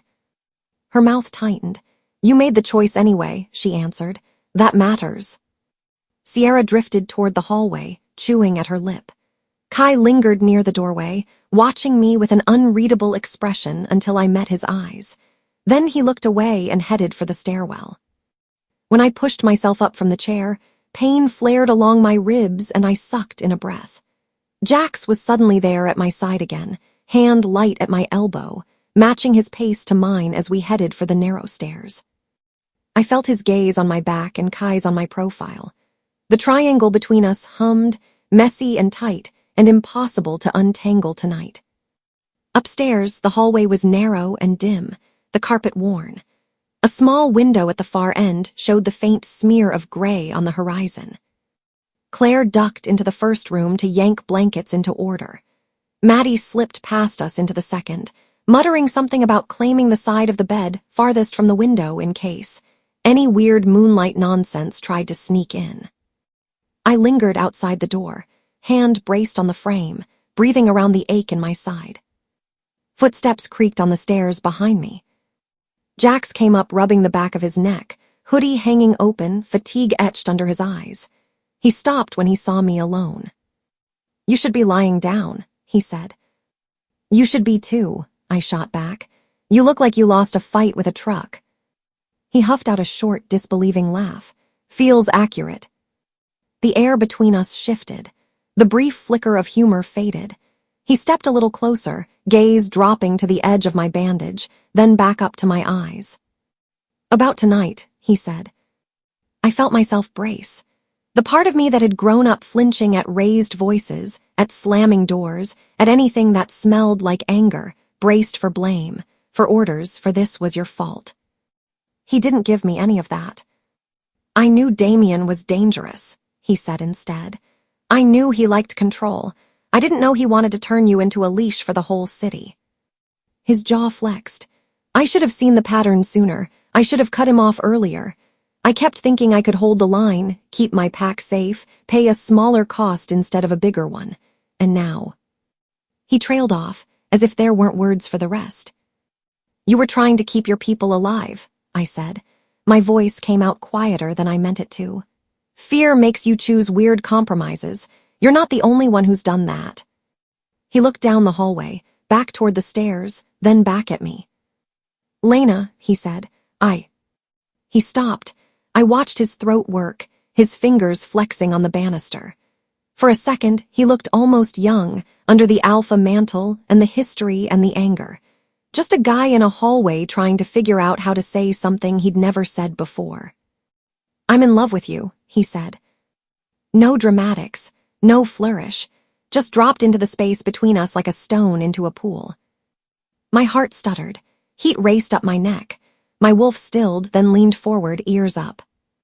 Images flashed through my head, his hands steady on my shoulders when my wolf had first broken the surface in the parking lot, his truck waiting outside my apartment at stupid hours, his body between me and Damien more than once, his gaze on me in that lot when he thought he was too late again. Part of me had known, part of me hadn't wanted to name it. He kept going before I could find a word. I've been trying not to be, he said, a humorless half-laugh in his voice. Because you're Ward and I'm Hale and Damien is all of this. Because it's messy and dangerous and timing could not be worse. It hasn't been going well. My fingers tightened on the doorframe. Jax. He lifted a hand, not touching, just stopping the word. If you decide you want him, he said, chin tilting the slightest bit toward the stairs, where Kai's presence felt like a shadow thrumming through the building. I'll swallow it. I'll step aside. I'll find a way to fight next to you both without getting in the way. His voice roughened. I just want you alive and free, not bound to Damien, not bound to anyone you don't choose. The hallway seemed smaller suddenly, filled with too much feeling and not enough air. It's not simple, I said. My voice wobbled, then steadied. I'm angry at your family. I'm grateful to you. I care about you. I care about Kai. And my cousin is trying to use my last name like a curse. I met his eyes. I don't know what I choose yet. I don't think I can know until Damien isn't hovering over every thought. He held my gaze for a long moment. Then he nodded once.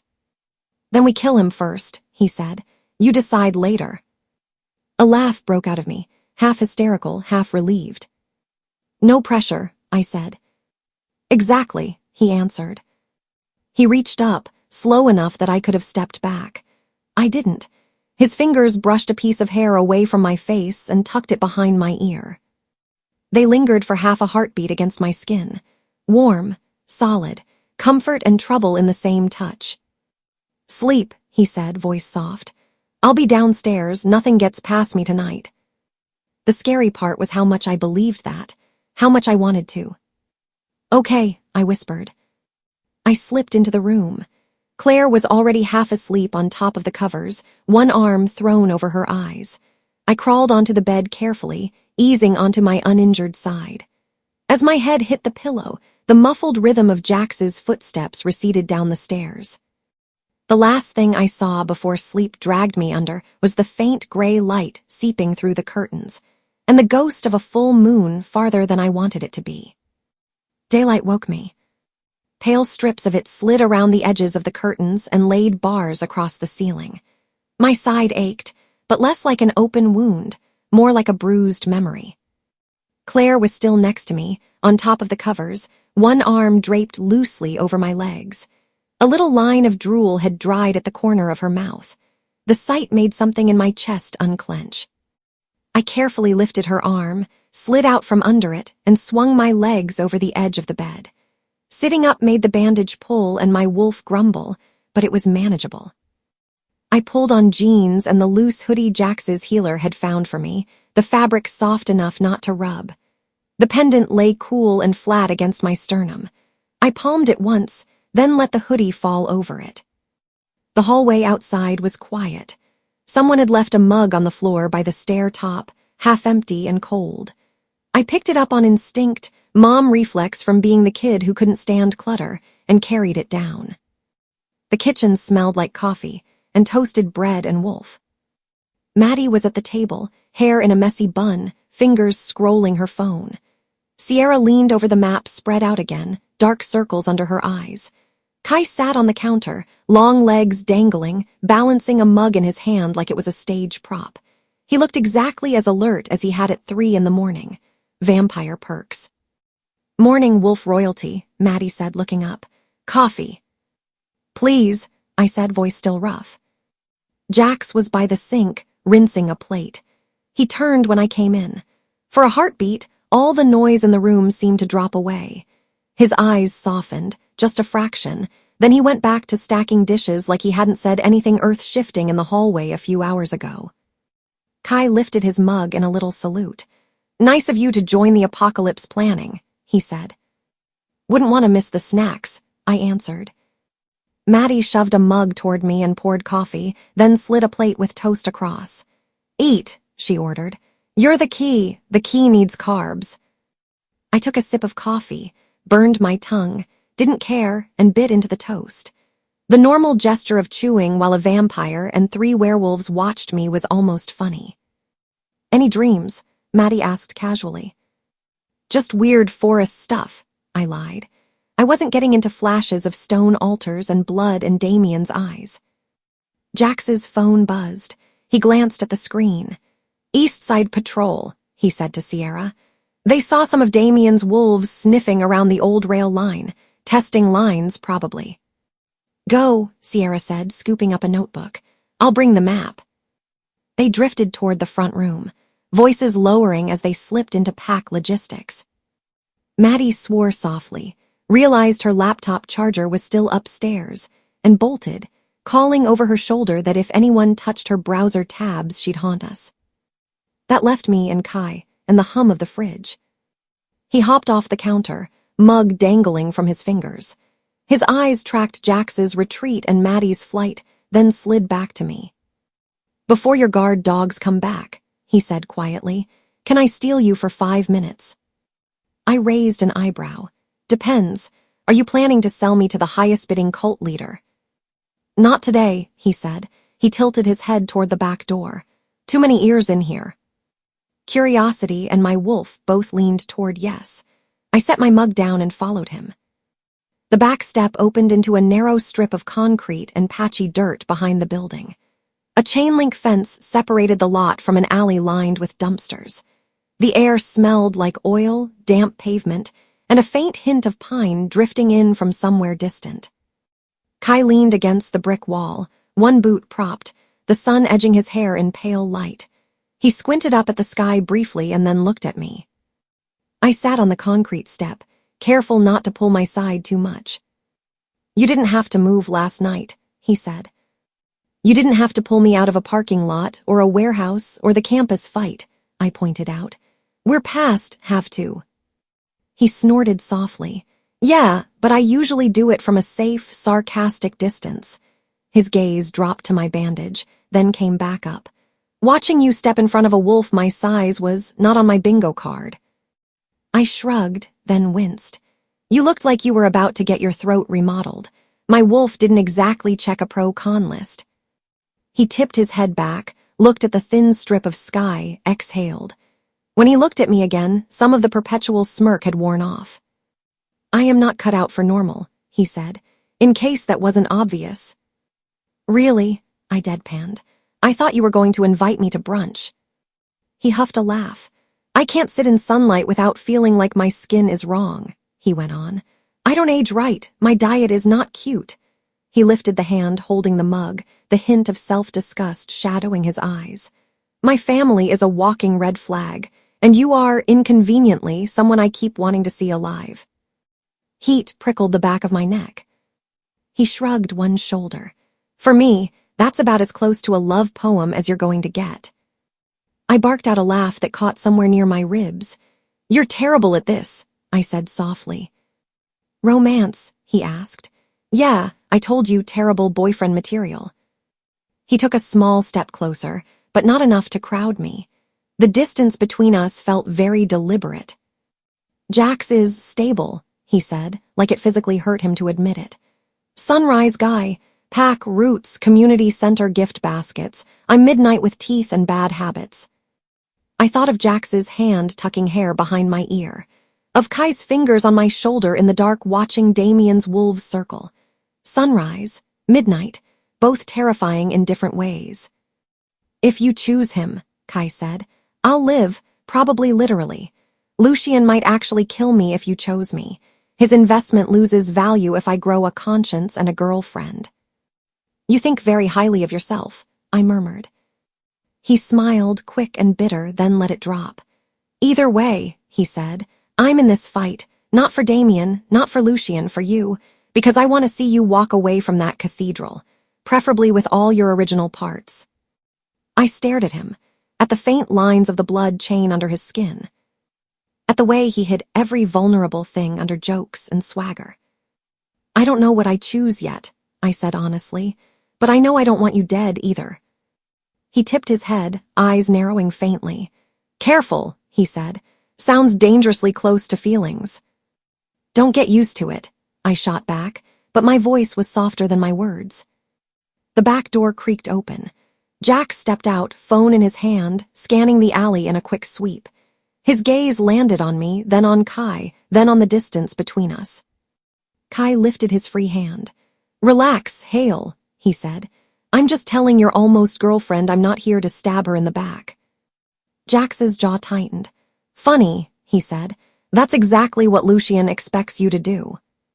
I'm a disappointment all around, Kai replied. The truce between them was brittle and thin, but it held. For now. By early afternoon, the safe house living room looked like an incident command center. We had sandwiches from some 24-hour deli spread on the coffee table, plates balanced on knees and the arm of the couch. Jax's city map was back, now with more notes scrawled in pen, names, arrows, circles. Maddie's laptop showed photos of the cathedral interior, cracked stone floors, stained glass windows leaking light, pillars marching up to a shadowed ceiling. Claire sat on the arm of the couch near me, one hand resting on my shoulder. Every time someone said Wardstone, her fingers tightened just a little. Sierra stood near the far wall, arms crossed so tightly her knuckles were white. She kept staring at the map like she could burn a hole through it with her eyes. Finally, she drew in a breath. Before we go any further, she said, voice rough, I need to say something. You're all going to hate it. Silence fell. She looked at me first. Her eyes were sharper than I'd ever seen them, and a little bit broken. I leaked your meeting spot to Damien's people, she said. It landed like a punch to the chest. Claire's fingers dug into the couch cushion. Maddie's mouth fell open. You what? Jax went very, very still. The temperature in the room seemed to drop 10 degrees. I thought he'd rattle you, Sierra said, words tumbling now. Maybe scare you out of our orbit, make you back off the vampires and the fights. I didn't think he'd... Her voice caught. She swallowed hard. I didn't think he'd almost tear you in half. My ribs suddenly ached in a phantom echo of last night's claw strike. She looked at Jax. I've known him my whole life. I watched him break his back cleaning up his father's mess, keeping Eastside alive. Then you... Her gaze snapped back to me, show up with ward blood and vampire friends and Damien's pet interest, and he can't see anything but you. It hurt to hear. It hurt more that some of it rang true. I was jealous, she said, and scared of losing him, of losing our pack, of Damien deciding we were expendable because he wanted you more. Her hands clenched around her elbows. So I made a stupid call. I thought if Damien leaned on you, he'd scare you off. Not... She gestured in the general direction of my bandage. That. Anger flared in my chest, hot and bright. Images flashed, the loading lot, the wolves closing in, the moment Damien stepped out of the shadows, certain and prepared. The feel of Sierra's jacket pressed hard against my side, her hands shaking as she tried to stop the bleeding she'd helped cause.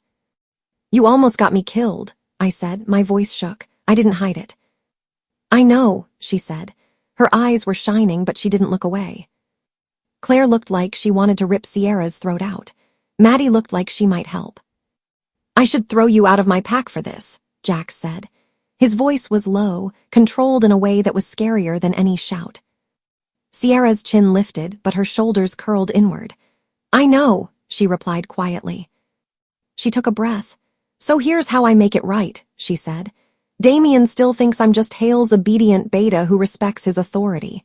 I can go in first at the cathedral as part of security. He'll want Hale represented. I volunteer. I get close. I feed Jax and Lena live updates. I sabotage what I can. How? Maddie asked, skepticism and curiosity tangled in her tone. Salt Circle, Sierra said. You said it's the bowl, right? She looked at Kai. He nodded slowly. Break it in the right places, it leaks. I can disrupt sections, she said. Accidentally kick through some lines. Trip and spill something. Mark safe routes for wolves who might flip if they see an opening instead of a trap. She looked at Jax. I know Damien's wolves. I know which ones worship him and which ones only follow because they're afraid. I can flag them for you. Kai studied her for a long moment, then nodded once. He'll trust you more than any of us, he said. You're his favorite brand of obedient. That's useful. Her mouth twisted. Yeah, she said. Lucky me. Jax dragged a hand over his face. I should throw you out of my pack, he repeated, softer but no less true. Sierra swallowed. I deserve it, she said. He looked at her for a long, heavy moment. Then he shook his head. "I need someone inside," he said. "I know you'll die before you let him do this to us again." It wasn't absolution. It was parole. All eyes turned to me. I took a breath that tugged at my stitches. "You don't get a clean slate," I said to Sierra. "What you did doesn't just vanish because you feel bad about it now." She flinched. "But you get a chance to fix what you broke," I went on. "If you say you're with us now, be with us. No more secrets. Not from Jax, not from me." "No more secrets," she said. It sounded like she was signing something with more than just words. We turned back to the map, roles slowly crystallizing. "Sierra goes ahead as Damien trusted security," Jax summarized. "She feeds us intel from inside, positions, mood, any last-minute changes. I bring core East Side wolves," he continued. "Enough to look obedient, not enough that we can't move. I warn the alphas who might listen. We enter as if we're buying Damien's story." Kai tapped the cathedral on the laptop screen. "I'll have a handful of vampires in the margins," he said. "One's tired enough of Lucian that they won't mind stabbing him in the back. They'll hang near the channel stones. When the signal hits, they break them." "Maddie runs comms," Maddie inserted, pointing at herself. "I've got my laptop, my phone, a burner or two. If cops get wind of weird stuff at the cathedral because of noise or lights, I'll flag it. If any live streams pop up, I'll monitor those. And I am absolutely putting all our phones on Do Not Disturb except for each other." Claire's hand tightened on my shoulder. "And me?" she asked, eyes on Jax. "You stay with her," he said, nodding at me, "until the last possible second." She nodded once. "You don't have to tell me that," she said. Her voice trembled just a little. "And you," Jax said, meeting my eyes. "You decide what you're going to do with that stone." The room felt suddenly full of sharp edges and weight. My hand went to the pendant again, fingers curling around the metal. "I use it to break what he built," I said. My voice surprised me. It was steadier than my hands felt. "I don't know exactly how yet, but if that thing was meant to protect my line and he's twisting it, then I'm twisting it back." Maddie's mouth tipped up. "There it is," she said. "Main character moment." I flipped her off under the table. She grinned, eyes bright and wet. The plan was dangerous and half-formed and hanging on a lot of maybes, but it was something. It was more than surviving Damien's next move. It was flipping the board on him. Evening crept toward us in shades of gold and gray. We'd gone over the plan until everyone could run it in their sleep. Claire and I stole an hour in a corner room to just breathe together, her hand wrapped around mine, so tight my fingers went numb. When the sky outside the safe house windows started to darken, and the moon edged up over the city skyline, Jax found me tying my shoes by the door. "Come on," he said. I straightened my side, objecting. "Where?" "Forest," he said. He tossed me a spare jacket. I caught it against my chest. "You need to meet your wolf properly before tomorrow, Ward. Full moon's not going to wait until this is convenient." Claire appeared behind him like a summoned spirit. "You're taking her out there in this state?" she demanded. "She won't be alone," he said. "She'll be safer learning how this feels with me there than in the middle of a cathedral ring with Damien watching."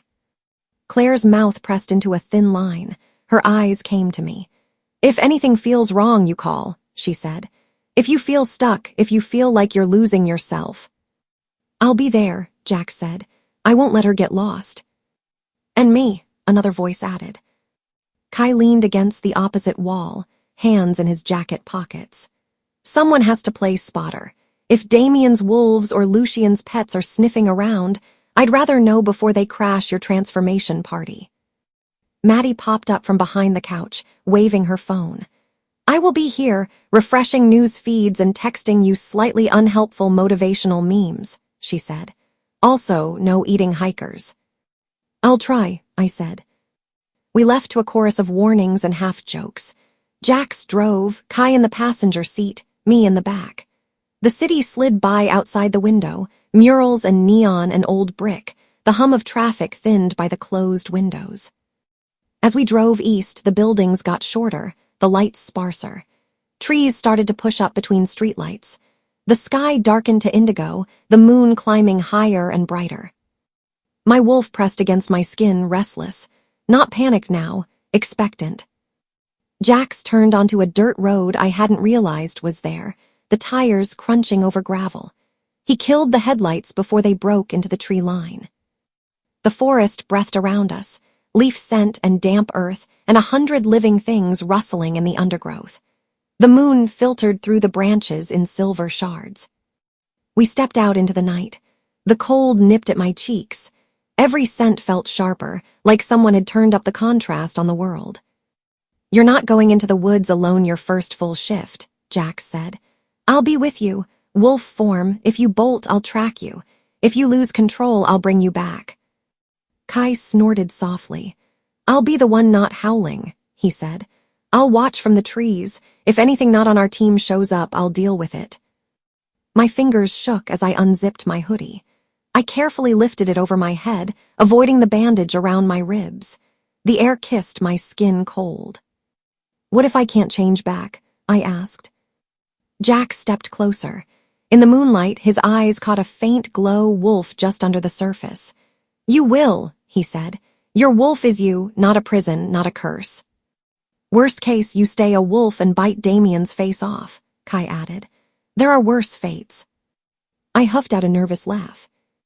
Barefoot, I stepped onto the forest floor.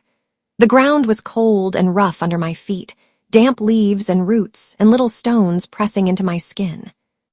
The moon hung fat and full between the branches. My heart pounded. My wolf paced inside me, then turned and looked back, waiting. "Okay," I whispered. I closed my eyes and leaned toward the pull in my chest. Heat bloomed through my limbs, starting at my sternum and radiating out. My muscles tightened, then lengthened. My spine prickled, then shifted. Balance slipped sideways. I dropped to my knees, palms hitting the earth. Fingers blurred, bones thickening, skin prickling with fur. For a moment there was pain, a bright, clean ache that made my breath catch, and then a sense of sliding into the right shape after years of wearing the wrong one. When I opened my eyes, the world had changed. Every leaf rustle was a word, every scent a story. The forest exploded into layers of smell, damp leaves, sharp pine, distant animal musk. Jax's scent was a warm, grounding musk laced with city and soap. Kai's was metallic and cool, threaded with the faint tang of blood and something old. I looked down.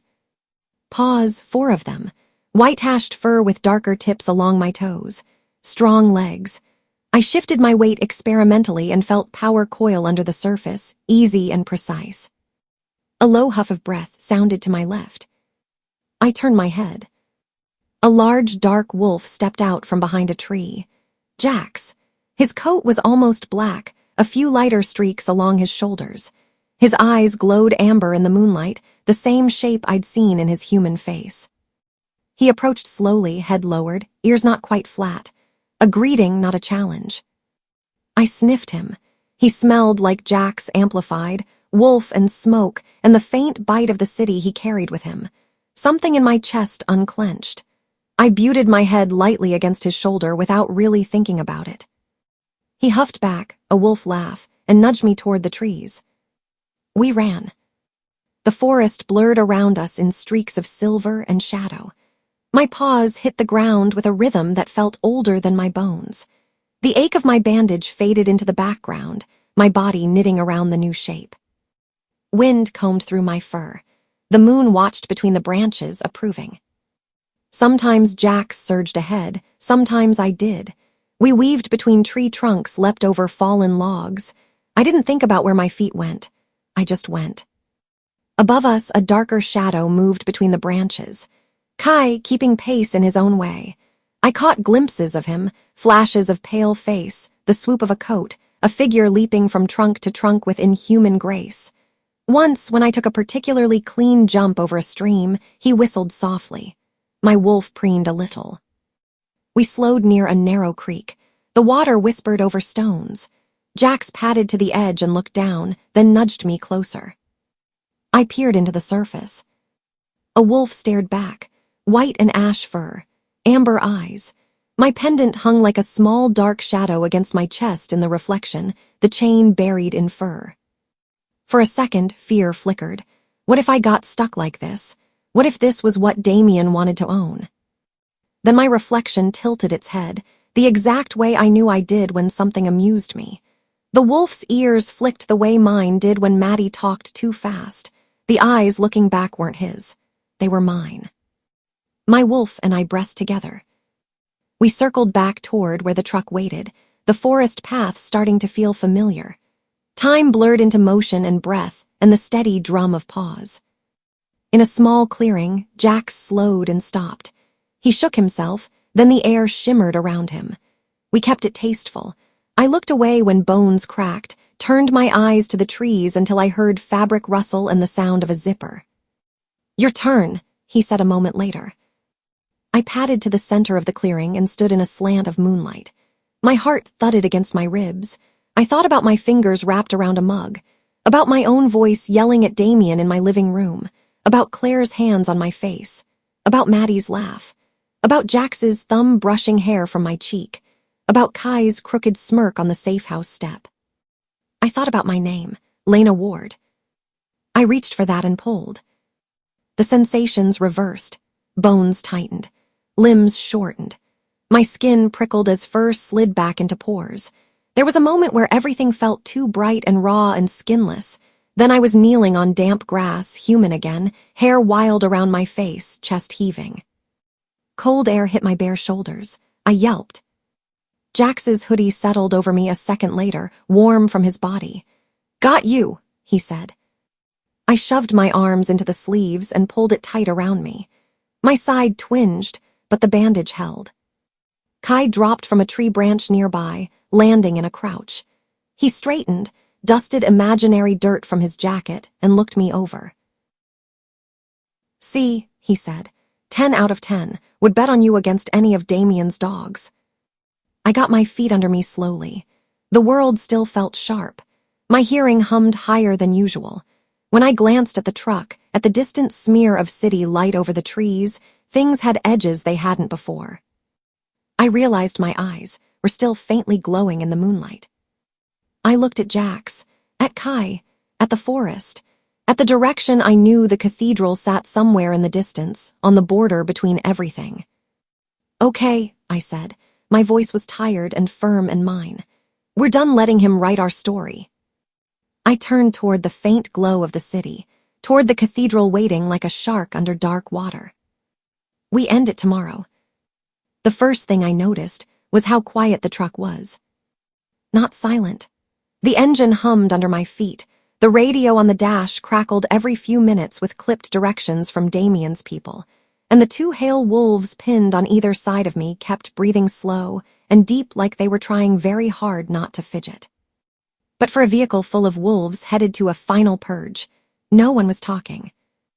I sat in the middle of the back seat, hood up, chin tucked, wedged between 2 guys in tactical jackets I only half knew by name.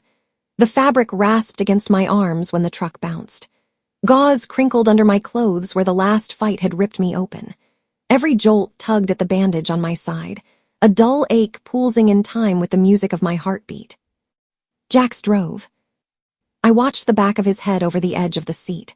Dark hair a little too long at the nape, shoulders squared so hard his jacket barely creased when he turned the wheel. The hale wolf in the passenger seat, Riker, I thought, one of his lieutenants, had a radio clipped to his vest. He kept one hand near it like it might bite. Outside my window, trees and industrial skeletons, smearing into dark streaks under a fat, bright full moon. Ridgepoint's lights glowed low and distant behind us. Out here, the sky felt bigger and the night felt older. The radio crackled again, Damien's central voice coming through secondhand from some pack runner. Convoy 2 maintained spacing. Eastside arrival ETA 5 minutes. Cathedral approach clear. Riker muttered a short copy and let go of the mic.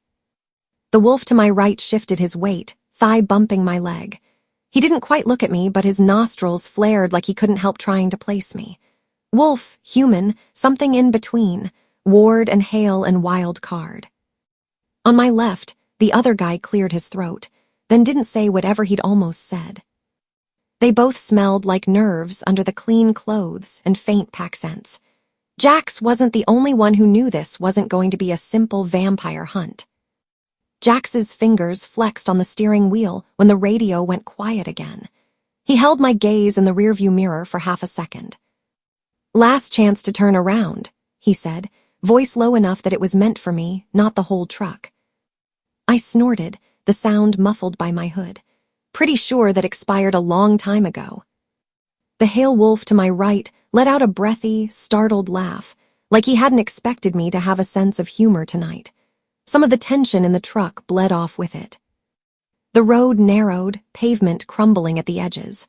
A faded metal sign flicked past on the right, half swallowed by vines, something about city limits, some old parish name beyond that. The trees grew thicker. The moonlight threaded between branches, painting the cracked asphalt in silver stripes. Riker pointed ahead. "Turn, coming up." Jax slowed, then guided the truck off the main road onto a narrow access lane. The tires thunked into potholes that had forgotten what maintenance felt like. Ahead of us, through the windshield, a shape materialized out of the dark. At first it was just shadow. Then my eyes picked out edges. A stone wall, a jut of collapsed roof, the broken teeth of a bell tower. The old border cathedral loomed at the tree line, its silhouette jagged against the sky. One high stained glass window was mostly empty, only a few colored shards clinging like cracked jewels in the frame. The parking area in front of it, if you could call the half-dirt, half-busted asphalt stretch that was already crowded. Trucks and SUVs, some beat up, some newer, all full of wolves. Headlights cut across each other as new vehicles turned in, beams slicing over bodies that moved with the particular restless readiness of a city's worth of alphas and their packs. My wolf rose under my skin at the smell, fur and sweat, adrenaline, gravel-leaf bitter and wrong skimming low over the ground like fog. Jax pulled the truck into a space along the outer edge of the lot. As he killed the engine, I scanned through the windshield. South wolves in dark jackets with Ray's crest, a stylized, scarred wolf head embroidered over their hearts. Ray's himself stood near the base of the steps, compact and solid, a white scar cutting across his jaw. He looked like the cathedral had personally insulted him. On the other side, North wolves clustered around Nova, the young alpha whose eyes never stopped moving. She tracked every shadow, every rooftop, like she expected the attack to come from anywhere but where Damien said it would. A bit farther back, West wolves flanked Myra. Tall, composed, her expression gave away nothing. Her pack stood in a looser formation, but the space around her felt charged. They could snap tight in half a second. Jax, Eastside wolves, stepped out of the truck as one, falling into an arc without anyone needing to bark orders. My door groaned as I pushed it open. Cold air slapped my face, clearing the truck stale scent from my nose and replacing it with something harsher. The smell of old stone and dried leaves. Wolf, vamp, herbs. I slipped down from the seat, hood still pulled low, and drifted into the middle of the hail formation. They closed around me without making a thing of it, like I was just another wolf they were shielding from crossfire. To anyone watching, that's what I needed to look like. The gravel-leaf was stronger out here. I drew a slow breath through my nose. Under the tang of exhaust and damp stone, there it was, that bitter green bite, the one Kai had made me smell from a jar he'd brought to my kitchen table. It threaded through the soil around the cathedral, subtle but everywhere, soaked into the dirt like a stain that wouldn't scrub out. Gravel-leaf in the ground, channel stones in the circle, wardstone under the altar. My palm prickled, even though the bandage over my old wound was nowhere near my hand. "Positions," Jax said quietly, and his wolves shifted, fanning around him. He stepped to the edge of our group, his presence pulling eyes without him having to do anything but stand there. At the top of the cathedral steps, Damien waited. No cameras tonight, no podium. But he held himself like he knew how he looked from every angle. Coat unbuttoned, hands spread in a welcoming host posture. His central wolves formed a line behind him, flanking him in a neat frame. His gaze skimmed over the arriving packs, cataloging them. south, north, west, east. For a moment, his eyes slid over Jack's like he was just another chess piece.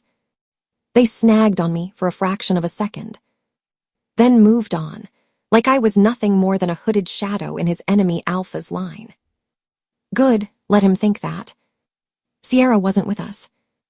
My heart jumped, a small rabbit thud in my chest until I spotted her. Not by our truck, but halfway up the cathedral steps to Damien's right. Hail colors, hail crest on her jacket, but her body angled toward the central wolves, close enough to talk to one of Damien's lieutenants. On the surface, she looked like a liaison Eastside beta playing nice with the city's protector. Her eyes swept the lot as we joined the crowd. When they found me in the middle of the hail line, she gave the smallest nod. I'm in. I exhaled slowly and let my gaze drift higher, to the broken bell tower. For a moment, all I saw was empty stone. Then the moonlight shifted, and a darker shape separated itself from the shadow. A man crouched on the ledge, one knee up, coat hanging loose. Kai's outline. If I hadn't known to look, I could have blinked and missed him. His eyes caught the moon and flashed for a second, pale and inhuman. He tapped 2 fingers against his chest once, the gesture quick and subtle. Then he melted back, a ghost tucked into the ruin. His people, 4 or 5 vampires who decided they were done being Lucian's weapons, would be scattered along the perimeter, hiding in tree lines and broken stone, waiting for our signal. The gravel leaf in the soil might trap power in a ring, but it couldn't choke the night itself. They could move in shadows Damien thought he controlled. Alphas of Ridgepoint, Damien called, voice lifting and carrying easily over the murmur of wolves and shuffling boots. He didn't shout. He didn't need to. Power threaded through every word, the kind that came from long practice and an audience that had listened to him too many times. Thank you for coming. Tonight we cleanse our city for good. Around me, wolves straightened, shoulders squared, eyes sharpened, some with belief, some with suspicion. My heart hammered steady against my ribs as we climbed the cracked stone steps and moved into his carefully staged nightmare. The cathedrals inside smelled like dust and old prayers and new blood. We stepped through the wide wooden doors into the nave, and the air hit me with a layered weight. Cold stone, old incense trapped in crevices, fresh wolf sweat, the coppery tang of vampire blood smeared into sigils. Moonlight cut in through broken, stained glass in slashes of pale color. Dust motes drifted, catching the light like tiny ghosts. High above, arches of dark wood sword, carved with saints and angels that had seen better days. Some faces were defaced, scratched out. Claw marks scored the walls where something with fur and too much anger had taken a swipe. The main pews had been shoved aside in uneven rows, making a wide circular space in the middle of the hall. The floor there was scrubbed cleaner than the edges, though not perfectly. Streaks of older stains clung in cracks. In the center of that cleared circle, chalk lines spiderwebbed across the stone. Rough sigils. Symbols I recognized from Kai's notebook sketches, copied late at night at my kitchen table while we drank burnt coffee and traded worst-case scenarios. Small stone markers sat at intervals along the outer edge of the chalk circle. Squat, gray, innocuous unless you knew what you were looking at. The same ones Kai had shown us in satellite photos, now real and heavy and humming faintly in the back of my skull. Beyond the circle, at the far end of the hall, the altar waited. Old stone, rectangular. The top was worn and polished in places from a century of hands and offerings. But it was what sat under it, visible through a carved recess in the front, that made my wolf push against my skin. A slab of darker stone, edges rougher, carved with deeper, older symbols. It looked like it had been dragged here from somewhere else and forced into this shape. Lines cut into its surface caught the light, and for a second I could almost swear they shifted, like something under the skin was breathing. The wardstone, heartstone, the thing that had been a rumor my whole life and a curse word in Elia's ward's journal. Salt dusted the floor in a ring just outside the chalk circle, glittering in uneven lines. Herbs were mixed into it, dried leaves and crumbled stems that my nose picked apart automatically. Sage, rosemary, And there again, that bite of gravel leaf. I inhaled and wanted to spit the taste out. Under the surface notes, another scent threaded through the dust. Metallic, stale but not entirely old. Vampire blood, used to paint stasis sigils. The exact mix Kai had described when he told me how they'd made death look convincing on live TV. My skin crawled, my palm itched harder. Damien moved ahead of us, all grace and confidence, directing alphas like he was seating guests at a banquet. "East side," he called, gesturing Jax toward the left arc of the circle. "South there, Rays, if you join us."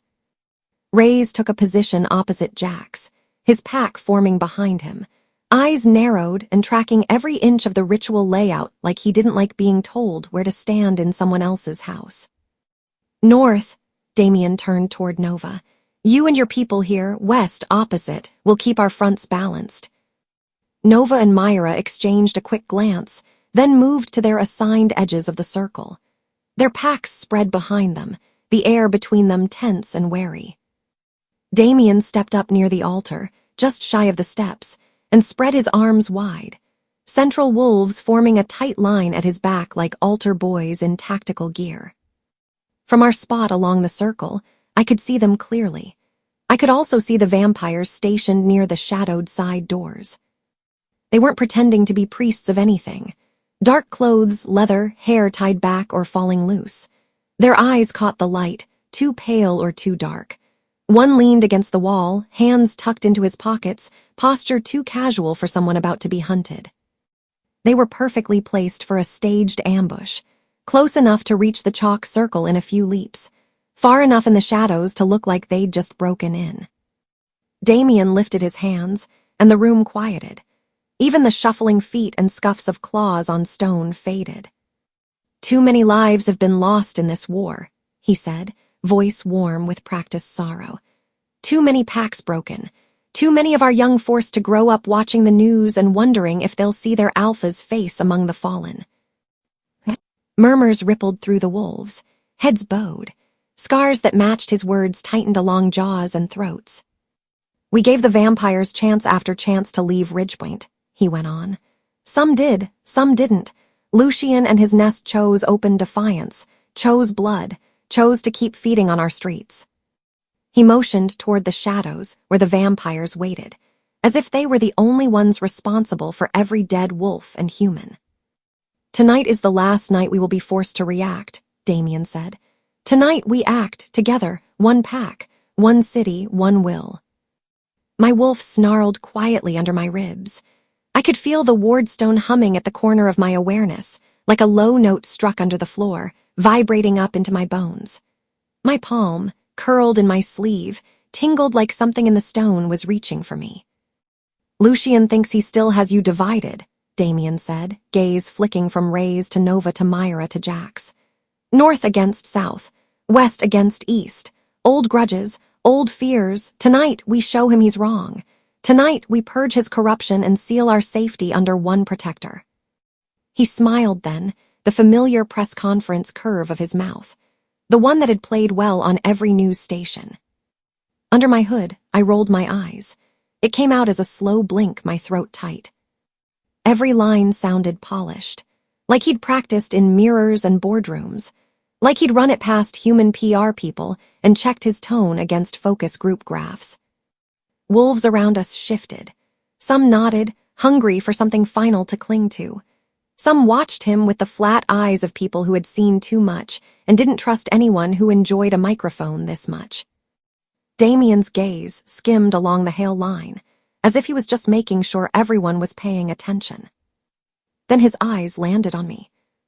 He saw a hooded figure in the middle of Jax's wolves. His lips curved a little sharper. "Tonight," he said, voice smoothing out, "even the lost ward line will stand with us." My spine snapped straight under my jacket. So much for hiding. He made a show of it. "Lena Elia's ward," Damien called, turning his body toward our side of the circle like we were on stage. "Come forward, child. Let your father's name stand with us tonight." He said child like he had any right to it, like sharing a warped branch of my bloodline gave him some kind of parental claim. Wolves turned, murmurs rippling along the hail flank. Some of them already knew my surname. Some had only heard it in whispers.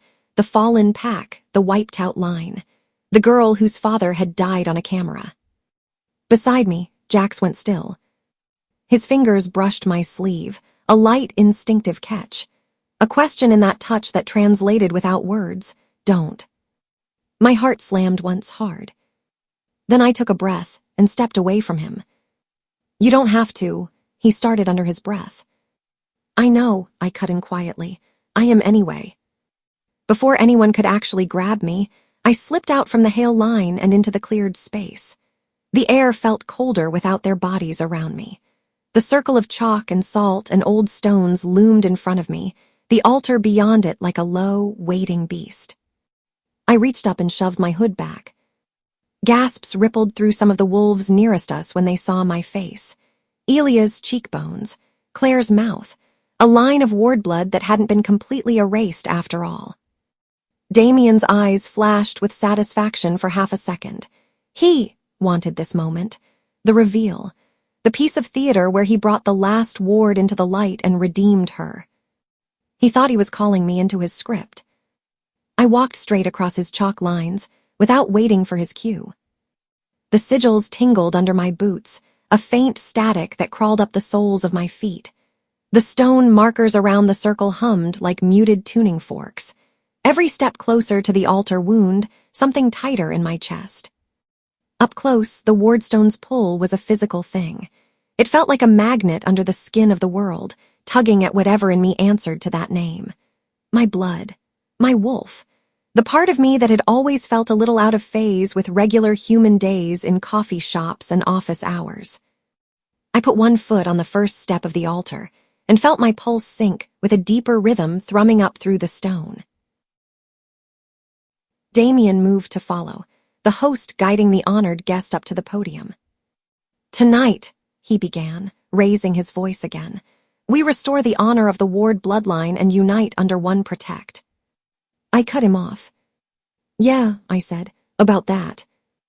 My fingers found the small knife in my hoodie pocket. Plain, sharp, kitchen-standard stainless steel from Claire's block. She pressed it into my hand at the safe house, eyes hard. "If things go bad and you need to bleed, you do it on your terms, not his." I flipped it in my palm and drew it across my own skin before Damien could take a step closer. The cut stung, a clean, hot line along the base of my hand. Blood welled up immediately, warm against the cold air. I slapped my palm down on the wardstone. Everything went quiet.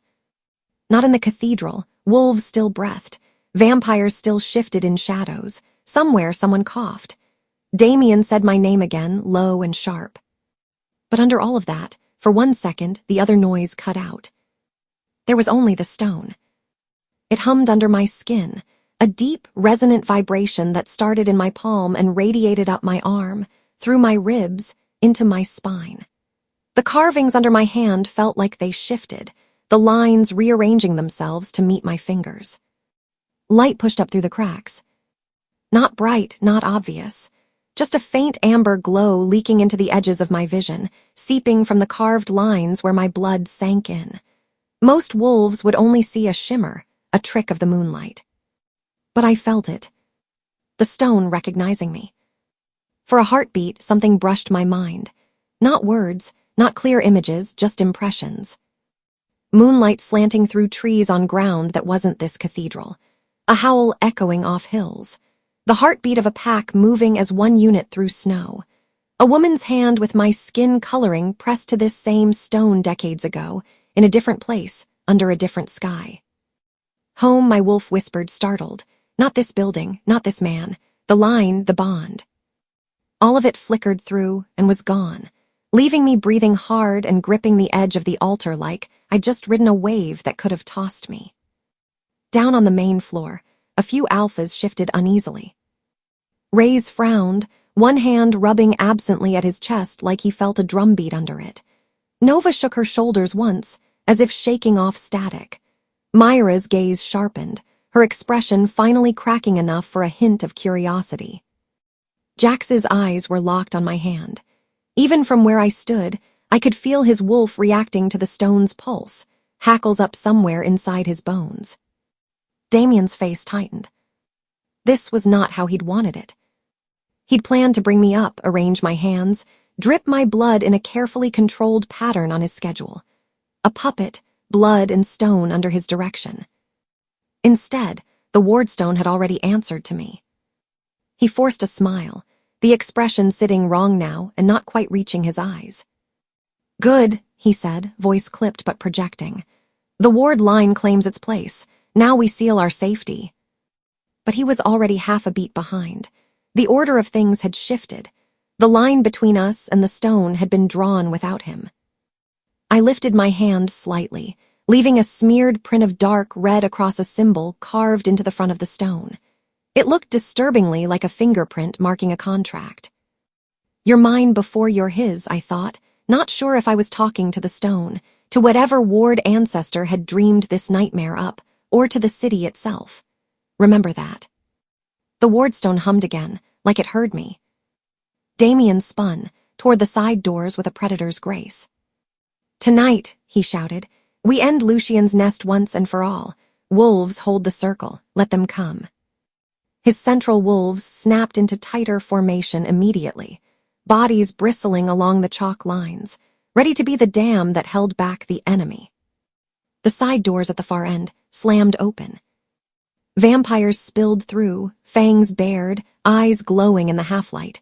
Snarls filled the air, high and sharp. To anyone who hadn't smelled gravel-leaf steeped in their blood before, it looked feral, desperate. I took another breath and nearly gagged. Gravel-leaf under leather and sweat, stronger now that they were moving, heat from their bodies pushing the scent up. Kai had told me they swallowed it before every death, doozing themselves, so their bodies went into a slowed-down stasis instead of actual stillness. So their hearts could almost stop long enough to sell it on camera, then kick back later under cover. Damien surged forward, half-shifted, claws sliding, teeth lengthening, bones stretching just enough to make him a little too big, a little too sharp. He met the first line of vampires head-on, the crash of bodies ringing off stone. It should have been chaos. It was. But it was also familiar. Every time Damien's claws connected, a vampire jerked and fell in a perfect theatrical arc. Limbs splayed just so, heads turned just so, a little blood, a lot of limp. One vampire caught his eye right before he took the hit, the most fleeting glance, like they were confirming their mark. Another positioned himself exactly where Damien needed him to be, so the kill would land in clear view of alphas and the imaginary cameras. Deja vu rolled over me. The alley where Reyes had died, the staged chaos, the way Damien had been perfectly framed as the hero, the gravel-leaf in the air, the bodies that had fallen too easily. Around the circle, other wolves joined the fight. Reyes let out a roar and leapt into the fray, south wolves at his back. Nova's people surged forward, north colors flashing among claws and fur. Myra's pack moved with cooler precision, sliding into gaps, flanking. The hall turned into a blur of fur and pale faces and flying bodies.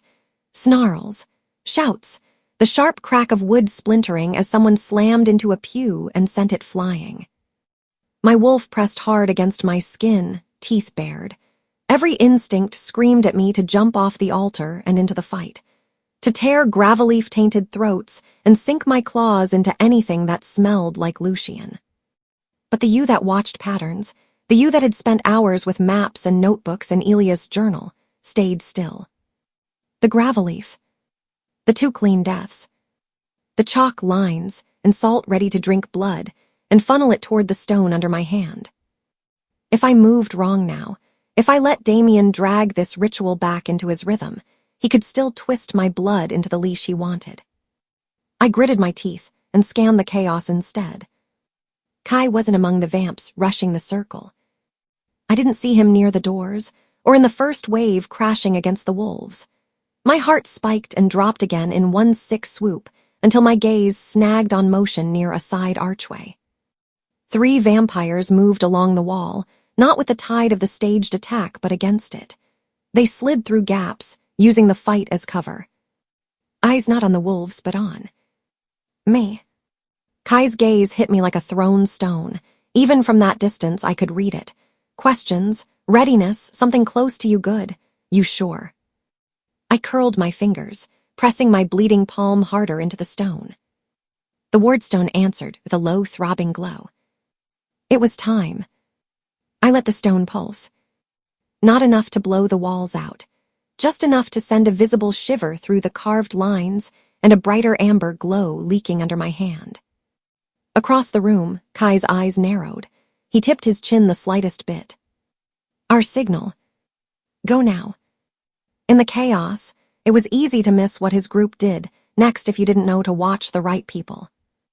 One moment, Kai and his vampires were moving toward the wolves like everyone else. The next, they pivoted mid-stride. Kai swung behind a vampire in leathers who was lying, dead, at the edge of the circle, waiting for whatever cue Damien had planned to make him rise again later in the night, all controlled horror. Kai drove a stake down between his shoulder blades. Not a showy one, no flourish, just a hard, efficient thrust. The scream that tore out of the vampire's throat was nothing like the choreographed sound bites from Damien's hunts. It was raw, startled, full of animal panic. Every wolf on our side of the circle heard the difference. Ray's paused mid-swing, eyes cutting to the source. One of Nova's wolves faltered, claws half buried in another vamp's shoulder, as the person under him bucked with real fear. The dead vampire Kai had staked didn't lie still. He twisted, clutching at the stake, trying to pull it out, blood seeping in a way Gravelleaf couldn't fake. The theater cracked. Near the altar, a side door slammed open. A man strode in like he owned the place. Tall, perfectly composed in dark clothes that looked more expensive than the stone under our feet, hair slicked back. Lucien looked like he'd come straight from some high-end business dinner into the middle of a war he thought he controlled. His gaze swept the hall, taking in wolves, chalk lines, vampires, then froze on Kai. On Kai stabbing his own. For a second, Lucien's elegant mask slipped. Surprise flared in his eyes. Then something colder settled over his face. He lifted his hand. I didn't see any spell circle or glowing runes in the air, but I didn't have to. I saw Kai's body jerk. The faint chain-like lines inked under the skin of his forearm flared crimson, washing up under his sleeve. His back arched. He clutched his arm with his free hand, teeth gritted as if someone had poured burning metal into his veins. Lucien's mouth moved. I couldn't hear the words over the noise of the fight, but I knew what he was doing. Blood chain, order, obey, come back in line. For a heartbeat, it looked like it might work. Kai staggered, one knee hitting stone. The vampires loyal to Lucien lunged toward him, sensing the weakness. Then Kai's hand fumbled inside his coat. He pulled out a small, bone-white charm, hairline cracks running through etched symbols across its surface. He'd shown it to me at the safe house, hours earlier, rolling it between his fingers while we argued about whether it would kill him or free him. A last resort, he'd said. Break it, and maybe it scrambles the chain enough I don't drop on the spot. Or maybe it fries my nervous system and I die in a very dramatic way. 50-50, give or take. You're terrible at reassurance, I'd told him. He'd grinned. You keep saying that, you keep listening anyway. Now, he clenched that charm in his fist and crushed it. The crack was small, lost under the noise, but the effect shot across the room. The red glow along his forearm flared white-hot, and then shattered, like a glass thread snapping. Kai sucked in a breath that sounded like it hurt, then pushed himself to his feet, swaying once. The chain marks under his skin flickered, then went dark, leaving only faint scars. You should have picked a different leash, he shouted across the hall at Lucien, voice hoarse and edged with something ugly and triumphant. Lucien's expression twisted. The vampires who'd been obeying his hand signal, to play dead, to get up, to hit marks, hesitated. Then Kai's defectors launched themselves at them. No more clean falls. No more perfect staging. They collided in a riot of claws and fangs and snarls. Pillars shook when bodies hit them. A pew exploded into splinters as someone slammed through it and rolled, coming up bloody and still fighting. Ray's watched a vampire he remembered killing weeks ago, same bragging smirk, same scar along his ear, swing a fist at his jaw. "You," Ray's snarled, stepping back and pointing, his voice cutting through the noise like a crack of thunder. "You were dead. He told us you were dead." He jerked his head at Damien. Nova's eyes snapped toward a different vampire, one whose death had started the panic that had pushed her pack into a treaty under Damien's protection. The vamp's face twisted in genuine fear as Kai's people went for his throat. Myra yelled to her pack, voice sharp, "Fall back from Central, protect your own lines." Her wolves moved almost immediately, trusting her first. Their formation peeled away from Damien's radius, shoring up around their alpha. Damien's mask ripped. Anger twisted his features, washing away the controlled grief and public sorrow. "You ungrateful leeches," he snarled at the vampires who were turning the tide. "You think you can bite the hand that spared you?" To the wolves, he snapped, "They're trying to trick you. Kill them all and hold the circle." But the words didn't land as cleanly now. Too many eyes had seen too much. The hall fractured into 3 wars at once. Wolves loyal to Damien tried to maintain a shrinking ring around the ritual circle. Wolves pulling away clustered around their own alphas, guarding flanks and backs instead of his script. Lucian's vampires hit Kai's defectors hard, trying to carve out the rebellion at its source. And I stood with my hand on the wardstone, my blood soaking into a ritual that was no longer his. Jax broke from the Hale line. One moment he was anchoring their formation. The next he was a blur of motion, shouldering past a central wolf who reached out to catch him. He reached the altar steps in 3 strides, grabbed a Damien-loyal wolf by the collar as the man tried to charge up at me, and slammed him sideways into a stone pillar with a crunch of air leaving lungs. He planted himself half a step down from me, back to the stone, eyes tracking every threat. "You stay with the rock," he said over his shoulder, voice rough. "I'll handle everything not invited to this party." "Define invited," I muttered, fingers digging into the edge of the altar. He didn't answer. Across the circle, Sierra moved like she was just another beta following orders. I watched her out of the corner of my eye, while the center of my vision stayed locked on Damien, on the stone, on the way energy was trying to find a path through chalk and salt. She jogged toward a knot of central wolves fighting near the edge of the circle, then stumbled, boot catching the salt line near the floor. The motion kicked a chunk of the ring out of place, scattering crystals and herbs. Nothing exploded. The floor didn't crack, but the hum under my hand stuttered, like a note breaking in the middle. A few seconds later, she shoved past another Damien wolf to help someone else and put her heel right through a second salt section, smearing it into useless dust. Tiny breaks, tiny leaks. The careful bowl Damien had been building to pour magic into was starting to crack. Ray's traded blows with a vampire, then jerked his head toward Damien and spat. "You lied. You staged these hunts. How many of mine died because you wanted a better shot for the news?" Nova snarled orders in North dialect, pulling her wolves inward, away from Damien's gravity. Myra's pack closed ranks around her, leaving a clear, empty space where they'd been bolstering Central seconds ago. Lucian and Kai were a flash of pale skin and dark coat beyond the circle.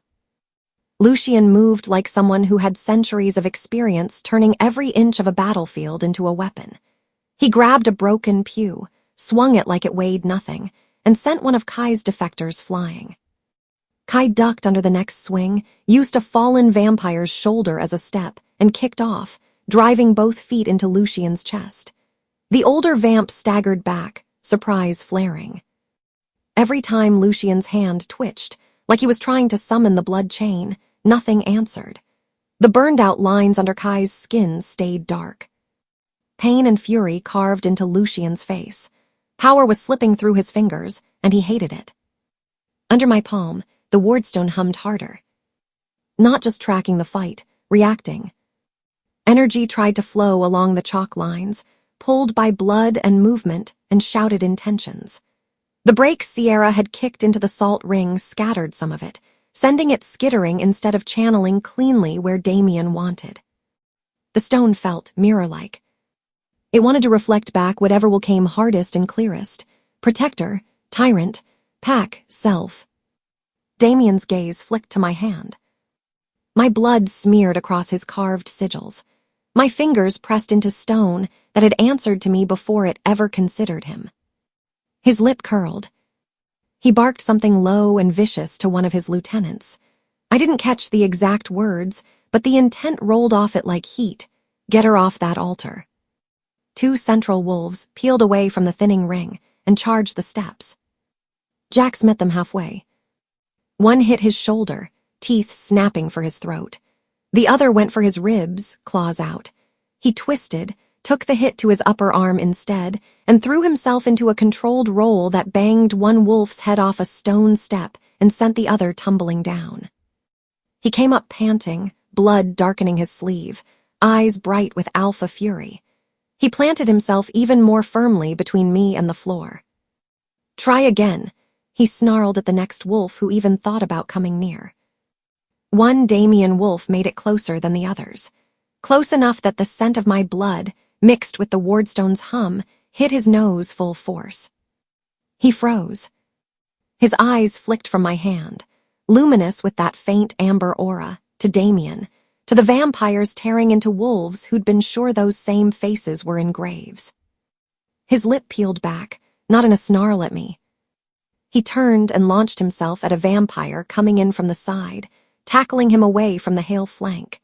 His decision rolled through the wolves near him like a shockwave. Instinct overrode orders in a few more bodies. Wolves peeled away from Damien's direct commands, following their nose, their gut, the humming under their feet instead. Damien was losing control. Not just of a plan. Of people. Of wolves who'd let him be their map for so long they'd forgotten what their own compass felt like until tonight. His gaze swung back to me. I had never seen his eyes that dark. He stormed toward the altar. He shoved one of his own wolves sideways, so hard the guy hit the stone floor and slid, half-shifted claws, scraping trenches in the chalk.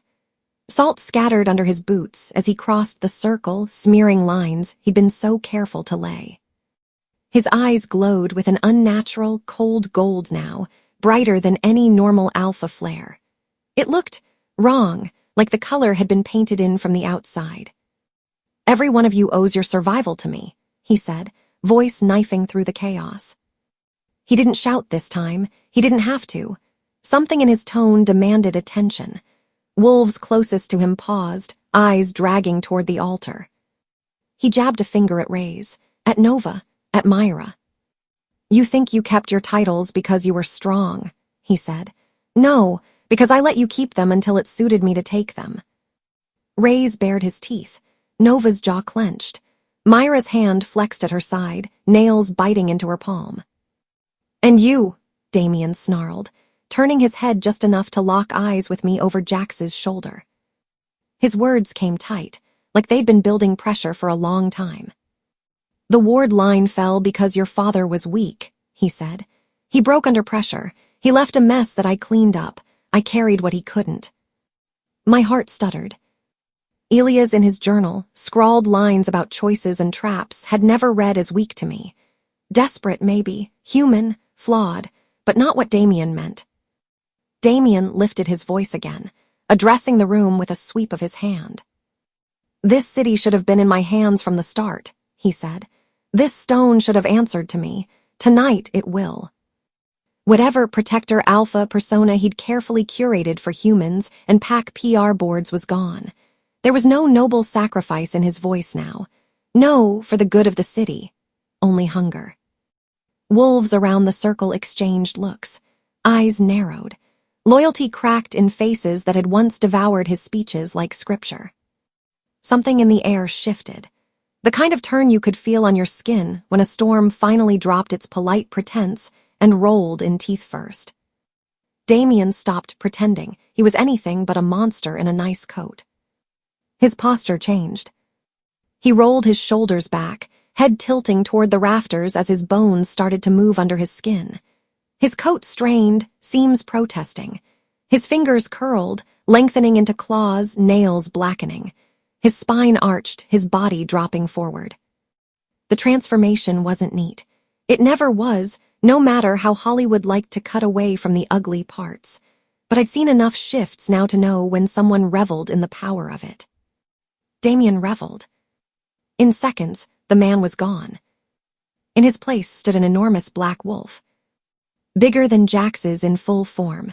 Thick dark fur absorbing the light, shoulders like a boulder, eyes like coals, burning hot and cold at the same time. His lips peeled back from long, white teeth in a snarl that vibrated the air. Spit flecked the stone. His claws clicked when he shifted his weight, little sparks almost lighting under them. My chest squeezed. Not from fear. From pressure. As he stepped closer to the altar, something invisible tugged at him. The blood oath Claire had described, the deal made generations ago between Ward and Wardlow, flared to life between us like somebody had flipped a switch. I felt it as a tightening band around my ribs, a sense of being tethered to him by an unwilling, unasked rope made of shared blood and old promises. Don't kill your own line. Damien felt it as resistance. He took one step toward the altar and faltered. His muscles bunched, shoulders hunching like he'd hit an invisible wall. One paw slipped on the stone. A growl ripped out of him, lower and less controlled than anything I'd heard from him in a press conference. The wardstone under my palm thrummed harder, that invisible rope pulling both directions. He's yours and you're his, and this oath says neither of you can unmake the other without a cost. His eyes squeezed shut for half a heartbeat. His jaw clenched. I watched every muscle in his massive body tremble as he fought against something no one else could see. Then he forced himself forward.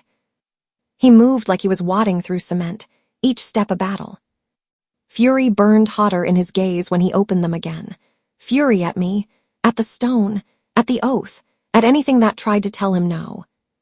At the base of the steps, Jack stood his ground. Half-shifted, teeth elongated but not fully a wolf, claws out, eyes glowing. His shoulders were squared, every line of his body screaming you'll go through me or you won't go at all. You're not touching her, he said. His voice was roughened by his wolf, deeper, edged with a growl. He wasn't just talking as an alpha. He was talking as someone who had drawn his own line in the sand, long before tonight. Behind Damien, beyond the circle of wolves, I saw a streak of motion. Lucian staggered sideways as Kai drove a stake into his side, angling up toward his ribs. The older vampire hissed, the sound sibilant and ugly, his hand flying to the wound. Blood bloomed dark against his shirt. For the first time since he'd walked in, Lucian's attention broke. He lost his grip on the fight, on his vampires, on anything that wasn't the pain and the boy he'd tried to keep chained. The whole power structure of this city was cracking. Alpha, vampire, wards, Wardlows, everything Elias had scribbled about in his journals was falling apart in front of me. Damien didn't care. He snarled, a sound loaded with pack command and raw, personal hatred. The air went electric. The wardstone hammered under my hand. The blood oath tugged. He ignored both. He closed in. The massive black wolf padded up the aisle, scattering debris and bodies. Wolves and vampires instinctively parted in front of him. No one wanted to be between 30 stone of furious alpha and the altar. Every step he took toward me made the wardstone under my palm vibrate harder, like it was recognizing the shared blood, the intent, the danger. I realized I'd been backing up as he approached. The carved edge of the altar dug into my lower back. My injured side throbbed in time with the stone's hum. My hand was still bleeding, sticky warmth seeping between my fingers and down the etched grooves. There was nowhere left to move, nowhere to dodge. Just stone behind me, a wolf the size of a nightmare in front of me, and the weight of a city and a bloodline pressing in on all sides. Damien reached the bottom of the steps and paused. The oath hit him like a wave. His eyes squeezed shut for that half-second again, harder this time. His paws dug into the stone floor, claws carving shallow grooves. His whole body trembled. The pressure in my chest spiked. It felt like someone had reached inside and grabbed my heart in their fist. "Don't," the oath pressed, wordless and absolute. "Don't kill your own blood. Don't spill it with intent. Don't rewrite the line." He could have stepped back, could have turned that rage on Lucian instead, on any of the 100 vampires in this room who weren't tied to him by blood clauses and old magic. He didn't. He opened his eyes. Rage burned over whatever hesitation the oath tried to push between us. His muscles bunched. He lowered his head, claws scoring the floor as he dug in. Then he launched. Black fur, white teeth, all of that hate and hunger and violated promise aimed straight at me. Jax moved at the same instant. He didn't hesitate, didn't look back to check that I was behind him. He just threw himself forward, his body shifting the rest of the way mid-leap. Bones snapped into new alignment. Fur burst across skin. His form stretched and dropped, dark wolf exploding out of the man. Time did that thing where it stretched itself thin. Damien's jaws opened, teeth flashing. Jax's wolf form arced through the air, a dark blur, position perfect to take the hit meant for me. My back pressed so hard into the wardstone, I could feel the carvings digging into my spine. Blood smeared across the stone at my shoulders now, not just under my palm. My heart slammed against my ribs like it was trying to launch itself out of my chest. The wolves collided midair. The impact sounded like a car crash, flesh and bone and snarls, a burst of sound that rattled my teeth. Fur tangled, claws raked. A howl tore free from one of them, ripped off halfway. The wardstone surged under my hand. Energy flared, rushing up from under the altar like someone had struck a bell the size of the city. A spray of hot wetness flecked my face. I squeezed my eyes shut against the sting, not sure whose blood it was, not sure what had torn or where. The only clear thought cutting through the noise, the stone, the oath, and the horror was sharp and simple and absolute. If I don't use this stone now, I'm going to lose him too. The chapter ended for me on that thought.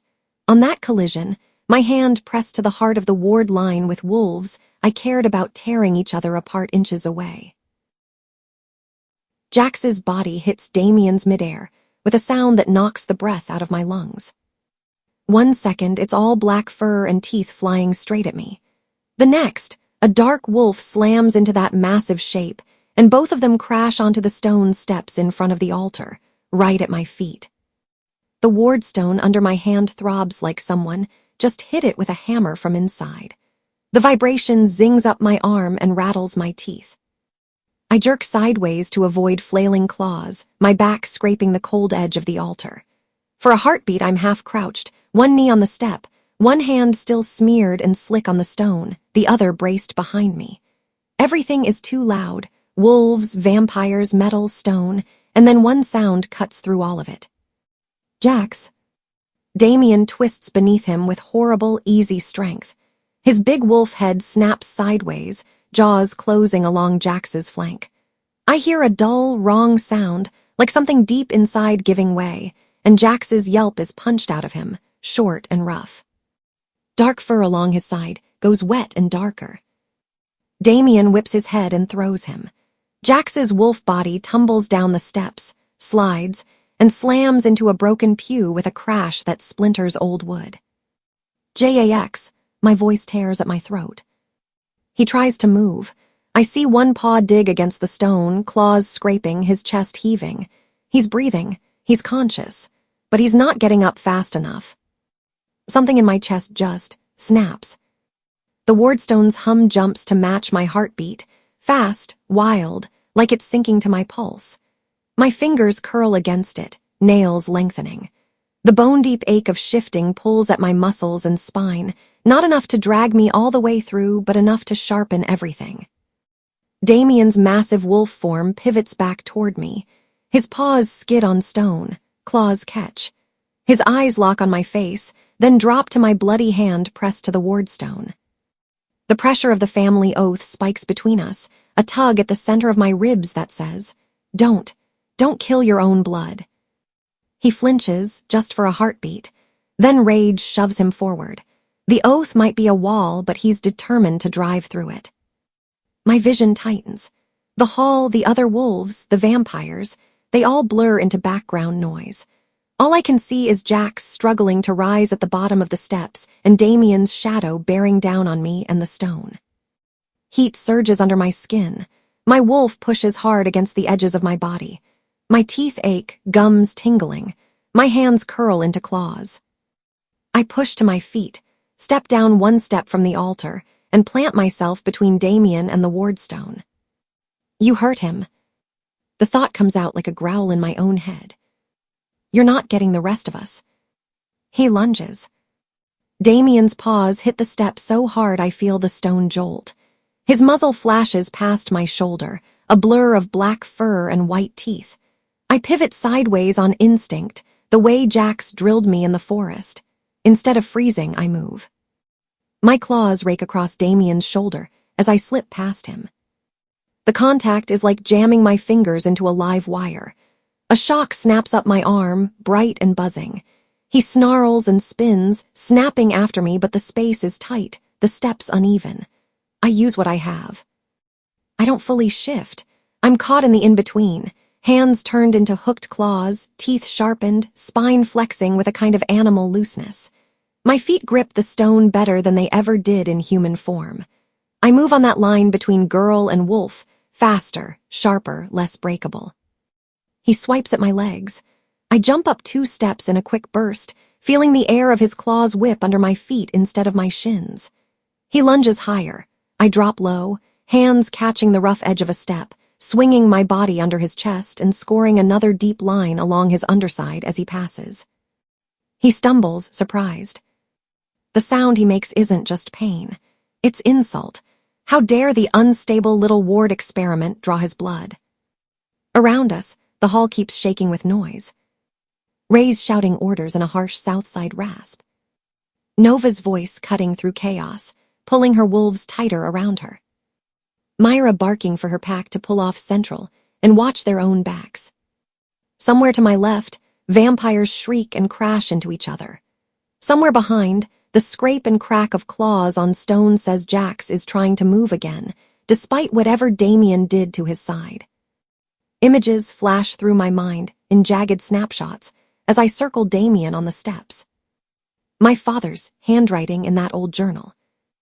My mom's shaking hands when she said ward. The first time Damien walked into our shop with that calm protector, smile, and talked about safety. The empty house after my parents' accident. The memory of wolves in the street while I hid in the dark. Jax's truck outside my building at 3 a.m.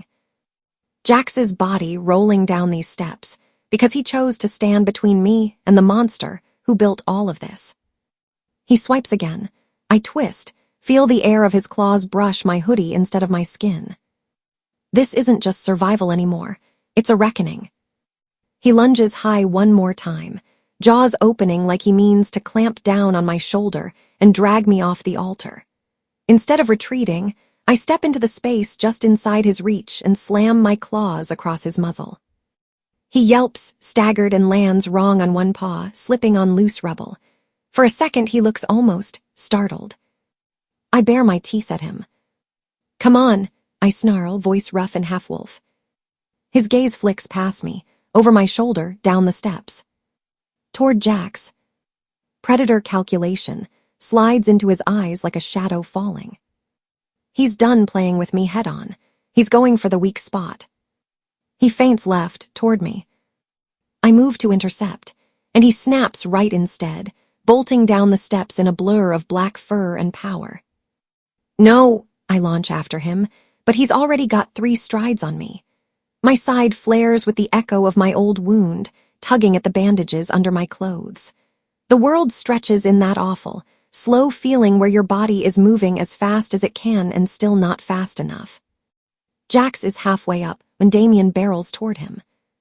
Jax's wolf paws slip on a smear of blood on the stone, his legs unsteady. He lifts his head, teeth bared, but he's too slow, too hurt. Damien's jaws are open, aimed straight at his throat. A streak of movement cuts in from the side.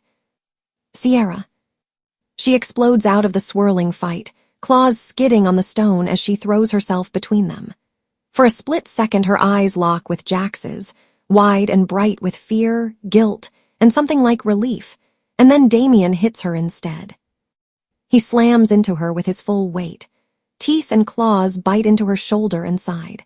The impact knocks the air out of her in a strangled cry as her body takes the blow Jax was about to receive. They slam into Jax together, but the angle changes. He's shoved out of the kill path instead of into it. He hits the next step up and rolls, bruised and already hurt, but still breathing. Sierra crumples closer to the floor, a dark smear across her side where fur and fabric are torn. Blood spreads under her and down the steps, but I don't let myself look too closely. The medics can deal with the details later. Right now, the only thing that matters is that she is still making small, gasping sounds. "Hail!" one of Jax's wolves yells, voice breaking. Another beta howls, a sound full of fear and anger. Jax drags himself toward her, his body halfway between wolf and human, hands and paws both scrabbling for purchase on the stone. "Sierra!" he chokes. I reach Damien just as he's twisting to follow through. I slam into his flank with everything I have, claws raking down his side. He stumbles, snarling, momentum broken. "Get away from them!" My throat burns with the scream. He whirls on me, eyes wild. For a heartbeat, I catch Sierra's voice under the roar in my head. "Not letting you, repeat them." Her words are thin and torn, but I hear them. She's talking to Jax. She's talking about the Ward massacre his parents watched from the sidelines. Heat pricks behind my eyes. I've wanted to punch Sierra more times than I can count. She leaked my movements and almost got me murdered to protect a pack that already had a deal with Damien. And now she's on the floor, bleeding, because she refused to let Jax repeat that history. Respect burns sharp and painful through the adrenaline. Damien lunges for me again, ugly fury in every line of his body. I meet him halfway, claws up, but a cold realization slices through the rage. I can't just keep trading blows with him until one of us drops. He's older, bigger, and if I fall, there's nothing between him and the stone. I have claws and teeth, but I also have the ward stone. A crash to my left yanks my attention sideways. Kai slams into a cracked stone pillar, hard enough that dust bursts from the ancient mortar. Chunks of masonry rain down around him. For a heartbeat, he doesn't move. My heart stutters. Lucian stalks after him, clothes torn but still weirdly elegant, his face set in a cold, furious mask. He lifts his hand like he's grabbing invisible strings. "On your knees," he snarls. "Remember who owns your blood, boy." Veins stand out along Kai's throat and arms, poolsing with dark, angry light. His jaw clenches. He grits his teeth against something I can't see. Nothing happens the way Lucian clearly expects. No sudden collapse, no screaming from a chain burning through nerves. Just pain and resistance. Kai pushes himself up against the pillar, one hand braced on the stone. Blood trickles from the corner of his mouth. He laughs, breathless and sharp. "You really shouldn't drink from someone who brings his own mix," he says. Lucian's eyes narrow. Kai steps toward him instead of away. For one insane second, I think he's lost his mind. Then I see the tiny glass vial caught between his fingers, almost hidden by his palm. Lucian moves in a blur, all old reflex and anger. His hand clamps on Kai's shoulder. His mouth drops toward Kai's throat. Vampires don't waste an opening when they think they can take everything back in a single bite. Kai doesn't fight the grip. He leans into it. Lucian's fangs sink into Kai's neck. I flinch, hand flying to my own throat in reflex. Kai's fingers tighten around the vial and crush it. Whatever's inside, that little bottle mixes with his blood in the same instant. Lucian draws it in. Lucian jerks back, eyes going wide. His face twists with sudden, shocked pain. Kai shoves him. Lucian slams back into the pillar again. Only this time, I see the faint shimmer of sigils flare where his body hits. Symbols, thin as dust and carved earlier into the stone, blaze to life, a spiderweb of lines holding him in place. We etched those, my brain supplies numbly. In the planning sessions, we did that. He's slamming into our trap. Lucian claws at the invisible bonds. His fingers dig into nothing. His body locks in place as whatever Kai spiked himself with hits his system full force.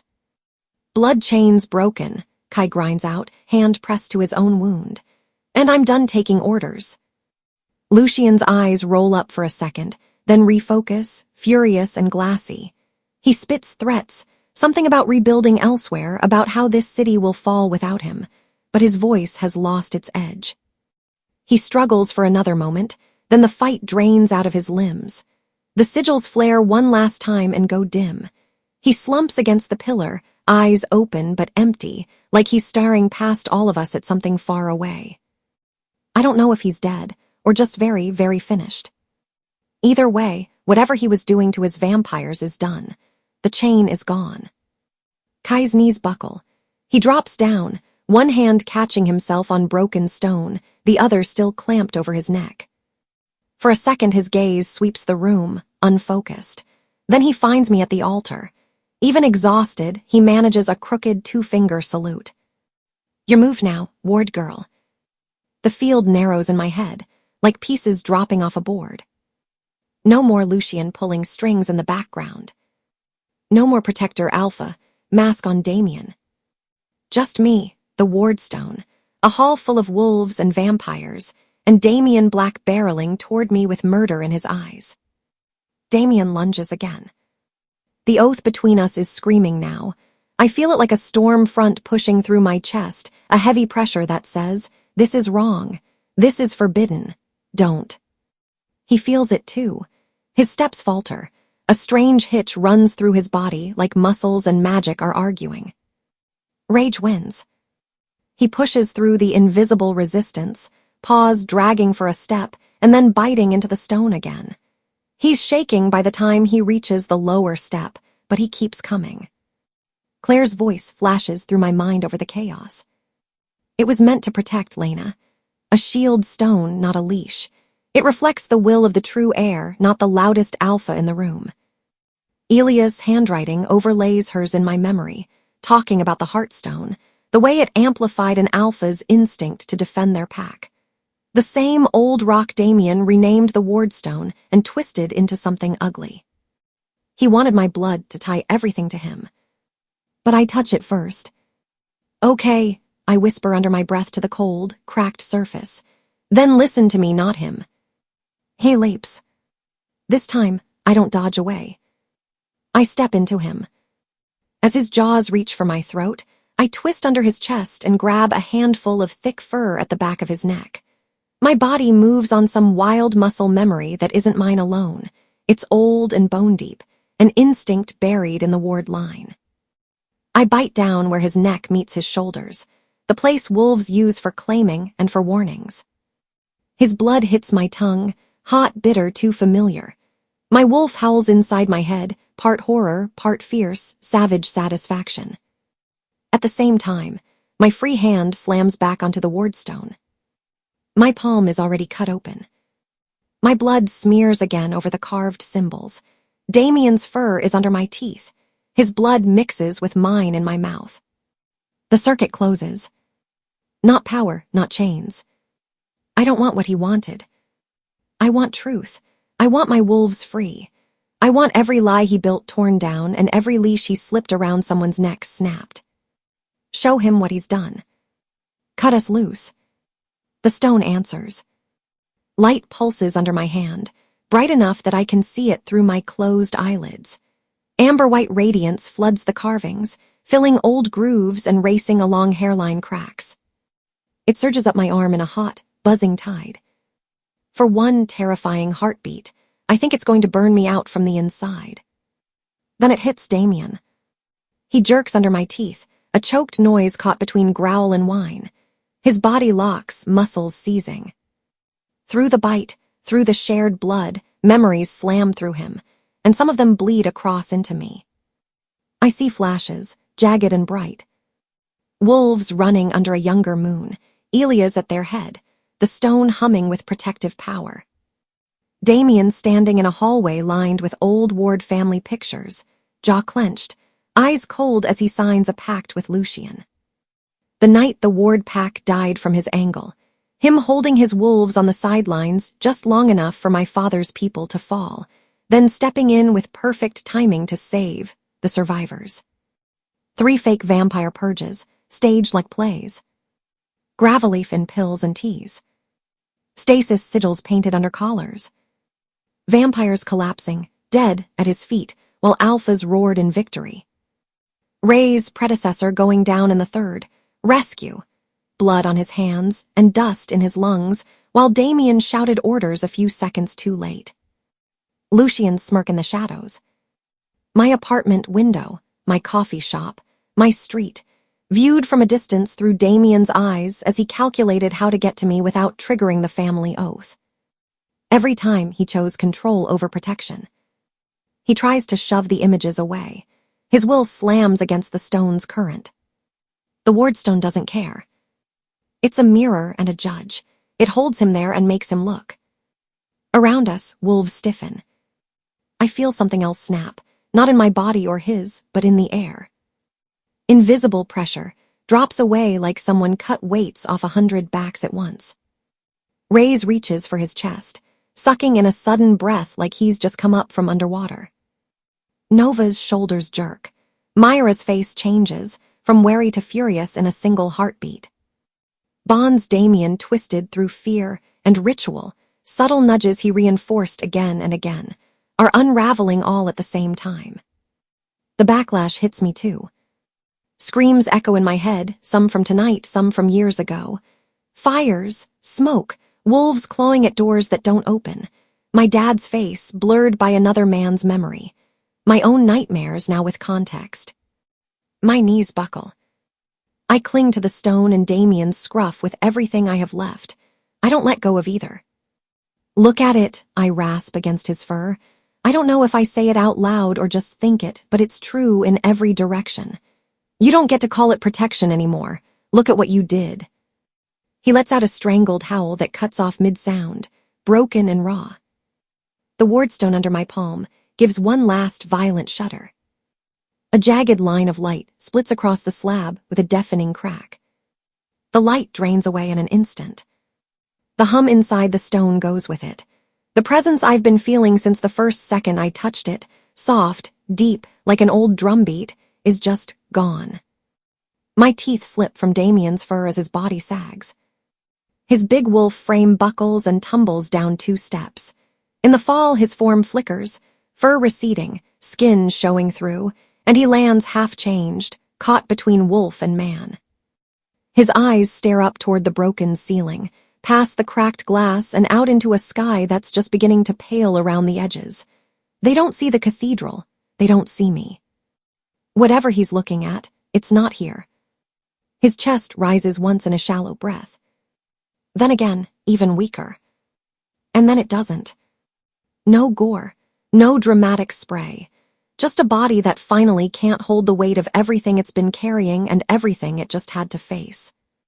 Damien Black, Damien Wardlow, cousin to my father and architect of half the nightmares in this city, lies still on the steps below the altar he tried to turn into a throne. I turn back to the stone. A deep, ugly crack runs straight through the Wardstone from one end to the other. The warm glow is gone. When I lay my fingers against it, I feel nothing but cold rock and old dust. It feels finished, like a bell that's been broken and will never ring again. My legs give out. I drop onto the step, one hand clutching my bitten palm to my chest, the other pressed over my heart like I can keep everything inside from shaking apart. My head is pounding with leftover echoes from the ritual, but I am here. I am not burned out or gone, just tired in a way that feels centuries old. The hall is eerily quiet. No more orders barked by Damien. No more booming speeches. Just the rough sound of wolves breathing, the low moans of the injured, and the occasional clatter of something broken settling. Across the room, Ray's straightens slowly, hand still pressed flat to his chest like he's testing the absence of that old invisible pressure. Nova's expression is tight and sharp, eyes flicking from Damien's body to the cracked stone to me. Myra looks down at one of the dead vampires starting to groan awake on the floor and lets out a disbelieving breath. Claire is there now too, near the entrance, one hand over her mouth, the other wrapped around Maddie's wrist as if to keep her anchored. No one calls Damien Protector anymore. They don't call him anything at all. As soon as I can make my body move, I push myself upright and half slide, half stumble down the steps. Jax is on the floor near the base, human again, or close enough, bare chest, torn fabric, his side wrapped in something makeshift and already stained through. A Hale medic is crouched beside him, hands firm and practiced as he checks the bandage. "Don't you dare move," the medic is saying. "I'm fine," Jax mutters, trying to sit up anyway. "Fine doesn't bleed that much," the medic snaps. I drop to my knees on Jax's other side. My hand finds his, fingers tangling with his without even thinking about it. He squeezes back. His palm is warm and a little shaky. "Told you I'd stand with you this time," he murmurs, voice raw but steady. I swallow against the lump in my throat. "Yeah," I say, "you did." On the next cot space over, if you can call a piece of cleared floor with a coat under her head a cot, Sierra is propped half against the wall, bandages thick over her shoulder and side. She looks small without the beta swagger. Her eyes are open, but a little glassy, like she's held together mostly by stubbornness. The medic glances between them, and then looks over his shoulder. "They'll live if we move now," he barks. "We turn that side room into a proper infirmary. Stitches, real bandages, the works, let's go." Hale wolves move instantly. Two of them take Sierra as gently as they can, lifting her onto an improvised stretcher. Another slips an arm under Jax's good side, ignoring his complaints, and helps him up. I stay close as they carry them toward a side doorway, but I don't leave the main hall yet.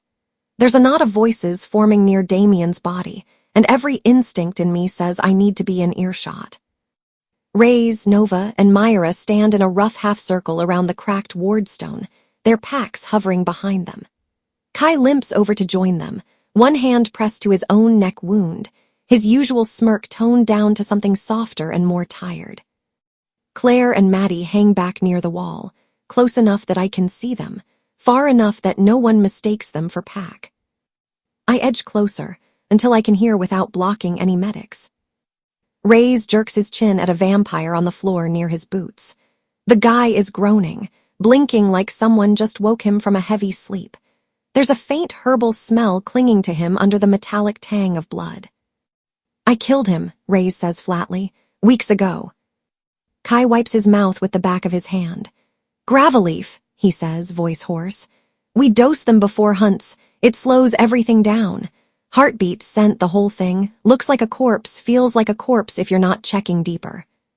He points to faint markings along the vampire's collarbone, little sigils half hidden under torn fabric. "And those hold the body in place until we're ready to pull them back," he adds. "Stasis sigils." Nova's face goes cold. "So when we thought we were clearing nests." "You were killing some," Kai says. "But the big wins. The dramatic rescues where Damien showed up late and dragged you out with half your pack still breathing. Those nights were theater." Myra looks down at Damien's half-shifted body. "And you played along," she says quietly. Kai doesn't flinch. "I did," he says. "Lucian promised my side better territory and safer feeding routes if we let him script the war. Some of us liked the drama. Some of us thought it would open doors. We were wrong." Ray's jaw clenches. "My predecessor died in one of those rescues," he says. "Damien told us the vamps were stronger than he expected, that he barely got us out." "He held you in place," I say, voice steady even though my hands still shake. "Long enough for Lucian's people to do what they wanted. Then he brought you home and made you thank him for it." Eyes swing toward me. I swallow hard and keep going. "He's Ward blood," I say. "My dad's cousin. He's under our oath. The old wards and wardlows promised not to kill each other directly, no knives in the back without the magic kicking back. That's why he never came for me himself. The oath would have hit him, physically or worse. Claire steps forward. The wooden box she brought earlier is clutched under one arm like she's never letting it out of her sight again. She's right, my mother says, voice soft but carrying. The oath bound them from hurting close blood on purpose, but it didn't stop him from using others, or from twisting the wardstone. Nova looks at the cracked slab. You called it a heartstone, she says to Claire. Back at your apartment. That's what Elias called it, Claire says. Heartstone, a shield stone. It was meant to pour an alpha's instinct to protect back into their pack, not chain them to anyone else. Damien renamed it. Wardstone, rewrote how he talked about it, started using it to scare people instead of comfort them. I nod, feeling the raw line in my palm throb. He wanted my blood on it, I say, to tie every wolf in this city to his commands, but the stone doesn't answer to who yells the loudest. It reflects the will of the air who touches it first. Tonight that was you, Myra says. Tonight I asked it to let us go, I answer quietly, to show him what he'd done and break whatever he was holding over everyone. Reyes drags a hand over his face, anger and a strange kind of relief wrestling there. What about your part, Hale? He throws at Jax, who's standing now with one arm wrapped around his bandaged side, near the medic at the infirmary doorway. Jax doesn't look away. My parents signed a neutrality pact with Damien, he says, voice rough. Years ago, they thought staying out of his way would keep East Side wolves alive. When the wards fell, they didn't come. They told themselves it was the only way not to lose more people. His eyes flick to me, and then back to Reyes. They were wrong, he goes on. Tonight we broke that. Hale stands with Ward, with the rest of you. No more side deals, no more pretending we don't see what's happening. Reyes studies him for a long moment, then gives a single short nod. It's not forgiveness, not yet, but it's something. What about the vampires who played dead? Nova asks Kai, arms folded. They get a choice, Kai says. Whoever chased blood and drama can leave the city. Whoever wants to live quiet under new rules stays and behaves. There's no Lucien to impress anymore. No staged hunts. And Lucien, Myra asks. Kai glances toward the pillar where Lucien is still slumped, held in place by faint, dull sigils. He's done here, Kai says. Whatever he was to this city, whatever he thought he owned, it's over. I can tell he means it as his judgment, not an absolute law of the universe. Lucien might crawl away somewhere someday, but if he does, it won't be as the puppeteer of Ridgepoint. Maddie lifts a hand from behind Claire. She says, humans, what do we tell the news? Because I'm pretty sure ancient family oath and cursed rock malfunction won't fly. A hollow laugh ripples around us. We keep it simple, Myra says. A corrupted alpha and a vampire leader were staging attacks to keep themselves in power. The Pax and some of Lucien's own people turned on them tonight. We stopped it before it hit the human side of the city. No stones, Claire adds. No oaths, no magic details. Reyes grunts agreement. Nova nods slowly. And that thing, Nova asks, jerking her chin at the cracked wardstone. Can it be used again? Claire shakes her head. No, she says. Whatever power it had is spent. It did what it was supposed to do one last time. We're not rebuilding anything like it. We don't need a single protector anymore, Reyes says. We build a council, equals. No more one wolf standing above the rest with extra secrets. I'll send word to West, Myra says. We can arrange shared patrols, real ones, not staged. It's not a perfect plan, not yet, but it's a direction. One that doesn't involve anyone waiting around for the next Damien to save them. Get your wounded settled, Reyes finishes. We'll meet again when the sun's up to figure out borders and rules. For now, we keep everyone breathing. The huddle breaks.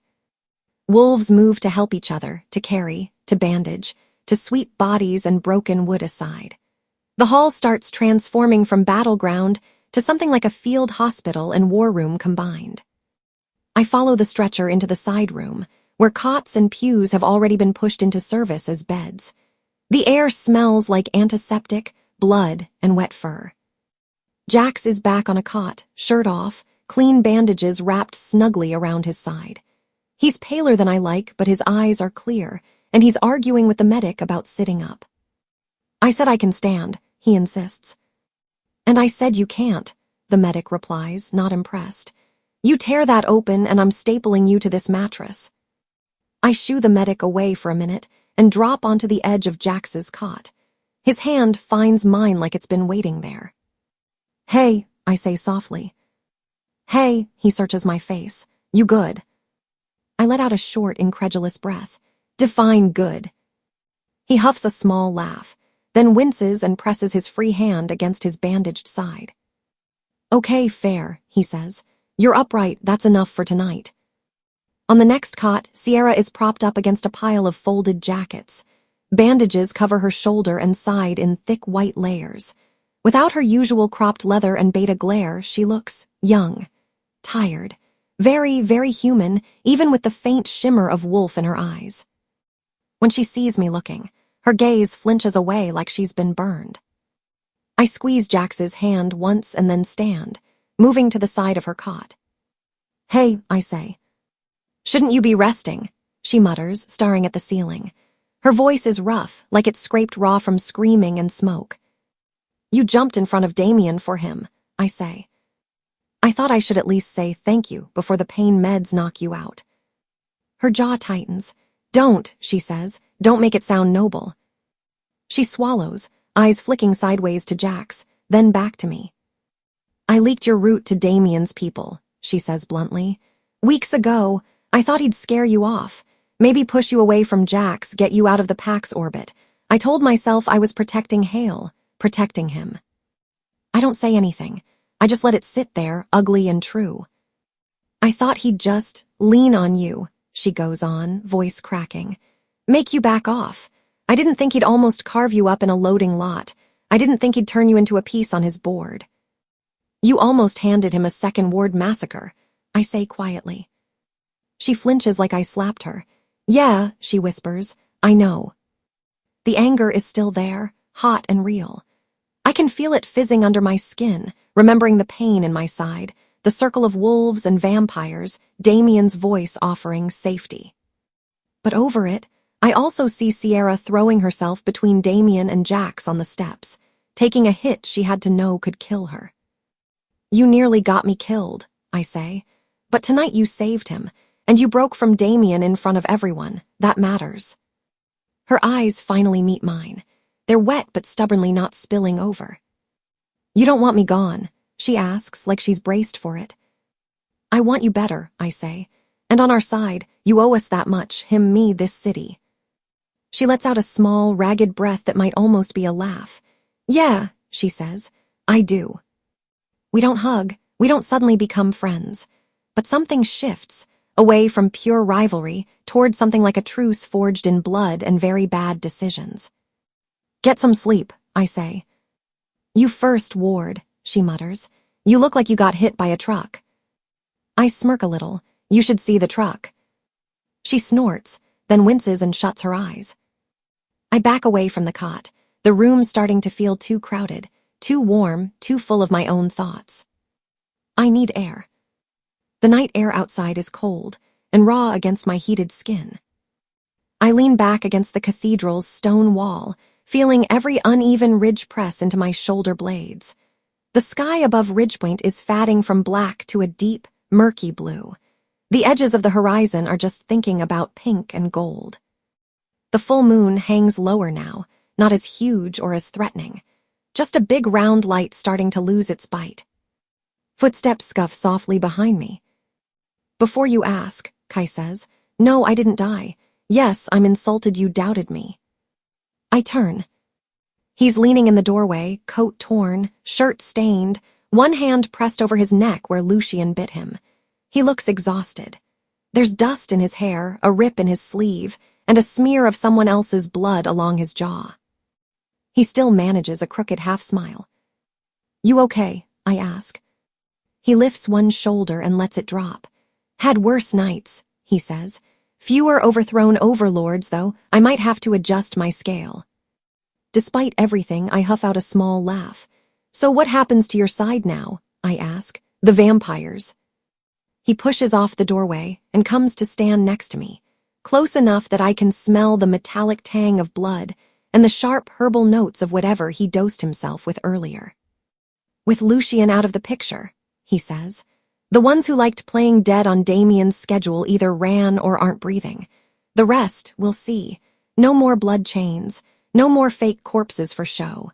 Just a lot of people figuring out how to exist without someone telling them who to hunt and when. He glances at me. Might even talk to your future council about feeding permits and neutral zones, he adds dryly. Imagine that, vampires at city meetings. Terrifying, I say. Can't wait. He snorts softly, then his gaze sobers. For what it's worth, he says, the fake deaths. Half of us did it for survival. Half of us did it because drama is a hell of a drug. None of us thought about how it would feel on your side, watching your people die while your protector arrived on cue. You still chose to do it, I say. I did, he says simply, and then I chose you instead. The words sit between us, heavier than they sound. He looks at me for a long moment, eyes a little softer than usual. If I stay, he says slowly, I'm eventually going to end up arguing with you about zoning laws and vampire feeding permits and noise ordinances, maybe even school board meetings. I blink. That's your nightmare scenario, I ask. Trust me, he says. For someone like me, that's intimate. A laugh escapes me before I can stop it. Then it catches in my throat because I realize he's serious under the joke. He draws a breath. I care about you, Lena, he says. I don't regret choosing you over Lucian, not for a second, but you're a wolf. A city-loving, coffee-pouring disaster of a ward alpha. You belong with people who howl at the same moon as you. A warm ache blooms in my chest. I care about you too, I say, and I don't want you dead, or chained, or pretending to be a corpse on some staged battlefield. Careful, he says lightly. You're drifting dangerously close to feelings.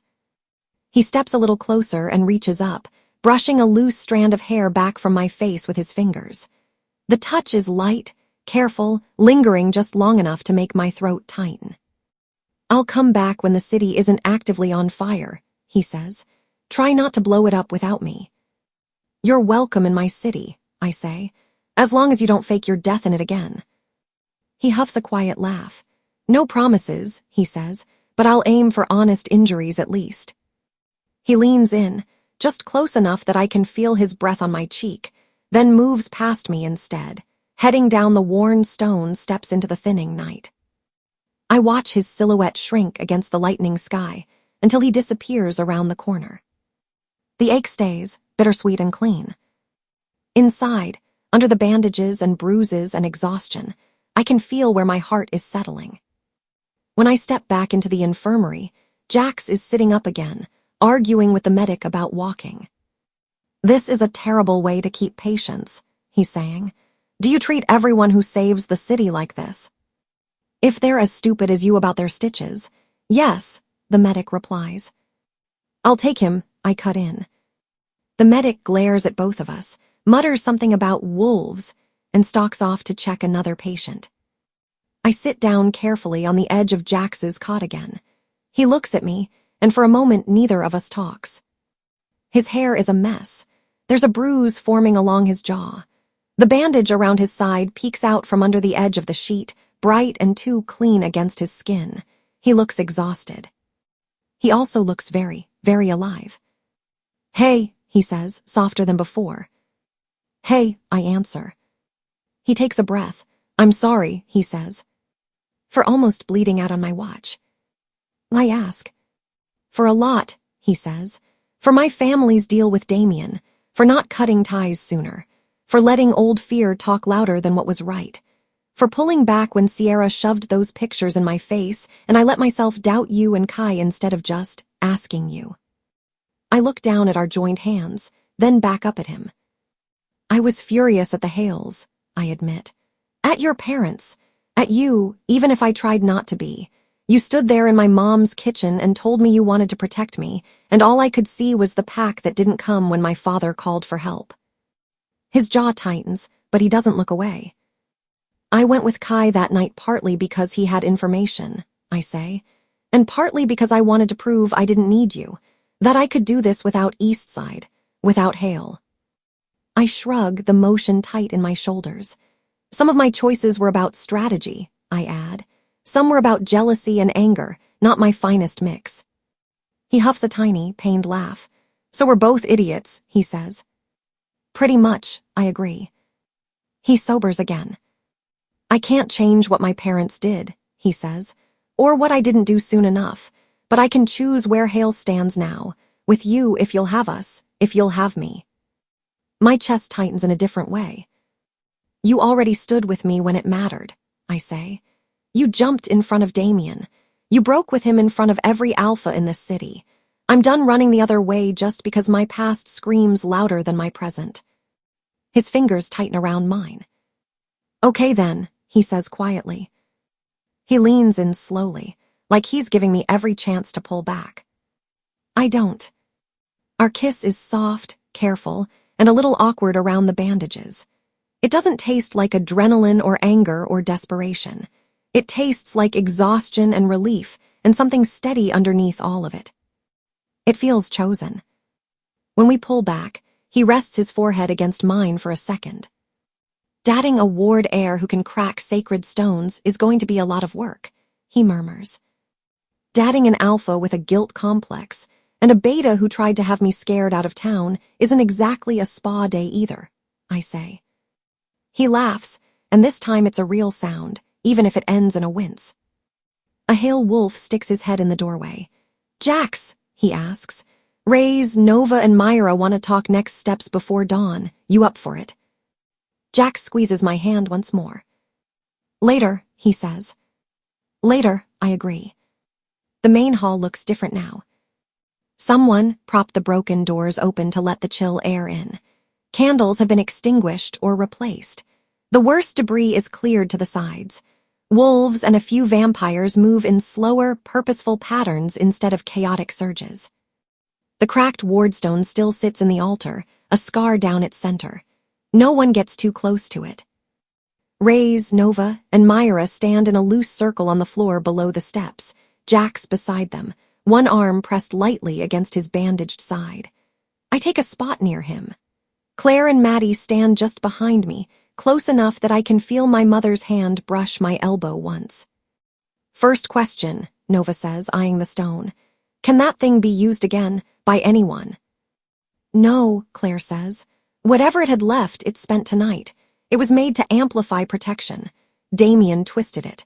Lena asked it to do what it was meant to do one last time, and then it broke. We're not rebuilding anything like it. I nod. Dad called it the Heartstone, I add quietly. Damien and Kai started saying Wardstone, same cursed rock, different branding. Either way, it's done. Good, Ray says. The last thing we need is someone new deciding it should belong to them. We change how this city runs, Myra says. No more protector.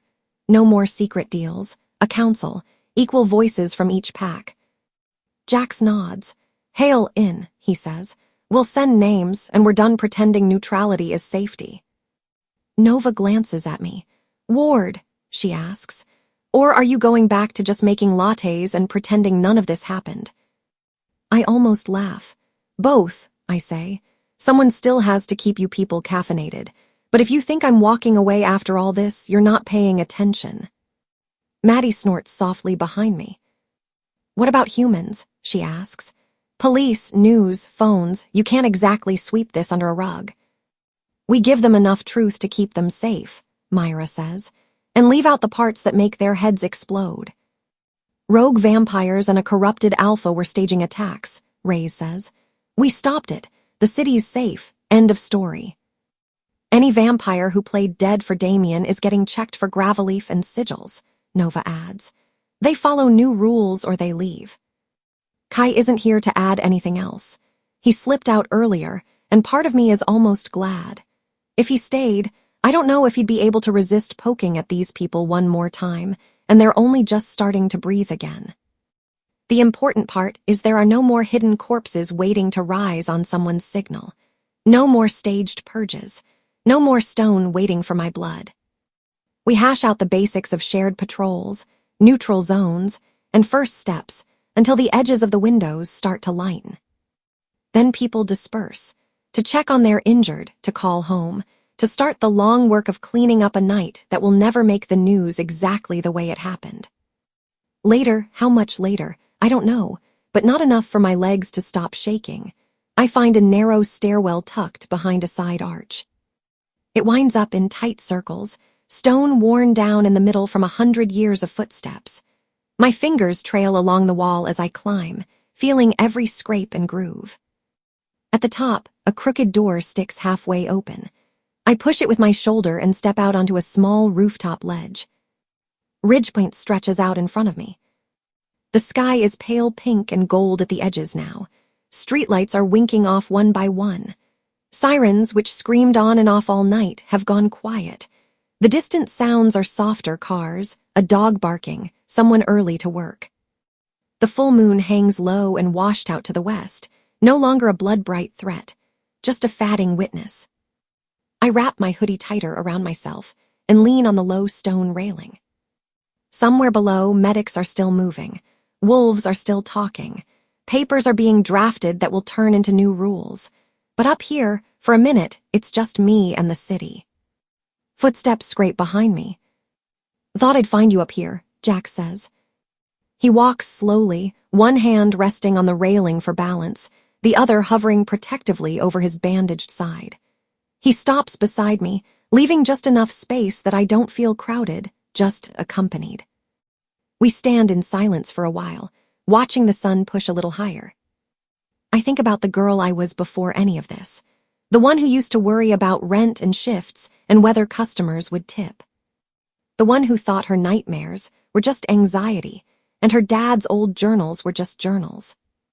And then I roll through the answers I didn't have back then. Vampires faked their deaths to make Damien look like a hero. Damien spared me because the family oath bound his hand, and he needed my blood alive for his ritual. Hale wolves stood aside once and let my father's pack fall, but they didn't tonight. Kai stayed under Lucian's thumb because of a blood chain until he found a way to break it.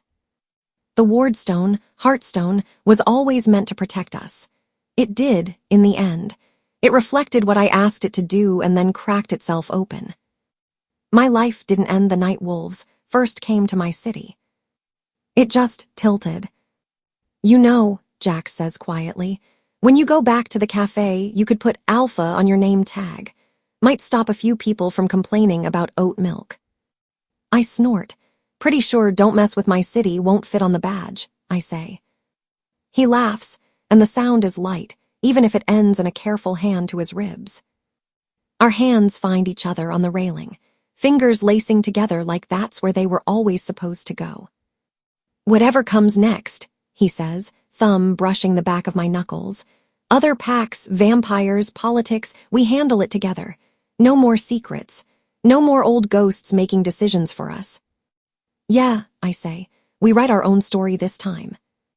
I rest my head lightly against his shoulder, mindful of his wrapped side. He leans his weight just enough into me that I can feel the steady beat of his heart through fabric and bandages. The sun edges up over the buildings, washing the last of the blood moon night out of the sky. Ridgepoint starts another day, mostly unaware of how close it came to wearing someone else's chains forever. I used to think my life ended the night the wolves came to my city. Turns out, that was just the night the ward heir woke up and finally chose who she wanted to run with.